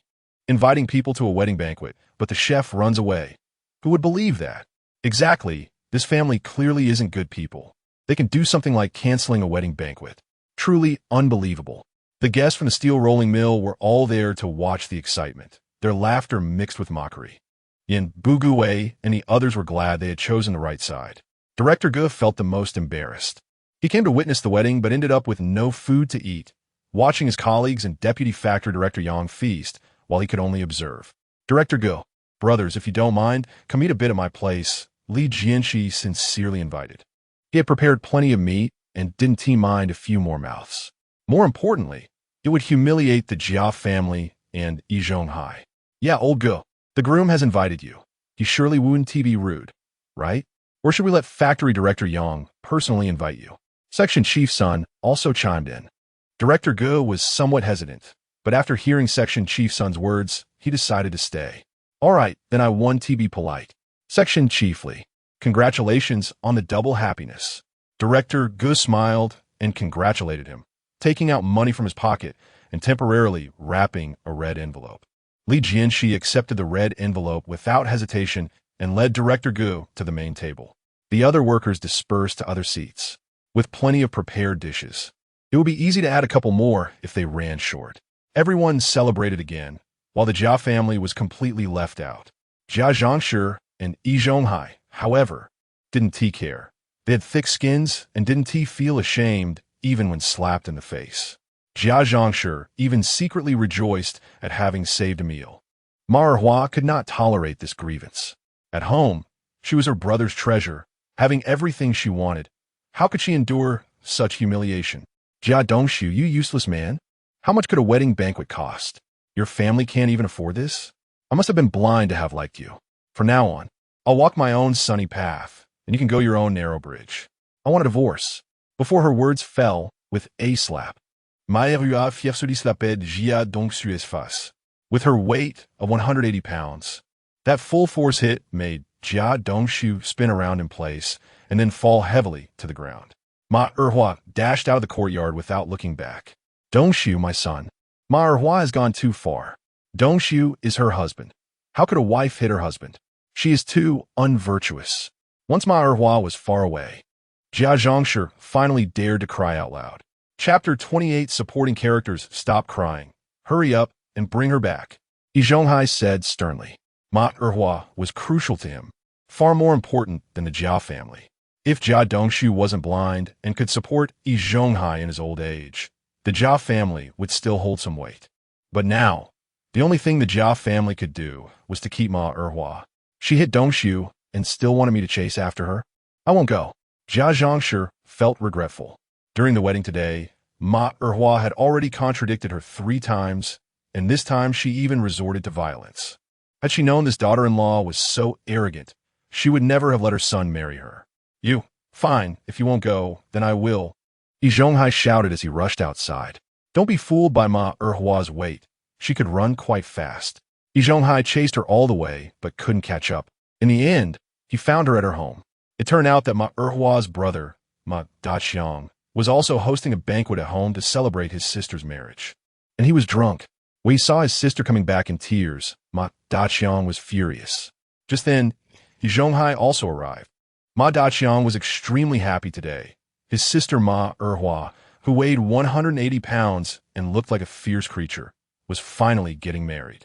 Although the groom had poor eyesight, he was from the city and had elders to help him. Ma Daqiang was quite satisfied with the Jia family. However, before the celebratory atmosphere of the wedding had dissipated, Ma Erhua returned home in tears. Although Ma Erhua wasn't particularly stunning, she was the apple of Ma Daqiang's eye. Seeing his sister crying, Ma Daqiang was furious. Erhua, what happened? Did the Jia family bully you? Tell me, I'll get justice for you. Ma Daqiang was filled with rage. After all, it was the Jia family that had actively sought a marriage, and now they made his sister come home crying. It was simply too much. Woo woo woo. Brother, I don't want to live anymore. That Jia Dongshu, I was really blind to choose him. There isn't even a decent piece of furniture in their house. They barely bought a sewing machine, and it's for his mother. He even thinks I'm ugly and says I should marry someone else. I tolerated all that. Who told me I'm not good looking? As long as he treats me well, I could barely accept it since he's my husband. But guess what? Today is my wedding day, and the Jia family didn't even hold a wedding banquet, letting the neighbors and co-workers laugh at me. I embarrassed my parents. I didn't want to live just now. The more Ma Erhua spoke, the sadder she became, crying even harder. Although the guests Ma Daqiang invited were not many, they were all of some standing, at least small officials. Upon hearing Ma Erhua's complaints, the guests expressed their outrage. The Jia family is too much. How can they do this? Being a bit stingy is understandable, as no family is rich nowadays, but they can't treat a wedding as a joke. In my lifetime, I've attended countless weddings, and I've never heard of one without a banquet. This clearly shows they don't regard Director Ma's sister as family. They not only don't see Erhua as family, but are simply bullying her, clearly trying to establish their authority. Indeed, if they are not punished this time, Erhua will definitely be trampled on by them in the future. No way. If the Jia family dares to do this, I won't be the first to agree. The guests were all filled with anger. They had never seen such bullying from the Jia family. Besides, the Jia family was just an ordinary household, and their son was blind. Where did they get the confidence to look down on Director Ma's sister? Ma Daqiang's face turned pale, and his eyes revealed a dangerous light. Erhua, you stay at home, and I'll personally go to the Jia family. I want to see what the Jia family intends to do. If they can get married, then fine. If not, brother will find you someone better. Ma Erhua knew her brother treated her the best and always listened to her. She stopped crying and smiled shyly. Brother, I knew you cared for me the most. I want to find someone like Li Jianjie, a guy from Jia Dongshu's Courtyard, who also got married today. Pay attention to him when you go, and find someone like him in the future. Ma Daqiang nodded. Okay, don't worry with brother here. I won't let you suffer any grievances. Having said that, Ma Daqiang was about to head to the Jia family to seek justice. Just then, someone else came in. Yi Zhonghai had inquired all the way and finally arrived at Ma Daqiang's house. Seeing that Ma Erhua was indeed here, Yi Zhonghai sighed in relief. Just as he was about to explain to Ma Daqiang when he received two heavy slaps. Smack! Smack! One on the left cheek, one on the right. Yi Zhonghai's cheeks quickly swelled up, clearly indicating the weight of Ma Daqiang's two slaps. Yi Zhonghai, look at what you've done. What kind of person did you introduce to my Erhua? On her big day, you didn't even hold a wedding banquet. Does my Erhua not deserve this meal? Or do you think she can be bullied just because her parents passed away and there are no elders in the family? Ma Daqiang pointed at Yi Zhonghai's nose and scolded. As a level 6 fitter, Yi Zhonghai had never suffered such grievances. But today, he indeed made a mistake. And the other party was the deputy director of the street office, who could influence his uncle's position. He could only lower his voice to seek reconciliation. Director Ma, this is a misunderstanding. For such an important matter as marriage, how could we be unprepared? It's just that the chef I hired unexpectedly didn't show up today. He is usually very reliable. I see.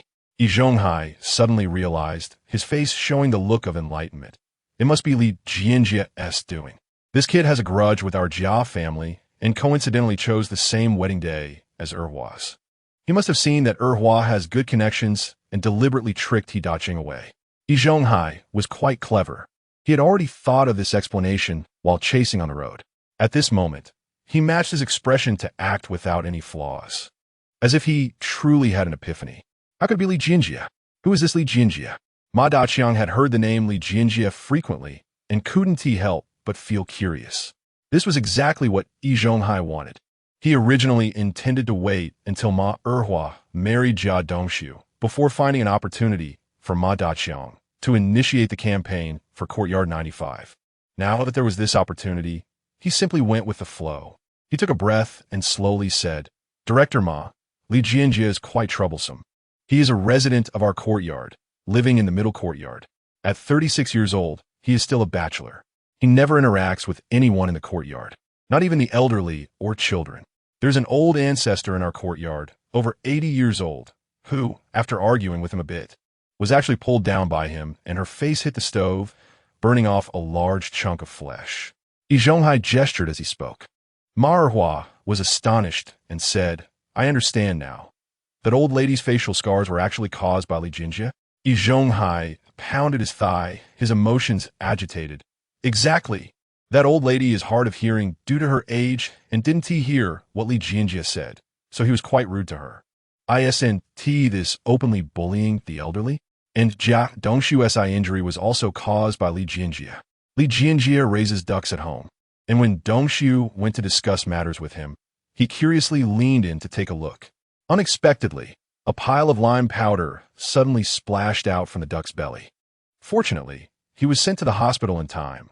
Otherwise, Dongshu's eye would have been ruined." Yi Zhonghai described the situation vividly, disparaging Li Jianjie to the utmost. Ma Daqiang was originally furious and wanted to fight Yi Zhonghai and the Jia family. But after hearing Yi Zhonghai's account, he felt a bit of sympathy for them. If that's the case, Li Jianjie was deliberately making things difficult for Jia Dongshu, harming him and ruining his wedding. "Doesn't he know that Erhua is my sister?" Ma Daqiang's voice was low. Li Jianjie had previously bullied the Jia family, and he could ignore it. But now that his sister had married into the Jia family, they were essentially family. If Li Jianjie continued to bully the Jia family, he could not just stand by and watch. Yi Zhonghai bitterly said, "Everyone in the courtyard knows that Erhua is your sister. How could Li Jianjie not know? He's relying on someone backing him at the steel mill and completely disregarding you." Bang! Ma Daqiang slammed the table hard. "This Li Jianxi is too arrogant. This is Namlo Guxiang, not his steel mill. He is causing trouble on my turf, and I must teach him a good lesson." Yi Zhonghai felt secretly pleased. He wanted Ma Daqiang to misunderstand Li Jianxi. He quickly flattered him, saying, "Director Ma, there's no need for you to take care of someone like Li Jianxi personally. I am about to run for the position of the elder, and given my reputation in the courtyard, plus Li Jianxi's controversial actions, if you could help me push the election to next weekend, I am confident I can win. At that time, you won't need to worry. I have my own way to deal with him." Yi Zhonghai seized the opportunity to express his calculations. However, Ma Daqiang, having been promoted to deputy director at a young age, was not an ordinary person. After the earlier impulsiveness, upon hearing Yi Zhonghai's request, he immediately sensed something unusual. He chuckled lightly and said calmly, "An early election is a small matter. I can decide with a word. But Yi Zhonghai, you're also at fault. No matter what entanglements you have with Li Jianxi, you shouldn't involve my sister. Today is her big day, and you can't even handle the trivial matter of the wedding banquet, causing outsiders to think my sister has lost face. If you don't show sincerity and sincerely apologize to my sister, Erhua will definitely not return to you." Ma Daqiang had already calculated this in his heart. As for the position of elder, anyone could sit in it. He only hoped his sister would be happy. If Erhua was unhappy, let alone Yi Zhonghai's dream of being an elder, even this marriage could start over. Yi Zhonghai had heard a bit about the deep bond between the siblings and solemnly promised, "Director Ma, you can rest assured. I will have Jia Dongshu personally apologize to Erhua as soon as I return. He will endure any beatings or kneeling outside the door. As long as he can make Erhua happy, Dongshu will not complain." Clearly, it was Yi Zhonghai and He Daqiang's fault, but it was Jia Dongshu who would take the blame. There was risk in associating with such people. Ma Daqiang didn't care about this. He only wanted his sister to be happy. He waved his hand, signaling Yi Zhonghai to leave. When Yi Zhonghai returned to the Siheyuan, the wedding banquet at Li Jianxi's house had already ended. Sandama and others were chatting in the courtyard. Seeing Yi Zhonghai come back with 2 prominent handprints on his face, they almost laughed out loud. "Old Yi, what happened to your face?" Sandama asked with feigned concern. None of your business. Get lost. Yi Zhonghai shouted angrily at Sandama. Oh, this person is really something. Good intentions are taken as donkey liver and lungs. Sandama complained softly. Yi Zhonghai ignored her and walked directly to the central courtyard. The yard had been tidied up, and the tables and chairs had been returned by the various families. Laughter came from Li Jianshe's home, forming a sharp contrast with the Jia family next door, which was quiet and empty despite also being decorated with wedding symbols. Humph, Li Jianshe, just enjoy your pride for a few more days. Once I become the elder of the courtyard, let us see how I deal with you.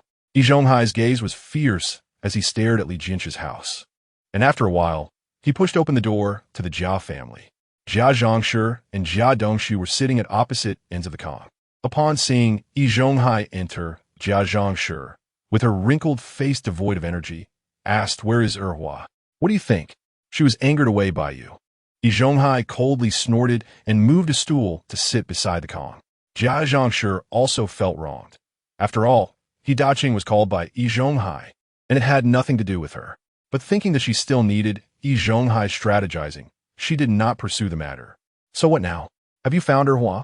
What did she say to her brother?" Jia Zhongshi asked 3 questions in a row. Yi Zhonghai took a deep breath and slowly said, "I met with Director Ma. He is quite reasonable and knows that Yi Daqing must have been deceived by Li Jianshe. But he also said that this is not a matter of right or wrong. The key is that his sister has suffered grievances in your family. After my explanation, Erhua is not so angry now. However, Ma Daqiang is the street director, and if his sister easily returns, people outside will talk. So, his meaning is that Dongshu should personally seek Erhua's return, as long as it makes Erhua happy. The monthly fee and everything else can be negotiated, and there are even special benefits like group purchases at half price. Otherwise, it will only lead to divorce." Jia Dongshu looked confused. What did this have to do with him? The entire wedding was organized by Jia Zhongshi and Yi Zhonghai. He was merely a supporting role, and he had even been slapped by Ma Erhua at the wedding. Now, he was being asked to apologize? Moreover, he had never apologized to anyone. "Master, I really can't coax women." Jia Dongshu showed a troubled expression. If it were a woman like Qin Huairu, he might have compromised a bit. But just thinking about Ma Erhua made him feel nauseous. "You're really a blockhead." Yi Zhonghai shook his head and sighed. Jia Zhongshi on the side also laughed. Taking her son's hand to instruct, "Son, it's the simplest thing in the world for a man to coax a woman, especially since you are husband and wife. Haven't you heard that couples don't have overnight feuds? Later, let old Yi take you to the Ma family. You close the door, and no matter what, just coax her well. I guarantee she will be in a good mood the next day." Jia Dongshu almost couldn't hold back his nausea upon hearing this. With someone like Ma Erhua, he would be the one to throw up before he could coax her well. "All right, it's settled. Erhua is your wife. This kind of thing can only be solved by you. It's getting late. I'll take you to the Ma family now. Tonight is your wedding night, so you must perform well," Yi Zhonghai said with satisfaction, patting Jia Dongshu's shoulder to encourage him. However, this pat made Jia Dongshu unable to hold back any longer, and he vomited. Night fell. The guests at Li Jianshe's house had all left. After a busy day, they finally welcomed their time as a couple. Li Jianshe eagerly closed the door, lit the candles, and turned off the electric lights. In the flickering candlelight, their world became warm and romantic. Qin Huairu's slightly shy face appeared even more charming. "Huairu," Li Jianshe gently called as he held Qin Huairu's hand. Their eyes met, and Qin Huairu felt as if she had been electrocuted, quickly averting her gaze. "Brother Jianshe, how about? We blow out the candles?" Qin Huairu's cheeks flushed. At this point, she already knew what was going to happen next. Although she was psychologically prepared, she still felt a bit shy under the candlelight. "Why blow them out? I still want to admire your figure," Li Jianshe said teasingly. His words made Qin Huairu's heart race. "Brother Jianshe, don't say that."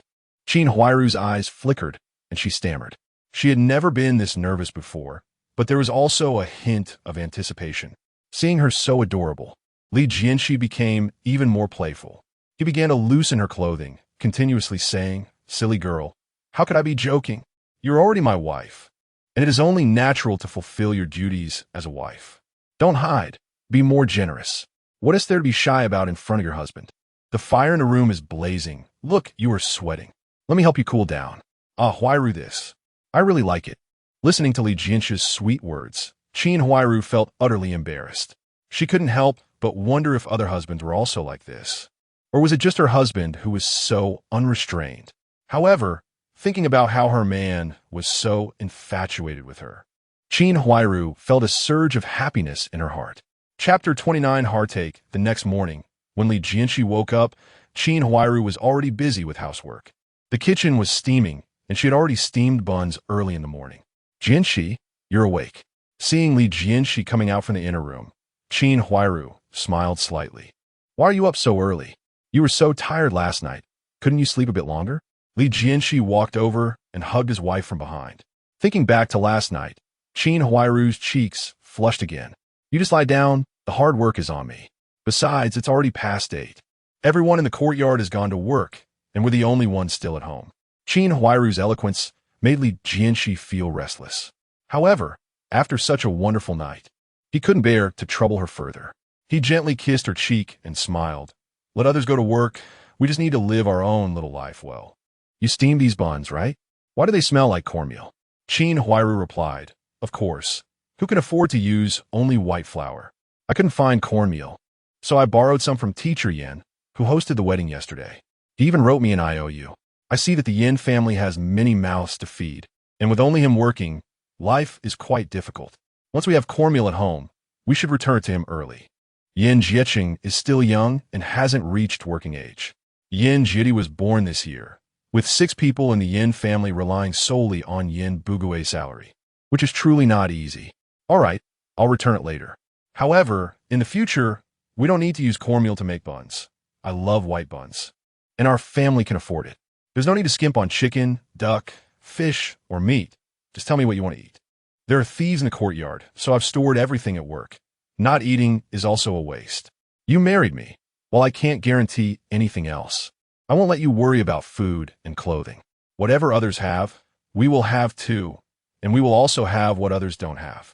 In short, as long as you are with me, you will surely enjoy a good life. Li Jianshe's sweet words made Qin Huairu feel happy. But she wouldn't spend extravagantly as he suggested. Living requires frugality and saving money. In their current world of 2, they could be a little extravagant. But what if they have children in the future? They must save some family wealth for the children, right? However, Qin Huairu would only save on her own expenses, never demanding from Li Jianshe. Li Jianshe took out 30 yuan and handed it to Qin Huairu. This is our living expense for this month. I'll take care of the meat, and you can keep the rest for clothes and snacks. If it's not enough, just ask me for more. Remember, you need to take care of yourself, and don't save money for me. Qin Huairu took the money, kept only 10 yuan, and returned the rest to Li Jianshe. Jianshe, this is too much. There are just the 2 of us, and we don't need to buy meat and eggs. 10 yuan is enough. Li Jianshe didn't say much and directly stuffed the money into her pocket. I said, you can freely allocate the rest of the money. You can buy clothes and snacks. Also, your whole body is soft, but your hands look rough, which makes my heart ache. If you feel bored in the future, do some housework. But don't do laundry or dishes. The daughter of the cook next door is very weak, and her father doesn't take care of the family. I want to help her, but she has a strong sense of pride and doesn't want to accept charity. Let her do the washing in the future. And if I give her some good food, she won't refuse.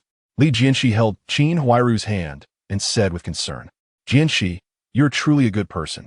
Qin Huairu looked at her husband with admiration.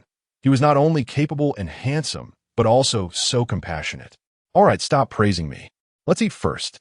At this time, the meal was ready. After washing up, the 2 sat at the dining table, where the dishes were the leftover meat from the wedding banquet, paired with cornmeal buns. The taste was somewhat lacking. Li Jianshe hurriedly ate a few bites and was full. After saying goodbye to Qin Huairu, he prepared to go to work. In this era, there was no wedding leave, but taking leave was possible. Li Jianshe's work was flexible. He could rest as long as his tasks were completed. Today, he went to work not only to share his joy of marriage with his colleagues and distribute wedding candies, but also because he had been promoted to section chief. Although Li Jianshe didn't have to stay at the steel mill every day, he should show up on his first day in the new position. As soon as he parked his bicycle and stepped into the office, he heard a cheerful notification. Congratulations. The God-level procurement system has been upgraded. Host: Li Jianshe. Current level. Level 2 upgrade reward. 1. Personal space expanded to 50 cubic meters. Shape at will. 2. God-level procurement radar. Scanning radius of 500 meters for materials. Reminder: Level 2 procurement authority opened. Enjoy 50 times procurement bonus. Furthermore, when your subordinate purchasers procure reasonably, you can still receive a 10-fold crit. What? Upgraded? Li Jianshe was delighted. Clearly, the system upgrade was closely related to his promotion. When he was an ordinary purchaser, the system's functions were limited to personal procurement. Now that he was a section chief, all reasonable purchases made by members of his section would bring him 10-fold crit rewards. The personal space expanded more than 100-fold.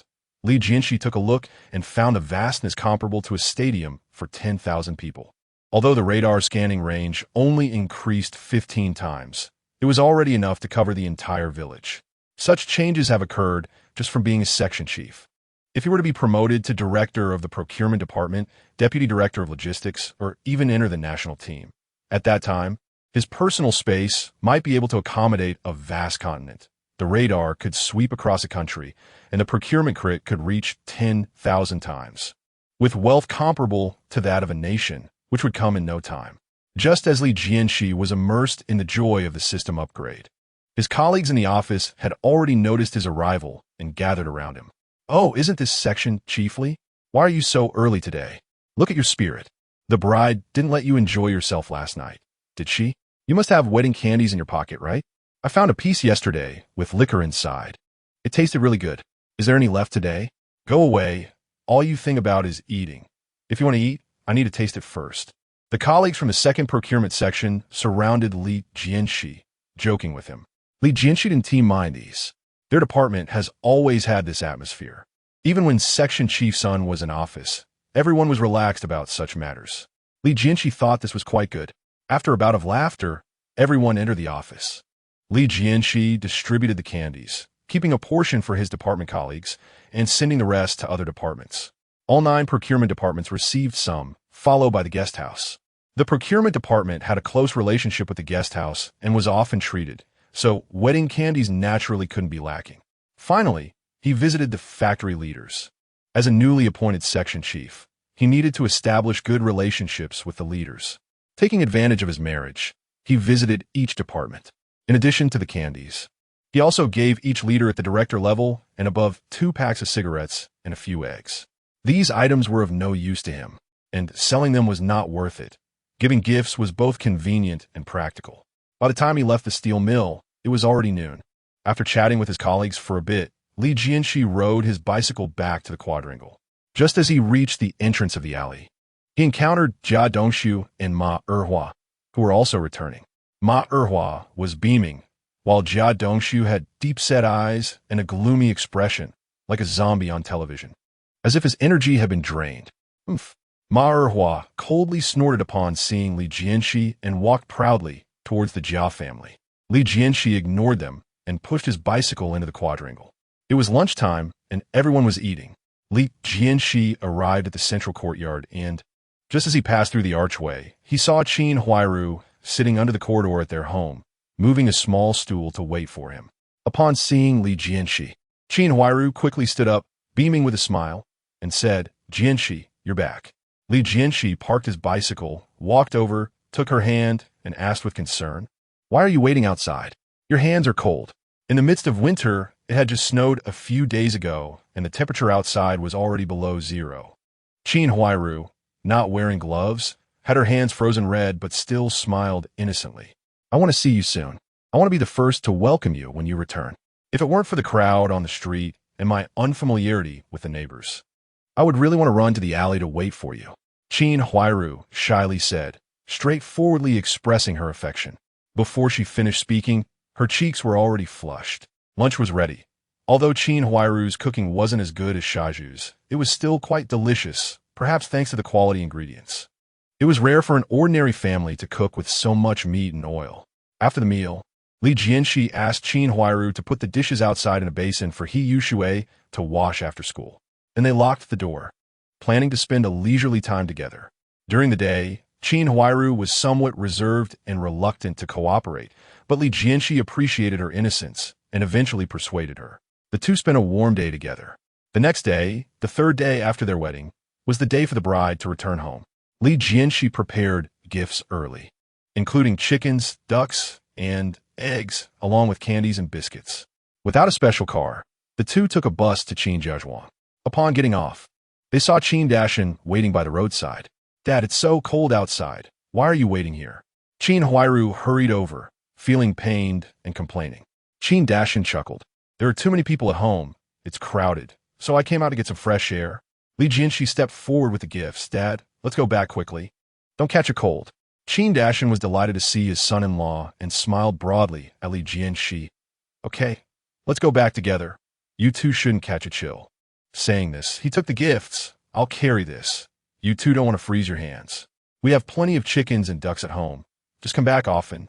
No need to bring so much. Things are hard to come by in the city. Save some for yourselves." Qin Huairu looked at her husband, smiling like a flower. "Dad, that's someone else's house. Brother Jianshi is a procurement officer. It's very convenient for him to buy these. There's also good news we haven't told you. On the day brother Jianshi got married, he was promoted to the head of the procurement department at the steel mill. He's now an official." Qin Huairu's face was full of pride. "Really? That's great. Let's hurry back and tell Mom, so she can be happy too." Qin Dashan was extremely excited. Being a procurement officer was already rare, and he didn't expect Li Jianshi to be promoted. Once this news spread, the villagers would surely envy them. The three of them braved the cold wind and hurried home. The house was bustling with noise. Relatives from the Qin family were gathered together. When Li Xiaoyan saw Qin Dashan return, she complained, "Where have you been? There are so many people at home. Can I manage everything by myself?" Qin Dashan chuckled. "I want to pick up the kids." Qin Huairu followed Qin Dashan into the house, calling out, "Mom, I came back with brother Jianshi to see you." Li Jianshi also greeted. Seeing her daughter and son-in-law, Li Xiaoyan was in a good mood and smiled. "Good son-in-law, it's good to see you back. It's cold outside. Hurry in and sit down." Saying this, she pulled Li Jianshi's arm and walked inside. Qin Huairu and Qin Dashan followed behind. Once inside, they saw the house packed with people. All three rooms were filled to the brim, with 6 or 7 people standing in the kitchen and a crowd in the bedroom. "This is your second aunt from our village. This is your fourth aunt.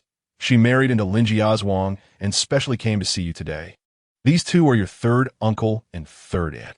Li Xiaoyan introduced the relatives to Li Jianshi. Qin Jiazhuang was a large village, and the Qin family was also a big family, with 3 boys and 3 girls, a total of 6 children. As the eldest son, Qin Dashan took on the responsibilities of the family after the elders passed away. Li Jianshi greeted each relative, receiving compliments from all sides. "Jianshi, Huairu just returned. Go warm up on the Kong for a while," Li Xiaoyan instructed, then turned to Jingru, Fan, and Chow Chow on the Kong, saying, "You 3 come down and let your sister and brother-in-law sit." Hearing the name Jingru, Li Jianshi paid extra attention. The 3 children on the Kong ranged in age from 5 or 6 to 11 or 12, with the only girl having porcelain-like fair skin. Her hair styled in a high ponytail, red lips and big eyes, lively and spirited, like a girl stepping out of a comic book, beautiful and innocent. Qin Jingru was undoubtedly the most beautiful among the children in the courtyard, and although she was still young, Li Jianshi could already foresee her future brilliance. The 3 children were taken to another room, and Li Jianshi and Qin Huairu sat on the Kong. Relatives gathered around, either standing or sitting, holding sunflower seeds and peanuts, chatting and laughing. In that era, televisions and mobile phones were not yet widespread, so people didn't need to lower their heads to immerse themselves in screens. The atmosphere was warmer and more harmonious than family gatherings in later years. "Big brother, Huairu married into the city. Your family's life must be better now. There are over 600 households in our village, and your family is the first, right?" The second aunt said enviously. "It's not the first. Last year, Black Lao Lu's daughter also married into the city." Li Xiaoyan modestly replied, but her heart was full of pride. After all, Black Lao Lu's daughter couldn't be compared to Qin Huairu. Although she married into the city, her husband was a disabled, unemployed person living on social assistance. The second aunt, fully aware of Black Lao Lu's background, said disdainfully, The person her daughter married can't be compared to our Jianshe. He has neither looks nor a job. Even if her son-in-law could get a job as a footmaster in a bathhouse, I would consider him capable. The third aunt chimed in, indeed. There are different levels among city folks. Our Jianshe is top-notch. If our Jingru could find a husband like Jianshe, her father and I would be happy even in our dreams. Other relatives nodded in agreement. That's right. Huairu marrying Jianshe is truly a blessing for our old Qin family. The steel mill is no small place. The benefits are quite generous. As a procurement officer, our food from Team 4 will be directly given to him to sell to the steel mill. And we won't have to look at the faces of those people at the grain store anymore. Those people at the grain store are greedy and only know how to take. When it comes time to pay, they all turn into turtles withdrawing their heads. Qin Dashan suddenly announced some good news. Just now, when my daughter and son-in-law came back, they brought good news. As soon as he said this, everyone's attention was drawn to him. What good news? Li Xiaoyan asked curiously. Qin Dashan looked at Qin Huairu and Li Jianshe, chuckling. My daughter told me that on the day she married Jianshe, which was the day before yesterday, the steel mill promoted Jianshe. He is now the head of the procurement department, managing several procurement officers. He's a real official now.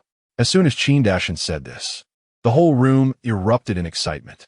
The Qin family already envied Qin Huairu for marrying such a good husband in Li Jianshe, ensuring a worry-free life. They didn't expect that their envy was premature, as Li Jianshe had been promoted. Although being a department head is just the lowest level of an official position, he is still an official. Most procurement officers spend their entire lives with no hope of promotion and eventually have to transfer to other worker positions. With Li Jianshe's promotion to head of procurement today, even if his career stops here, his monthly salary is nearly 50 yuan. Moreover, the path for officials to be promoted is smoother than for workers. As long as he doesn't make a big mistake, with time, promotion will naturally follow. Jianshe, you're really capable. You handled the monthly fee matter so well. I could tell from a young age that Huairu is very fortunate, and it seems I wasn't wrong. Jianshe, your fourth aunt's husband manages a production team in Linjiazhuang. If you have time, go visit more often. If you can help us collect some agricultural products, that would be great. From now on, all the wheat and peanuts at home, except for the public grain, will be handled by Jianshe. It's much better than dealing with those people at the grain store. Of course, Jianshe is our own son-in-law. The family was filled with laughter and joy, looking at Li Jianshe with increasingly eager eyes. For rural people, working at the grain store is the most desirable job. The grain collection personnel are arrogant when going to the countryside to collect grain, and they create many difficulties if there are no benefits for them. Currently, there are no trucks in the villages, and to sell grain, one must wait for the grain collection vehicle to arrive. For example, in the past in Ojiakong, which was visited by Li Jianshe, the top-quality grain was bought at inferior prices because no benefits were given to the grain collection agency. Although you feel angry, you have no choice. This is due to the monopoly. Whether to sell or not is entirely up to them.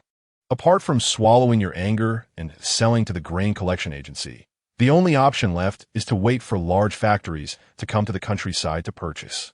However, large factories are also reluctant to go to the countryside. Taking a vehicle costs money, and walking on rural roads is exhausting. Chapter 30 benefits. If a large-scale acquisition is to take place, one must rely on personal connections to borrow trucks. Unlike the large steel mills, trucks are hard to come by. In the past, Li Jianshe was just an ordinary purchaser, and people knew his limited capabilities, so they never asked him for help. However, this is no longer the case. As the head of procurement, he is now an official cadre. During the annual harvest, sending trucks to collect grain is as easy as pie. Such a good thing benefits the whole family. Li Jianshe has a procurement system that allows him to buy goods from the countryside at prices much lower than those in the city. With this advantage, even a small profit is enough for him to maintain relationships, so why not take advantage of it? At noon, Li Jianshe had lunch at Qin Huairu's house and bid farewell around 3 in the afternoon to return to the city. When he arrived, only Qin Dashan was there to greet him, but on his return, over a dozen members of the Qin family saw him off. By the time he got back to the courtyard, it was nearing dusk. In winter, it gets dark early, and the factory's closing time is also earlier. All the residents in the courtyard had returned home, and smoke was rising from the chimneys of each household, with yellowish light spilling out from inside. Li Jianshe and Qin Huairu went straight to the central courtyard. As he opened the door and started the fire, preparing for dinner, there was a knock on the door. While adjusting the stove, Li Jianshe called out, "Come in." The door was pushed open, and Yin Bugui stepped in. "Only just back?" Yin Bugui asked. Li Jianshe smiled and replied, "Just got back. Almost forgot. I still owe you 2 jin of cornmeal." He thought Yin Bugui was there to collect the cornmeal that Qin Huairu had borrowed before. Although the two had a good relationship, Yin Bugui was always clear about monetary matters. However, that was not the purpose of Yin Bugui's visit. "Hey, am I worried about 2 jin of cornmeal? It's about the grandpa election," he said directly. Yin Bugui moved closer to Li Jianshe and lowered his voice, continuing, "Today, Lu the staff member came to our courtyard and said that the election for grandpa will start this weekend. Other courtyards are doing it in order of house numbers. But our street went from courtyard 72 to 99, and in these 2 weeks, only less than 80 has been selected. Suddenly jumping to our courtyard. Don't you think it's suspicious?" The explanation from the street is that it's unfair to hold elections by house number. So they changed to a lottery to determine the order. But the key is, no one has seen the lottery process. They just say whoever is drawn is the one. I was thinking Ma Erhua just married Jia Dongxiu, and now the street has this change. Besides, her brother is the deputy director of the street. Do you think? Yin Bugui's words were clear enough. Li Jianshe nodded in response. He was far more meticulous than Yin Bugui. From the moment he learned about Ma Erhua's brother's identity, he had suspected that Yi Zhonghai would take advantage of the street's influence. He initially thought Yi Zhonghai would scheme to have the street directly designate him as grandpa or change the rules to benefit himself. Unexpectedly, Yi Zhonghai was easily satisfied, only wanting the street to help him move the election date forward.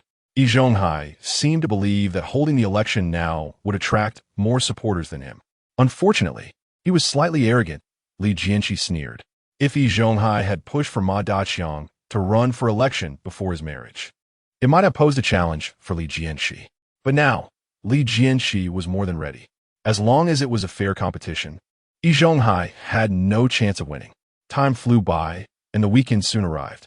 Today was the day the 95th courtyard would elect its grandpa. As dawn broke, the street office staff had already hung banners at the courtyard entrance. Many idle residents also brought small stools and gathered outside the courtyard early, hoping to find a good spot to watch the event. It was heard that during the election of grandpa, in some courtyards, 2 candidates clashed. And now the 95th courtyard also had 2 candidates at odds, with everyone eagerly anticipating the competition between Li Jianshe and Yi Zhonghai. Around 10 minutes past 8, Li Jianshe opened the door and stepped out. The courtyard was already bustling with people, street officials mixed with residents. Zhan Bugui, Liu Haizeng, Su Zhu, and others had all arrived, with Yi Zhonghai closely following Lu the staff member, chatting and laughing obsequiously. Seeing Li Jianshe appear, Yin Bugui was the first to approach. "Old Li, how are you preparing? Look at Yi Zhonghai. He seems quite confident." Yin Bugui was inclined for Li Jianshe to win. After all, the two had a deep friendship, and if Li Jianshe became grandpa, he wouldn't have to worry about selling the fish he caught. Recently, to get closer to Li Jianshe, Yin Bugui had offended Yi Zhonghai deeply. If Yi Zhonghai became grandpa, with his narrow-mindedness, he would definitely cause trouble for someone. Therefore, Yin Bugui was more nervous than Li Jianshe at this moment. "Don't worry, everything is going according to plan," Li Jianshe said confidently. At this moment, he had to reassure Yin Bugui. Otherwise, if he turned against him and voted for Yi Zhonghai, it would be a big joke. Seeing Li Jianshe so calm, the weight on Yin Bugui's heart finally lifted. "All right, I believe you. When the time comes, I'll support you, and you support me. Regardless of the outcome, my fish will belong to you from now on." Yin Bugui was still concerned about his fish. Recently, Li Jianshe had been buying his fish at market prices. In over a month, he lost several dollars, which was equivalent to the price of over a dozen eggs. Aside from Li Jianshe's wedding day, Yin Bugui hadn't had eggs for nearly half a month. As the election approached, everyone in the courtyard gathered in the central courtyard, and Qin Huairu also made an appearance. Although each family had only one vote, this matter concerned the whole courtyard, and everyone could watch. "This must be Li Jianshe's wife, right?" There was no doubt. She was indeed stunningly beautiful. Earlier, someone had told me that the 95th courtyard had married a fairy, but I didn't believe it until now, seeing her extraordinary beauty. Li Jianshe seems to have hit a turning point lately, getting promoted and marrying a wife. Do you think he will win this time in the grandpa election? I think it's tough. Yi Zhonghai from their courtyard has a high popularity, and his apprentice's wife is the sister of Deputy Director Ma from the street, which will definitely help him. Old Chu is right. I heard that the change in the election order was because Yi Zhonghai approached Director Ma. Although I don't know how this benefits him, it definitely has a reason. What else could it be? It must be because he sees Li Jianshe gaining momentum and fears he won't be able to control him in the future. The crowd was abuzz with discussion, and there were not a few wise individuals among them. Yi Zhonghai also heard these voices but paid no mind. Similar to Li Jianshe, his actions were also aimed at creating momentum, intending to let everyone know that Deputy Director Ma was supporting him, making him appear more likely to become the leader among them, thus gaining more support during voting. This voting was implemented with a real name system, and everyone's choices would be clear. Given the characters of Li Jianshe and Yi Zhonghai, everyone in the courtyard had a clear understanding. If they voted incorrectly, they would definitely be marginalized by the elected candidate in the future. Therefore, everyone would be extremely cautious, and it was only natural to read the wind and adjust their sails. Zhonghai, come here. The deaf old lady appeared behind Yi Zhonghai, quietly tapping him with her cane. Yi Zhonghai stepped back 2 paces and turned to bend down, asking, "Old lady, what can I do for you?" The deaf old lady covered her mouth and whispered, "Recently, I've heard a lot of rumors. Li Jianshe has been preparing for today for a long time. The Liu family street hooligans and the Feng family's second girl have probably been won over by him. Last night, I saw him go to Liu Haizhong's house and stay for a long time. Liu Haizhong, although not very clever, still has followers. If Li Jianshe wins him over, 1 vote can count as several votes. Plus, there's Yin Bugue in the front yard. He also has a few good connections. Just in case. I'm just saying, just in case he accidentally gets ahead, you should be prepared in advance." The deaf old lady had a keen eye, and everyone treated her as if she were deaf, speaking freely around her. She didn't need to work and stayed in the courtyard every day, understanding Li Jianshe's vote-pulling efforts better than Yi Zhonghai. "Old lady, don't worry. Although old Liu is dull, I've already reminded him at the factory. He should understand who is beneficial for him to vote for. But you are right, this kid Li Jianshe is cunning and full of tricks. We must be on guard." Yi Zhonghai squinted in thought. In order to win and thoroughly defeat Li Jianshe, he had already come up with a plan. Once the plan succeeds, Li Jianshe will not only completely lose the opportunity to compete for the position of the elder, but will also face arrest by the police station, with at least 2 years of imprisonment. However, this scheme still has flaws. If even the slightest loophole is detected, it may backfire. Yi Zhonghai had no intention of taking such a big risk, but the deaf old lady's words were not without reason. If Liu Haizhong were to be turned against him, along with other residents who supported Li Jianshe, he indeed had the possibility of a comeback. In any case, it never hurts to be more prepared. If the election goes smoothly, there will be no need to resort to underhanded tactics. If the election fails, then he can only gamble everything. Even if Li Jianshe is exceptionally clever, it will be difficult for him to notice that subtle inconsistency in the short term. By the time he is arrested by the police station, it will be too late for him to argue. "Old lady, I need to trouble you to go back and get your heirloom." Yi Zhonghai finally made up his mind. Upon hearing the word heirloom, the deaf old lady's eyes sparkled with excitement. "Good, Zhonghai, I knew you were not an ordinary person. This time, I will use my heirloom to ensure that Li Jianshe can never rise again." The deaf old lady was overjoyed, thinking about how Li Jianshe was about to fall into the grasp of the law, and even her walk seemed particularly vigorous. Before Li Jianshe's arrival, the deaf old lady held a prominent position in the courtyard, often enjoying delicacies from various households, and no one dared to speak against her. After Li Jianshe refused to share duck meat, her status plummeted. Not only was it hard to find delicacies, but even the people in the courtyard no longer treated her with respect.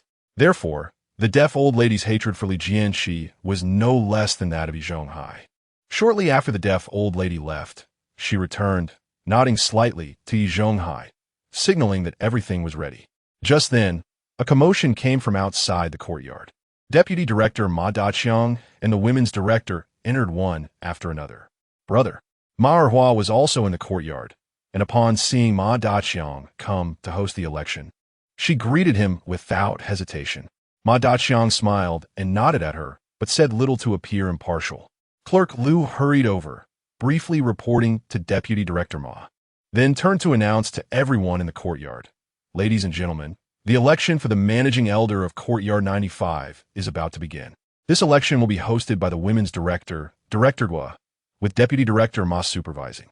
All procedures will be transparent and fair, absolutely without bias. Please, residents not from Courtyard 95, kindly leave the central courtyard. Thank you for your cooperation." Clerk Liu announced this 3 times, and everyone except the residents of Courtyard 95 exited in an orderly fashion. Next, the roll call began. I will only call the names of the head of each household. When your name is called, please stand and respond. Su Yud, present. Lu Haizhong, present.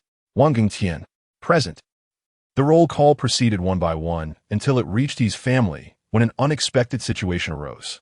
Yi Daqing? Where's Yi Daqing? Has anyone seen Yi Daqing? Are the He family members here? Clerk Liu asked repeatedly, and only then did Shaju raise his hand to stand. I am Yi Daqing's son, He Yuzhu. Clerk Liu inquired. You are He Yuzhu. Then where's your father, Yi Daqing? Shaju, looking foolishly adorable, scratched his head and replied, My dad seems to have eloped with a widow. As soon as these words were spoken, laughter erupted in the courtyard. Only Yi Zhonghai frowned slightly. Yi Daqing was his close friend, and Yi Zhonghai had never doubted the He family's vote. Now that Yi Daqing seemed to have eloped, the He family's vote might fall into Shaju's hands. Li Jianshe had a fiery temperament, and even the deputy director of the street felt helpless. Yi Zhonghai was well aware of Shaju's friendship with Li Jianshe. If the He family's vote went to Shaju, he would definitely vote for Li Jianshe. In this way, he would lose 1 vote on his side, while Li Jianshe would gain 1, resulting in a 2-vote difference. Moreover, this was a vote from the central courtyard. The voting rules stipulated that although each household in the courtyard must select 3 elders, for the elder of their own small courtyard, 1 vote counted as 2 votes. In other words, if the He family's vote fell into Li Jianshe's hands, it would mean that Yi Zhonghai would instantly lose a 4-vote advantage. Yi Zhonghai couldn't help but gasp. At this moment, he had no time to consider how he felt like he had lost an arm after Yi Daqing's departure. The urgent matter was that he must ensure the support of the He family's vote. Otherwise, the consequences would be dire. Director Gua, Yi Daqing is my brother. This matter is known throughout the courtyard, and even among the steel factory workers. Recently, I have been busy with the election and neglected his previous request. He has entrusted me with the He family's vote, giving me full authority. May I ask, is this action against the rules? Yi Zhonghai asked tentatively. As the host, Director Gua naturally understood the relationship between Yi Zhonghai and the Jia family, as well as the marital connection between the Jia family and Deputy Director Ma. Today, the 4 courtyards are voting simultaneously, and Deputy Director Ma specifically came to Courtyard 95, which is self-evident. Director Gua cleared her throat and said, Yi Zhonghai, the election rules do not cover such situations, but considering your close relationship with Yi Daqing, it is reasonable for this vote to go to you. However, Yi Daqing's votes for the 2 courtyards must be nullified. Deputy Director Ma, what do you think? Ma Daqiang lowered his eyes and nodded slightly. I agree. Let it be handled this way. Good. Then I announced that Yi Daqing's vote. Just as Director Gua was about to announce that this vote belonged to Yi Zhonghai, someone stood up. Li Jianshe raised his hand and loudly said, Director Gua, Deputy Director Ma, I oppose your decision.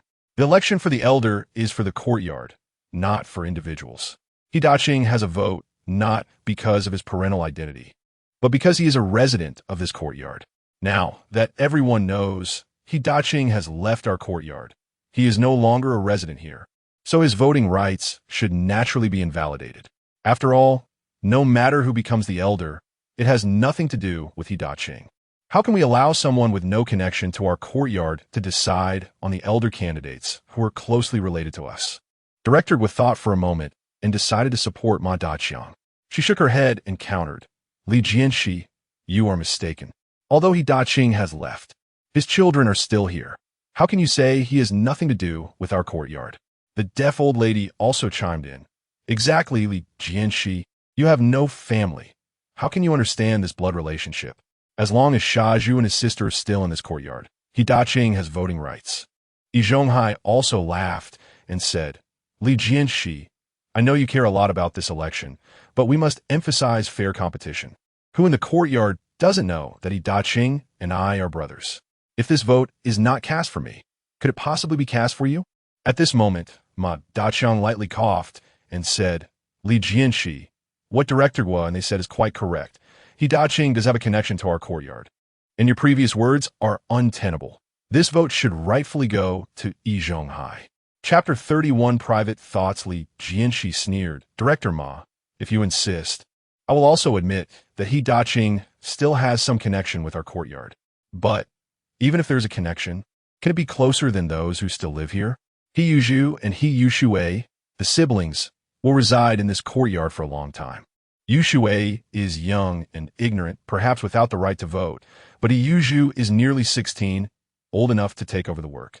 What's wrong with him voting?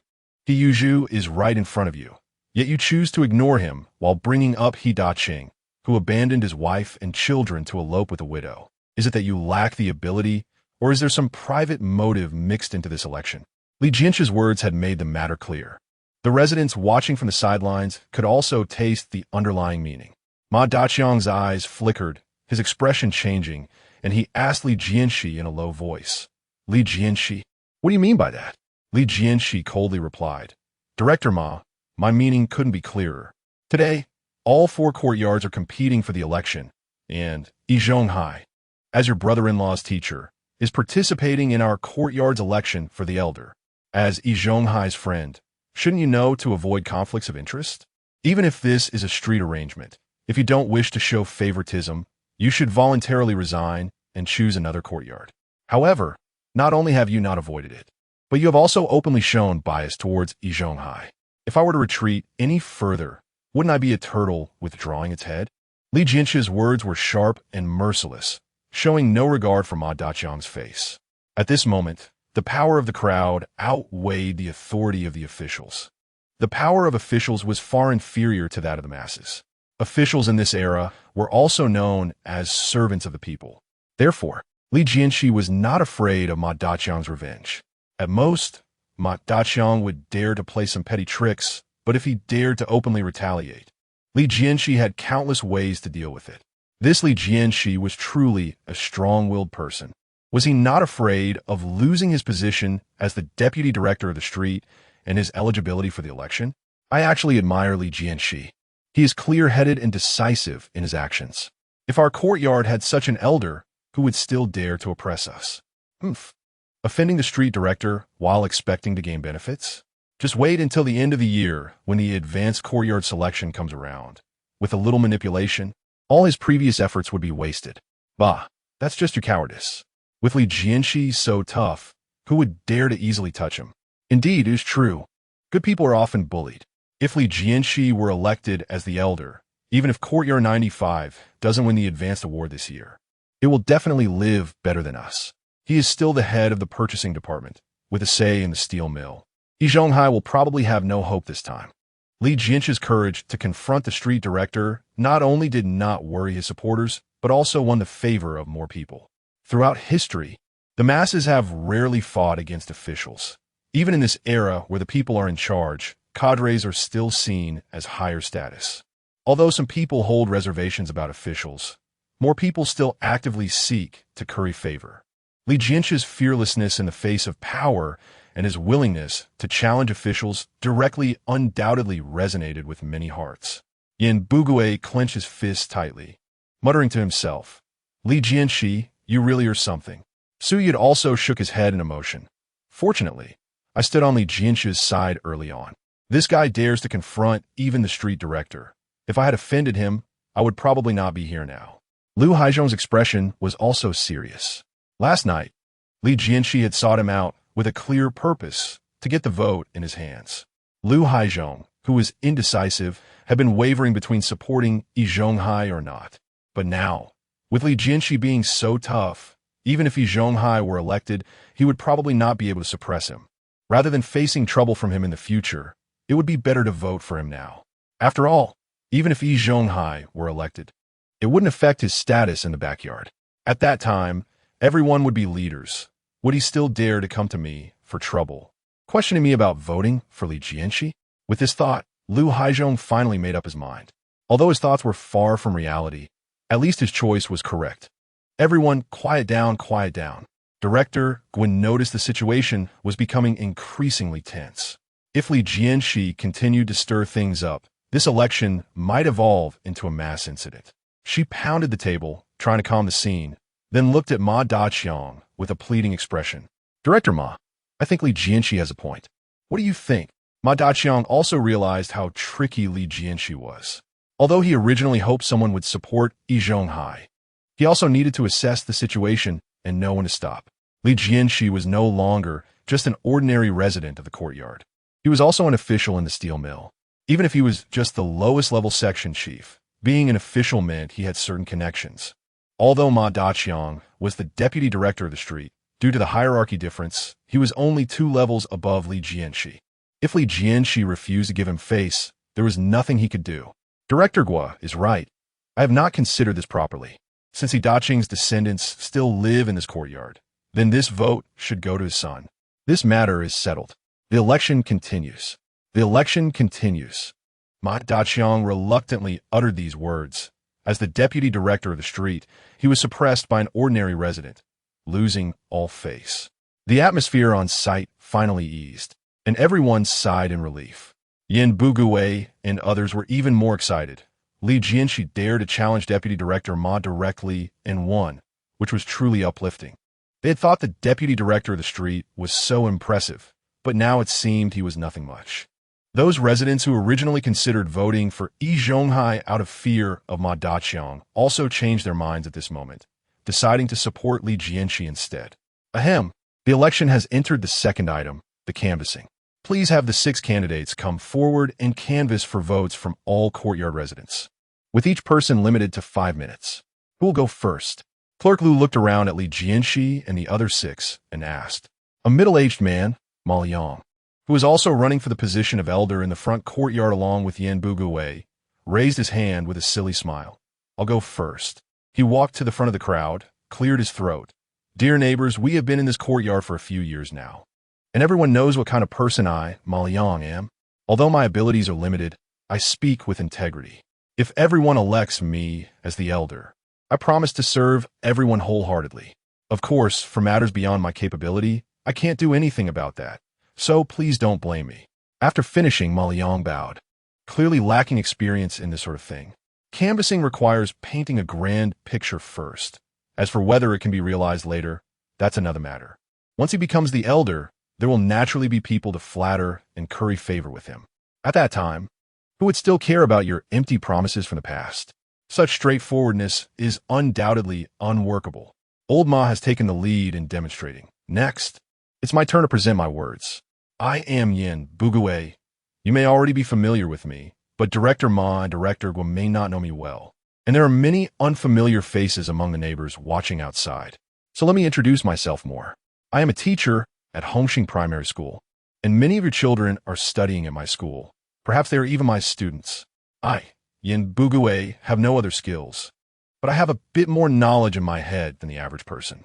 I am particularly skilled in accounting, and if you elect me, I will handle all the income and expenditure accounts of our courtyard, ensuring everything is clear and won't let anyone suffer losses. Not much more to say. I hope everyone can vote for me. Thank you in advance, and I appreciate it. Although Yin Bugui had not experienced an election, his literary skills far surpassed those of Ma Liang.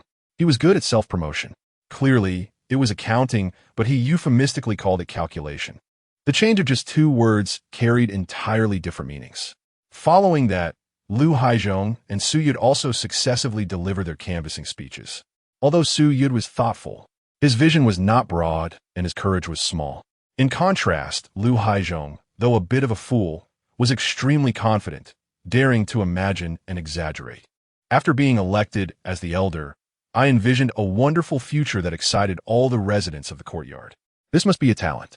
Lu Haizhong may not excel in other areas, but this ability to boast is indeed innate. Among the 6 candidates, 4 have already spoken. Only Yi Zhonghai and Li Jianshi remain. Li Jianshi, should you go first or shall I? Yi Zhonghai provocatively asked as he looked at Li Jianshi. Li Jianshi shrugged, indicating it didn't matter. Yi Zhonghai snorted coldly and stepped forward. Dear neighbors and family, good morning. Since the birth of our new nation during the housing allocation, I have had the fortune to live here in Courtyard 95 with all of you for 6 years now. In this small space, day after day, I believe everyone knows my character well. Recently, I have faced constant criticism, pushing me to the forefront, but judging a person cannot rely solely on a few incidents. One must observe their long-term behavior. I believe I have always upheld neighborly harmony and mutual support. When neighbors are in trouble, I have never hesitated to lend a hand.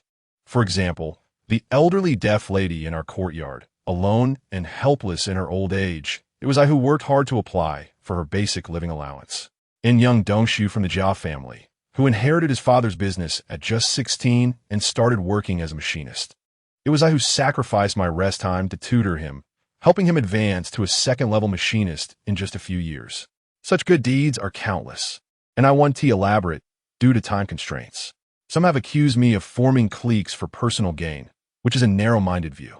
If helping others for joy is considered forming cliques, then what do we say about those who bully the elderly and harm neighbors?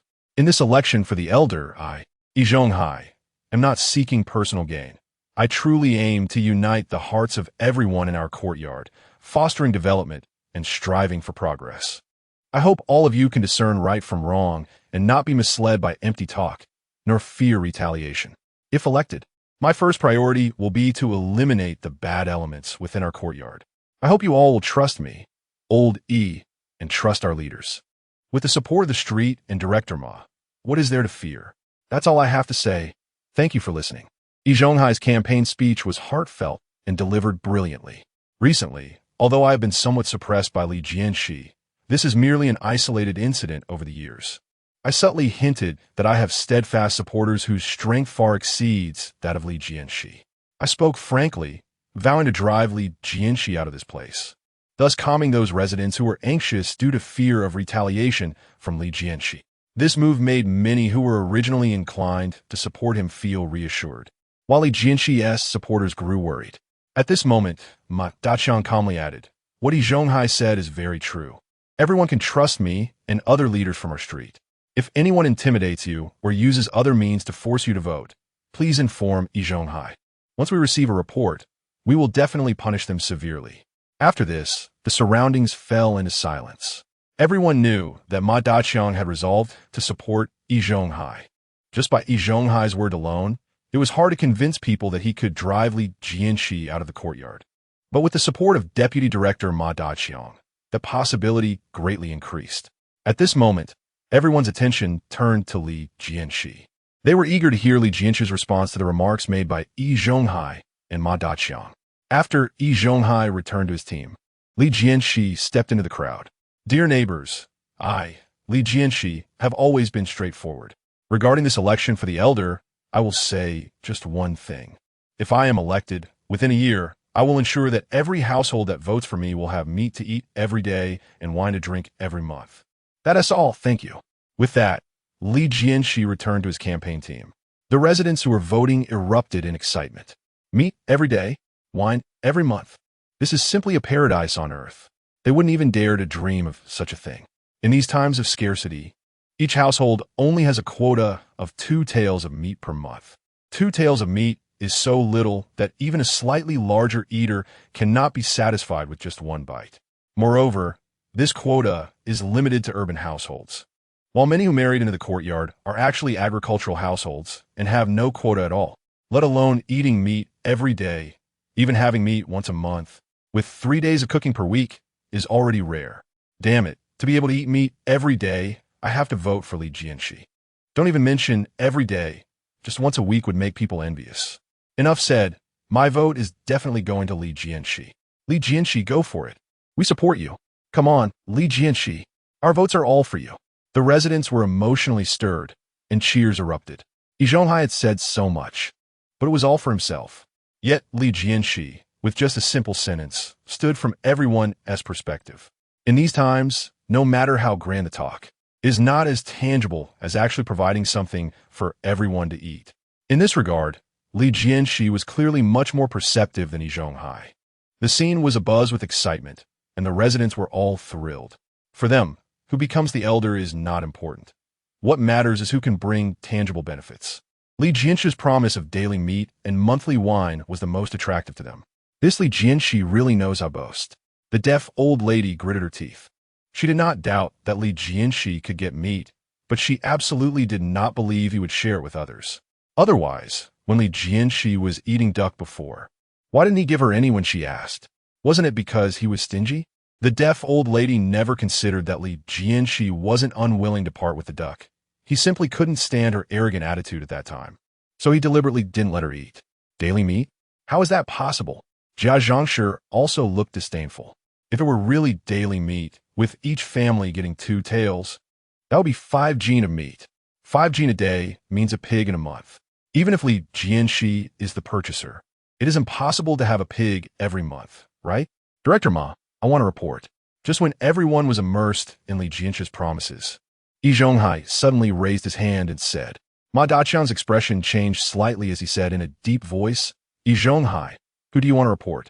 I report Li Jianshi for making false promises and not being pragmatic. Yi Zhonghai pointed directly at Li Jianshi, speaking with conviction. Ma Daqiang's expression softened as he smiled and asked, can you elaborate on where Li Jianshi made false promises? After Yi Zhonghai responded, he slowly elaborated. Li Jianshi claims that once he is elected as the elder, every household in the courtyard will have meat to eat every day, which is clearly an unrealistic promise. As we all know, living materials in the city are distributed in fixed quantities, and in our courtyard, there are 22 households with over 100 people, but only more than 50 have a quota.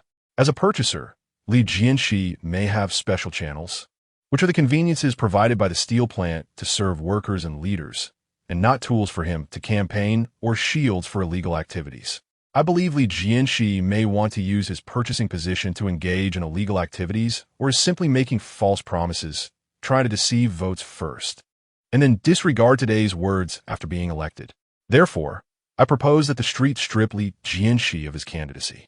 How could someone with such character truly serve the neighbors and be worthy of the position of managing elder? Chapter 32, Apology. Yi Zhonghai spoke endlessly, blocking Li Jianshe's retreat from both sides. If Li Jianshi denied false advertising, how could he explain his illegal use of power? If it wasn't illegal, how could he guarantee the meat supply? Isn't this a lie? The deaf old lady laughed heartily. Li Jianshi, you're reaping what you sow. You can't blame others. Jianshe was also smiling, thinking, after all this hard work, even my son is involved, and today I finally get what I want. As long as Yi Zhonghai is elected, it will be easy to join forces with Erhua's brother to drive Li Jianshi out.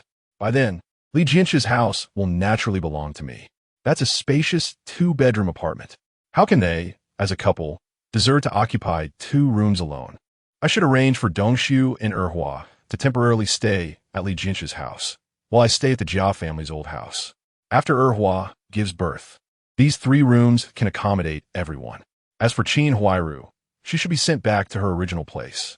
How could a rural woman consider herself a city person just because she married into the city? Jianshe thought this way and couldn't help but glance at Qin Huairu. At this moment, Qin Huairu was also anxious. She wanted to help Li Jianshi, but didn't know how, feeling extremely anxious, and could only close her eyes to pray for him. Yi Zhonghai spoke reasonably. Li Jianshi, it's your turn to explain now. Are you using your power for personal gain? Or are you trying to deceive the masses? I must make it clear beforehand that regardless of which accusation it is, the consequences are very serious. But you must clarify, otherwise it will be considered resistance, and you will be severely punished. Ma Daqiang said fiercely. How can a common citizen be so arrogant just because he holds a small position in a steel mill? How dare you oppose me on the street? Let's see how I deal with you. Li Jianshi, what are you waiting for? Hurry up and explain. Words once spoken are like water spilled. It's too late to take them back now. Yi Zhonghai said triumphantly. He was determined to put Li Jianshi to death. However, Li Jianshi just smiled contemptuously. Yi Zhonghai, do you know what speculation is? Speculation is buying low and selling high, while while normal procurement and sales of materials that are not profit-oriented are not speculation at all. In fact, they are encouraged by the government. As for your accusation of me using my position for personal gain, that is utterly ridiculous. The government has not explicitly prohibited private transactions. Although I'm a purchaser for the steel mill, there's a distinction between work and off-work. The items I purchase during off-work hours cannot belong to the steel mill. Yi Zhonghai angrily retorted. Li Jianshe, you can't confuse the issue. Who knows if your goods were purchased during work or off-work? Moreover, even if you didn't use your position for personal gain, you are still disrupting social order. Everyone has a quota. By buying pork from the countryside and distributing it to others, the people in this courtyard eat better. But what about the others? Are they not human? You are deviating from the masses and stepping onto the path of capitalists. Yi Zhonghai's accusations were like a bolt from the blue, shocking everyone present. If Li Jianshe were to be branded with this label, losing his eligibility to run would be a minor issue. With a bit of carelessness, he might even face imprisonment. However, Li Jianshe just smiled calmly and slowly said, Yi Zhonghai, different trades are like different mountains. As a skilled worker, you shouldn't rashly comment on the thoughts of us purchasers. We have clear responsibilities, whether we receive goods during work or off work. As long as we complete the procurement tasks for the factory, we are good comrades fulfilling our duties. On the contrary, you, Yi Zhonghai, are the one who talks about disrupting social order and alienating from the masses. I want to ask, do you know who the masses actually refer to? Li Jianshe wore a mocking smile, not waiting for Yi Zhonghai to respond, and continued, workers are part of the masses, farmers are also part of the masses. And even those present here, including the ants taking care of children at home, are also members of the people. We workers have stable incomes. As long as the factory doesn't go under, we have food to eat. But farmers are different. They work hard all year round, relying on selling agricultural and livestock products for a meager income. As a purchaser, I not only need to procure materials for the steel mill, but also help our farmer brothers broaden the sales channels for their agricultural and livestock products, allowing them to have less worry and more income. Yet you, as an old worker, prevent me from helping the farmer brothers and even want to label me as a capitalist. I see that the one with ulterior motives is you. Yi Zhonghai's heart tightened as he realized that his words had been mistaken. For a moment, he appeared somewhat flustered. He pointed at Li Jianshe and stammered, Li Jianshe, you. Li Jianshe interrupted him rudely. What about you? Yi Zhonghai, you keep saying you want to support policies and spout grand theories, but in reality, you are sowing discord, trying to destroy the deep friendship between workers and farmers. Do you want to incite class struggle, making workers and farmers fight against each other? Yi Zhonghai, what are you really up to? Li Jianshe, filled with rage, pointed at Yi Zhonghai and scolded him. Anyone can label others. But your label of class struggle is harsher than that of the capitalists. With a slight misstep, death would be a light punishment, and your entire family might be implicated. I. Yi Zhonghai's face turned pale, cold sweat pouring down. He thought he had caught Li Jianshe in a trap, but unexpectedly, he was turned against. The situation was about to spiral out of control when two coughs sounded from the side.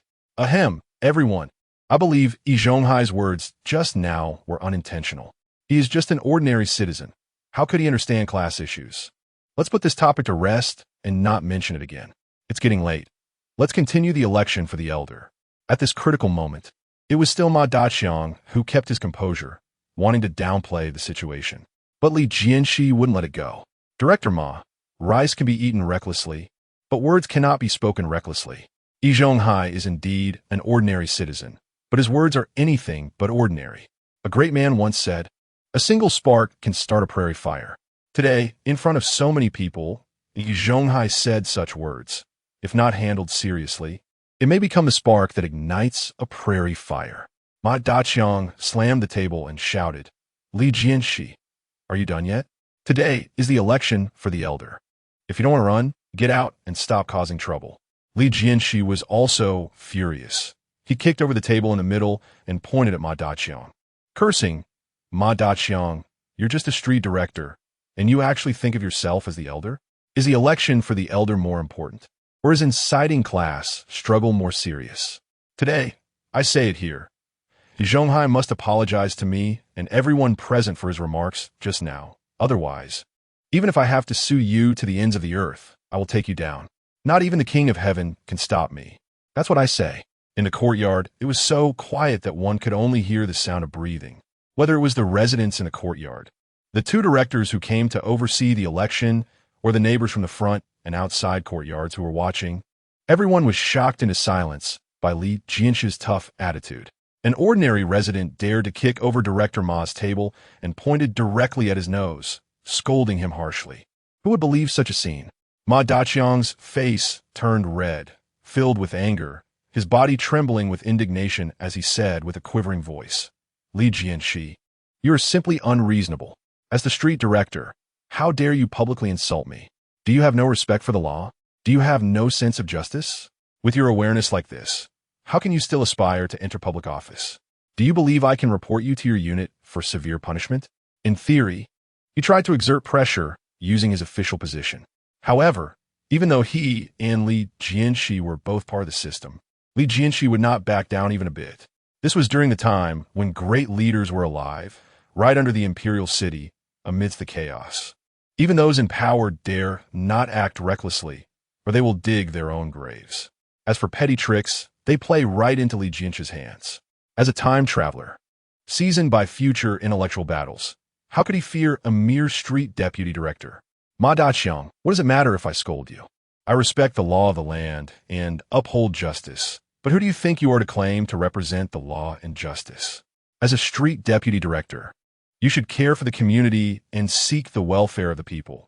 Yet you not only fail to stand in their shoes, but also hold yourself in high regard. What is a street director anyway? Just a servant of the people. Your bias and favoritism in protecting your cronies. Doesn't such leadership deserve to be criticized? You still want to report me? I think you should be kicked out of the leadership team. Li Jianshe's words were sharp and struck at Ma Daqiang's core, leaving him unable to counter.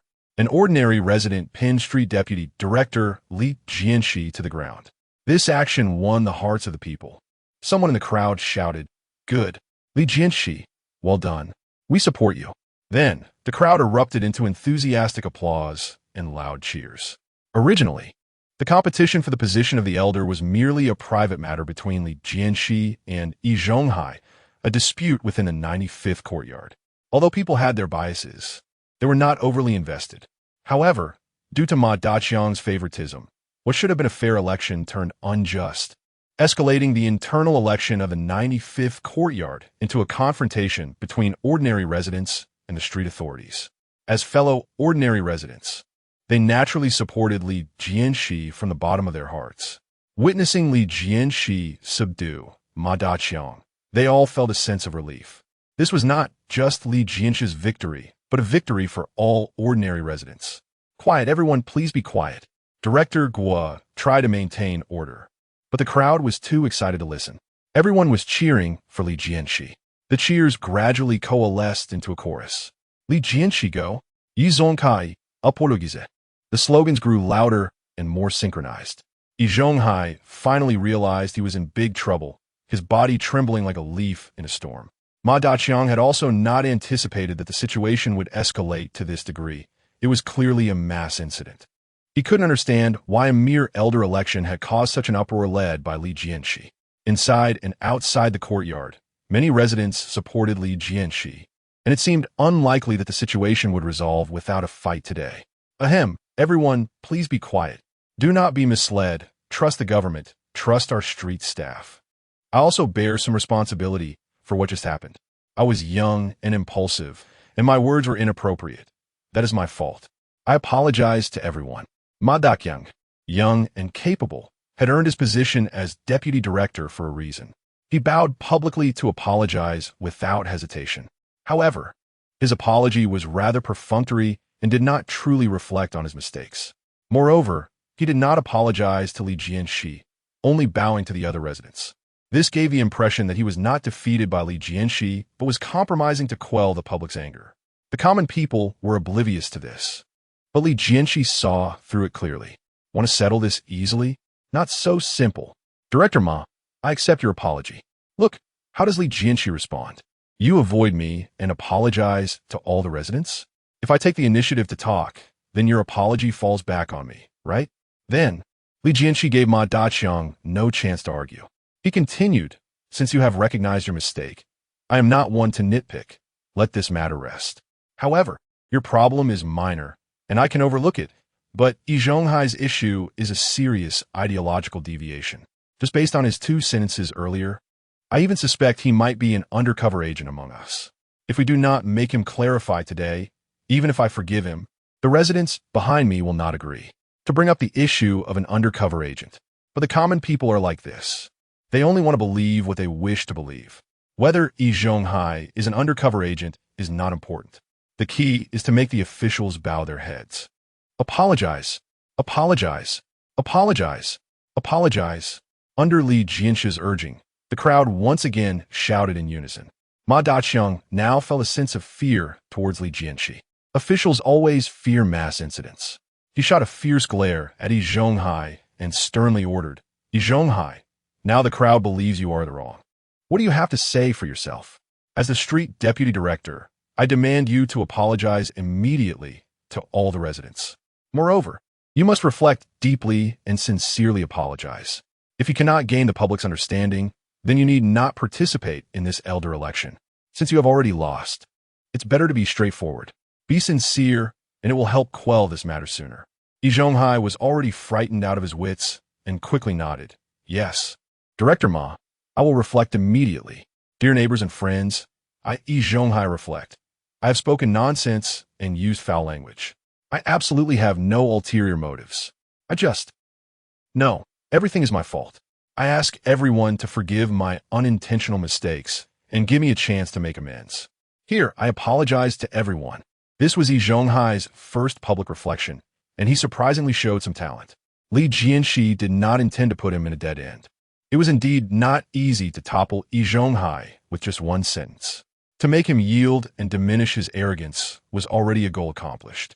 Since Yi Zhonghai has recognized his mistake and made a profound reflection, we should not be too aggressive due to a single unintentional error. I announce that this matter ends here. Any further unreasonable disturbances will be handled by the police station. Director Liu. Yes. Continue the election. Yes. Director Liu, just getting into the swing of things, was reminded by Ma Daqiang and suddenly remembered they were still in the elder election. He quickly composed himself and announced loudly to the residents, the on-site voting ends now. We will now proceed to the 3rd process of the election, starting with the 2 candidates from the front courtyard, selecting 3 managing elders for the 95th courtyard. I will reiterate the election rules. First, regardless of the number of people per household, only 1 person can vote. Secondly, the election process for the courtyard elders is as follows. First, residents of this courtyard will vote, and their votes will count double, followed by residents from the other 2 courtyards, whose votes will maintain their original weight. Furthermore, the voting will be conducted by open ballot. Those called should stand and declare their chosen elder, while others please remain silent and wait to be called. Is everyone clear? Clear. The response was sparse. All right, the voting process will now begin. Please, candidates Yin Bugui and Ma Liang, step forward. Director Liu announced loudly. And the election for the elders of the 95th courtyard officially commenced. The residents were still immersed in the aftershocks of Yi Zhonghai's self-reflection when Ma Daqiang announced that the election would continue. Following that, Director Liu revealed the 4 election rules. Chapter 33, voting the election in the front courtyard began as Yin Bugui and Ma Liang stepped to the front of the crowd, with the street workers standing beside them. Pen in hand, writing their names in chalk. Voting commenced. When a name was called, the person was asked to stand and declare their chosen candidate. First, Chao Chunming. Here, a thin man in his 30s stood up and smiled, saying, I choose Yin Bugui. Please sit. The clerk Liu gestured for him to sit down. Yin Bugui smiled and cupped his hands in thanks. The street worker quickly drew a horizontal and a vertical line under Yin Bugui's name, symbolizing 2 votes counted, as 5 votes formed 1 full tally for easier counting. Next, Feng Xiaoman. Here, I also choose Yin Bugui. Then came the next one, LV Nanming. Here, I choose Ma Liang. The clerk Liu called out each name one by one, and those called stood to declare their stance. Despite the old-fashioned method, the process was swift.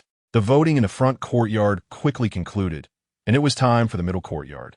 Since Yin Bugui and Ma Liang lived in the front courtyard, and Yin Bugui was the candidate for the front courtyard chief, Each of the 16 households in the front courtyard had voting rights equivalent to 2 votes each. From the middle courtyard onward, each household could only cast 1 vote. Li Jianshe. Here, Li Jianshe, one of the candidates, declared, "I support Yin Bugui." This was expected and needed no further explanation. Li Jianshe promptly cast a vote for Yin Bugui.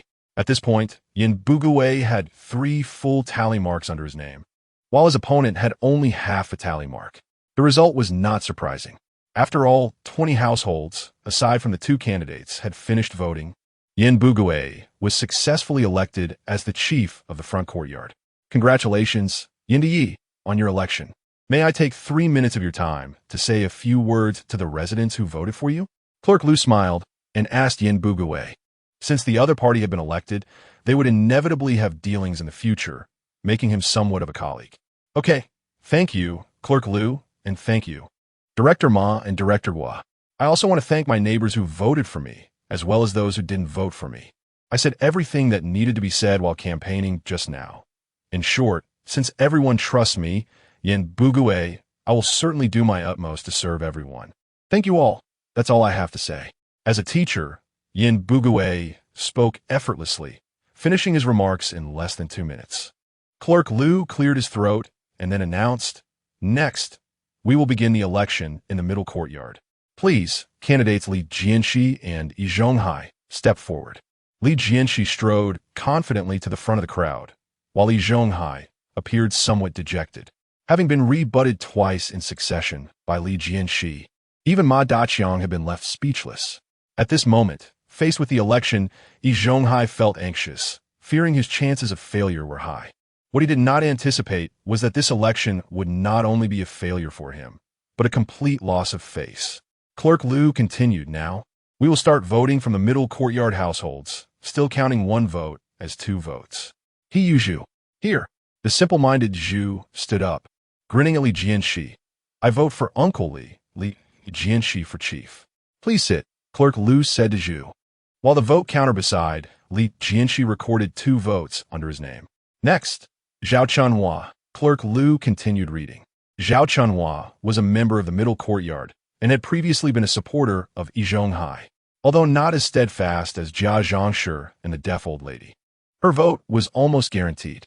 However, after standing up, Zhao Chunhua hesitated for several seconds. After Clerk Liu urged her multiple times, she shockingly declared a name. "I vote for Li Jianshe." Without waiting for Clerk Liu to signal, Zhao Chunhua hurriedly sat back down. Yi Zhonghai's expression changed drastically. There were 7 households in the middle courtyard, and except for Li Jianshe and Zhu, the rest had clearly stated they would vote for Yi Zhonghai. The middle courtyard was originally his territory. Before Li Jianshe's arrival, the residents had all looked up to him. But now, with the change brought by Li Jianshe and He Daqing's departure, the votes shifted to his son Zhu. Even more unexpectedly, the middle courtyard residents began to support Li Jianshe. Observers discussed amongst themselves, eager to see Yi Zhonghai's final vote count. "Look at Yi Zhonghai's face. It's quite amusing. You don't know. Zhao Chunhua used to be close to Yi Zhonghai. There were even rumors about them." "Really? How could someone in that relationship vote for Li Jianshe? You don't understand. People will do anything for money. How loyal can a woman who entangles with a married man be? That's reasonable. I wonder how many votes Yi Zhonghai will ultimately get. Since Zhao Chunhua voted for Li Jianshe, Yi Zhonghai probably won't get more than 5 or 6 votes, right? Could he be completely shut out by Li Jianshe? Not necessarily. Yi Zhonghai still has some strength." The crowd was excited, all looking forward to the final result. Clerk Liu acted decisively. As soon as Zhao Chunhua sat down, he called the next person, Zhao Eru. "Here, I vote for Li Jianshe." Similar to Zhao Chunhua, this middle courtyard resident also changed their stance. "Next, Sun Li. I also vote for Li Jianshe." Another defector. Among the 7 households in the middle courtyard, besides the 2 candidates, Li Jianshe and Yi Zhonghai, only the Jia family had not voted. However, the situation was vastly different from what everyone had initially thought. Residents who originally supported Yi Zhonghai were now turning against him. Without exception, all voting for Li Jianshe. Yi Zhonghai's face grew dark. He knew his performance today had disappointed his supporters. These people had allied with him out of self-interest. supporting him because he could bring them benefits or protect them from bullying. But now, with Li Jianshe gaining momentum, even Deputy Director Ma dared to scold him. And, as the head of the steel plant procurement department, it made sense that these opportunists would vote for Li Jianshe. Vote, go ahead and vote. Let you all vote for Li Jianshe, and later you will regret it. As long as the deaf old lady is still on my side, Li Jianshe won't be able to stir up trouble. Yi Zhonghai murmured hoarsely, filled with rage, his eyes reddening. It was difficult to win against Li Jianshe through normal voting. He had to resort to schemes. Yi Zhonghai was ready to execute a plan. Next, Jianshe. Here, Jianshe stood up and directly announced her choice. I vote for Yi Zhonghai. After saying this, she sat down on her own. Jianshe's vote eased Yi Zhonghai's expression slightly. At least he didn't have to worry about being completely defeated by Li Jianshe. The surrounding residents admired Jianshe's courage. Knowing her choice was wrong, she still resolutely supported Yi Zhonghai. When Li Jianshe was elected, they would see how she would handle it. Mom, you're too hasty. Even Zhao Chunhua and the others are siding with Li Jianshe. Even if you vote for your master, it won't help, right? If Li Jianshe really becomes chief, everyone else will have meat to enjoy, while our family will be left empty-handed. It won't be worth it then. Jia Dongshu, this ungrateful one, was indeed the father of Stick.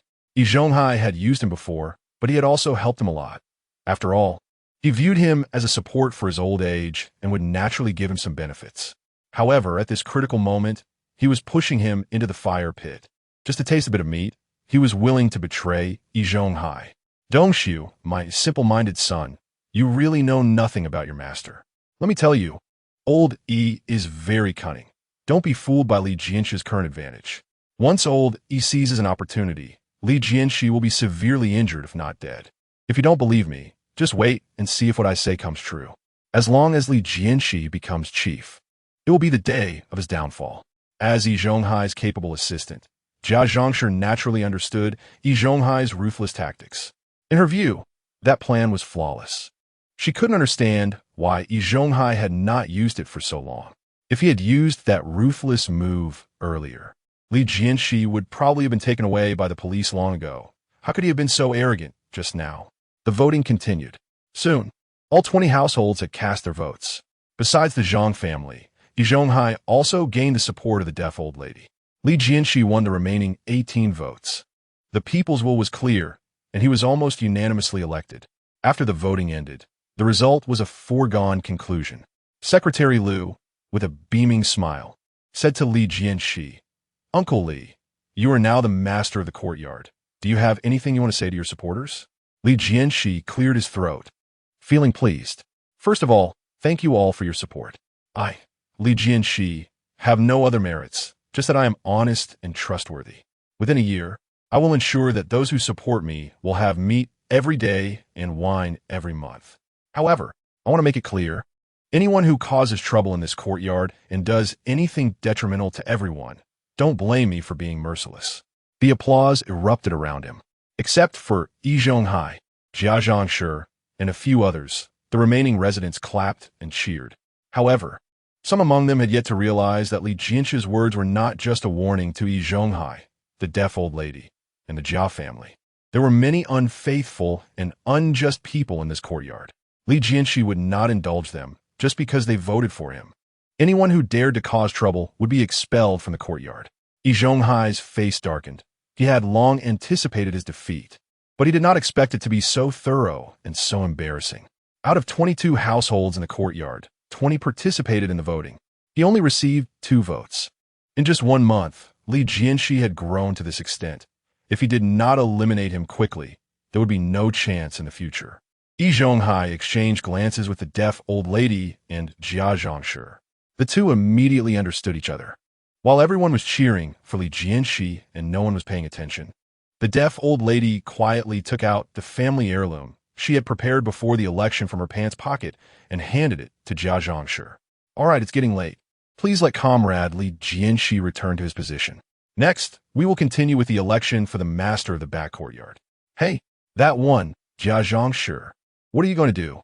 Secretary Liu was about to invite the 2 candidates for the back courtyard to the stage when he saw Jianshe stand up. Jia Zhongshi raised her hand and said apologetically, "Sorry, Secretary Liu, my son Jia Dongshu may have an upset stomach and his eyesight is not good. So I'm taking him to the bathroom." Secretary Liu frowned. "But the election is about to start. Can't you wait a little longer? It's the last group. It will be over soon." Jia Zhongshi smiled apologetically. "Really can't wait. A person has 3 urgent matters. What if he has an accident? Anyway, my second flower is here. I'll let her vote for me later." Saying this, she pulled Jia Dongshu's arm and dragged him up from his seat.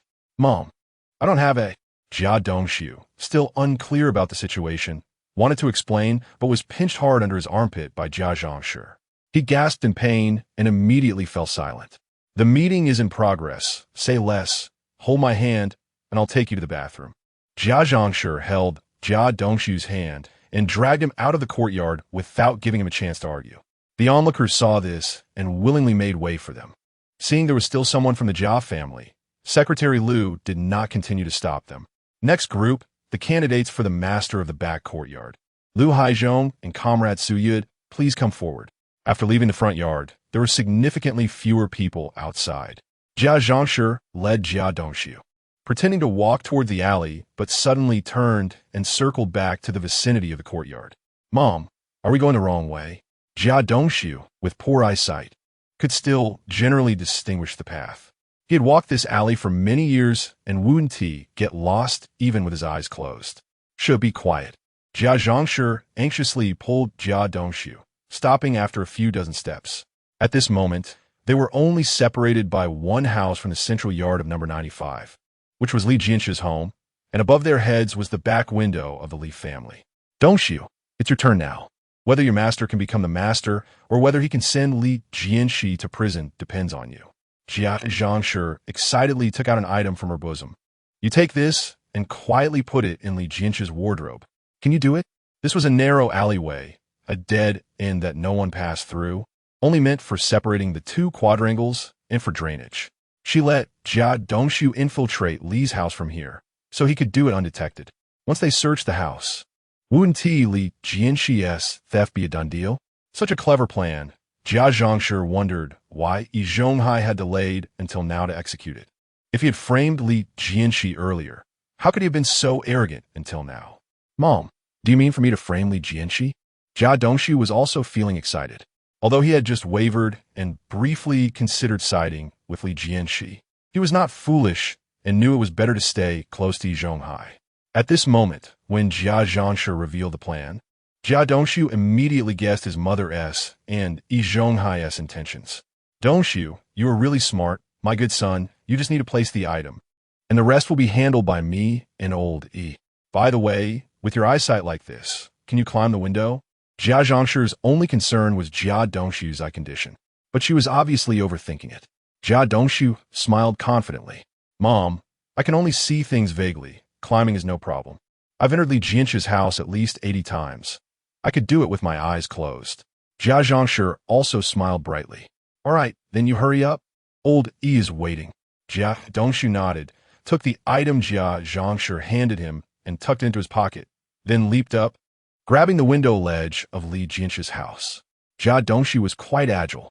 The back window of Li Jianshe's house was an old-style air window, much higher than the current rural back windows, almost touching the eaves. Jia Dongshu, who was 1.7 meters tall, lightly jumped and climbed, then straightened up, already lying on the window ledge. He skillfully opened the window and then flipped inside. With a slight thud, Jia Dongshu had landed. He quickly made his way to Li Jianshe's wardrobe, fumbled to unlock the latch, and placed the item Jia Zhongshi had given him inside. Once done, Jia Dongshu immediately returned the same way. In less than 5 minutes, he was back beside Jia Zhongshi. "Is dinner ready? Is it placed properly? Let's go. We need to leave quickly." Jia Zhongshi pulled Jia Dongshu, and the two hurriedly walked through the narrow alley. Seeing no one outside, they pretended to have just come from the bathroom and returned to the courtyard. At this point, the election for the master of the back courtyard was nearing its end. Liu Haizhong won by a margin of 6 votes over Suyud, officially becoming the master of the back courtyard. Jia Zhongshi and Jia Dongshu returned to their original seats and nodded slightly to Yi Zhonghai and the deaf old lady. Liu Haizhong publicly delivered his victory speech, Thank you for the support of the neighbors. I, Lu Haizhong, am not good with words, but I not want to talk empty words. Today I have received this vote, and tomorrow I will prove with actions that your choice is correct. May our courtyard, under the supervision of Director Ma, Director Guo, and with the joint efforts of me, Li Jianshe, and Yin Buge, have an increasingly prosperous life and a sweeter living. With that, the applause thundered. Thus, the election for the masters of the 3 courtyards came to a conclusion. Chapter 34. The heirloom theft, however, as a whole, courtyard no. 95 still needed to rank the 3 elders for better management. After consulting with Ma Daqiang, Director Guo announced, "Everyone, although the elder election has ended, we still need to rank the 3 elders for better management and coordination with the street. Following past practices, we will use age as the criterion. Therefore, Comrade Yin Buge, being the youngest, will be the 3rd elder. Accordingly, Lu Haizhong will be the 2nd elder, and Li Jianshe will be the 1st elder. In principle, all courtyard affairs will be presided over by the 1st elder, with the other 2 assisting. As for street meetings, we will try to have the 1st elder attend. If any residents have objections to the elder ranking, they can submit an application to the street. We are open to that. Is everyone clear?" Director Guo asked the crowd, and seeing no objections, he continued, "Since there are no objections, I announce that the elder election is officially concluded." With that, Director Guo and Ma Daqiang stood up to leave. The residents rose, intending to take their stools home. At that moment, the deaf old lady suddenly shouted, "This is a big deal. The heirloom has been stolen." The deaf old lady's cry made the departing residents stop in their tracks.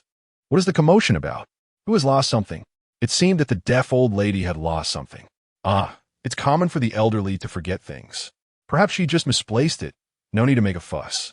Some people thought it was unnecessary and wanted to proceed. Yi Zhonghai, not knowing when, stood on the corridor railing and announced loudly, "Everyone stop. The deaf old lady has lost something. No one can leave until it is found. Anyone who insists on leaving will be suspected, perhaps even the thief." Upon hearing this, those who were about to leave also stopped, fearing misunderstanding. "Catch the thief. There is a thief in our courtyard. What kind of scoundrel dares to steal my belongings? Such a person is worse than a beast. Alas, I do not wish to live. Catch the thief quickly." The deaf old lady wailed and cursed, her acting superb. Li Jianshe thought to himself that the fierce temperament of the Jia family might have originated from the deaf old lady. "Old lady, please detail what happened. Don't rush. Take your time." Yi Zhonghai pretended to comfort her, his acting equally skillful. Director Guo stepped forward to ask, "Old lady, don't just cry. Tell us what happened.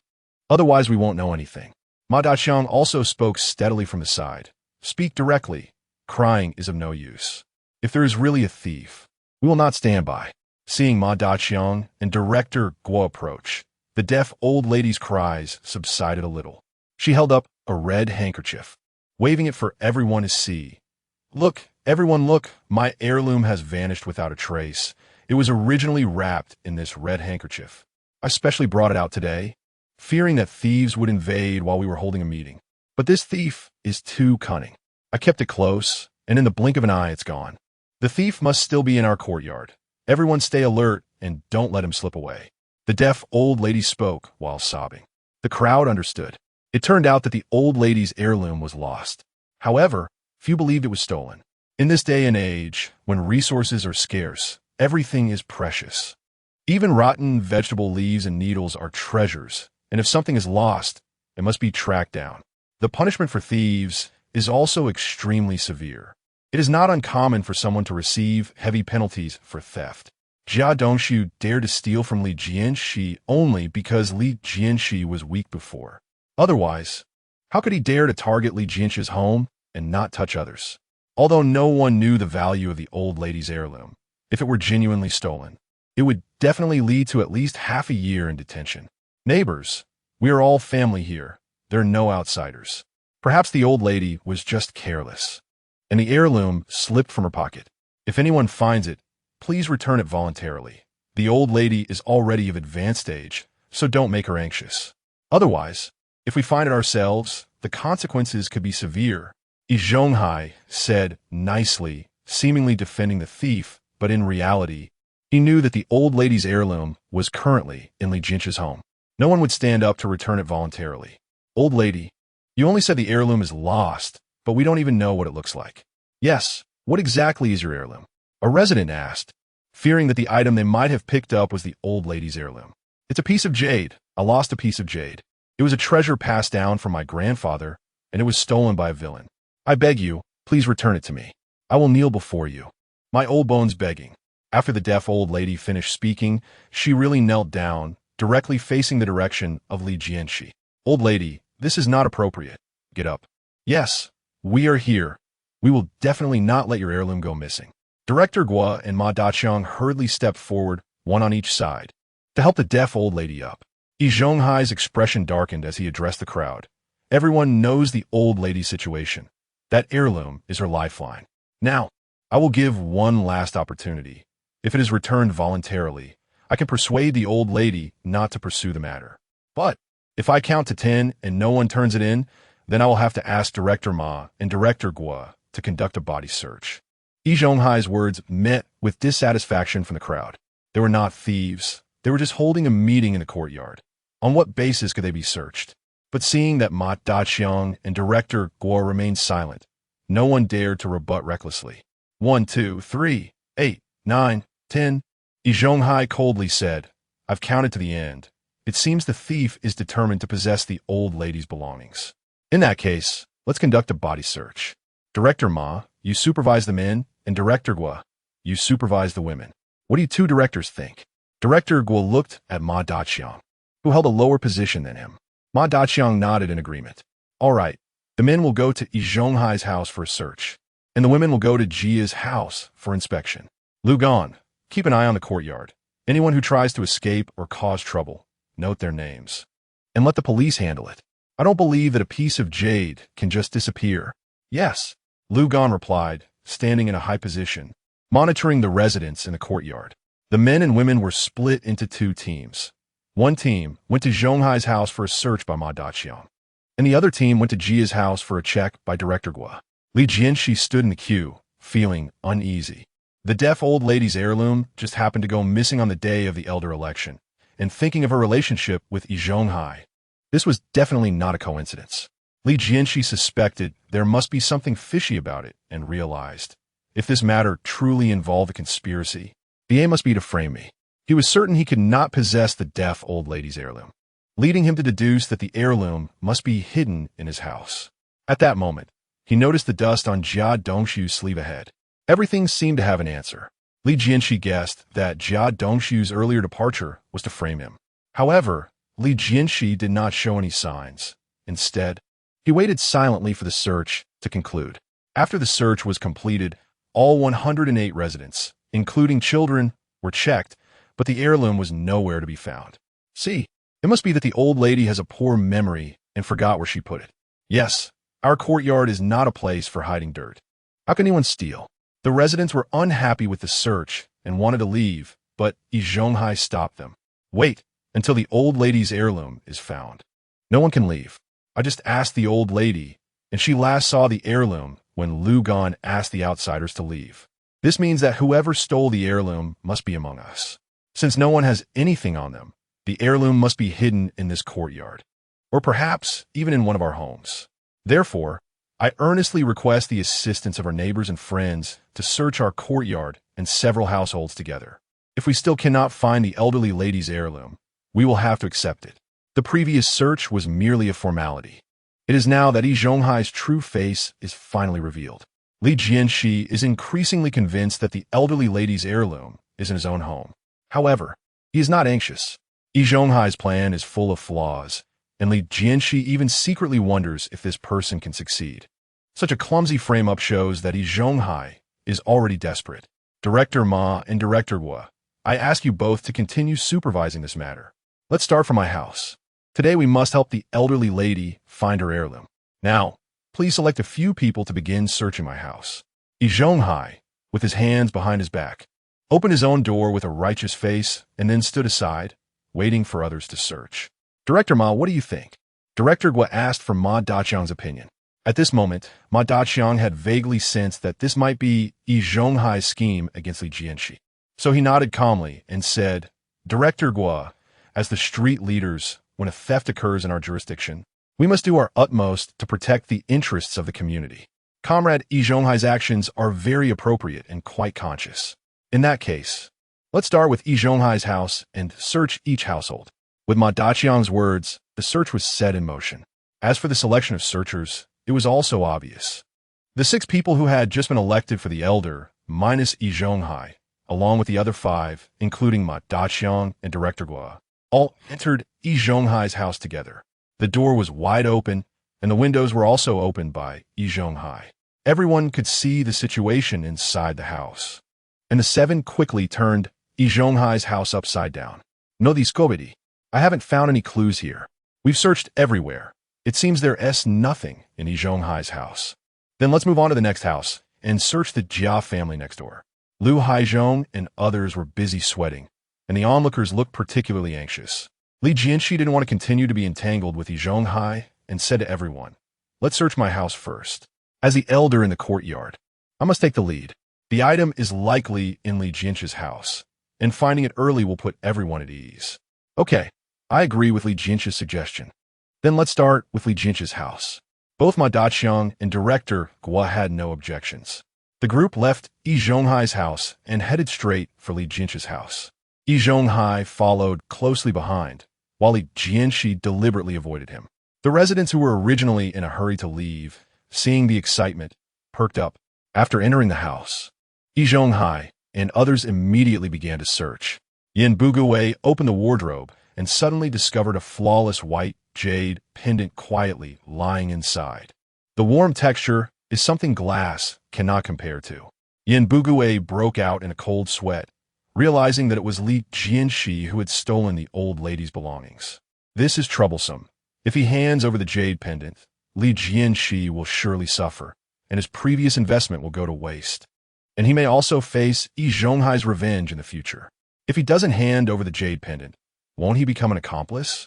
As an educator, Yin Bugui holds firmly to his principles. However, just as he was about to take out the jade pendant, Yi Zhonghai beside him interrupted. Yin Bugui, what are you dawdling for? Look, this is the elderly lady's heirloom. It has been found. Yi Zhonghai quickly snatched the jade pendant from in front of Yin Bugui, raised it high, and announced loudly.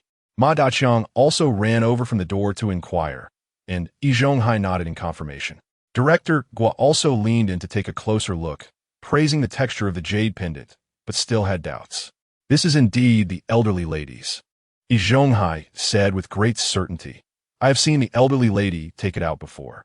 The deaf elderly lady also squeezed in from outside, snatched the jade pendant, and laughed, saying it was indeed her heirloom.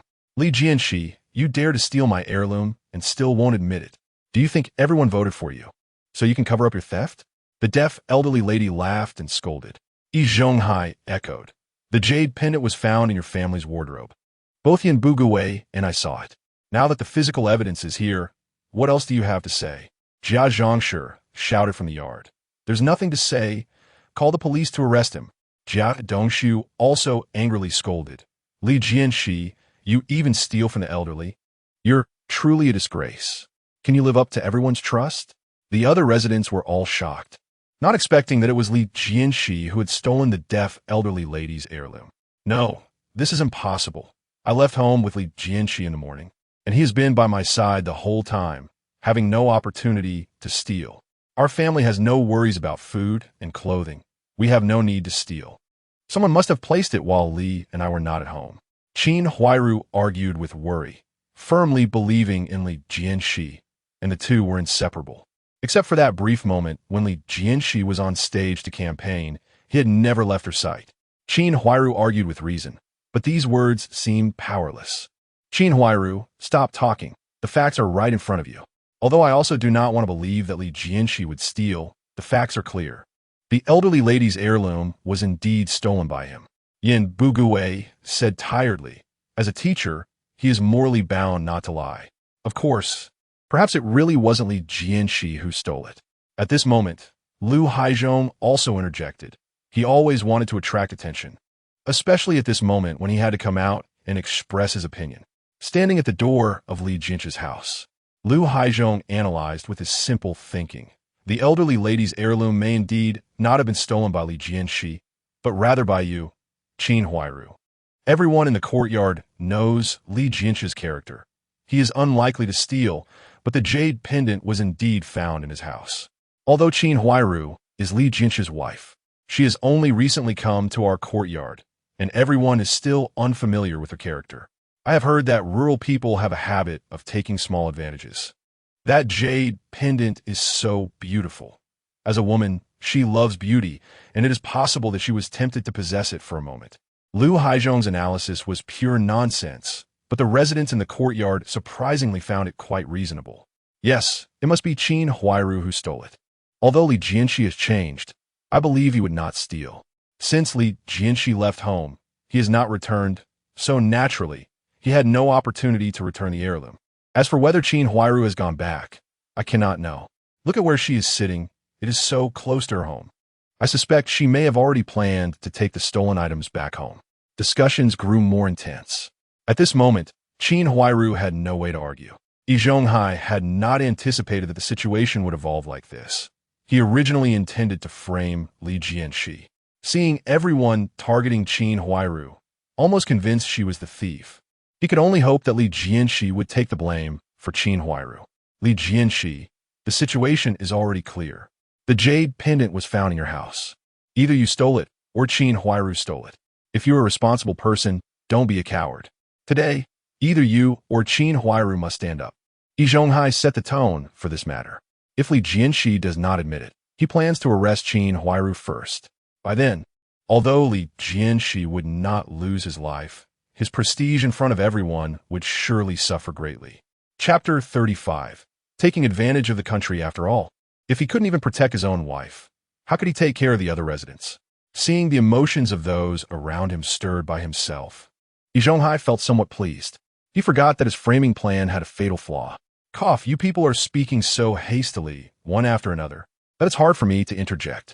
Under everyone's gaze, Li Jianshi finally stood up.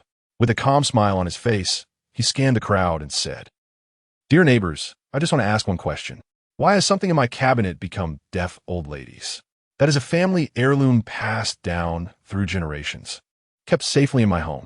How can deaf old lady claim it as her family treasure based solely on her word? If that were the case, wouldn't my family's jade pendant just become hers? Isn't that too childish?" Li Jianshe's voice was steady and powerful, leaving the crowd momentarily speechless. Indeed, everyone present had witnessed that the jade pendant was found in Li Jianshe's cabinet. However, whether the pendant originally belonged to Li Jianshi was unknown to anyone. Deaf old lady had previously claimed that her family treasure was lost, but no one had seen her treasure before that. Despite Yi Zhonghai's support, claiming that the jade pendant was deaf old lady's, given his relationship with her and the entanglement with Li Jianshi, his words lacked credibility. Yes, Li Jianshi makes a valid point. No one can confirm that the jade pendant belongs to deaf old lady. Although she says it's her family treasure, Li Jianshi also claims it as his family's inheritance. So who does the jade pendant really belong to? I tend to believe it belongs to Li Jianshi. Otherwise, how could it end up in his cabinet? Deaf old lady claims it was stolen, but Li Jianshi was busy just now and had no opportunity. Qin Huairu was sitting in front of me earlier and also had no chance to steal it. Look, doesn't this make it clear? The jade pendant originally belongs to Li Jianshi, and it should naturally be in his wardrobe. Deaf old lady's actions are too excessive. She wants to claim Li Jianshi's jade pendant based solely on her word, and whether she really possesses a family treasure is still debatable. That's true. Once Li Jianshi spoke, the wind changed dramatically. Can one just barge into someone else's home and say something is theirs because they found a piece of jade? First, provide evidence that you once owned this jade. Although Li Jianshi didn't have deep knowledge of jade, as a person of later generations, he knew a thing or two. The quality of deaf old lady's family treasure was superb and valuable. How could she easily reveal such a precious item? Thus, aside from Yi Zhonghai, no one could testify for her regarding the ownership of the jade pendant. Deaf old lady was also stunned. This jade pendant was indeed her family treasure, passed down for over 40 years. How could it have become Li Jianshi's? Li Jianshi, you're simply like a beast. This is my family's treasured possession. How can you claim it as yours? Li Jianshi retorted, "Deaf old lady, everyone here witnessed that the jade pendant was found in my cabinet. If it is not mine, could it possibly belong to you? You say the jade was stolen, but besides Yi Zhonghai and Jianshe, who else knows you own the jade pendant? Even if you really had a jade pendant, how can you prove that this jade from my home is yours?" Li Jianshe's 3 questions left deaf old lady speechless. She had thought placing the jade pendant in Li Jianshe's home would frame him, but to her surprise, he played his cards differently and directly claimed the jade pendant as his own. How could she defend herself in front of everyone witnessing this scene? Li Jianshe, don't be unreasonable. The old lady's jade pendant is a relic from her ancestors. In this courtyard with only a few households, how could 2 families simultaneously possess a family heirloom jade pendant? Yi Zhonghai said sharply. He also did not expect Li Jianshi to counter from this angle. Clearly, this scheme had multiple flaws. Fortunately, the flaws were not too significant, and there was still room for recovery. I also find this matter hard to believe. Li Jianshi chuckled lightly and continued, in this courtyard, only I have a jade pendant. The old lady has no family heirloom jade pendant at all. A few days ago, when I was admiring the jade by myself, deaf old lady happened to see it from outside, which is why she wanted to use tricks to snatch it from me. Li Jianshi casually spoke. You all accuse me of stealing, and I also accuse you of wanting to forcibly take it. Yi Zhonghai sneered, Li Jianshi, you say this jade pendant is a family heirloom. You must know it very well. Then tell me, what pattern is on the jade pendant? What does each side look like? Once Yi Zhonghai's words came out, Jianshe and deaf old lady both breathed a sigh of relief. The jade pendant was placed by them, and Li Jianshi had never looked closely at it, so he naturally wouldn't know the pattern of the jade pendant. Li Jianshe, didn't you claim this jade pendant is yours? Then describe what is carved on it. Deaf old lady tightly gripped the jade pendant, hiding it behind her, and asked, If you can't answer, then this jade pendant is evidence of your theft from the old lady. Jianshe triumphantly chimed in. Li Jianshi, I know your background well. I know more about Jia than anyone. Don't say it's the old lady's family treasure. Even if your family had a piece of jade debris, I would take your surname. Jia also stood up. He had gone to Li Jianshe's home countless times. He knew better than Li Jianshi himself what treasures were in his home. If it were a recent new item, he might not know. But if it were Li Jianshe's family heirloom, he would have stolen it long ago. How could it still be here now? Li Jianshi, go ahead. As the owner of the jade pendant, you shouldn't not know such a simple question, right? Ma Daqiang also laughed. When Yi Zhonghai asked the question, he realized it was Yi Zhonghai's scheme. After all, the question was too simple. Yi Zhonghai couldn't possibly be unprepared. At this moment, everyone's gaze once again focused on Li Jianshi. Yi Zhonghai's question was indeed simple. If the jade pendant truly belonged to Li Jianshi, he couldn't possibly not know what it looked like. If he truly didn't know, then it could only mean that the jade pendant was not his, but belonged to deaf old lady. Li Jianshi smiled. Yi Zhonghai's little cleverness was too obvious. Such blatant framing could only deceive the ordinary residents in the courtyard who were easily fooled. Yi Zhonghai, your question seems to have a flaw. According to your logic, if the jade pendant is stolen by me, wouldn't I have looked at the pattern while stealing? But if I did look at it while stealing and answered your question based on that, would you then acknowledge that the jade pendant is mine? Also, my belongings do not require your approval, Yi Zhonghai. The reason I am explaining is that I do not want to be misunderstood by the other neighbors in the courtyard. Regarding your simplistic question, I choose not to answer, but I am willing to reveal the true background of this jade pendant. After Li Jianshi finished speaking, he paused for a moment. Before Yi Zhonghai could respond, he pointed directly at the jade pendant behind deaf old lady. This jade pendant comes from my family's ancestors of the Ming Dynasty. My ancestor once held an official position. Although the family later declined, the jade pendant has been passed down through generations to this day. Deaf old lady, you claim the jade pendant belongs to you. Do you know its origin? Li Jianshi asked. Hearing this, deaf old lady laughed heartily. Wrong. This is definitely not from the Ming Dynasty. This is a relic from my grandfather, originating from the Qing Dynasty palace. My grandfather was an inner official and had a deep friendship with the great eunuch Li Gonggong. And this jade pendant was given to him by Li Gonggong. Look, the front of the jade pendant is carved with a carp, as the Empress Dowager loved fish. So Li Gonggong decorated all his belongings with fish shapes, And this jade pendant is no exception. Li Jianshi, you don't even know the origin of the jade pendant. How dare you claim ownership? Yi Zhonghai secretly cried out in alarm. The very thing he feared most had surfaced. Deaf old lady's explanation seemed to want to crush Li Jianshi, but in reality, it exposed the flaw Yi Zhonghai had always wanted to hide. Yi Zhonghai wanted to stop the old lady, but feared that his actions would be too obvious and instead alert Li Jianshi. He could only silently pray that Li Jianshi had not noticed that fatal flaw. However, Yi Zhonghai underestimated Li Jianshi. As early as when Yi Zhonghai took out the jade pendant, Li Jianshi's procurement system had already provided detailed information about it. Qing Dynasty, masterly, fish pattern, as well as dimensions, weight, and estimated value, all were complete. The reason Li Jianshi did not respond directly to Yi Zhonghai, but instead intentionally complicated the issue, was to induce the deaf old man to make a mistake. How dare this old woman assist Yi Zhonghai against him? Today, Li Jianshi not only wants to reclaim her family heirloom, but also wants to ask, where are your grandiose words from the past? Didn't you say that the jade pendant carries the glory of the family? Keep pretending to be strong. Ha ha ha. The deaf old man's laughter was piercing. She had long yearned for this moment. Since refusing to eat the duck meat given by Li Jianshi, she had been unable to enjoy her meals, unable to sleep at night, and in the months since, her figure had become thin, further exacerbated by anger-induced illness. Today, she finally got her wish. If she didn't ruin Li Jianshi's reputation, her life would be in vain. Indeed, Li Jianshi, your description of the jade pendant is far less detailed than the old lady's. If the old lady merely took a hurried glance at the front door, how would she know that the jade pendant is engraved with fish patterns? Even if she just saw it, she couldn't possibly fabricate a story so quickly, right? Jianshe saw through Yi Zhonghai's conspiracy, but failed to notice its fatal flaw.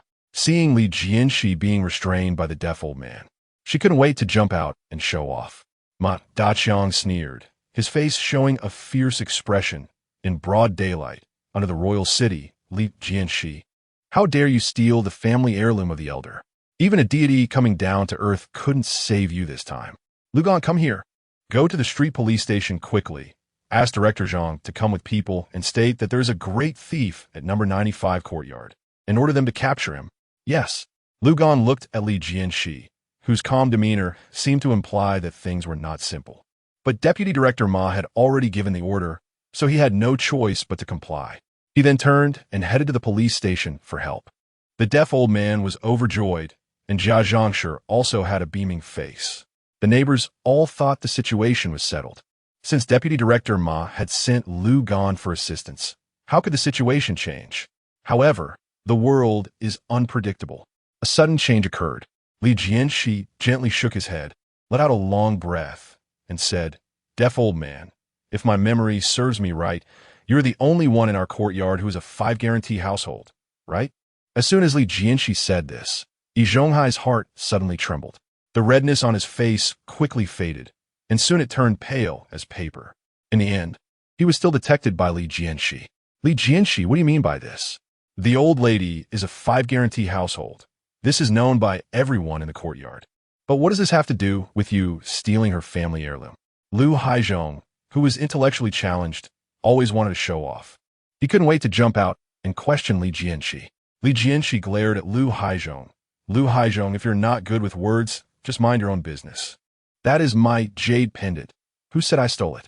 Lu Haizhong was a bit irritated by the rebuttal. No, Li Jianshi, you're still holding on.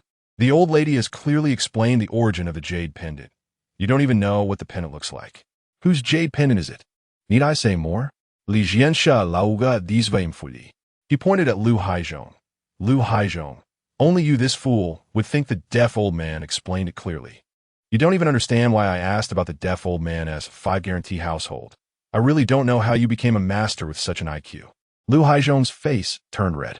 Angrily, he said, Li Jianshi, you are insulting me.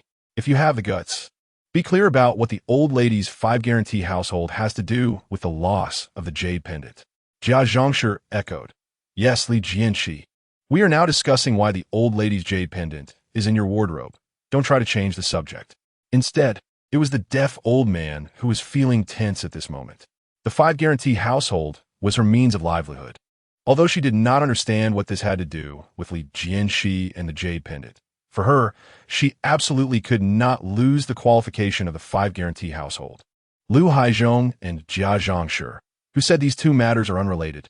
The old lady is a 5 guarantee household, but I remember the application conditions for the 5 guarantee household are strict, one of which is that there must be no valuable property in the household. The jade pendant just now, I believe everyone did not see clearly. Let me briefly explain. That jade pendant is a top-quality Hetian jade with a warm touch, an extremely precious material, weighing 6 qian, measuring 7 centimeters long and 5 centimeters wide, made by the late Qing jade master Yushan, and was once worn by the great eunuch master Li. This jade pendant not only has superior quality, but also contains profound historical significance. If it meets a connoisseur, selling it for 2,000 or 3,000 yuan is not difficult. Even if sold as an ordinary jade stone, its value would still be at least over 1,000 yuan. Therefore, I feel puzzled. If the jade pendant indeed belongs to that old lady, how could she have such a valuable item at home and still pass the street review to become a 5 guarantee household? Many residents present had not considered this point. With Li Jianshe's reminder, everyone suddenly realized, yes, this jade pendant is obviously worth a lot. If it belongs to the old lady, then she is simply not qualified to enjoy the 5 guarantee household benefits, and she must return all the subsidies she has received over the years. Not to mention returning the money. This is essentially taking advantage of the state and could also be considered fraud, which is a serious matter. If the jade pendant really belongs to the deaf old man, she might have to spend the rest of her life working. The residents discussed among themselves. The deaf old man was so frightened that her soul almost left her body, and her legs trembled uncontrollably. She had never expected that taking out her family heirloom would cause such a big disaster. At the beginning, the 5 guarantee household procedures were handled by Yi Zhonghai for her, but she also knew the application conditions. Therefore, when Li Jianshe spoke these words, the deaf old man believed them without a doubt. Dear neighbors, Director Ma, Director Gua, things are not as Li Jianshe said. The old lady's jade pendant is a family heirloom. Although it is priceless, she has never thought of selling it. If she does not intend to sell it, then it is just an ordinary stone. No matter how valuable it is, it cannot be eaten, right? Besides, at such an old age, how would the old lady know the true value of this jade pendant? Do you all think what I said makes sense? Yi Zhonghai attempted to muddle through, but he was facing Li Jianshe, a person who is not easy to fool. If it were someone else, they might have been deceived by his sophistry. But Li Jianshe remained unmoved. Yi Zhonghai, is this how you deceive the street review? Assets have inherent value, regardless of the willingness to sell. The street review will not inquire. The old lady may be old and forget the true value of the jade pendant, but how could you, Yi Zhonghai, not know? Even children know the preciousness of jade. Since you know the old lady has a family heirloom, why didn't you inform the street? Wasn't the 5 guarantee household procedure for the deaf old lady handled by you? Yi Zhonghai, could it be that the person deceiving the street is you? Li Jianshe's sharp gaze questioned Yi Zhonghai directly. Yi Zhonghai was terrified and quickly waved his hand to clarify. Li Jianshe, don't slander good people. I initially did not know the old lady had a family heirloom. I only saw it recently. How can I report something I was unaware of? Li Jianshe retorted. Now that you know, why didn't you immediately inform the street to remedy the mistake? You are harboring ill intentions, concealing the deaf old lady's assets, trying to defraud subsidies. Now that it has come to this, how can you argue? Yi Zhonghai was drenched in cold sweat, not expecting Li Jianshe's reasoning to be so meticulous. He felt like a low-level player in a chess game, with every move calculated by his opponent. Li Jianshe's intelligence could at least foresee 7 steps ahead, while Yi Zhonghai was only 5 steps away. This gap made him feel powerless, only seeking an opportunity to escape. Chapter 36 Flawed Jade Pendant. Li Jianshe's wisdom allowed him to foresee at least 7 steps ahead, while Yi Zhonghai was only 5 steps away. This gap left him feeling powerless, and he simply sought an opportunity to escape. Just then, the deaf old lady suddenly began to cry, feigning sorrow. Look at how Li Jianshe is bullying this old woman. How could I know that broken stone was worth a fortune? My grandfather told me it was fake. Who would have thought a fake could be valuable? You are too much. I can't go on living. The deaf old lady slapped her thigh, and cried. But no tears were seen. Yi Zhonghai's eyes suddenly brightened. The criteria for applying for the 5 guarantees in the street were not clear regarding the definition of valuable assets. The jade pendant in the deaf old lady's hand undoubtedly had extraordinary value. However, if that pendant was a counterfeit or had some flaws, worth only a few hundred yuan, it would not be considered a valuable asset. Right? I remember the old lady mentioning that the pendant had flaws. Otherwise, how could the once powerful Li Gonggong have given such a treasure to someone else? The value of this jade was far from the thousands Li Jianshe claimed. At most, it was only 50 or 60 yuan. After saying this, Yi Zhonghai walked straight to the old lady and took the jade pendant from her hand, examining it closely. Look, this crack in the fishtail. Huh? Where's the crack? Why can't I see it? He turned the pendant over. His expression suddenly changed, filled with regret. Oh no, I made a mistake. This isn't the old lady's pendant. The back of the old lady's pendant has the character Fu engraved on it, while Li Jianshe's, although similar on the front, has Jisheng on the back. Oh dear, it's truly a misunderstanding. Li Jianshe, I'm sorry, we've wronged you. This jade pendant did not belong to the old lady. It was Li Jianshe's. Li Jianshe would take revenge for any grievances, and the old lady's qualification for the 5 guarantees was thus ruined.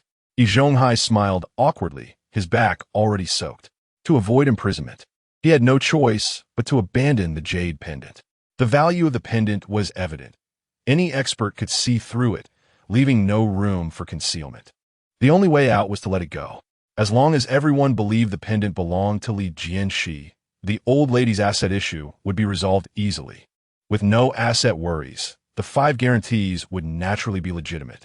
Although he lost the pendant, he avoided prison. The old lady was stunned upon hearing this. She had once had someone appraise it, and this jade pendant was worth 3,000 yuan. How could Yi Zhonghai easily give it to Li Jianshe? However, what good would not giving it do? Losing the qualification for the 5 guarantees only meant receiving 5 yuan less in subsidies each month. The deaf old lady was willing to endure that for the 3,000 yuan pendant. However, the problem had surpassed the realm of money. If she insisted on claiming the pendant as her own, she and Yi Zhonghai would face serious charges of concealing assets and fraudulently obtaining subsidies, inevitably leading to imprisonment. At 80 years of age, she did not want to spend her remaining years in a cell.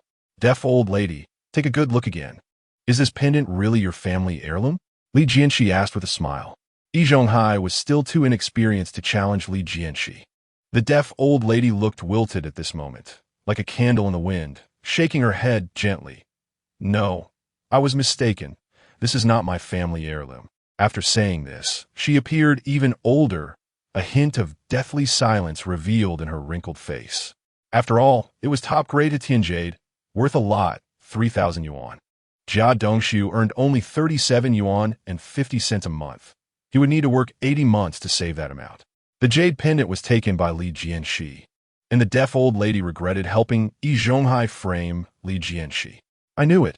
How could Li Jianshe steal? This was too coincidental. The 2 pieces of jade were so similar. What 2 pieces of jade? The deaf old lady clearly intended to frame Li Jianshe, but forgot her identity as a recipient of the 5 guarantees, and after being exposed by Li Jianshe, could only find an excuse. Old Chow was right. How could a recipient of the 5 guarantees have such a valuable jade pendant? I said long ago that this pendant did not belong to her. But you refuse to believe it. Now that it's clear, everyone could disperse. Ma Daqiang announced unhappily. Yi Zhonghai stepped forward, returned the pendant to Li Jianshe, and hypocritically said, Li Jianshe, this really is out of necessity. This is your pendant. Please take it back. If it gets damaged, we will not be responsible afterward. Li Jianshe took the pendant and examined it. It was indeed a fine piece. Although it was stone, it felt soft in the palm, even bringing a hint of warmth in the cold winter. Just as Ma Daqiang was about to leave, and Yi Zhonghai was also turning to comfort the deaf old lady, Li Jianshe suddenly spoke. Wait. As soon as he said this, everyone in the courtyard stopped their actions, and their gaze once again focused on Li Jianshe's face. Li Jianshe smiled at Ma Daqiang and said, Deputy Director Ma, the matter is not over yet. Why hurry to leave? As the street director, weren't you just saying you would solve problems for the people? Although the issue of the pendant had been resolved, There were still entanglements regarding someone in the government that had not been clarified. Upon hearing this, Yi Zhonghai felt an inexplicable tremor in his heart. Since the pendant had already been handed over to Li Jianshe, the old lady's asset issue should have been easily resolved. Why was Li Jianshe still pursuing it? Was there another oversight in this plan? The deaf old lady was also shocked. She had given up the pendant, losing 3,000 yuan. Yet Li Jianshe was so ruthless. Vowing not to give up, the surrounding residents became excited. They initially thought the matter was settled, but it turned out that the good show was still to come. Everyone quickly took their seats again, neatly and quietly waiting. Li Jianshe, the issue with the pendant has been clarified. The old lady does not have valuable assets, and her qualification for the 5 guarantees is also legitimate. How can there be any official disputes? Ma Daqiang stopped and turned to ask Li Jianshe. He initially intended to directly blame Li Jianshe, but considering his previous actions, he felt this person would not speak without reason. Mentioning official disputes. Perhaps he really had discovered something. Therefore, he slowed his tone and appeared more polite to avoid embarrassing himself later. Li Jianshe chuckled and then said, Deputy Director Ma, the old lady's issue with the 5 guarantees is indeed correct, but the official problems she is involved in are not limited to the 5 guarantees. I remember when the courtyard was allocated, there was a classification of family backgrounds, such as landlord, rich farmer, poor farmer, middle farmer, lower middle farmer, and hired farmer. The old lady's identity code on the record seems to be 4, right? Just like me, both being hired farmers. Ma Daqiang frowned and asked, Li Jianshe, what exactly do you want to say? Do you think the old lady's real identity is not a hired farmer? What evidence do you have? Ma Daqiang's question was also what the other residents were thinking. Since they moved into the courtyard, the deaf old lady had already passed 70, living alone, and no one knew her family background. Moreover, everyone in the courtyard had dispersed to the North City and even to the countryside before the house distribution. So they did not know each other and naturally did not understand others' pasts. For example, Shaju, Yi Daqing had mentioned his childhood funny story of selling buns. At that time, his family was clearly from small business background. However, when the wind rose, Shaju, who was already the captain of the Revolutionary Committee inspection team, claimed to be a 3rd-generation hired farmer in front of Yin Jieching. So the inspection team members dared not provoke him. The reason Shaju dared to claim this was that he had committed fraud during the initial statistics. In this era, while good social standing is not as crucial as it was during times of upheaval, it remains an important indicator for matters such as education, employment, social security, and the assessment of 5 guarantees households. Hired farmers live in more difficult circumstances than poor farmers, completely relying on renting land from landlords for their livelihood. In that era, when poverty was a badge of honor, the identity of a hired farmer brought many conveniences. Therefore, many people in the courtyard falsely reported themselves as hired farmers for these benefits. However, this was an unspoken understanding among families. The deaf old lady was well aware of her own background and never disclosed it to others, except perhaps in her dreams. Otherwise, no one knew her origins. However, what Li Jianshe said next struck the deaf old lady like a bolt from the blue. Director Ma, I certainly have evidence, he said, holding tightly onto a jade pendant that once belonged to the grand eunuch Li Zhonghai, with a carving of a carp on it, due to the Empress Dowager's fondness for carp. He changed the subject, but if the deaf old lady is indeed a 3rd-generation hired farmer, how does she know this pendant is related to Li Zhonghai? How does she know the Empress Dowager's preferences? Yi Zhonghai hurriedly retorted, Li Jianshe, what you said is not correct. We have all acknowledged that this pendant is yours, passed down from your ancestors during the Ming Dynasty, unrelated to Grand Eunuch Li or the Empress Dowager. Li Jianshe smiled and shook his head. Yi Zhonghai, you know very well the origin of this pendant. I just fabricated its origin to test the deaf old lady. This pendant does belong to Li Zhonghai and was indeed gifted to someone, but not because of a flaw. Rather, the Empress Dowager favored green jade and disliked white jade. The history of the pendant, as stated by the deaf old lady, almost aligns with the facts. But what I don't understand is, while the owner of the pendant naturally knows its origin, how does the deaf old lady know so much about it? Now I understand. You are not a hired farmer at all, but rather from an old family of officials. The Qing dynasty was only overthrown a few decades ago, and you must have been middle-aged by then, Perhaps you and your family lived in the palace and saw Grand Eunuch Li and this pendant with your own eyes. Otherwise, how would you be so familiar with its origin?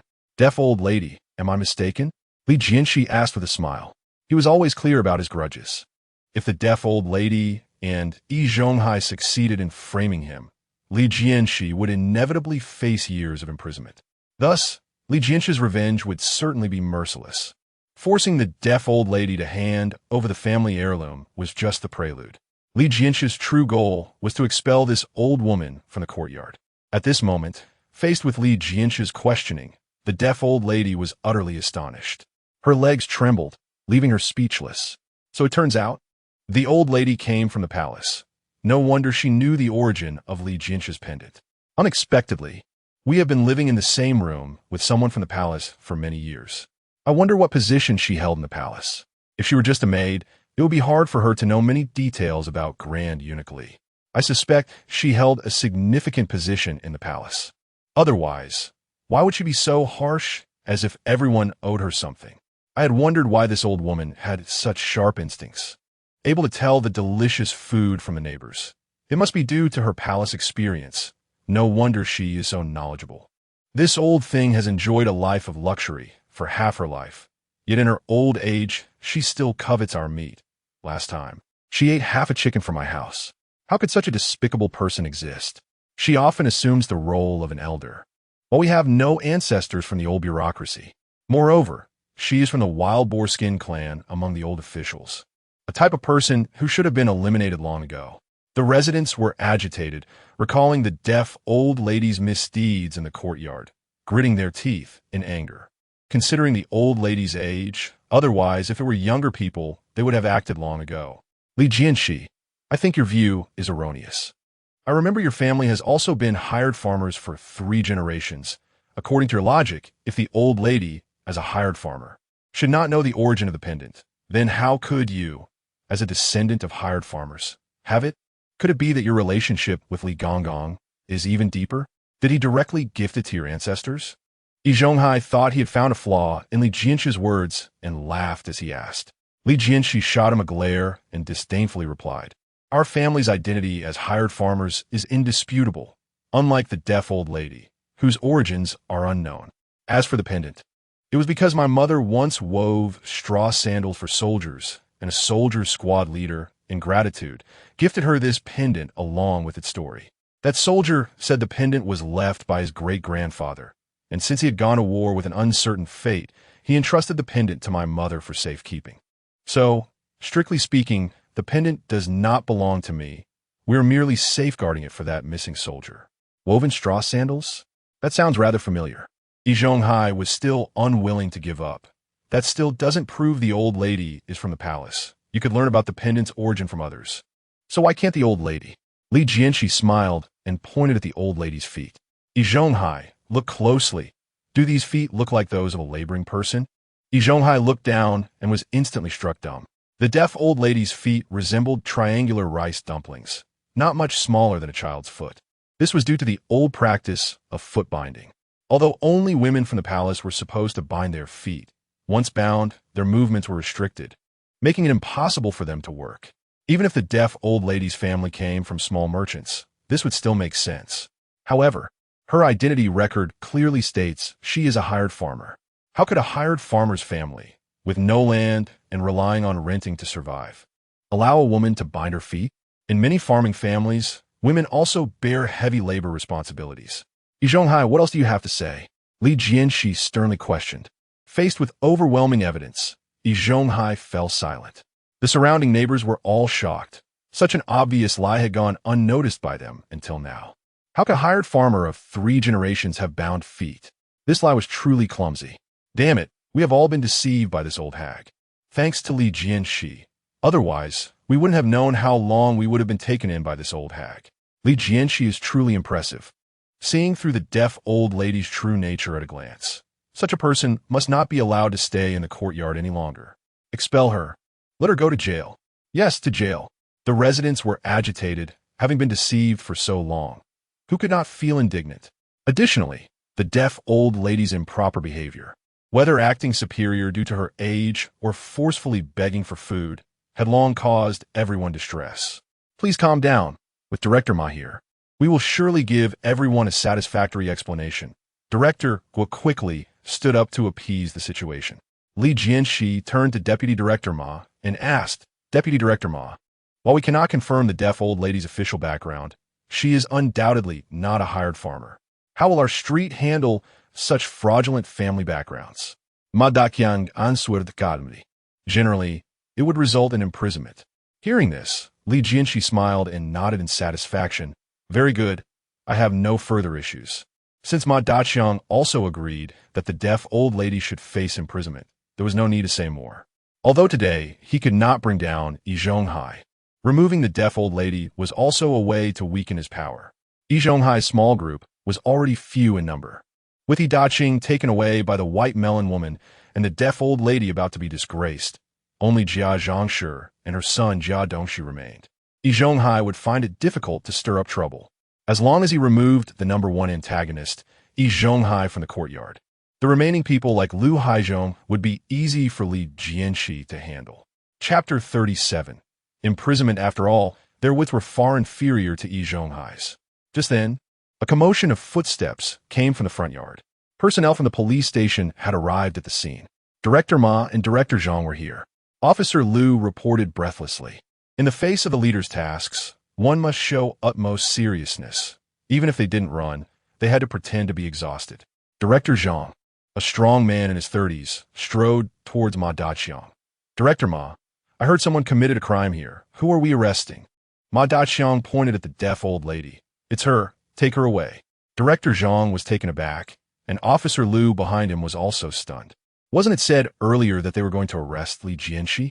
How did the target change to the old lady in just a few minutes? Wasn't this old lady in cahoots with Yi Zhonghai? And Yi Zhonghai had countless connections with Deputy Director Ma. What on earth had happened that led Deputy Director Ma to order Director Zhang to arrest her? Understood. Although Director Zhang found it puzzling that an 80-year-old lady was involved in a case, since it was a direct order from the leader. He only needed to carry it out. Take her away, put handcuffs on her. With a command from Director Zhang, two young policemen stepped forward. One controlled the old lady's arms, while the other prepared to put handcuffs on her. Only then did the deaf old lady wake from her shock and struggled desperately. I'm wronged. I didn't change my status. My family has been tenant farmers for generations. I'm not from the palace. You are bullying an old woman. Li Jianshe is bullying an old woman. Zhonghai, save me. I don't want to go to jail. Come save me quickly. The deaf old lady originally wanted to send Li Jianshe to prison, but unexpectedly, she became a prisoner herself in the blink of an eye. At this moment, it was too late for regret. Li Jianshe, it's all my fault. I shouldn't have mistaken your jade pendant. It has nothing to do with the old lady. The old lady was 80 years old. How many days could she live? She was so weak. What if something happened to her in prison? If you forced the old lady to death, could your conscience be at peace? At this moment, Yi Zhonghai was still trying to apply moral pressure. Li Jianshe sneered and retorted. Yi Zhonghai, if you truly sympathize with the old lady, then take the blame for her. Is the old lady's current situation caused by you? For you, the old lady lost her heirloom and her identity was exposed, right? And you were the one who actively proposed to help the old lady apply for the 5 guarantees, right? As long as you admit that all of this was out of your personal will and had nothing to do with the old lady, wouldn't she be able to avoid imprisonment? Yi Zhonghai was at a loss for words, stammering. Li Jianshe, how can you make such a definitive statement? One must speak based on facts. The situation is far from what you say. How can I take responsibility so easily? Li Jianshe sneered. Indeed, one must speak based on facts. The old lady has indeed committed a crime. How can I easily let her go? You, as the instigator, are unwilling to take responsibility. So why should I forgive her as a victim? The old lady was truly unfortunate, following such a heartless person like Yi Zhonghai, doing so many shady things for him. And in the end, she had to take the blame for him. Old lady, if you are reborn, you should be more astute. Li Jianshe thought today's matter would conclude here, but unexpectedly, Yi Zhonghai still attempted to apply moral pressure. He used a scheme to sow discord, intending for the deaf old lady to identify herself. The deaf old lady suddenly realized after Li Jianshe's reminder. What did this have to do with her? It was clearly Yi Zhonghai who, for the sake of power, made her bring out the heirloom to frame Li Jianshe. Now that the matter was exposed, her own identity issue was also laid bare. All of this was caused by Yi Zhonghai. Why was she about to be imprisoned while he remained unscathed? Thinking of this, the deaf old lady shouted angrily, "Comrade Police, Director Ma, I want to make a contribution to atone for my sins. I have major information to report. I report Yi Zhonghai. He instructed me to frame Li Jianshe." The deaf old lady shouted hysterically. Under Li Jianshe's provocation, she completely awakened. Why should she bear the prison disaster while Yi Zhonghai could go free? Everything she did was for him. Moreover, this framing scheme was also orchestrated by Yi Zhonghai. He concealed such a huge risk and did not clarify it to her. Wasn't that clearly intending to harm her? Even if she fell into prison, she would drag Yi Zhonghai down with her. Perhaps, if she could make a contribution while bearing the blame, she could avoid imprisonment. What? Such a twist? Today's drama is simply spectacular. The deaf old lady wanting to expose Yi Zhonghai was a rare event. One could not know what crime she would reveal about Yi Zhonghai. Are you deaf? The old lady just mentioned it was about framing Li Jianshe. Naturally, it refers to today's incident. Haha, Yi Zhonghai was reaping what he sowed. Old lady, speak quickly. We're all in a hurry. The residents were all excited. Today's events were truly thrilling, with twists and turns, and until the end. No one could predict the outcome. Director Zhang, there's no need to pay attention to this madwoman's ramblings. She's just stalling for time. Quickly take her away. Ma Daqiang whispered an order to Director Zhang from the police station. Yes. Although Director Zhang had doubts, he still decided to carry out the order. However, a burly figure blocked the way between the deaf old lady and the two young policemen. Wait. Li Jianshe, with a calm expression, said. This act surprised the other residents in the courtyard. It was not surprising that Li Jianshe had clashed with Deputy Director Ma. After all, this was the era of the masses, and officials had no special privileges. But the police were different. In this period, even the police station or security department had great authority. When law enforcement officers executed their duties, if someone obstructed them without cause, they could be taken away at any time. With the police station present, Ma Daqiang felt even more confident. He pointed at Li Jianshe and shouted, Li Jianshe, are you crazy? Do you dare to obstruct the police? Do you think no one can deal with you?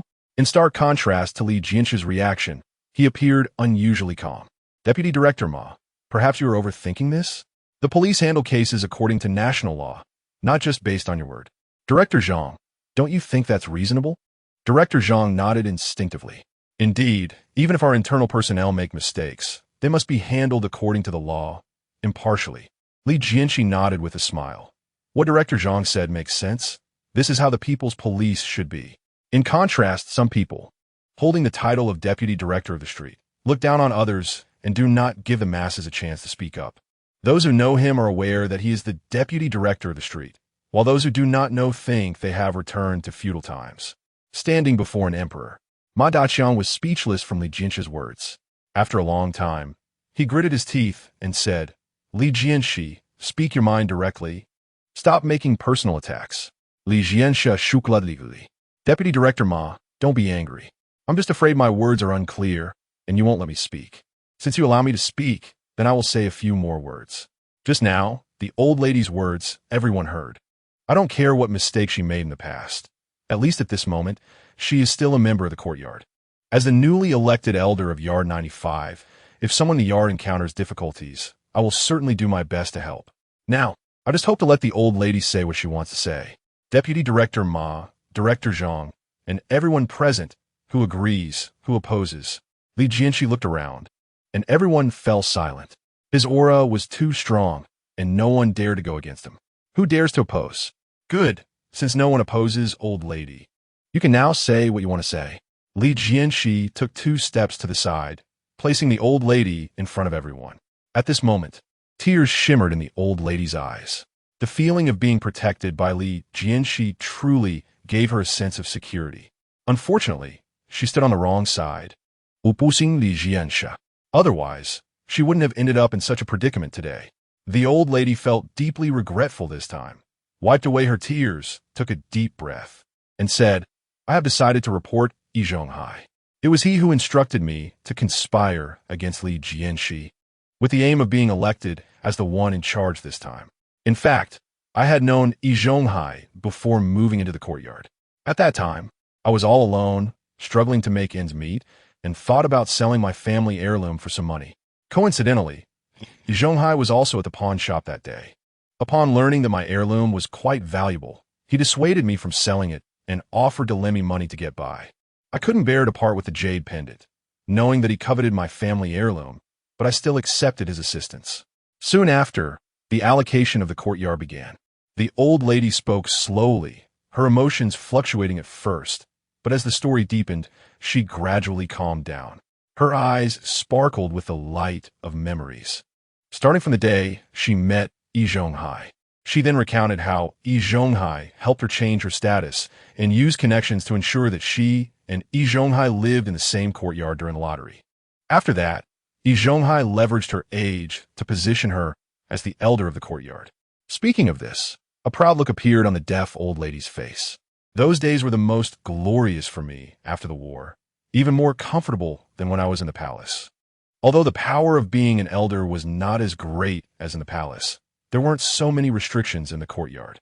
Besides Yi Zhonghai, I was the most respected person here. Yi Zhonghai suppressed many people using my status, and I also gained many conveniences, such as being able to casually go to others' homes for meals. I thought I could live out my remaining years like this, and when I grew old, I would leave the family heirloom in my house to Yi Zhonghai, letting him arrange my funeral properly. Who would have thought that this child, Li Jianshe, would suddenly become so clever? At this point, the deaf old lady couldn't help but sigh deeply.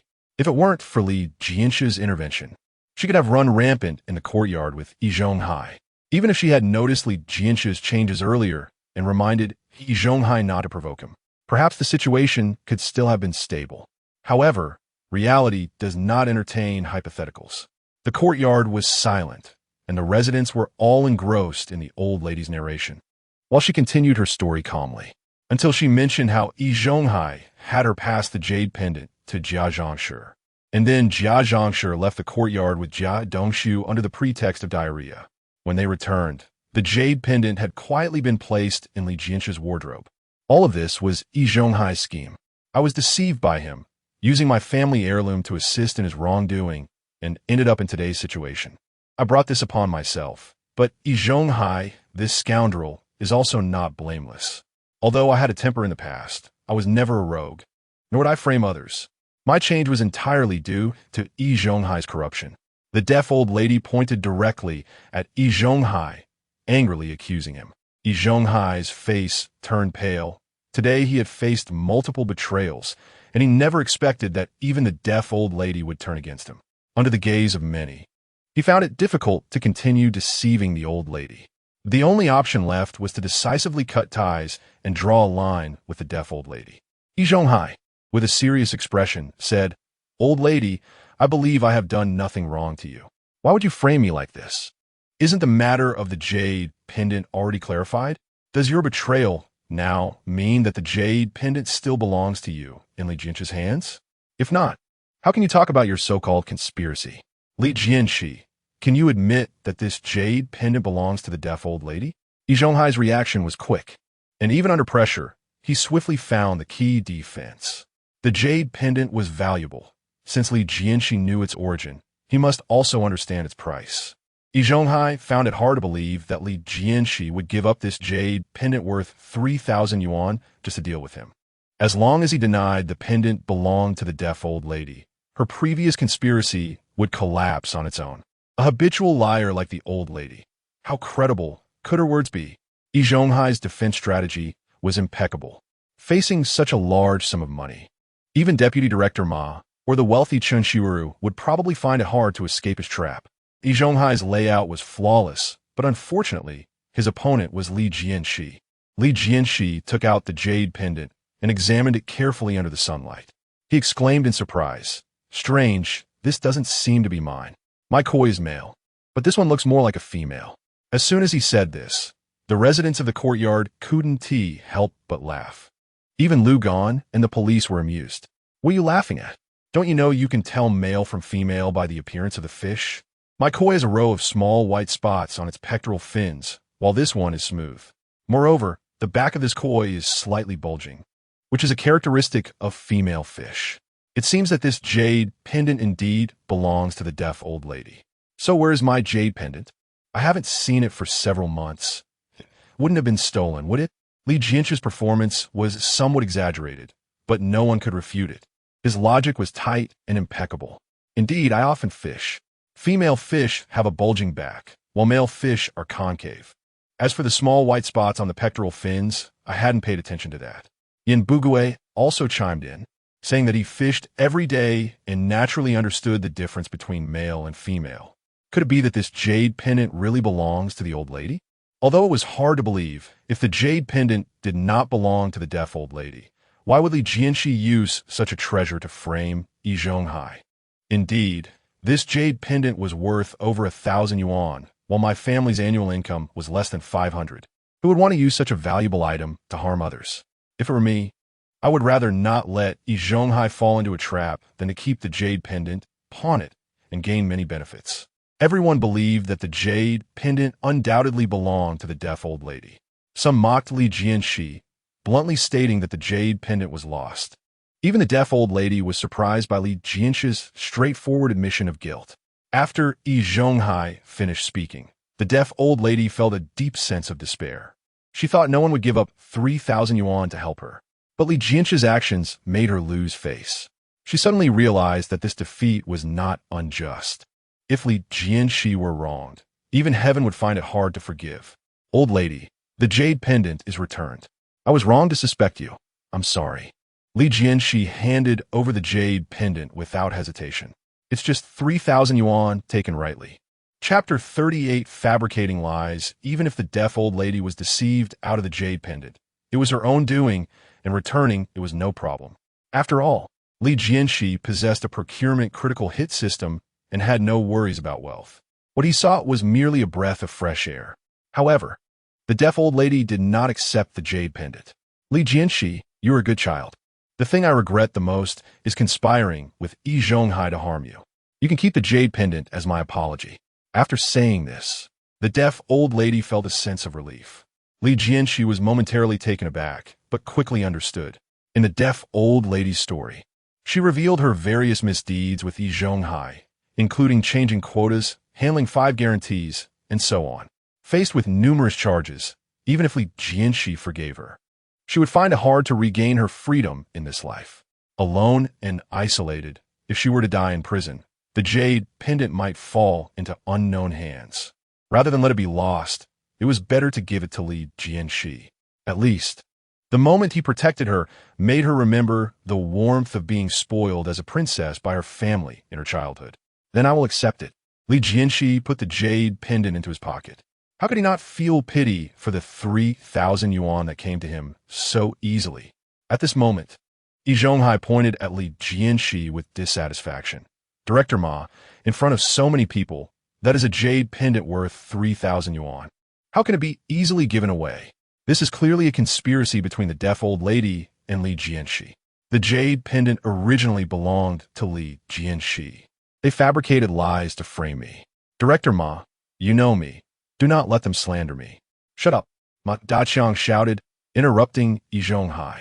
Although Director Zhang was of a lower rank than him and theoretically his subordinate, the special nature of the police station meant he did not have to give Ma Daqiang too much face. Yi Zhonghai could use Ma Daqiang's name to assert dominance in front of outsiders, but to do so in front of Director Zhang implied a special relationship between the two. Yi Zhonghai, calm down. Our street does not let evil people go unpunished, nor do we wrong good people. Your matter with the deaf old lady is complicated, and since the comrades from the police station are here, we should follow their arrangements. Director Zhang, how do you suggest we handle this? Ma Daqiang had had enough of the accusations for half a day, and with Director Zhang's arrival, he decided to hand over the matter entirely to him. This was not his responsibility. What Director Ma said is very true. This case is complex. I suggest we first take both parties back to the station for detailed questioning. What do you think of this arrangement, Director Ma? Director Zhang asked, unavoidably taking charge, but still politely inquiring of Ma Daqiang to show respect. Okay, let's go with your suggestion. It's getting late. I need to get back to prepare the report. I'll leave the rest to you, Director Zhang. Ma Daqiang finally set down the heavy burden in his heart. After speaking, he did not wait for Director Zhang's response and strode out. Director Zhang's voice was loud as he ordered his subordinates. Cuff Yi Zhonghai and take him away with the old lady. Yes, sir. Immediately, two young police officers stepped out from behind Director Zhang and handcuffed Yi Zhonghai. Under Director Zhang's lead, the group left the courtyard. Li Jianshi smiled at Director Guo and Officer Liu. Director Guo, Officer Liu, thank you both for your hard work. I didn't expect our courtyard election meeting to cause such a big commotion, which wasted a lot of your time. I'm truly sorry. It seemed the matter was coming to a close, and a smile returned to Li Jianshe's face. It's no trouble. This is what we should do. Director Guo and Officer Liu replied nervously, smiling. Although Li Jianshi was just an elder, in their eyes, his deterrent power far surpassed that of Director Zhang from the street. At least, Director Zhang would never scold Deputy Director Ma to his face, let alone kick their table during an argument. You are too polite. You are both busy people. So I won't keep you. There will be plenty of opportunities to interact in the future, and I hope you will take care of me then. Li Jianshi said with a smile, then waved to Shaju. Shaju, come over and see off Director Guo and Officer Liu. No need, we can walk by ourselves. Director Guo and Officer Liu were taken aback and quickly waved their hands to refuse. However, Shaju had already walked over, and they could only follow him out of the courtyard. All outsiders had left. In the courtyard, the residents came forward to congratulate Li Jianshi and the others. Li Jianshi, Liu Haizhong, Yin Bugui, congratulations on being elected as elders. From now on, the affairs of the courtyard will rely on you. Haha, congratulations to all. Although we are elders, we are here to serve everyone. Old Liu is right. Our role as elders is to serve everyone, but everyone must also support our work. We must closely unite around elderly Jianshi and strive for a good life where we can eat meat every day. Everyone, do you have confidence? Yin Bugui suddenly raised his arm and asked loudly. Instantly, the people in the courtyard responded in unison. We have confidence. Looking at the joyful neighbors around him, Li Jianshi also smiled. Indeed, without the trouble of Yi Zhonghai, the courtyard had become much more harmonious. This was the warm atmosphere a courtyard should have. However, there were still a few discordant figures standing outside the crowd, out of place with the harmonious atmosphere. At the edge of the crowd, Jianshe had a gloomy expression, her eyes filled with resentment and a hint of fear, staring intently at Li Jianshi, who was surrounded by people. Opposite her was the weeping Aunt Yi. Sister Jia, I beg you. Zhonghai is closest to you. He is also Dongshu's master. He told me last night that when Erhua goes to the steel mill, he will cultivate her well and help her get regularized soon. Our families have had many years of friendship. Now only you can save Zhonghai. You cannot ignore this. Although Aunt Yi was not inherently bad, marrying Yi Zhonghai meant she could only accept her misfortune. Jianshe had managed to enter Yi Zhonghai's small circle, and she was no ordinary person. Now, although Li Jianshi had not yet moved against her, both Yi Zhonghai and the old lady had fallen into trouble, and He Daqing had been taken away by the widow. The former four-person alliance was now left with her as a lonely individual. If one day Li Jianshi was unhappy and wanted to deal with her, wouldn't it be as easy as pie? In this courtyard, the only person who could contend with Li Jianshi was Yi Zhonghai. Even though Yi Zhonghai had been defeated multiple times, Jianshe had no other choice. Don't worry, old Yi's affairs are also Jia's affairs. You go back first. I will discuss it with Erhua and then decide. Jianshe promised in a low voice. She knew she could not save Yi Zhonghai, but there was still Ma Erhua. Although Ma Daqiang had been humiliated by Li Jianshi during the election for elder, he was still the deputy director of the street, and it would not be difficult to do some private manipulation. After sending Aunt Yi away, Jianshe returned home. Ma Erhua was inside, cursing loudly, blaming Yi Zhonghai for being useless, saying that not only had he failed to solve Li Jianshe's problem, but he had also made her brother lose face. Jia Dongshu stood obediently to the side, silent. As Jianshe entered, Jia Dongshu seemed to find support and slightly straightened his back. Mom, Jia Dongshu called softly. He hesitated, unsure how to start. Jianshe sighed. I already know. There is no need to urge me. We will definitely not sit idly by regarding old Yi's affairs. Ma Erhua immediately retorted. I say, old lady, I will say this first. That waste Yi Zhonghai, you all take care of him yourselves. Don't expect me and my brother to help. That guy is a good-for-nothing who cannot be supported, causing my brother to be scolded by Li Jianshe. If he hadn't already been taken away by the police station, I would really want to hit him. Ma Erhua's face was already fierce, and when she got angry, she was even more terrifying. Jianshe also felt a bit of fear. Erhua, I can understand your feelings. I am also angry about old Yi's incompetence. But let's be honest, if we directly confront Li Jianshe, can we do better than him? It's not that we are incapable. It's just that Li Jianshe is too cunning. Ma Erhua snorted coldly. Since you all know that Li Jianshe is difficult to deal with, why not just avoid provoking him? It's Yi Zhonghai who insists on competing for the title of Big Master. What does that have to do with us? It's just a hollow title, to be honest. I wouldn't want it even if it were given to me. Jianshe secretly mocked her. Aren't you just relying on having a brother in office? But she advised Erhua. You don't know. Our family has had a long-standing feud with Li Jianshe. Even if there is no competition for the title, Li Jianshe won't let us off. Now that he has become the big master, he will have even more power to bully us. If we don't have a smart person to come up with ideas for us, we will eventually be bullied to death by Li Jianshe. Besides, your brother was insulted by Li Jianshe in front of everyone today. Can you just swallow that? As Jianshe spoke, she used words to provoke Ma Erhua. Ma Erhua, with her fiery temperament, was instantly enraged. Who said she could endure? This matter could never be settled lightly. Jianshe's scheme succeeded, and she showed a proud expression. See, Li Jianshe insulted your brother. Even I, as your mother-in-law, can't stand it. If we don't give him a lesson, how can we swallow this anger? So, we really need to help Oldie now. We can't let your brother deal with it personally, right? He holds such a high position. It wouldn't be dignified to argue with a small manager over it. Don't you think so? Ma Erhua, who had been spoiled since childhood, couldn't stand any provocation. Her brother was her support. If someone dared to insult her support, she certainly wouldn't let it go easily. However, Li Jianshe was not an easy opponent. And after witnessing his imposing demeanor, Ma Erhua felt somewhat lacking in confidence about confronting him.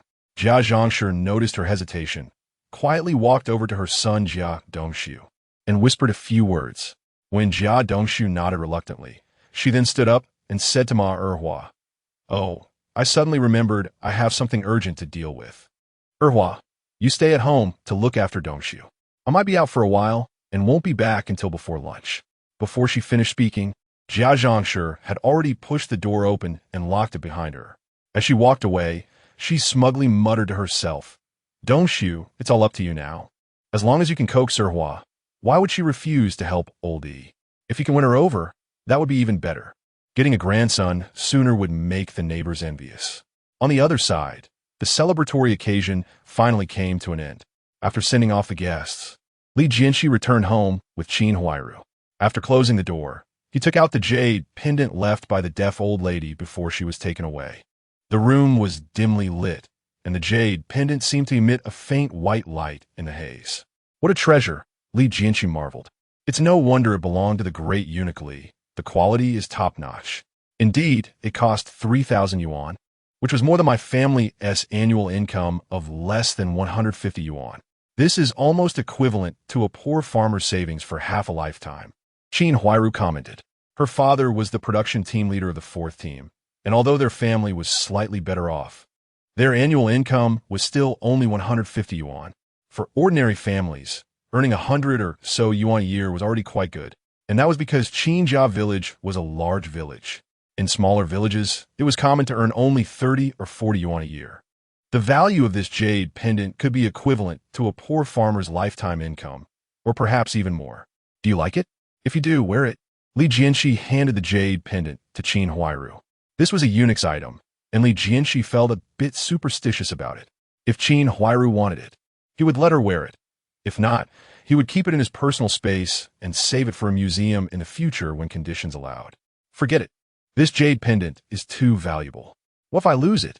Qin Huairu shook her head to refuse. In her eyes, this jade pendant was worth more than herself.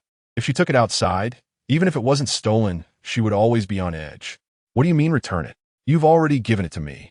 Do you want it back? Li Jianshi said calmly. Besides, she can't come back. At her age, she might live a few more years outside, but in prison, she wouldn't eat well or sleep well, and she would suffer mentally. She probably wouldn't last long. Qin Huairu sighed. I still think the old lady is quite pitiful. At her age, with no children or family, she was still used by Yi Zhonghai.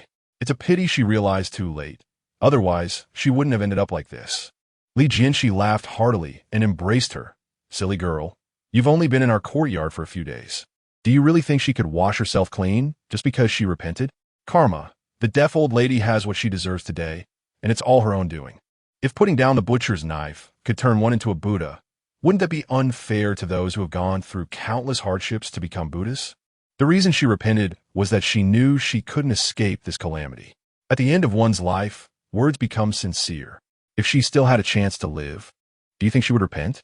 People's nature is hard to change. He held no hatred toward the deaf old lady.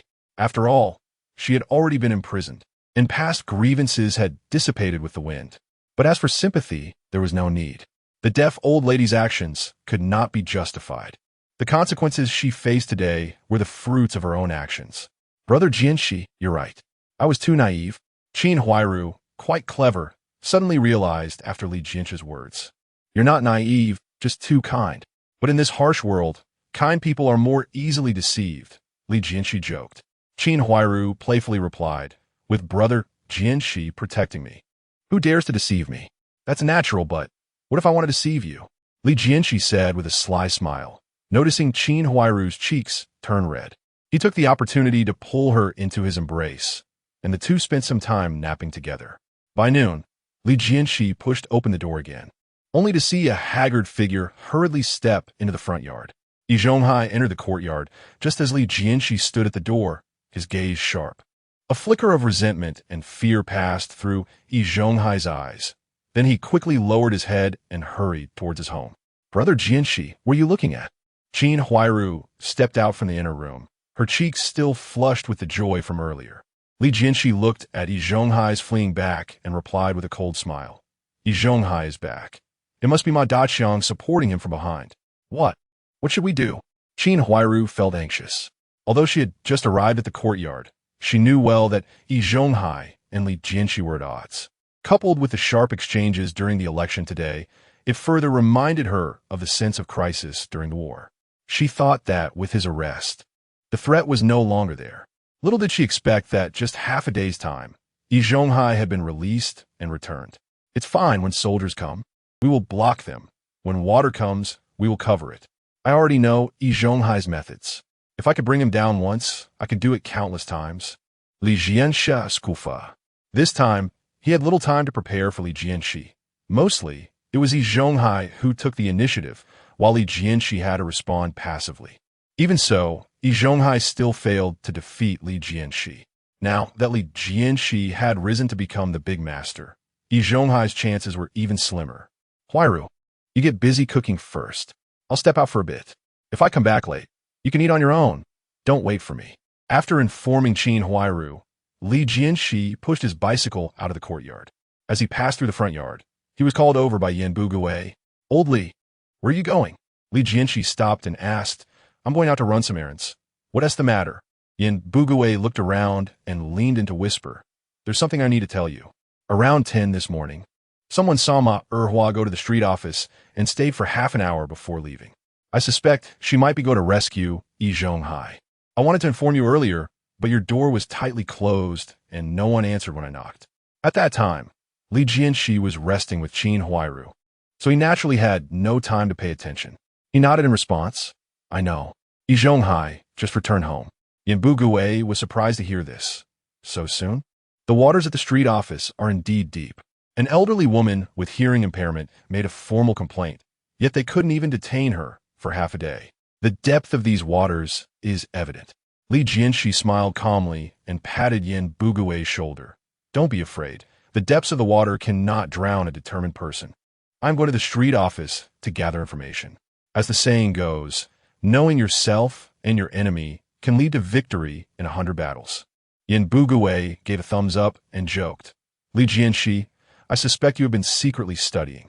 Your eloquence and organization are even better than mine. Li Jianshe laughed heartily. Without saying more, he headed straight out of the courtyard. The street office is not far from number 95 Courtyard. Just cross the alley and walk another 200 meters to get there. But it should be noted that this street office does not have a public canteen. Chapter 39 Visit. If the cadres live far away, they bring lunch boxes to the unit to heat up. Those who live nearby return home for lunch during the break. However, Li Jianshe did not go directly to the street office, but continued to ride for another 500 meters before turning into an alley. This place was similar to Chen Shiweru's home, quiet with few residents, but the rooms were spacious, mostly occupied by leaders and small vendors with property deeds. Number 388.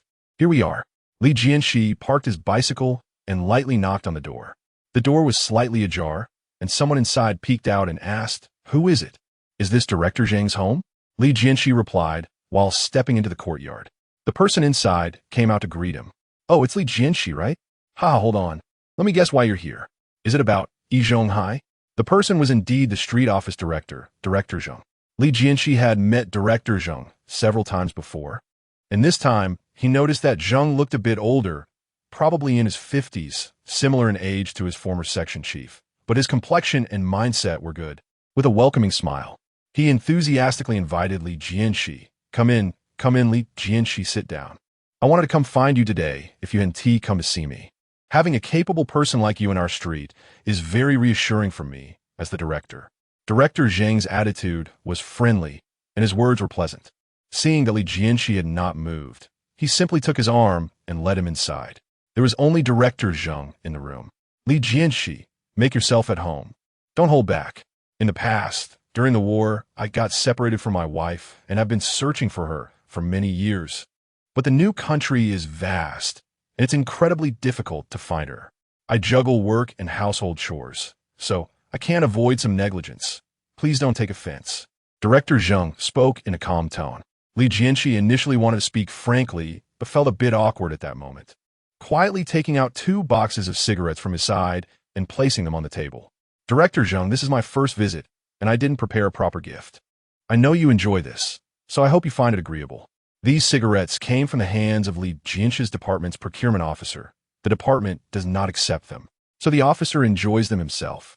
However, the procurement system does not ask about the destination. As long as it is purchased at a reasonable price by Li Jianshe or someone from his department, it can trigger high returns. Li Jianshe does not smoke, so he used this as a gift. Li Jianshe, you are really thoughtful.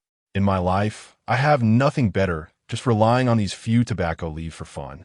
Director Zhang laughed and then changed the subject. "You haven't said yet. Is it about Yi Zhonghai that you came for?" Li Jianshe felt a bit shy since Director Zhang had already brought it up. With the topic opened, Li Jianshe nodded in confirmation. "What you said is correct.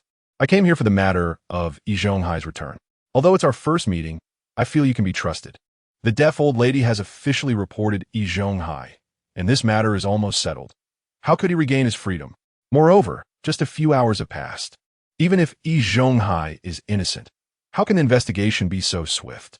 This is clearly a sign of internal issues within our street. This is an outright case of favoritism and shielding a criminal." Director Zhang nodded repeatedly, his smile slightly stiff. "Jianshe, your words make sense, but the situation may not be as bad as you think. He Daqiang is indeed young and somewhat arrogant, but he has excellent execution skills and drive, capable of solving problems. For now, his advantages outweigh his drawbacks. As for the Yi Zhonghai matter, he reported to me this morning. I have also met that old lady. Her words are contradictory, and her logic is unclear. Just as you said, she might be a remnant of the late Qing dynasty, and there are indeed issues with her mindset. Yi Zhonghai is an old worker, a level 6 fitter, well regarded in the steel rolling factory. I specifically asked his workshop director, who also praised his work style. Between these two, who would you trust?" Li Jianshe retorted, "Director Zhang, if I say Yi Zhonghai is framing me, who would you believe?" Jianshe, that's a different matter." Director Zhang laughed to ease the awkwardness and continued, "You and Yi Zhonghai are both good comrades. The conflict arises from competition for the position among the old men, both wanting to contribute to the courtyard, and it has nothing to do with personal character. In fact, There are some things you may not know. We are currently promoting public-private partnerships, which is a focus for both the street and the country.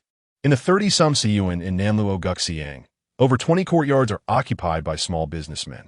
We have been extremely busy doing ideological work with them lately. It's like snatching food from their mouths, and it's quite challenging. Most of your courtyard residents are workers, have higher awareness, and are easier to manage.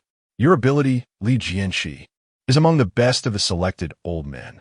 Perhaps you have been managing for a short time, but as you gain more experience in the future or get promoted to leadership, you will understand that being a leader is both difficult and easy. The key lies in the word stability. You maintain stability in the courtyard. I maintain stability in the street. If everyone is stable, work will naturally proceed smoothly. Jianshe, I really have high hopes for you. You are young and energetic, and you have methods in your work, but if your mindset could be more steady, that would be perfect. You understand what I mean, right? Li Jianshe understood. Although he was younger than Director Zhang, he grew up in an information-rich era, and his experiences were not inferior to those of the older generation. From Director Zhang's perspective, for the sake of community harmony, it was not inappropriate to downplay major issues. However, excessive indulgence could lead to the encouragement of wrongdoing. After this conversation, Li Jianshe had a general understanding of Director Zhang's character. He tended to maintain the status quo, spoke in officialese, and perhaps due to his age, had lost some of his sharpness. As a neighborly elder, he was amiable, but as a street leader, he inevitably let honest people suffer. Overall, he was not a bad person, and perhaps he had some ability, but his ambitions were not high. Director Zhang, I understand. I will handle the matter of Yi Zhonghai properly. Lunchtime is precious, and I'm sorry to disturb you. Li Jianshe stood up to bid farewell. Staying longer would be of no use. Director Zhang had made up his mind, so it was better to take action himself. You're leaving so soon? Let me see you off. Director Zhang stood up as well. He had a good impression of Li Jianshe. Although he sought stability, he also appreciated young people with drive. Li Jianshe was more motivated than Ma Daqiang and had his own methods for solving problems. Unfortunately, he was from the steel rolling factory. If he were a street cadre, Director Zhang would want to cultivate him before retirement. The two of them left the house one after the other. Li Jianshe said goodbye again and rode away on his bicycle. Although this visit did not go entirely as he wished, he gained something. At least he had gauged the street leadership stance, which would help him act with discretion in the future. However, with Ma Daqiang around, it would not be easy to expel Yi Zhonghai from the Siheyuan or even send him to prison. Director Zhang was keen on stability and was unwilling to stir up trouble as he approached retirement. Ma Daqiang was one of his capable subordinates. Unless someone could replace Ma Daqiang's influence in Street 787, it would be difficult to shake his position. Of course, if he could meet higher-level leaders, this matter would be easily resolved. On the way back, Li Jianshe pondered how to deal with Yi Zhonghai and Ma Daqiang. With his current status, it was quite difficult to meet high-level leaders. However, arranging someone to enter the street office to replace Ma Daqiang was still somewhat feasible. After all, in the current era, ability is paramount, unlike later when only seniority mattered. There are many young talents who hold significant power after just a few years in the job. However, there are no suitable candidates around Li Jianshe. Li Jianshe back so soon? How's the situation progressing? Yin Bugui, like a gatekeeper, always encountered him upon returning home. Seeing him back, he hurriedly approached to ask. Li Jianshe shook his head. The street is busy with public-private partnerships for small businesses and has no time to deal with our trivial matters. Yin Bugui was anxious. So what should we do? Is the matter regarding Yi Zhonghai over? Li Jianshe sneered. Over? If the street doesn't care, are we just going to let it be? Just watch. I will not let him have it easy. Yin Bugui nodded, not worried about that. Without the street's intervention, Yi Zhonghai was certainly no match for Li Jianshe. As Li Jianshe was about to leave, Yin Bugui quickly added, "Old Li, there are guests at home. Hurry back." Guests? Could it be colleagues from the procurement department visiting? Li Jianshe was momentarily puzzled as he stepped into the courtyard, put down his bicycle, and pushed the door open, only to feel astonished. Chen Xueju was sitting by the stove, chatting happily with Qin Huairu. Upon seeing the shadow at the door, both turned around at the same time. "Jianshe Ji, you're back," Qin Huairu said as she stood up to greet him. Li Jianshe stared at Chen Xueju, speechless. "What's wrong?" Have you forgotten me after not seeing each other for half a month? Chun Shiueju shot Li Jianshi a disdainful glance, her face full of pride. What brings you here? Li Jianshi felt a wave of dizziness. Qin Huairu, completely oblivious to the relationship between the two, innocently introduced, Jianshi Ji, this is Shiueju Jia. She said you found her wallet and returned it without taking a single cent, so she made a few outfits to thank you. By the way, our dinner is just ready, and Shiueju Jia hasn't eaten yet, so I took the liberty of inviting her to stay and eat with us. Jianshe, you don't mind, do you? Qin Huairu asked softly, sensing that Li Jianshe's mood was a bit off. I have no objections, but Boss Chun is used to fine delicacies. She might not be accustomed to our simple fare. She was just being polite earlier, wasn't she? Right, Boss Chun? Li Jianshi clearly did not want Qin Shiueju to stay for dinner. A lover should maintain some boundaries. What was she doing showing up at his wife's place? However, it didn't seem like she was trying to force the issue. Still, this woman definitely had ulterior motives. Just as Li Jianshi thought, Qin Shiueju was deliberately looking for trouble today. She smiled seductively. Who says I can't get used to it? I really didn't expect that your home-cooked meals are even better than mine. It seems your procurement job has its perks. When they were together before, he affectionately called her Shiueju, but now that his wife was present, she had become Boss Chun. What a man with lustful intentions, but no courage. Refusing to let her have her way, Li Jianshi felt helpless. What exactly did Qin Shiueju want? Qin Huairu was like a naive sweetheart, completely unaware of the tension between the two. She brought out the freshly cooked dishes from the pot, along with a basket of steamed buns. The chopsticks and bowls were already set, and she cheerfully urged them, Shiueju Jia, Jianshi Ji, let's eat first. It's so cold outside. If we don't eat now, it will get cold. Although there was a stove in the room, it couldn't compare to summer. After taking the food out of the pot, it would lose its heat in just 10 minutes. Great, I really want to taste Huairu's cooking. Qin Shiueju said as she stood up from a stool and walked to the dining table. Just as she was about to pick up her chopsticks, Li Jianshi suddenly said, Huairu, it seems we have no wine at home. Can you go to the supply and marketing cooperative and buy a bottle? Okay. Qin Huairu immediately prepared to go out to buy wine. Qin Shiueju saw through Li Jianshe's intention and teased, on such a cold day, if there's no wine, then don't drink. Don't freeze Huairu. Qin Huairu laughed and replied, it's okay. The supply and marketing cooperative is nearby. I'll be back soon. You two eat first. I'll be right back. As she spoke, she took the scarf from a simple hook on the wall, quickly wrapped it around herself, and left. Qin Shiueju watched Qin Huairu's retreating figure and exclaimed, no wonder you don't like me. Huairu is beautiful, kind-hearted, and obedient. If my man asked me to buy wine while eating, I'd have smashed the bottle over his head long ago. Li Jianshi said unhappily, at least you have some self-awareness. So what does your visit today mean? Qin Shiueju laughed. What else could it mean? I miss you. You were gone for half a month, and I couldn't see you, but you had beautiful women by your side. I'm so lonely in this cold weather. Li Jianshi sighed. Then you could have come to find me at work. What is the point of coming to my house? Qin Shiueju sighed. I went several times, but either you were on leave or not there. I also want to see which vixen is more charming than me. Sigh. If I had known, I wouldn't have come. Qin Shiueju and Qin Huairu had completely different styles. One was charming, the other sweet. In Li Jianshe's eyes, both were stunning beauties. However, from a woman's perspective, the younger one had the advantage. Qin Shiueju had deliberately dressed up, but compared to the unadorned Qin Huairu, there was still a noticeable gap. That was a charm given by time and experience. Something makeup and clothing couldn't match. Now that I know the difference, let's eat. After finishing, go back early. In a few days, when I'm done with my important matters, I'll come find you. Li Jianshi indeed had important matters to attend to recently. Chapter 40. Sending affection as the year-end approached and the banquet was imminent. Some of the 9 procurement divisions at the steel mill had yet to complete their preparations. Director Huang wanted to assign more responsibilities to Li Jianshi, who also wished to take this opportunity to exchange more grain and meat as resources. If not for the entanglements of the election, Li Jianshi should have been out making purchases. However, Qin Shiueru was relentless, asking persistently, what is the exact date in 2 days? Li Jianshe impatiently replied. How would I know the exact date? It will be when I have free time. When dealing with a strong-willed woman, one cannot always indulge her. Otherwise, there'll be endless troubles. I don't care. You must give me a definite answer today. You can't act as you did before, doing as you please. Even if it's inconvenient at night, you can come during the day, but you must promise to come to see me several times a week. I don't want to wait in vain every day, only to fall asleep without seeing you. If you don't agree, I'll tell Huairu about us. You wouldn't want her to know, would you? Chen Qiuru's tone was firm.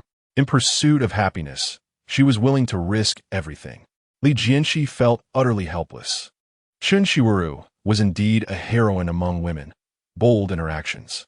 However, he had a preference for this type. All right, I understand. Huairu must be returning soon. I will come tomorrow, and we can discuss the follow-up matters then. Okay? Li Jianshe was helpless against Chen Qiuru's playful pouting. He was even more unwilling for Qin Huairu to know about their affair, at least not at this moment. Chen Qiuru got what she wanted and turned her anger into joy. Okay, I'll give you one more day. If you don't give me a clear answer tomorrow, you'll see how I deal with you. After saying this, Qin Huairu returned home, holding a bottle of wine, her cheeks flushed from the cold wind. Chen Qiuru stood up to greet her, exchanging pleasantries. Oh, your man is really ruthless. He let Huairu freeze like this. Here, give me the wine, Huairu. You go sit over there and take a break. I'm not good at cooking, but pouring wine is manageable. Without further ado, Chen Qiuru snatched the wine jug from Qin Huairu's hands and pushed her towards the dining table. Sister Qiuru, let me do it. I'm not cold. What are you being polite for? Just sit down. Chen Qiuru firmly pressed Qin Huairu into a chair and rummaged through the cupboard for wine glasses and a corkscrew, mumbling, I didn't know Li Jianshe got married before I came this time. He didn't mention it the last time we met. Or I could have brought you a set of clothes. But don't worry, my shop is right at Schiller, just 2 stops from your courtyard. Come find me another day, and I'll take your measurements and make you a few sets of warm new clothes. Look at what you're wearing now. It's so thin, it's heartbreaking. How will you survive in this cold winter? Qin Huairu blushed and said, No need, Sister Qiuru, I have clothes. They're all in the cupboard. When I got married, Jianshe had someone make several sets for me. Chen Qiu said, half-jokingly, what he gave you was his intention. What I give is my affection. You mustn't treat me as an outsider. Otherwise, I'll make you clothes based on my own standards. And if they don't fit, don't blame me for my poor craftsmanship. Qin Huairu, a newcomer from the countryside, had never encountered someone as enthusiastic as Chen Qiuru and felt a little flustered, looking towards Li Jianshe. Cough, she wants to give it to you. Just accept it. Li Jianshe couldn't figure out Chen Qiuru's thoughts, but guessed she wouldn't harm Qin Huairu. This woman seemed carefree, but actually knew what she was doing. She would do anything excessive. Seeing Li Jianshe nod, Qin Huairu finally smiled and agreed. After dinner, Chen Qiuru took her leave. Once she left, Li Jianshe felt a sense of relief and suddenly recalled that Chen Qiuru was indeed a suitable candidate to replace Ma Daqiang. First, Chen Qiuru was one of their own, loyal and devoted. Second, she was capable and resourceful.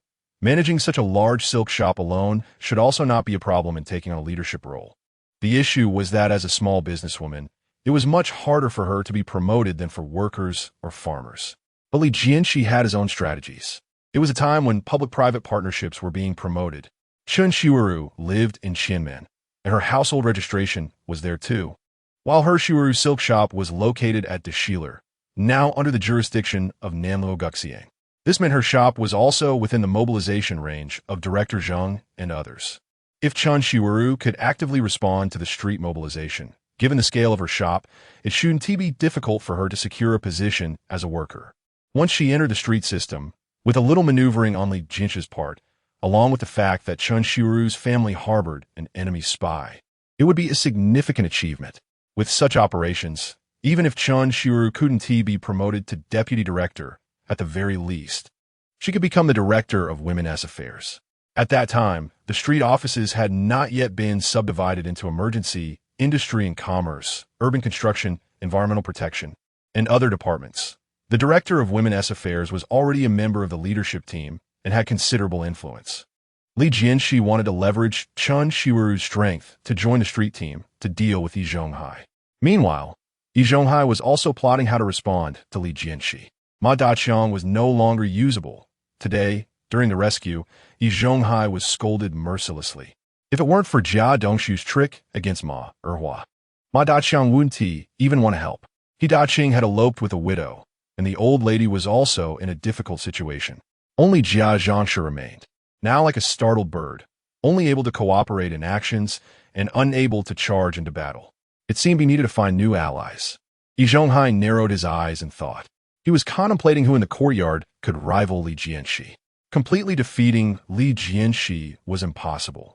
But if he could create some trouble for him, damaging his reputation among the residents would be very beneficial for his subsequent opposition to Li Jianshe. After considering, Yi Zhonghai focused his target on Lu Haizhong.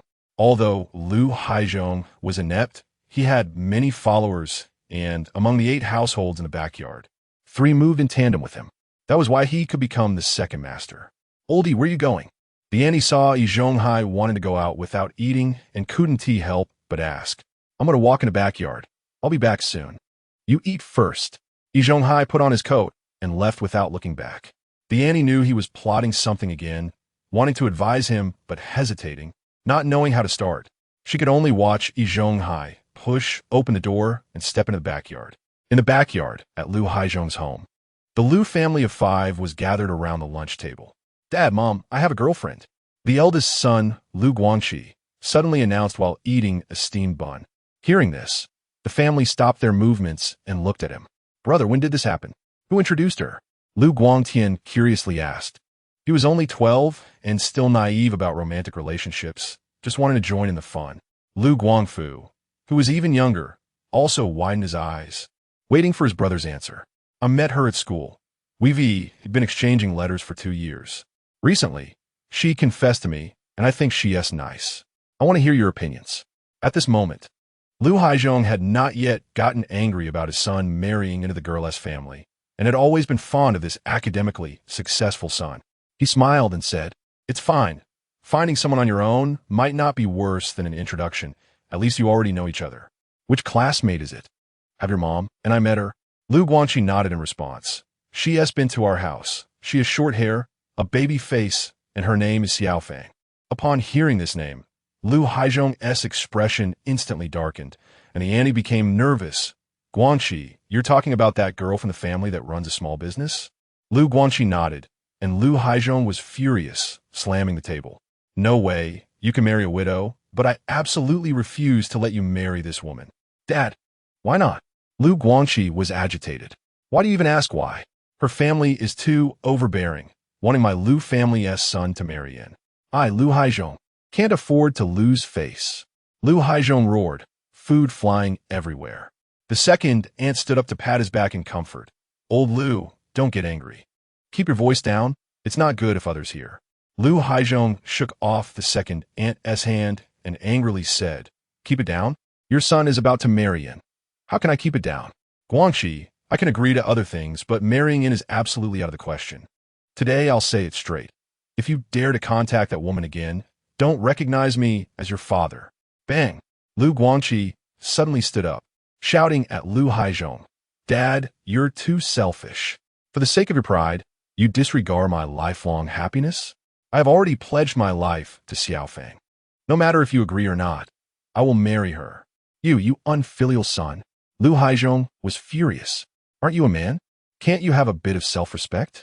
The argument between Lu Haizhong and Lu Guangqi grew louder, and Yi Zhonghai, just arriving outside the door, could hear it. He stood at the entrance, listening intently, a sly smile creeping onto his face. I didn't expect the old Lu family's son to have such capabilities. He doesn't even care about being a son-in-law just to live off a woman. Since I've overheard this, I need to adjust my plan. As Yi Zhonghai was calculating how to use Lu Haizhong's family matters to improve his plan, the door to Lu Haizhong's house was suddenly slammed open. Lu Guangqi, ignoring Anier's attempts to hold him back, rushed out of the yard without even putting on his coat. Before Yi Zhonghai could react, Lu Guangqi had vanished without a trace. Infidèles sont. It's driving me crazy. How did I raise such a thing? A son must be cultivated under discipline. I've been too lenient with him. Otherwise, how could he dare to go against me, his father? Old Lu, calm down. Don't get yourself worked up. How can I calm down? Can I really stay calm? My son is about to become someone else's. I've raised him for so long only for this. If I had known, I should have raised a dog instead. At least a dog would wag its tail when it sees its owner. This kid just makes me angry. Crash. The wine glass shattered in response. Lu Haizhong was truly furious this time. Lu Guangqi was his eldest son, who had always excelled in academics and was obedient. Lu Haizhong himself only graduated from junior high, and he took great care of Lu Guangqi, who had attended high school, because of this clever elder brother. The two younger brothers, Lu Guangtian and Lu Guangfu, were often compared to him by Lu Haizhong. It could be said that Lu Guangqi had always been Lu Haizhong's pride. However, today Lu Haizhong's pride was about to marry into another family. Such a huge contrast was enough to drive one insane. Lu Guangtian and Lu Guangfu trembled in fear. They had never seen Lu Haizhong so angry. Antier didn't dare to advise him further, fearing that Lu Haizhong's anger would turn towards her. The family could only watch helplessly as Lu Haizhong continued to scold, banging on the table. But they didn't dare to voice any complaints. Just then, the light at the door dimmed.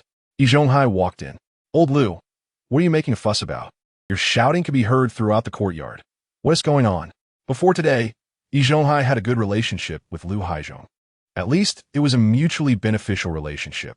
Lu Haizhong wanted to be the boss, and Yi Zhonghai wanted to be the boss too.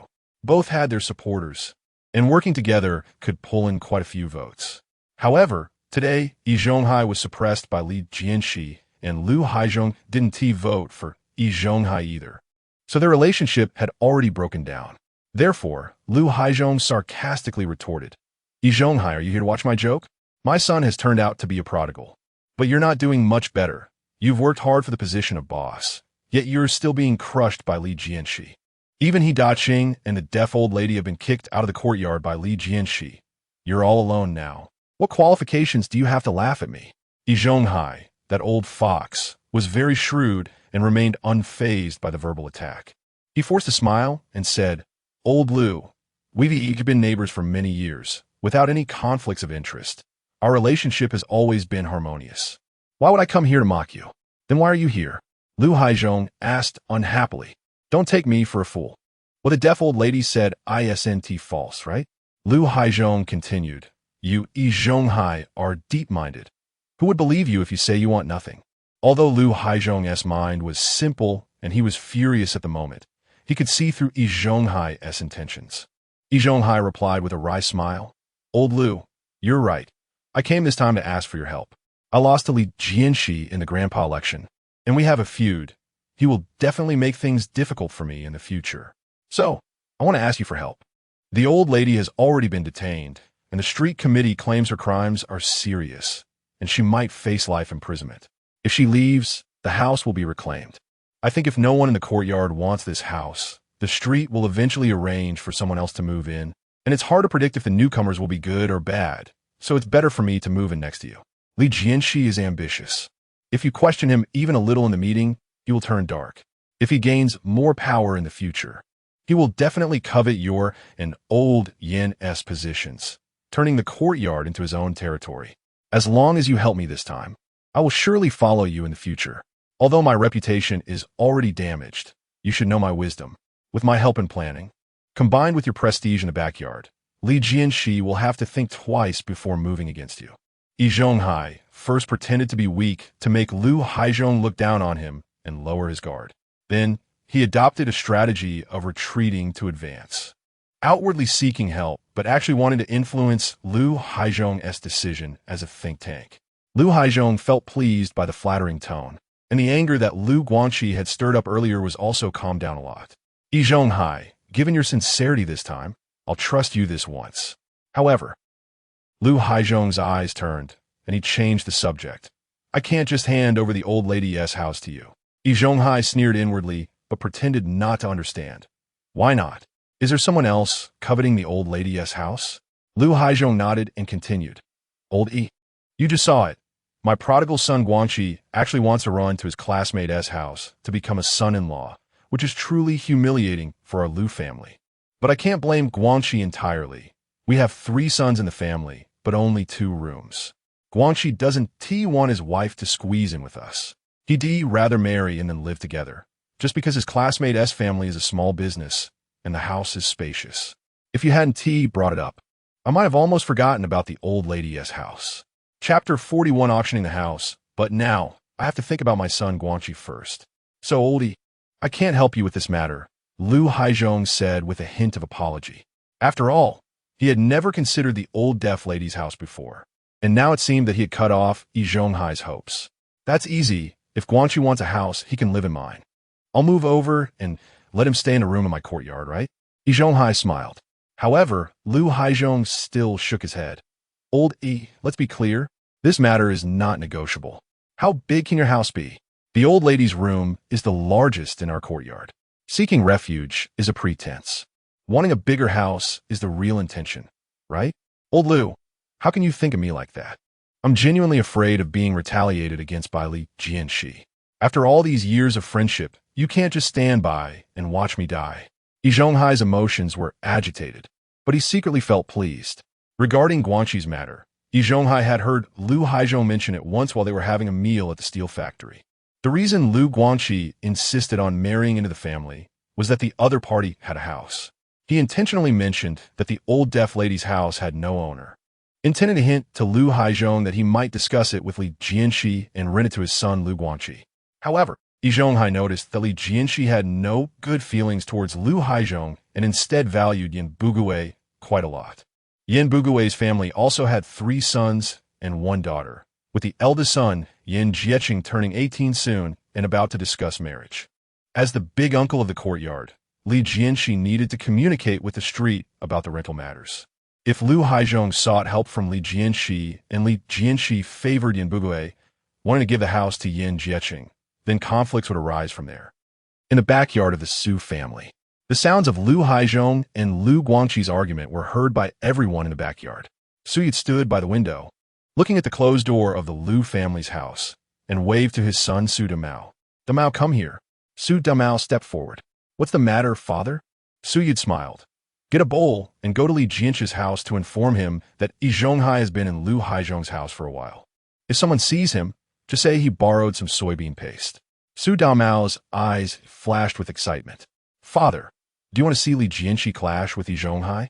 Su Yi chuckled lightly. The young are eager for excitement, but you are already 18. You should think about the benefits in your actions. Just say this. If you inform Li Jianshi, won't a bowl of soybean paste be easy to get? Li Jianshi wouldn't care about such trivial matters and definitely wouldn't make you return it. Moreover, as the big uncle of the courtyard, there will be many requests from him in the future, so it's good to curry favor now. It will make things easier later. Su Damao suddenly understood. Father, I get it. One should befriend useful people, right? Su Yi laughed heartily. Exactly. My son is indeed smart. Go quickly, or if Yi Zhonghai comes out, it will be too late to inform him. All right. Su Damao responded, took a large bowl from the kitchen cabinet, and hurried to Li Jianche's house. At the door of Li Jianche's house, Su Damao lightly knocked. Inside, He Yushui was having a meal. Upon seeing Su Damao, he called out to Qin Huairu, who was knitting in the inner room. Huairu, someone is knocking at the door. Since He Daqing eloped with a widow Bai, only Shaju and He Yushui remained in the He family. Shaju took over the family business and worked in the cafeteria of the steel factory, leaving no time to take care of Yushui during lunch. Therefore, Qin Huairu prepared meals for Yushui every day, and Yushui also helped wash the dishes after meals, taking back the dirty clothes of Li Jianshi and Qin Huairu. Li Jianche's family had abundant food, and Yushui gradually became plumper, her complexion fairer, and her appearance increasingly delicate, starting to show signs of a young woman. Who is it? Qin Huairu put down her knitting needles, put on her shoes, and stepped down from the com. Seeing Su Damao peeking in, she asked with a smile, having been married for a while and almost familiar with the neighbors. Su Damao, what do you need from your aunt? I ran out of sauce at home and want to borrow some. Although Su Damao was only 3 years younger than Qin Huairu, due to the generational hierarchy, he had to call her aunt. Did you bring a bowl? Aunt will scoop it for you. I brought it. Here it is. Thank you, Aunt. Su Damao handed over the bowl. As Qin Huairu took the bowl, she quickly glanced outside, saw no one there, and then whispered, Aunt, my dad said that Yi Zhonghai went to Lu Haizhong's house to cause trouble. It's been over 10 minutes. You should tell Uncle Li to be careful. Qin Huairu spoke in one breath, thinking that Li Jianshi would react, at least show some tension. However, Li Jianshi didn't even raise his eyelids, just smiled slightly. I know. It must be about the old deaf lady's house. That old guy, Yi Zhonghai, is definitely trying to incite Lu Haizhong to seize the old lady's house. But there are many people in our courtyard who need housing. If I give it to him, what will others think? Regarding the house, it has to be me, the big uncle, who negotiates with the street. Even if Lu Haizhong is eager to talk to the street himself, he wouldn't be able to lower his face. He is the second uncle and should give way to the ordinary residents first. So Lu Haizhong will definitely come to find me, and I can't give him the house. In this way, won't the conflict become apparent? Li Jianshe's wisdom far surpassed Yi Zhonghai's. He knew Yi Zhonghai's intentions as soon as he made any moves.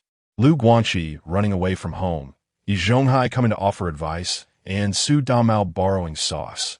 All these events, though he didn't experience them personally, he understood them better than anyone else. In an era without mobile phones or the internet, battling wits and courage with the beasts in this courtyard became a form of amusement for him.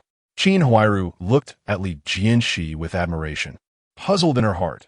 Why is it that, despite being flesh and blood, brother Jianshi is so intelligent?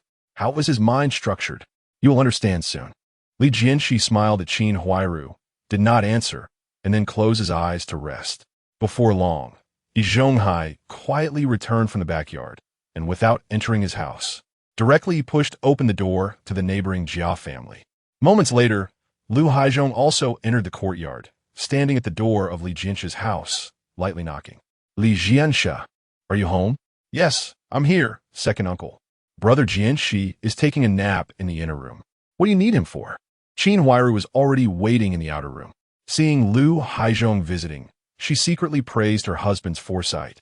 Lu Haizhong smiled slightly awkwardly. Qin Huairu, I have something urgent to discuss with Jianshi. Would you mind stepping away for a moment so I can talk to him privately? All right, you two chat. I'll go for a walk. Qin Huairu replied, putting on her scarf and stepping out, carefully closing the door behind them. Seeing no one in the room, Lu Haizhong walked into the inner room. Li Jianshi was dressed on the upper half, wrapped in a quilt on the lower half, and greeted from the head of the bed. Old Lu, you're here. Please sit. Just as Lu Haizhong sat down, Li Jianshi spoke urgently. Old Lu, you came at the right time. I just encountered something that's troubling me and couldn't sleep. I was just about to find you to discuss it. Hey, you delivered yourself to my door. Lu Haizhong initially wanted to bring up his own matter, but upon hearing that Li Jianshi also had a dilemma, he decided to prioritize listening to Li Jianshe's troubles. What is it that troubles you so much? Tell me about it. Li Jianshi sighed. It's still about the old deaf lady's house. I was just locked in this morning, and by the afternoon, several groups of people came to inquire, all wanting to rent that house. I'm really worried about who to rent it to. Old Lu, you came at the right time. Help me think it over. Lu Haizhong was shocked. He hadn't expected that what Li Jianshi mentioned was also about the house. It seemed that there were indeed quite a few people in the courtyard who understood the situation. Just as Lu Haizhong was about to ask Li Jianshi who was looking for housing, Li Jianshi continued, let's talk about old Yin first. He has 4 children, 3 sons, and the eldest, Yin Jiecheng, has just turned 18 and is about to find a partner. You see, given their situation, don't you think they need another room? Lu Haizhong hesitated, but was interrupted by Li Jianshi. And then there's Feng Ermin in the front yard, a widow with 3 children, crammed into a small room. Now that the kids are older and the boys and girls need separate spaces, don't you think they should get a bigger house? They should. Lu Haizhong initially wanted to say they shouldn't, but the words got stuck in his throat. Feng Ermin was a widow, and as an elder, how could he compete with her for housing? Li Jianshi continued, I also think they should be given a house, but if we give one to Feng Ermin, then old Yin will be left out. Old Yin is an elder, and I believe he should understand this. We can have a good talk with him, and he should be willing to compromise. But it's not just these 2 families that need housing. In our yard, out of 22 households, at least 8 are lacking rooms. Old Chow's kids are also grown up. Once they marry, they need to split the family. And in your backyard, Su Damao is also 18 and might find a partner at any time. And then there's you, Lu Haizhong, with 3 sons. Isn't Guanqi about to get married soon? But I'm not worried about you. You're an elder in our yard, and you have a high sense of awareness. Others might fight over housing, but you, Lu Haizhong, 1T. Only you can help me with this. Think of a way. The elderly lady only has one room. How can we satisfy so many residents with needs? Lu Haizhong showed a troubled expression. He had come to ask for a room, but unexpectedly found himself in the position of distributing housing. However, since Li Jianshe held him in such high regard and actively sought his opinion, Lu Haizhong felt embarrassed to say that he was also there for a room. After a long silence, he finally stammered, Li Jianshe, I think no one should get the house. If we give it to this one, that one will be unhappy. If we give it to that one, this one will be unhappy. It's better to give it to no one, then no one can say anything. Lu Haizhong suddenly realized, as the second elder, if he competed for housing with ordinary residents, he might not even win, and if he did, it would give others something to talk about. Since there was no opportunity to gain a house, then no one should think they could get one. It was better to let outsiders benefit than to give a cheap deal to neighbors. However, Li Jianshe had a different idea. It didn't matter who got the house, but this matter couldn't be easily resolved. Yi Zhonghai wanted to use the house to create trouble, and Li Jianshe was determined to make him pay a price for it. Yi Zhonghai was trying to sow discord among the residents, intending to watch the conflict without getting involved himself. But he didn't need a house, yet the Jia family was in urgent need. The Jia family was crammed into one room with 3 generations sleeping together, which was not a sustainable solution. The Jia family hadn't realized it yet. But once the Jiazhong family remembered the empty room of the deaf old lady, they would definitely join the competition for housing. At that time, Lu Haizhong would be forced to compete with the Jia family, drawing in other residents to the fray. Wouldn't that force Yi Zhonghai to act? As long as he dared to move, Li Jianshe would find a way to make him pay for this action. So Li Jianshe shook his head and said, Old Lu, this approach is not right. Since the house is empty, if we don't divide it, the street will arrange for others to move in, rather than let outsiders benefit. It's better to benefit our own yard. I have a preliminary idea. You should listen. Lu Haizhong nodded. Let us hear it. Li Jianshe took a sip of water from the bedside table and continued. The elderly lady only has one room, and there are many competitors. Instead of trying to satisfy everyone with how to allocate it, why not publicly compete for it? What do you think? Lu Haizhong was even more puzzled. What exactly did Li Jianshe mean? If they couldn't divide it, why would they publicly compete? Did he have to create a scene to be satisfied? Was Li Jianshe deliberately trying to stir things up? Li Jianshe, what exactly are you planning? I'm completely confused. It was not surprising that Lu Haizhong couldn't understand. After all, Li Jianshe's ideas were too advanced. What I mean is to auction the house. Whoever bids the highest gets it. This way, regardless of who gets the house, it won't have anything to do with us, and the responsibility won't fall on us. What do you think? Li Jianshe explained with a smile. Lu Haizhong understood now. So that was the kind of competition he was talking about. He thought they were going to fight for it physically. However, Li Jianshe, I still think your idea is not right. The rent for the house is set by the street. If we bid high, will the street agree? Besides, it originally cost 3 yuan to stay for a month. If you do this, it might end up costing 6 or 7 yuan. Even if someone gets the house, they'll be giving money to the street. In the end, those who didn't get the house will be dissatisfied, and even those who did get it 1 necessarily be happy. This method will offend even more people, right? Li Jianshe smiled. He didn't expect Lu Haizhong, this fool, could occasionally be smart. However, it was just a small cleverness, far from true wisdom. Old Lu, you didn't understand my meaning, Li Jianshe said with a smile. Although the auction goes to the highest bidder, I didn't say all the money goes to the street. We'll give the street what we owe, and the leftover money can subsidize the other residents in our yard. Isn't that good? The elderly lady's house is quite large. 5 yuan a month is worth it. If someone is unwilling to spend this money, it shows that they actually don't need a house. If someone ends up paying 5 yuan for the deaf old lady's house, the housing problem is solved first. The extra 2 yuan can be divided among each household.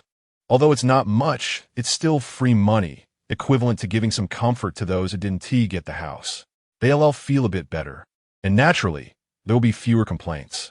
For the family that spent more money, if they think it's too expensive, they won't participate in the competition. After all, they still believe this price is reasonable.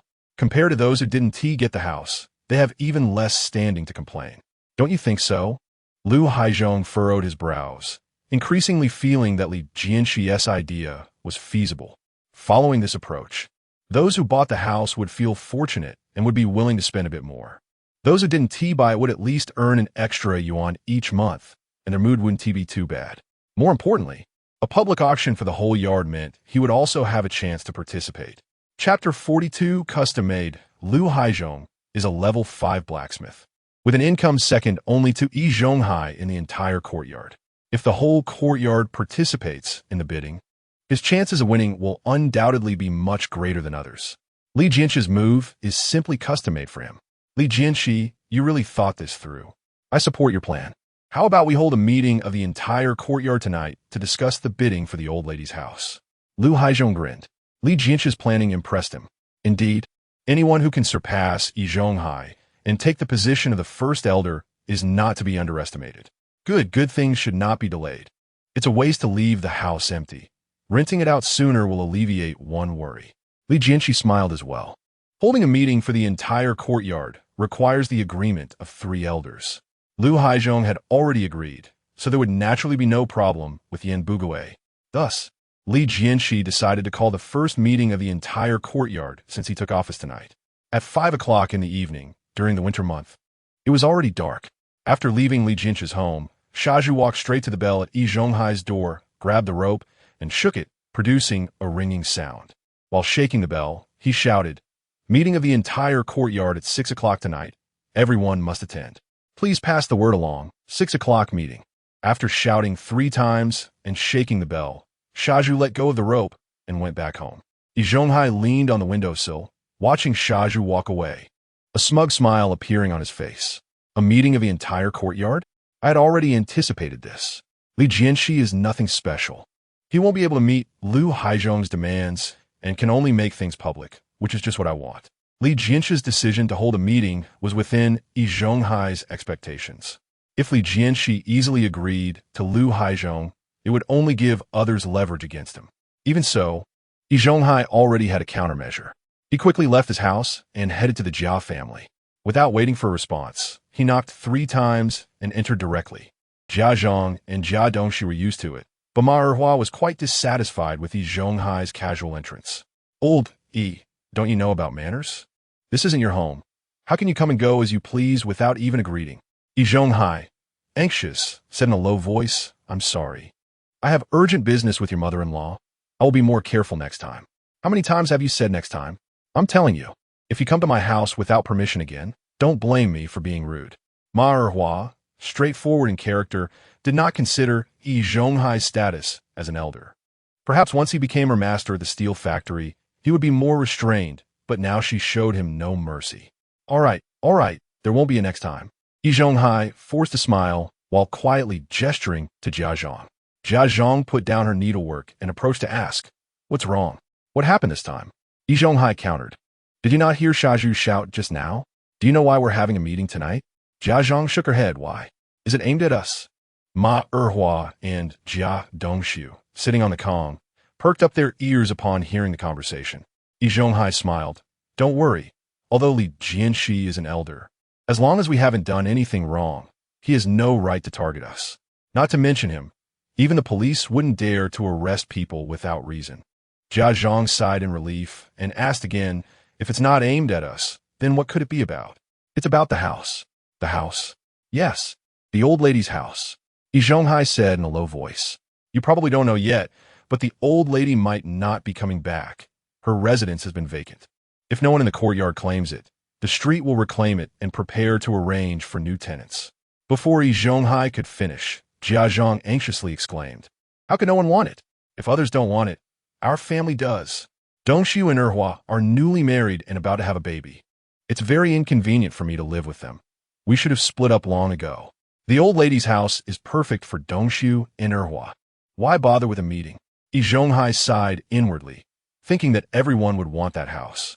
But on the surface, he said, "The meeting isn't because no one wants a house. In fact, there are many interested parties. As far as I know, at least 2 other elders besides Li Jianshe are also interested." Li Jianshe called this meeting out of necessity, With just one house, it's hard to decide. I'm here just to remind you that if you want the house, it's best to make plans early, lest you miss the opportunity before you even realize the situation. After saying this, Yi Zhonghai turned to leave. Jianshe no longer trusted him as before, fearing she might become a pawn like the old lady. Therefore, Yi Zhonghai said little and only informed her about the house, knowing Jianshe would act according to her own wishes. Time flew by, and an hour passed in the blink of an eye. The residents carried out their stools and gathered together. In the front yard, Chao Chunming, as the electrician, connected a wire from the yard to the eaves of the middle courtyard, hanging an 80-watt light bulb to illuminate the entire courtyard. Look at this light bulb. It's really bright. If only we could have it in our house, Zhao Qian sighed. This is 80 watts. Would you be willing to use it in your house? The electricity bill isn't cheap. Wouldn't it be better to buy meat to eat? The residents discussed the light bulb with great enthusiasm, as if people in the future were discussing mobile phones and computers.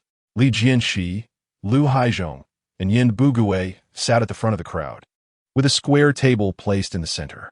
Li Jianshi sat behind the table, Lu Haizhong to his right, and Yin Bugui to his left. As everyone gradually arrived, Lu Haizhong stood up and announced, "Ahem, since most people are here, let's start tonight's meeting. First of all, this is the first meeting of the entire courtyard after we elected the 3 elders. With us, there will be no need for street officials to interfere in future meetings. To ensure everyone can participate, I, along with elderly Jianshe and elder Yin Bugui, have decided that future meetings of the entire courtyard will be held after work in the evening, after dinner. This way, everyone will be at home, and any issues can be communicated in a timely manner. Everyone remember that." Lu Haizhong stood in front of the crowd, hands behind his back, looking quite proud. He dreamed of being an official and didn't expect his dream to come true in this courtyard. Being an elder indeed felt quite impressive. It's a pity that he was only a second elder. He wished he could become the first elder one day. In his heart, he was already plotting how to push Li Jianshi aside and take the position of the first elder for himself. Yet he kept saying, "Next, I will talk about the theme of tonight's meeting. The only issue we need to discuss tonight is the old lady's house." As soon as Lu Haizhong finished speaking, the residents began to chatter. The old lady's house? What does that mean? Is the old lady's house broken, and we need to raise money to fix it? That old lady has been locked away. She might never come out again. If the house is broken, so be it. Why should we waste money? Exactly. These 3 elders are just looking for trouble, aren't they? As the discussions grew louder, Yin Bugui had to stand up to stop them. "Quiet, everyone quiet. Things are not as you think. Let the second elder finish speaking first. What's there to say? Anyway, there's no money to be had, and I won't spend a dime to fix the old lady's house." As soon as Yin Bugui finished speaking, a female resident named Feng Ermin retorted unhappily. "Feng Ermin, when did I ever propose to fix the old lady's house?" Lu Haizhong slammed the table angrily. He thought to himself, "You know about the old lady's house. Yet you come to Li Jianshi asking for a house, pretending to be innocent here?" Feng Ermin, unaware of his thoughts, shouted, "I don't care when you mentioned it. Anyway, I have no money. You are either workers or teachers. My family relies on me, making some gold and silver offerings to survive and raise the kids. Earlier, when you were asked to donate, you were all stingy. Now that the old lady is gone, you act like you're good people. I see. You're not genuinely trying to get everyone to donate for house repairs. You are clearly using this as an opportunity to gather wealth." Feng Ermin has a fiery temperament, and her words left Lu Haizhong speechless.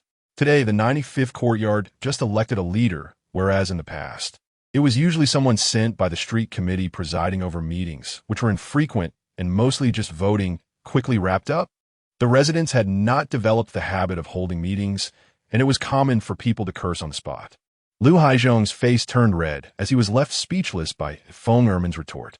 Just moments ago, he was basking in the power of being a leader, but in an instant, he experienced the difficulties of that role. "Ahem.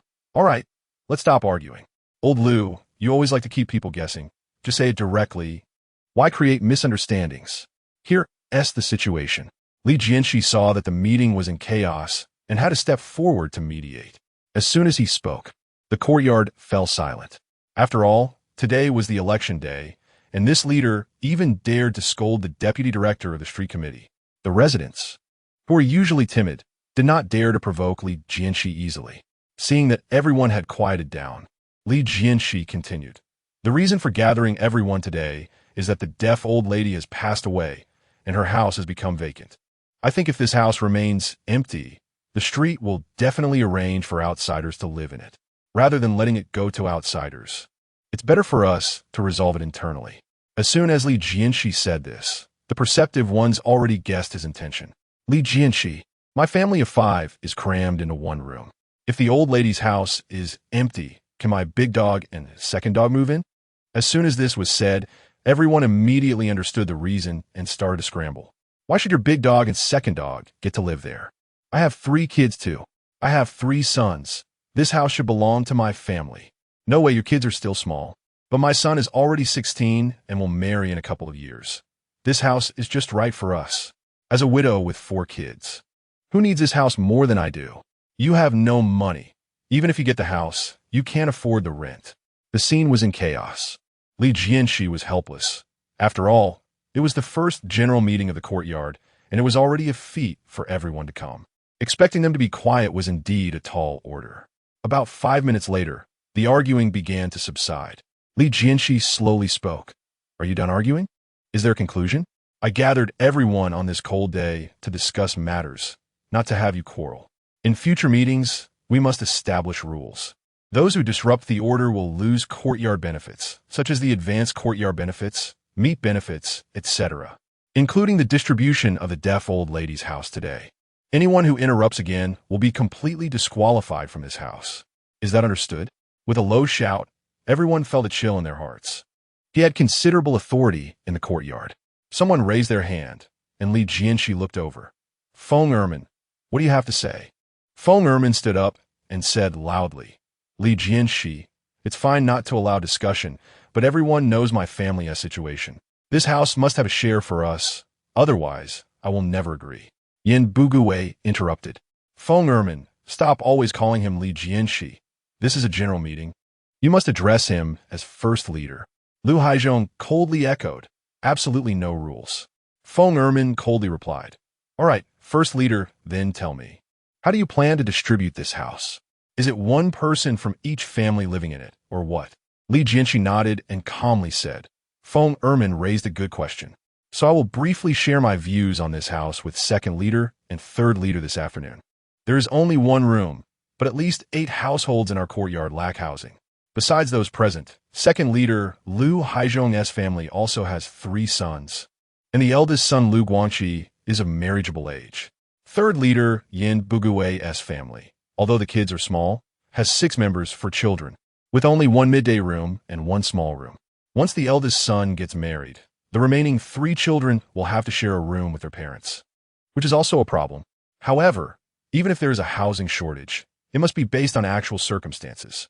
What Feng Ermin just suggested, having one person from each family move in, is clearly unrealistic. The opinions of the 3 leaders are to openly auction this house. The highest bidder gets it. The rental price will be decided by the street, and we will pay accordingly, with any excess divided evenly among the households in the courtyard. Can everyone understand this? Li Jianshi explained clearly, and upon hearing it, the residents immediately understood and fell into thought, feeling that this method, though novel, was feasible. Yi Zhonghai reacted quickly. Before Li Jianshi finished speaking, he had already grasped the intention. Chapter 43 Bidding Plan. Originally, I thought that Li Jianshi called this meeting to discuss the distribution method together. But unexpectedly, he already had a countermeasure that seemed quite reasonable. In this case, if the Jia and Zhang families wanted to contest, they had no grounds to do so. No wonder Lu Haizhong was in a good mood tonight. This bidding clearly favored him the most. No, he must not be allowed to succeed easily. Yi Zhonghai, do you have any questions? Li Jianshi saw Yi Zhonghai raise his hand and secretly laughed. Since he sought criticism himself, Li Jianshi naturally would not hold back. Li Jianshe, I believe your bidding plan is inappropriate. Most of those lacking housing are families living in hardship. The method of highest bidder wins appears fair on the surface, but is actually aimed at excluding these truly impoverished residents, isn't it? Those who need help gain nothing, while those with better conditions benefit even more. Forgive me for speaking bluntly, but this is entirely the style of a capitalist. I'm done speaking. After Yi Zhonghai sat down, his words echoed in the hearts of every resident, especially for low-income families like Feng Ermin, who relied on Social Security as if their innermost feelings had been touched. They were already struggling. How could they have extra money to bid? Wasn't this house prepared for the wealthy? It was too unfair to the poor. Seeing that the crowd's emotions were about to be ignited by Yi Zhonghai, Li Jianshe suddenly smiled. Yi Zhonghai, I didn't intend to give you the opportunity to speak, but considering that we live in the same courtyard, I gave you a chance. But why do you always view problems from the most despicable angle? Is it because that's your nature? Yi Zhonghai was furious. Li Jianshe, stick to the topic and stop with the personal attacks. Li Jianshe shrugged. Who have I attacked? I'm just speaking the truth. If your thoughts weren't despicable, why can't you see the benefits of my plan? Only focusing on the fact that poor residents can't get a house. Wasn't what I just said clear enough? There's only one house, and many demand it. Even if Uncle Air withdraws, there's still more than one or two poor families among the rest, right? According to your reasoning, the poorer one should get the house. But to whom should it be given? Moreover, can this house be lived in for free? Although the old lady's house is large, the monthly rent is 3 yuan, and letting these already poor neighbors move in will only increase their burden. On the contrary, if someone is willing to pay a high price to rent this house, due to their better living conditions, the extra money can subsidize others in the courtyard. Letting the wealthy contribute to help the poor is such a harmonious, friendly, and mutually supportive act. Why is it seen as the style of a capitalist when it comes to you? I say your thinking is narrow-minded. Have I wronged you? In the courtyard, the residents had limited experience. After Yi Zhonghai's outburst, the crowd was emotionally charged. However, after Li Jianshe's explanation, they calmed down and, upon reflection, found that Li Jianshe made sense. Although poor households needed housing, even if they got it, they wouldn't be able to afford the rent. Should everyone pool money to rent for them? In this complex courtyard, no one was willing to do so. Since poor households cannot obtain housing, it is better to let those who can afford it rent at a high price, and the extra rent can be shared among everyone. I support Uncle Yi's arrangement. Bidding is beneficial for everyone. I agree. It's better for everyone to benefit than for one family to enjoy it alone. Exactly. One house can only satisfy one family. While there are 22 households in the courtyard, if one family gets it, what about the other 21? Sister Ma, the old lady, has passed away, and now there are only 21 households left in the courtyard. Go to hell. Can you focus on the main point? The old lady's house is a benefit for everyone and should not be monopolized by one household. That's right, no matter how it's distributed. I only care about my family's share. Most residents were participating in bidding for the first time, and after Li Jianshe's explanation, they quickly became enlightened. If houses are distributed based on personal relationships, only one household benefits. However, under Li Jianshe's bidding method, the extra money is shared among everyone. As for the person who wins the house, if they bid higher than the market price, that's the law of the market. If they feel it's not worth it, they simply don't participate in the bidding. Old E, it would be better for you to remain silent. Your thinking and understanding are far from our three uncles. First, learn to think from the correct standpoint before speaking. Liu Haizhong criticized Yi Zhonghai. The election has concluded, and as a loser, you should act modestly. How dare you act recklessly at a meeting of the whole courtyard? Isn't that asking for trouble? I also believe that Comrade Yi Zhonghai has a problem with his thinking. Everyone should treat his earlier speech as a joke. Someone echoed this. Now, let us discuss Uncle Li Jianshe's proposal. I believe it is beneficial for everyone. Those who agree with Uncle Li Jianshe's arrangement, please raise your hands. Yin Bugue spoke up. Immediately, hands began to rise one after another. 1, 2, 3, until almost all of the more than 90 people in the courtyard raised their hands in agreement with Li Jianshe's method. Since everyone agrees to rent the old lady's house through bidding, let's first clarify the bidding rules. Yin Bugue turned to Li Jianshe. Should I speak or should you? Li Jianshe nodded, indicating Yin Bugue to continue. Yin Bugue stood up and began to explain. The rules are very simple, just a few points. First, the bidding price can only increase and not decrease. When raising your hand, you must shout out the price, and the highest bidder gets the house. Second, Malicious bidding is prohibited. Once you bid, you must rent it for at least a year, so please think carefully. Third, the bidding increments must be in multiples of 20, meaning each bid must increase by at least 2 jiao for easier distribution of funds later on. During the bidding, please remain quiet to avoid disturbing others' thoughts or drowning out the bidding voices. I'm done speaking. Do the two uncles have anything to add? Jianshe shook his head, indicating that no addition was needed. However, Lu Haizhong couldn't help but speak, but what he said was already agreed upon, and he didn't elaborate further. What the third uncle said aligns perfectly with my thoughts. Everyone must remember the rules to avoid regrets later. From this moment on, the bidding officially begins. The starting price is 3 yuan. Those who wish to obtain the old lady's house, please make your bids. As soon as Lu Haizhong finished speaking, hands were raised. My family bids 3 yuan and 2 jiao. I bid 3 yuan and 4 jiao. My family bids 3 yuan and 6 jiao. Are you all crazy? Don't you consider anything? Consider what? The old lady's house is spacious. 5 yuan rent is worth it. It was 3 yuan only because the street was taking care of her. Getting it now is a profit. Stop rambling. I bid 4 yuan. Don't compete with me. You think you can rent such a big house for just 4 yuan? I bid 4 yuan and 2 jiao. The bidding voices rose and fell. Everyone knew the old lady's house was priced reasonably. It was the largest in the courtyard. During the distribution, it had caused a scramble, and in the end, it fell under the old lady's name through unknown means by Yi Zhonghai. Now that there was a chance to move in, even those who didn't need housing participated. These damn people, they're competing even when they don't need it. If this continues, the price will exceed 5 yuan. And my family's Dongshu and Erhua still have no place to live. Jianshe cursed silently. She just wanted to take advantage. If it really goes up to over 5 yuan, it will be better to squeeze into one room. Yi Zhonghai quietly approached. Old sister, look. Jianshe is raising the price through bidding. Isn't this causing trouble? I originally wanted to help, letting Dongshu and Erhua rent it cheaply. But now it's difficult to get a bargain. Jianshe wasn't foolish. As soon as Yi Zhonghai approached, she knew it was not good. In the past, when Yi Zhonghai had overwhelming power in the courtyard, Jianshe was happy to follow him to gain small benefits. Now that Jianshe was rising, Yi Zhonghai had become a despised figure, and Jianshe wanted to cut ties with him to avoid being implicated. Old Yi, thanks for your goodwill, but the rent is too expensive. We want to rent it, let it go to the higher bidder, and maybe we can still share in the spoils. Jianshe said with a forced smile. She knew the truth. Yi Zhonghai had started pushing her to rekindle old habits before the meeting. What was the purpose of his words now? Jianshe chose not to delve deeper and ignored him. Yi Zhonghai felt troubled.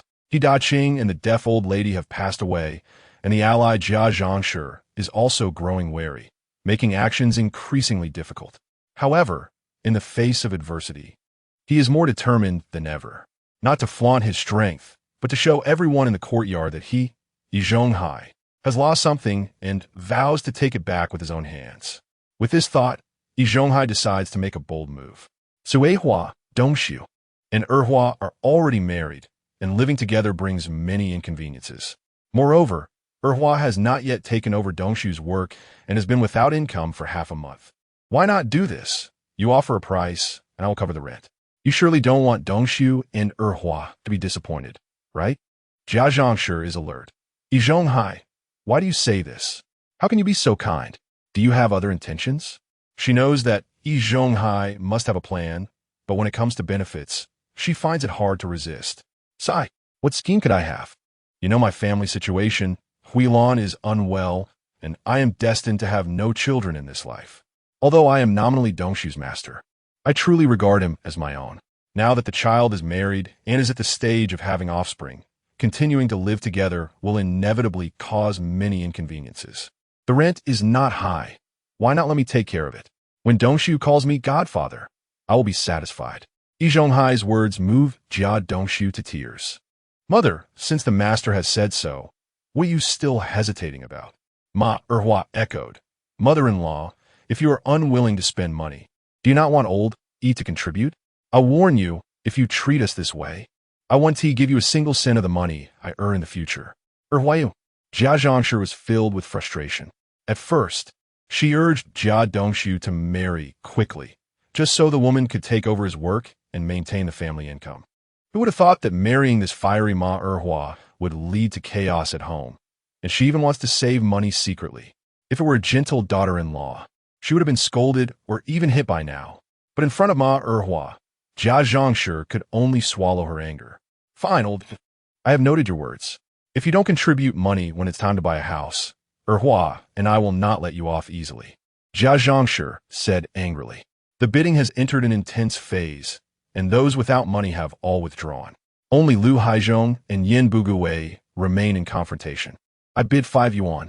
Yin Bugui trembled as he called out the new price. 5 yuan, nearly the market price for rent, has lost the name of a benefit. But compared to the children renting a place outside in the future, living together is more convenient. Old Lu, leave some room for negotiation. My family has one more child, and it has reached 5 yuan. Can you yield a bit? Yin Bugui wiped the sweat and said, my monthly salary is only 27 yuan and 50 cents. Fortunately, selling fish to Li Jianshe allows me to compete with Lu Haizhong for the house. However, 5 yuan is already my limit. Lu Haizhong shook his head and smiled. Old Yin, it's not that I'm unwilling to yield, but I truly can't. You know the situation with my Guanxi. I need this house more than you do. Besides, even though your family has one more person, you still have a side room. What else there to worry about? Yin Bugui's lips trembled in urgency. Lu Haizhong, the side room plus the main room is not as spacious as yours. As the second uncle, how can you not show some style? Lu Haizhong replied with a smile. Old Yin, aren't you the third uncle? Let us show some spirit. We'll share the burden. When you raised the bid earlier, didn't you consider your own status? Furthermore, the higher the bidding price, the more benefits for everyone. As the second uncle, I also have a higher salary, so I have a duty to raise the bid. After saying this, he raised his hand again. I'll raise it to 5 yuan and 20 cents. Is there anyone who wants to bid higher? Lu Haizhong was quite pleased. Among the courtyards, except for Yi Zhonghai, he had the highest income. Although there are many people who could afford 5 or 6 yuan, it was not worth it to increase further. Who would be willing to spend a few more dimes or even a couple of yuan to compete for such a low-value house? Moreover, he is the second uncle and has a job. If there are no further bids, I will announce the result. I announce. Just as Lu Haizhong was about to announce, he suddenly heard, I bid 6 yuan. A sudden voice caused an uproar in the scene. It was actually Jia Zhongshi. This woman has gone mad. How can she come up with 6 yuan? The money Jia Dongshu earned from working all went to Jia Zhongshi. So she must have some savings. Although she spent a lot on a sewing machine after getting married, to still take out 6 yuan for rent is truly generous. I guess it's Ma Erhua's money. Her brother is the deputy director of the street and earns much more than old Lu. You are right. Ma Erhua probably doesn't want to share a bed with Jia Zhongshi and wants to live a two-person world with Jia Dongshu. Chapter 44, Bidding Haha. With Jia Dongshu's build, won't moving out tire him out? Exactly, haha. As they discussed, the topic gradually shifted, especially among the women, who were particularly interested in the couple's world. Lu Haizhong's face turned pale. Jia Zhongshi, are you intentionally causing trouble? Lu Haizhong said angrily. $6 far exceeds the normal rent. Others are only adding 2 dimes. Where do you get off adding 80 cents at once? Lu Haizhong, how am I causing trouble? Just because your family is allowed to bid, does that mean the Jia family can't? My son Dongshu has just married and is planning to have a child with Erhua. Isn't it reasonable for me to rent them a place to live? Jia Zhongshi sneered. Earlier, she hadn't shouted out a bid because she was reluctant to spend money. Now that Yi Zhonghai was offering to pay, she naturally became bold. Adding 80 cents was nothing. She wouldn't hesitate even if it were $1 or 2. Fine, you have that right, but I'm afraid you're short on cash. I'll bid $6.20. Lu Haizhong was seething with anger, but still unwilling to back down. After all, Lu Guangxi was his hope, and the old lady's house was his only hope to keep Lu Guangxi from marrying into another family. His monthly salary was only $56. He could spare some change to rent a house for Lu Guangxi. However, before Lu Haizhong could catch his breath, Jia Zhongshi raised her hand again. I'll bid $7. Everyone was shocked. $7 already exceeded the normal rent by $2. Although this $2 seemed small, It was enough to rent a room the size of Yin Bugui's. All right, Jianshe, let me remind you, bidding has rules. Since you bid this price, you must pay accordingly. Otherwise, you'll offend not just me, but everyone in the courtyard. Lu Haizhong, humiliated and angry, sat down on the stool, no longer speaking. Although he desired that house, he was also unwilling to bid too high. With so much money, he would rather rent a house for Lu Guanqi elsewhere, even if it were farther away, as long as it saved money. Yin Bugui also advised Jianshe, think carefully. Even if your Erhua takes over Dongshu's job, her monthly salary will only be around 20-something before she gets confirmed. Your family already has a rent expense of $4, and with this $7, how will you live? Jianshe scoffed. Yin Laoshi, just because you are stingy, do you think others are stingy too? Although my family doesn't earn much, having a grandson is more important. Moreover, my family's Dongshu has already recognized Yi Zhonghai as his godfather. This rent will naturally be borne by his godfather. Old Yi's monthly salary is $74. Taking out $7 is a piece of cake. So that's how it is. No wonder Jianshe dared to bid against Lu Haizhong. Yi Zhonghai, as the only 6th-level fitter in the courtyard, earned more than Lu Haizhong, a 5th-level blacksmith, by more than $10. To others, $7 was a high price, but to Yi Zhonghai, it was negligible. Old Yi, are you meddling in other people's business? Lu Haizhong glared at Yi Zhonghai. If it weren't for that old guy supporting the Jia family, he could easily get the house for just $5.20. Ahem. Yi Zhonghai cleared his throat, stood up, looked at Lu Haizhong, and said slowly, Old Lu, this is incorrect. Would I meddle in other people's affairs? My family has no offspring. Dongshu is like my own child. Renting a house for my own child is hardly meddling. Yi Zhonghai similith. Although he had recently faced setbacks at Li Jianshe's place, he was still undoubtedly the highest earner in the courtyard. Even though Li Jianshe had now been promoted to section chief, earning only around $40 a month, it was far less than him. However, Yi Zhonghai stood up not to show off such trivial matters. His real intention was to use this bidding to weaken Li Jianshe's prestige and momentum. Everyone knew he and Li Jianshe were at odds. If he easily got this house, it would undoubtedly be a heavy blow to Li Jianshe, who had proposed renting the house. If Li Jianshe got angry and participated in the bidding, it would be even more exciting. Yi Zhonghai would showcase his skills, constantly provoking Li Jianshe to keep raising the price until it reached $8, $9, or even $10 to rent the old lady's house. By then, not only would he save money, but he would also make Li Jianshe suffer significant losses. The residents of the courtyard would benefit. Even if they knew Li Jianshe was being schemed against, they would stand by Yi Zhonghai for their own interests. At that point, whether Li Jianshe rented or not, he would be a loss.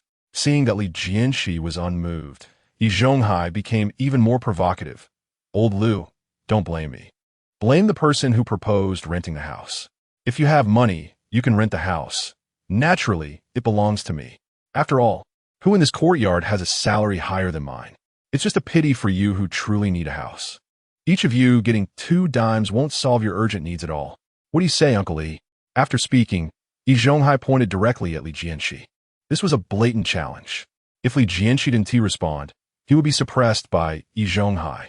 Although Yi Zhonghai still had to pay $7. That was only $2 more than the normal rent. Spending $2 to make Li Jianshe lose face was worth it for Yi Zhonghai. If Li Jianshe didn't want to lose face, he would have to participate in the bidding himself. After all, besides Li Jianshe, no one in the courtyard could afford to bid over $7. Yi Zhonghai was correct. Each person getting 2 dimes had little use. Since that was the case, I'll join in. I'll bid $9, so everyone can get 2 dimes more. 4 dimes a month is a bit of help for everyone, right? Li Jianshe said in a low voice, fixing his gaze on Yi Zhonghai, seemingly unwilling. Ha, he's getting anxious. Yi Zhonghai secretly laughed. He finally discovered Li Jianshe's weakness. He couldn't accept defeat. Even if it cost him an extra $4, he had to compete with Yi Zhonghai.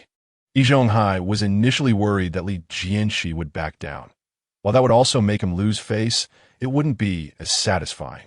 Now that he had discovered this weakness of Li Jianshe, Yi Zhonghai naturally wanted to take full advantage of it. I'll bid $11, giving everyone 2 dimes more. Yi Zhonghai raised his hand again. He was betting that Li Jianshi would continue to raise the price. The more Li Jianshi raised it, the more embarrassing it would be for him when he eventually failed. Heavens, Yi Zhonghai raised the price again. $11? Is he out of his mind? Don't you see? Yi Zhonghai is competing with Li Jianshi. He has been suppressed by Li Jianshi for so long, and today he finally encountered a chance to win for sure. So he is going all out to beat Li Jianshi. But this was too unprofitable, although the old lady's house was large. It was worth at most $5.50, right? Why do you care so much? The higher they bid, the more we get. I hope they keep fighting fiercely. The residents were excited. The bidding climbed to $11. After deducting the street rent of $3, $8 remained. Among the 21 households, excluding the one that won the house, the remaining 20 households could each receive $0. Li Jianshi, don't let Yi Zhonghai be so arrogant. You are Uncle Yi, and we all support you. Some residents started to fan the flames. Although they thought $11 was already high, they were still greedy for more. Li Jianshi, we support you. Uncle Yi, go for it. Add another $2 for his family, and see how Yi Zhonghai feels then. Their greedy nature was fully revealed. The voices grew louder. Li Jianshi calmly scanned these residents who were fanning the flames, silently noting their names to find an opportunity to teach these ungrateful people a lesson in the future. But the immediate priority was to deal with Yi Zhonghai. I'll bid $13. Li Jianshi raised his hand to increase the bid. He knew Yi Zhonghai's thoughts well. But could Yi Zhonghai guess Li Jianshi's true intentions? Li Jianshi held this auction to lure Yi Zhonghai into the trap. If Yi Zhonghai had kept to himself, Li Jianshi would have truly had no way to deal with him.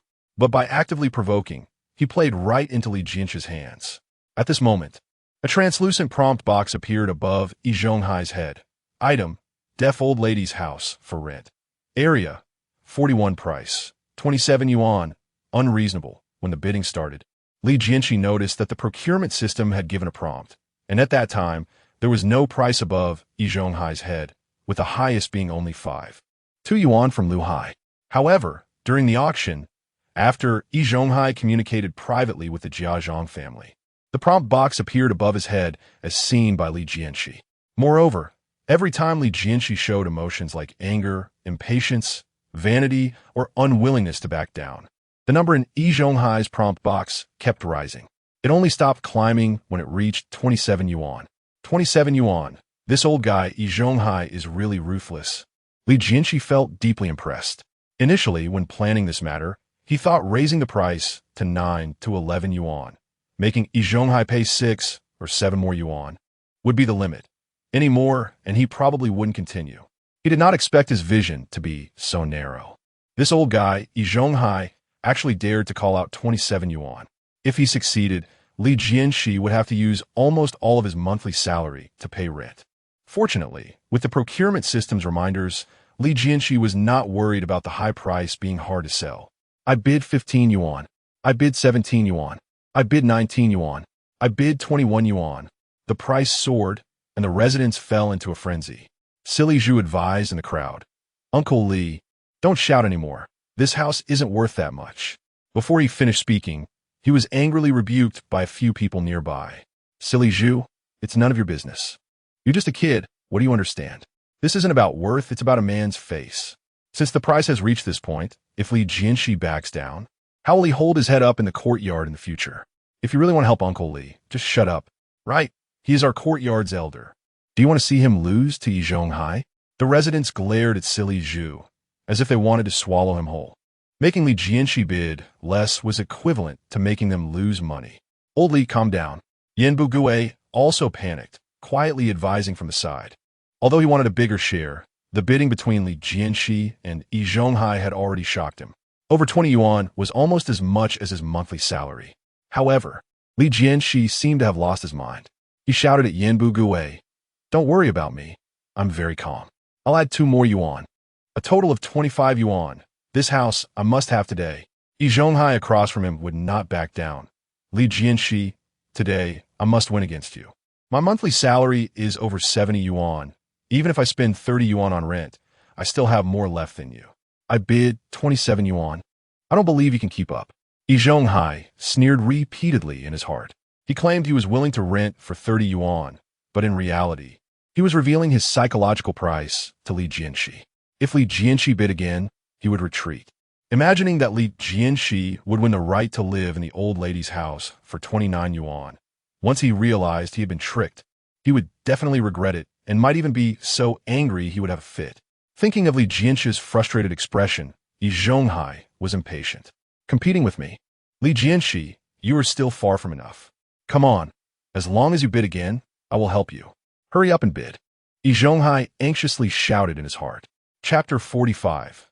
Being tricked, however, Li Jianshe suddenly restrained his earlier fervor. His expression softened, and he let out a long sigh, saying, "Forget it, you win."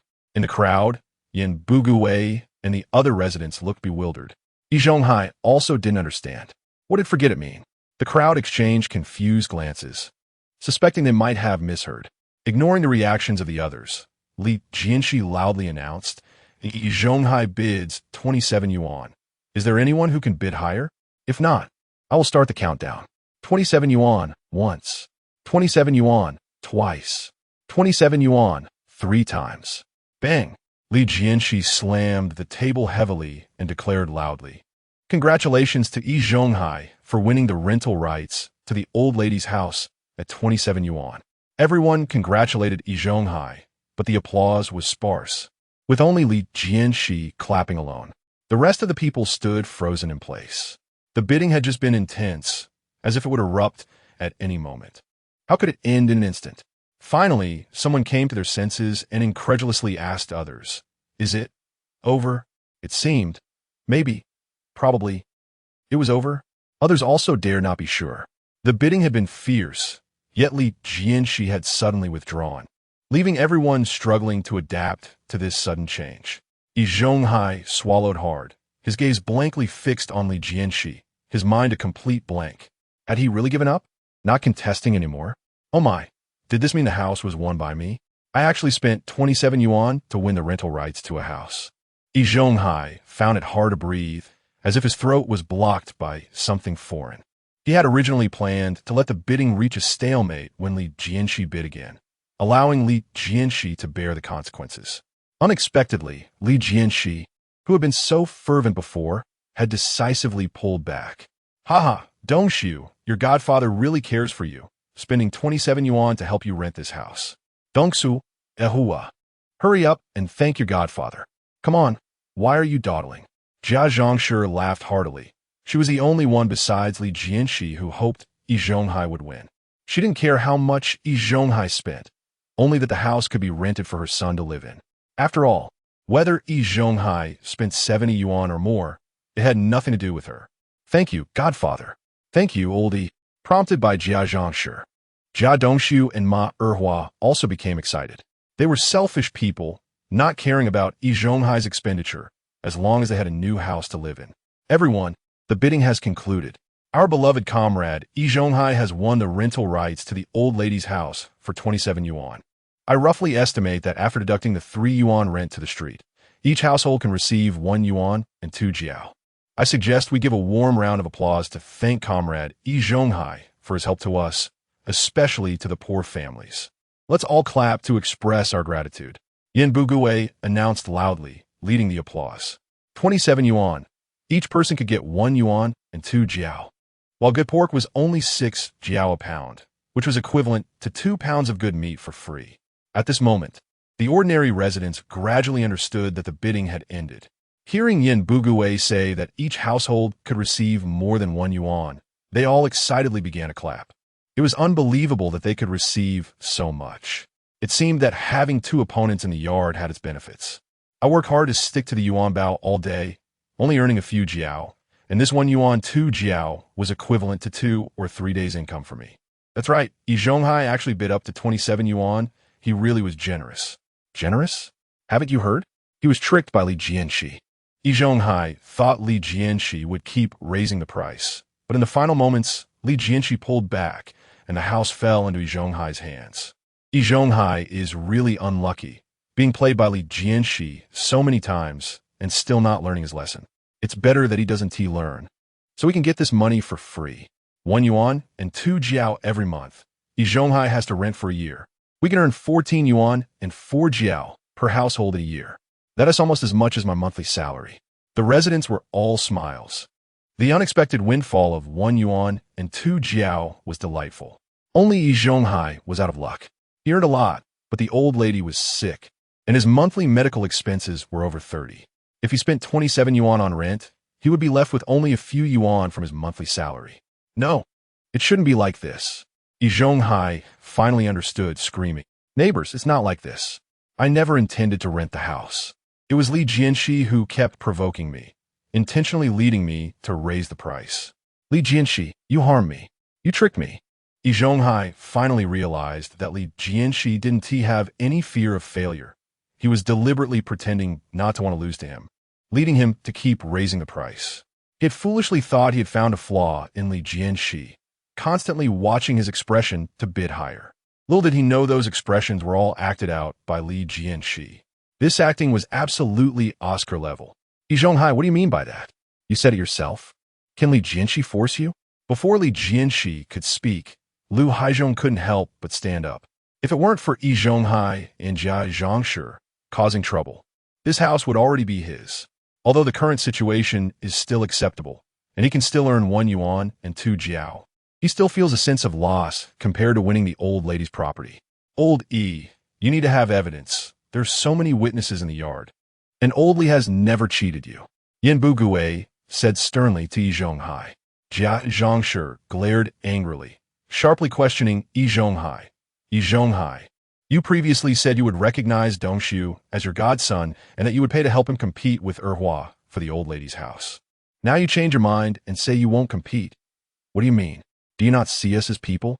Ma Erhua directly started cursing. Yi Zhonghai, you scoundrel, your words are like spilled water. If you dare to go back on them, I will have my brother deal with you. Jia Dongshu also sighed deeply. Master, I didn't expect you to be this kind of person. I misjudged you. Yi Zhonghai felt helpless, unable to argue back. He thought to himself, these guys just want a house, right? Once I get through this, can I just give you 5 yuan to rent a place outside? Why must I spend 27 yuan to fight for this house? Yi Zhonghai, what do you really mean? The bidding has rules. It was agreed in advance that malicious bidding is not allowed. Since you placed a bid, you must pay the price. 27 yuan, not a cent less. Seeing Yi Zhonghai wanting to back out, the residents were all dissatisfied, and there was no need for Jianshe to step in. This was their hard-earned money. 1 yuan and 2 jiao per household. Jianshe might not care, but many poor families in the yard were counting on this money to improve their lives. Everyone, I was wrong, okay? I was impulsive just now, and I apologize to everyone. 27 yuan is too much. How about we cut it in half? Yi Zhonghai softened it, not daring to go against the entire yard. But he clearly underestimated these people's greed, not to mention cutting in half. It would be difficult to give even 1 cent less. Yi Zhonghai, stop talking nonsense. You earn over 70 a month, only willing to offer 27. Isn't that easy for you? My family's monthly income is only in the 20s. Even if Yi Zhonghai splits it into 3 parts, you still earn more than us. Don't pretend to be poor in front of us. This is not about how much money is involved, but about credibility. You quoted the price yourself. Now you want to backtrack? Isn't that hurting our feelings? Exactly. If you don't have money, don't bid. After pretending to be a big shot, you just want to slip away? Where's this kind of good thing? I don't care about others. You have to give me my 1 yuan and 2 jiao. Otherwise, I will hang around your house every day, causing trouble at the steel factory until Yi Zhonghai takes responsibility. Me too. My family can't lose a single cent. I don't care if others save or not. Yi Zhonghai was almost in despair. 27 yuan was simply an amount he couldn't produce. At this moment, someone suddenly rushed out and knelt in front of everyone with a bang. Aunt Yi was in tears. Neighbors, uncles, please be kind. Zhonghai is wrong this time, but you shouldn't be too heartless. He is a level 6 mechanic with a monthly salary of over 70. But he has to spend more than 30 each month on my medical bills. Calculating it, he has less than 40 left each month. And after paying 27 for rent to the Jia family, neither I nor Lao can even afford to eat. I kneel before you, begging you to let us go. After saying this, Aunt Yi repeatedly knocked her head on the ground. The people in the courtyard were somewhat moved, but still reluctant to part with that 1 or 2 yuan. They all turned their heads, unwilling to watch Auntie kneel. Only Yin Bugui, with a slight sense of conscience, came forward to help Auntie up. Lao Yi's wife, get up quickly, it's cold and damp, it's not worth it to freeze here. Aunt Yi cried and broke free, insisting on kneeling. Sandy Yi, I won't get up, my family's already on the brink. I might as well freeze to death here. Lu Haizhong shouted angrily from the side. Zhao Huilan, you are being unreasonable. If you really feel wronged, why didn't you stop Yi Zhonghai when he called out the price just now? Now that you know life is tough, that's something you brought upon yourselves. You can't blame others. Old Yin, if she wants to kneel, let her kneel. I don't believe she's really not afraid. Lu Haizhong, narrow-minded, once targeted Lu Xiaoyi's family to seek a position. Today, since Yi Zhonghai took his house, how could he let it go easily? After all, that's 27 yuan, which can't be resolved just by a woman's kneeling. Seeing Aunt Yi unwilling to get up, Yin Bugui sighed helplessly and sat back down. Aunt Yi knelt alone in front of the crowd, silently sobbing. The auction was about to be disrupted by Aunt Yi, and finally, Li Jianshe stood up. Let me say a few words. As Li Jianshe spoke, the residents all perked up to listen. Even Lu Haizhong and Yin Bugui straightened their backs. Rules are the foundation of actions.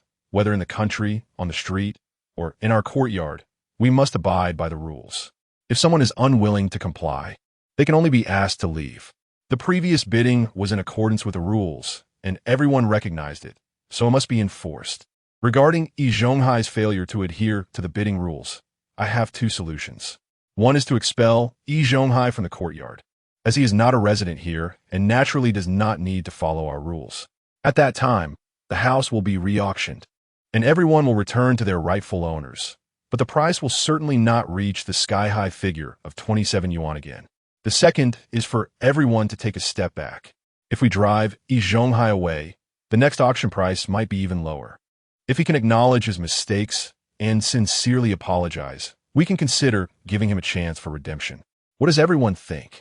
After Li Jianshe finished speaking, the residents fell into deep thought.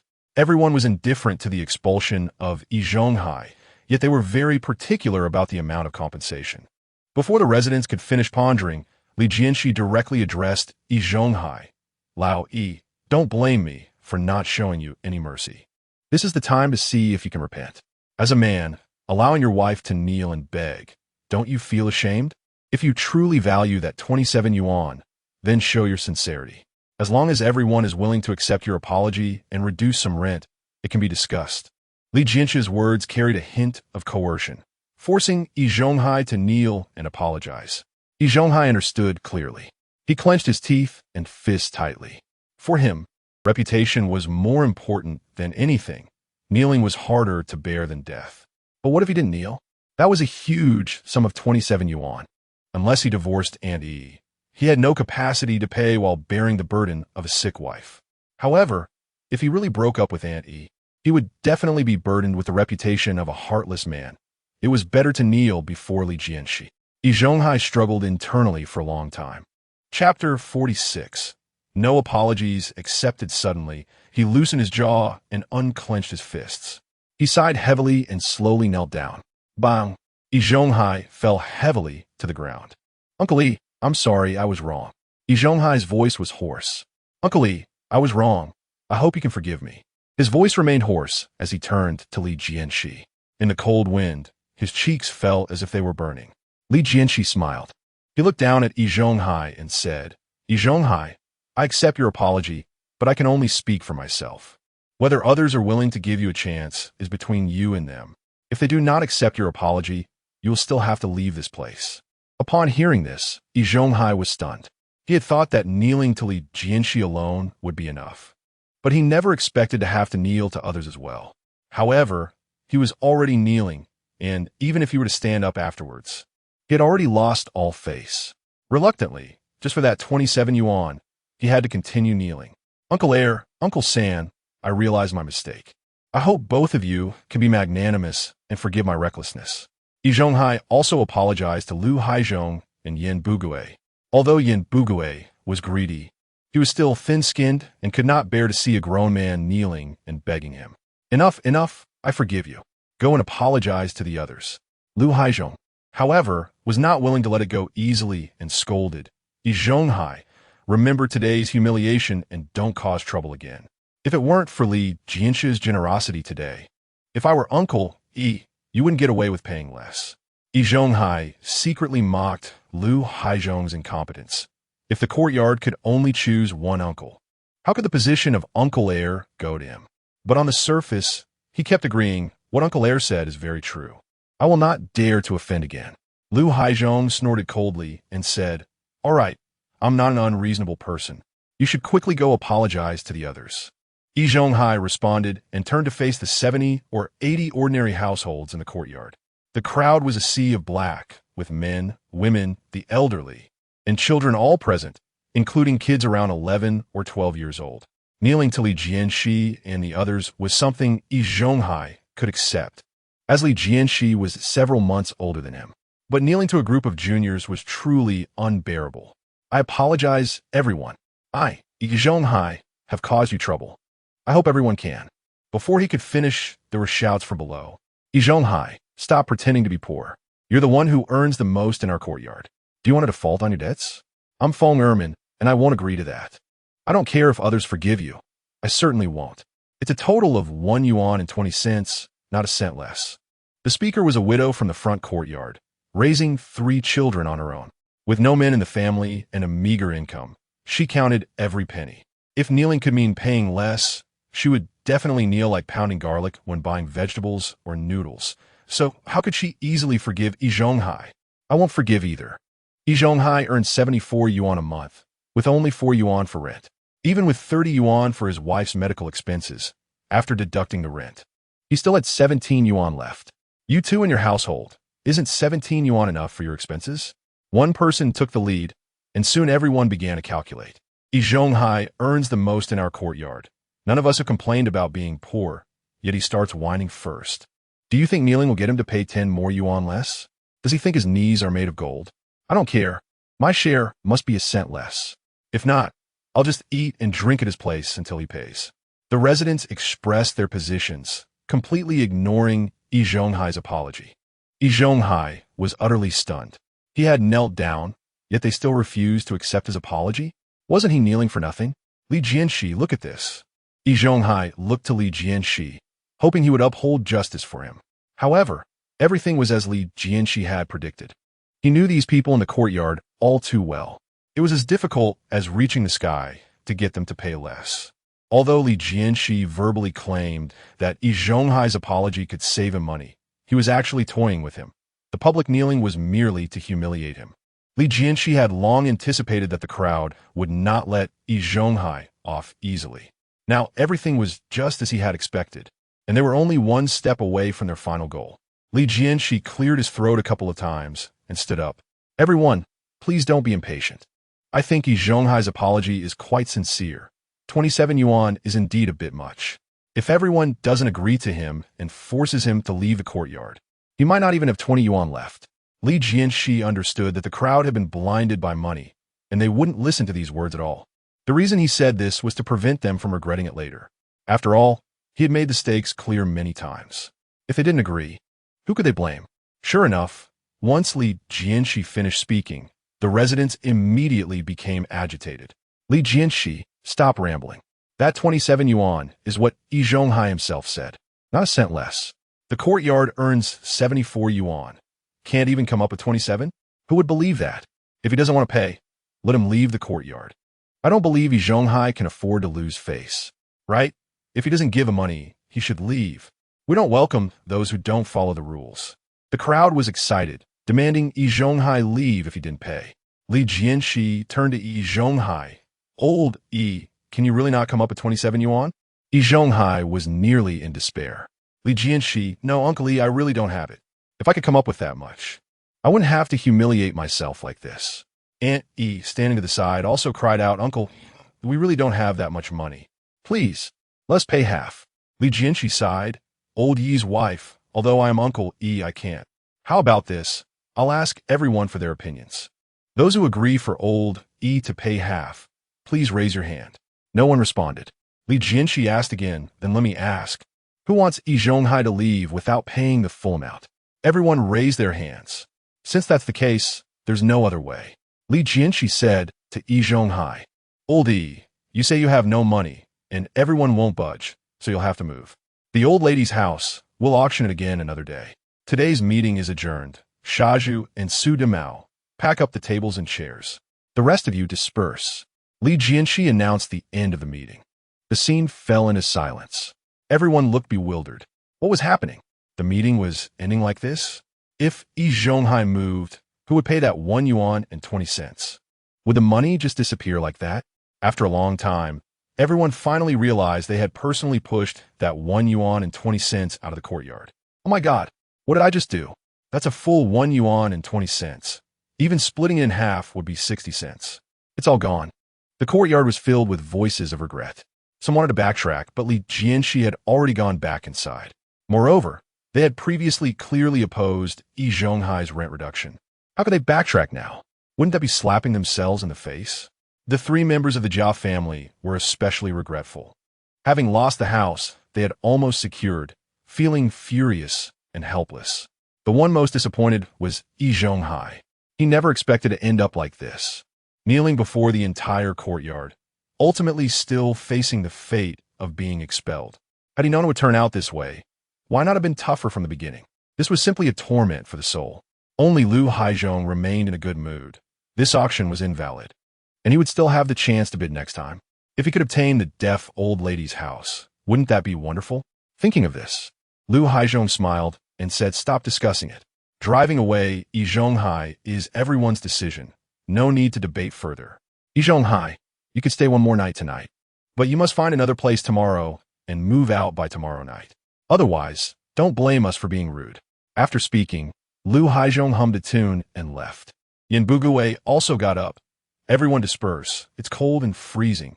Rest early. He glanced at Yi Zhonghai and Aunt Yi on the ground, shook his head and sighed, and walked towards the front yard. Seeing that the 3 uncles had left, the ordinary residents, though worried, could only return home to rest for now. Elsewhere, a certain group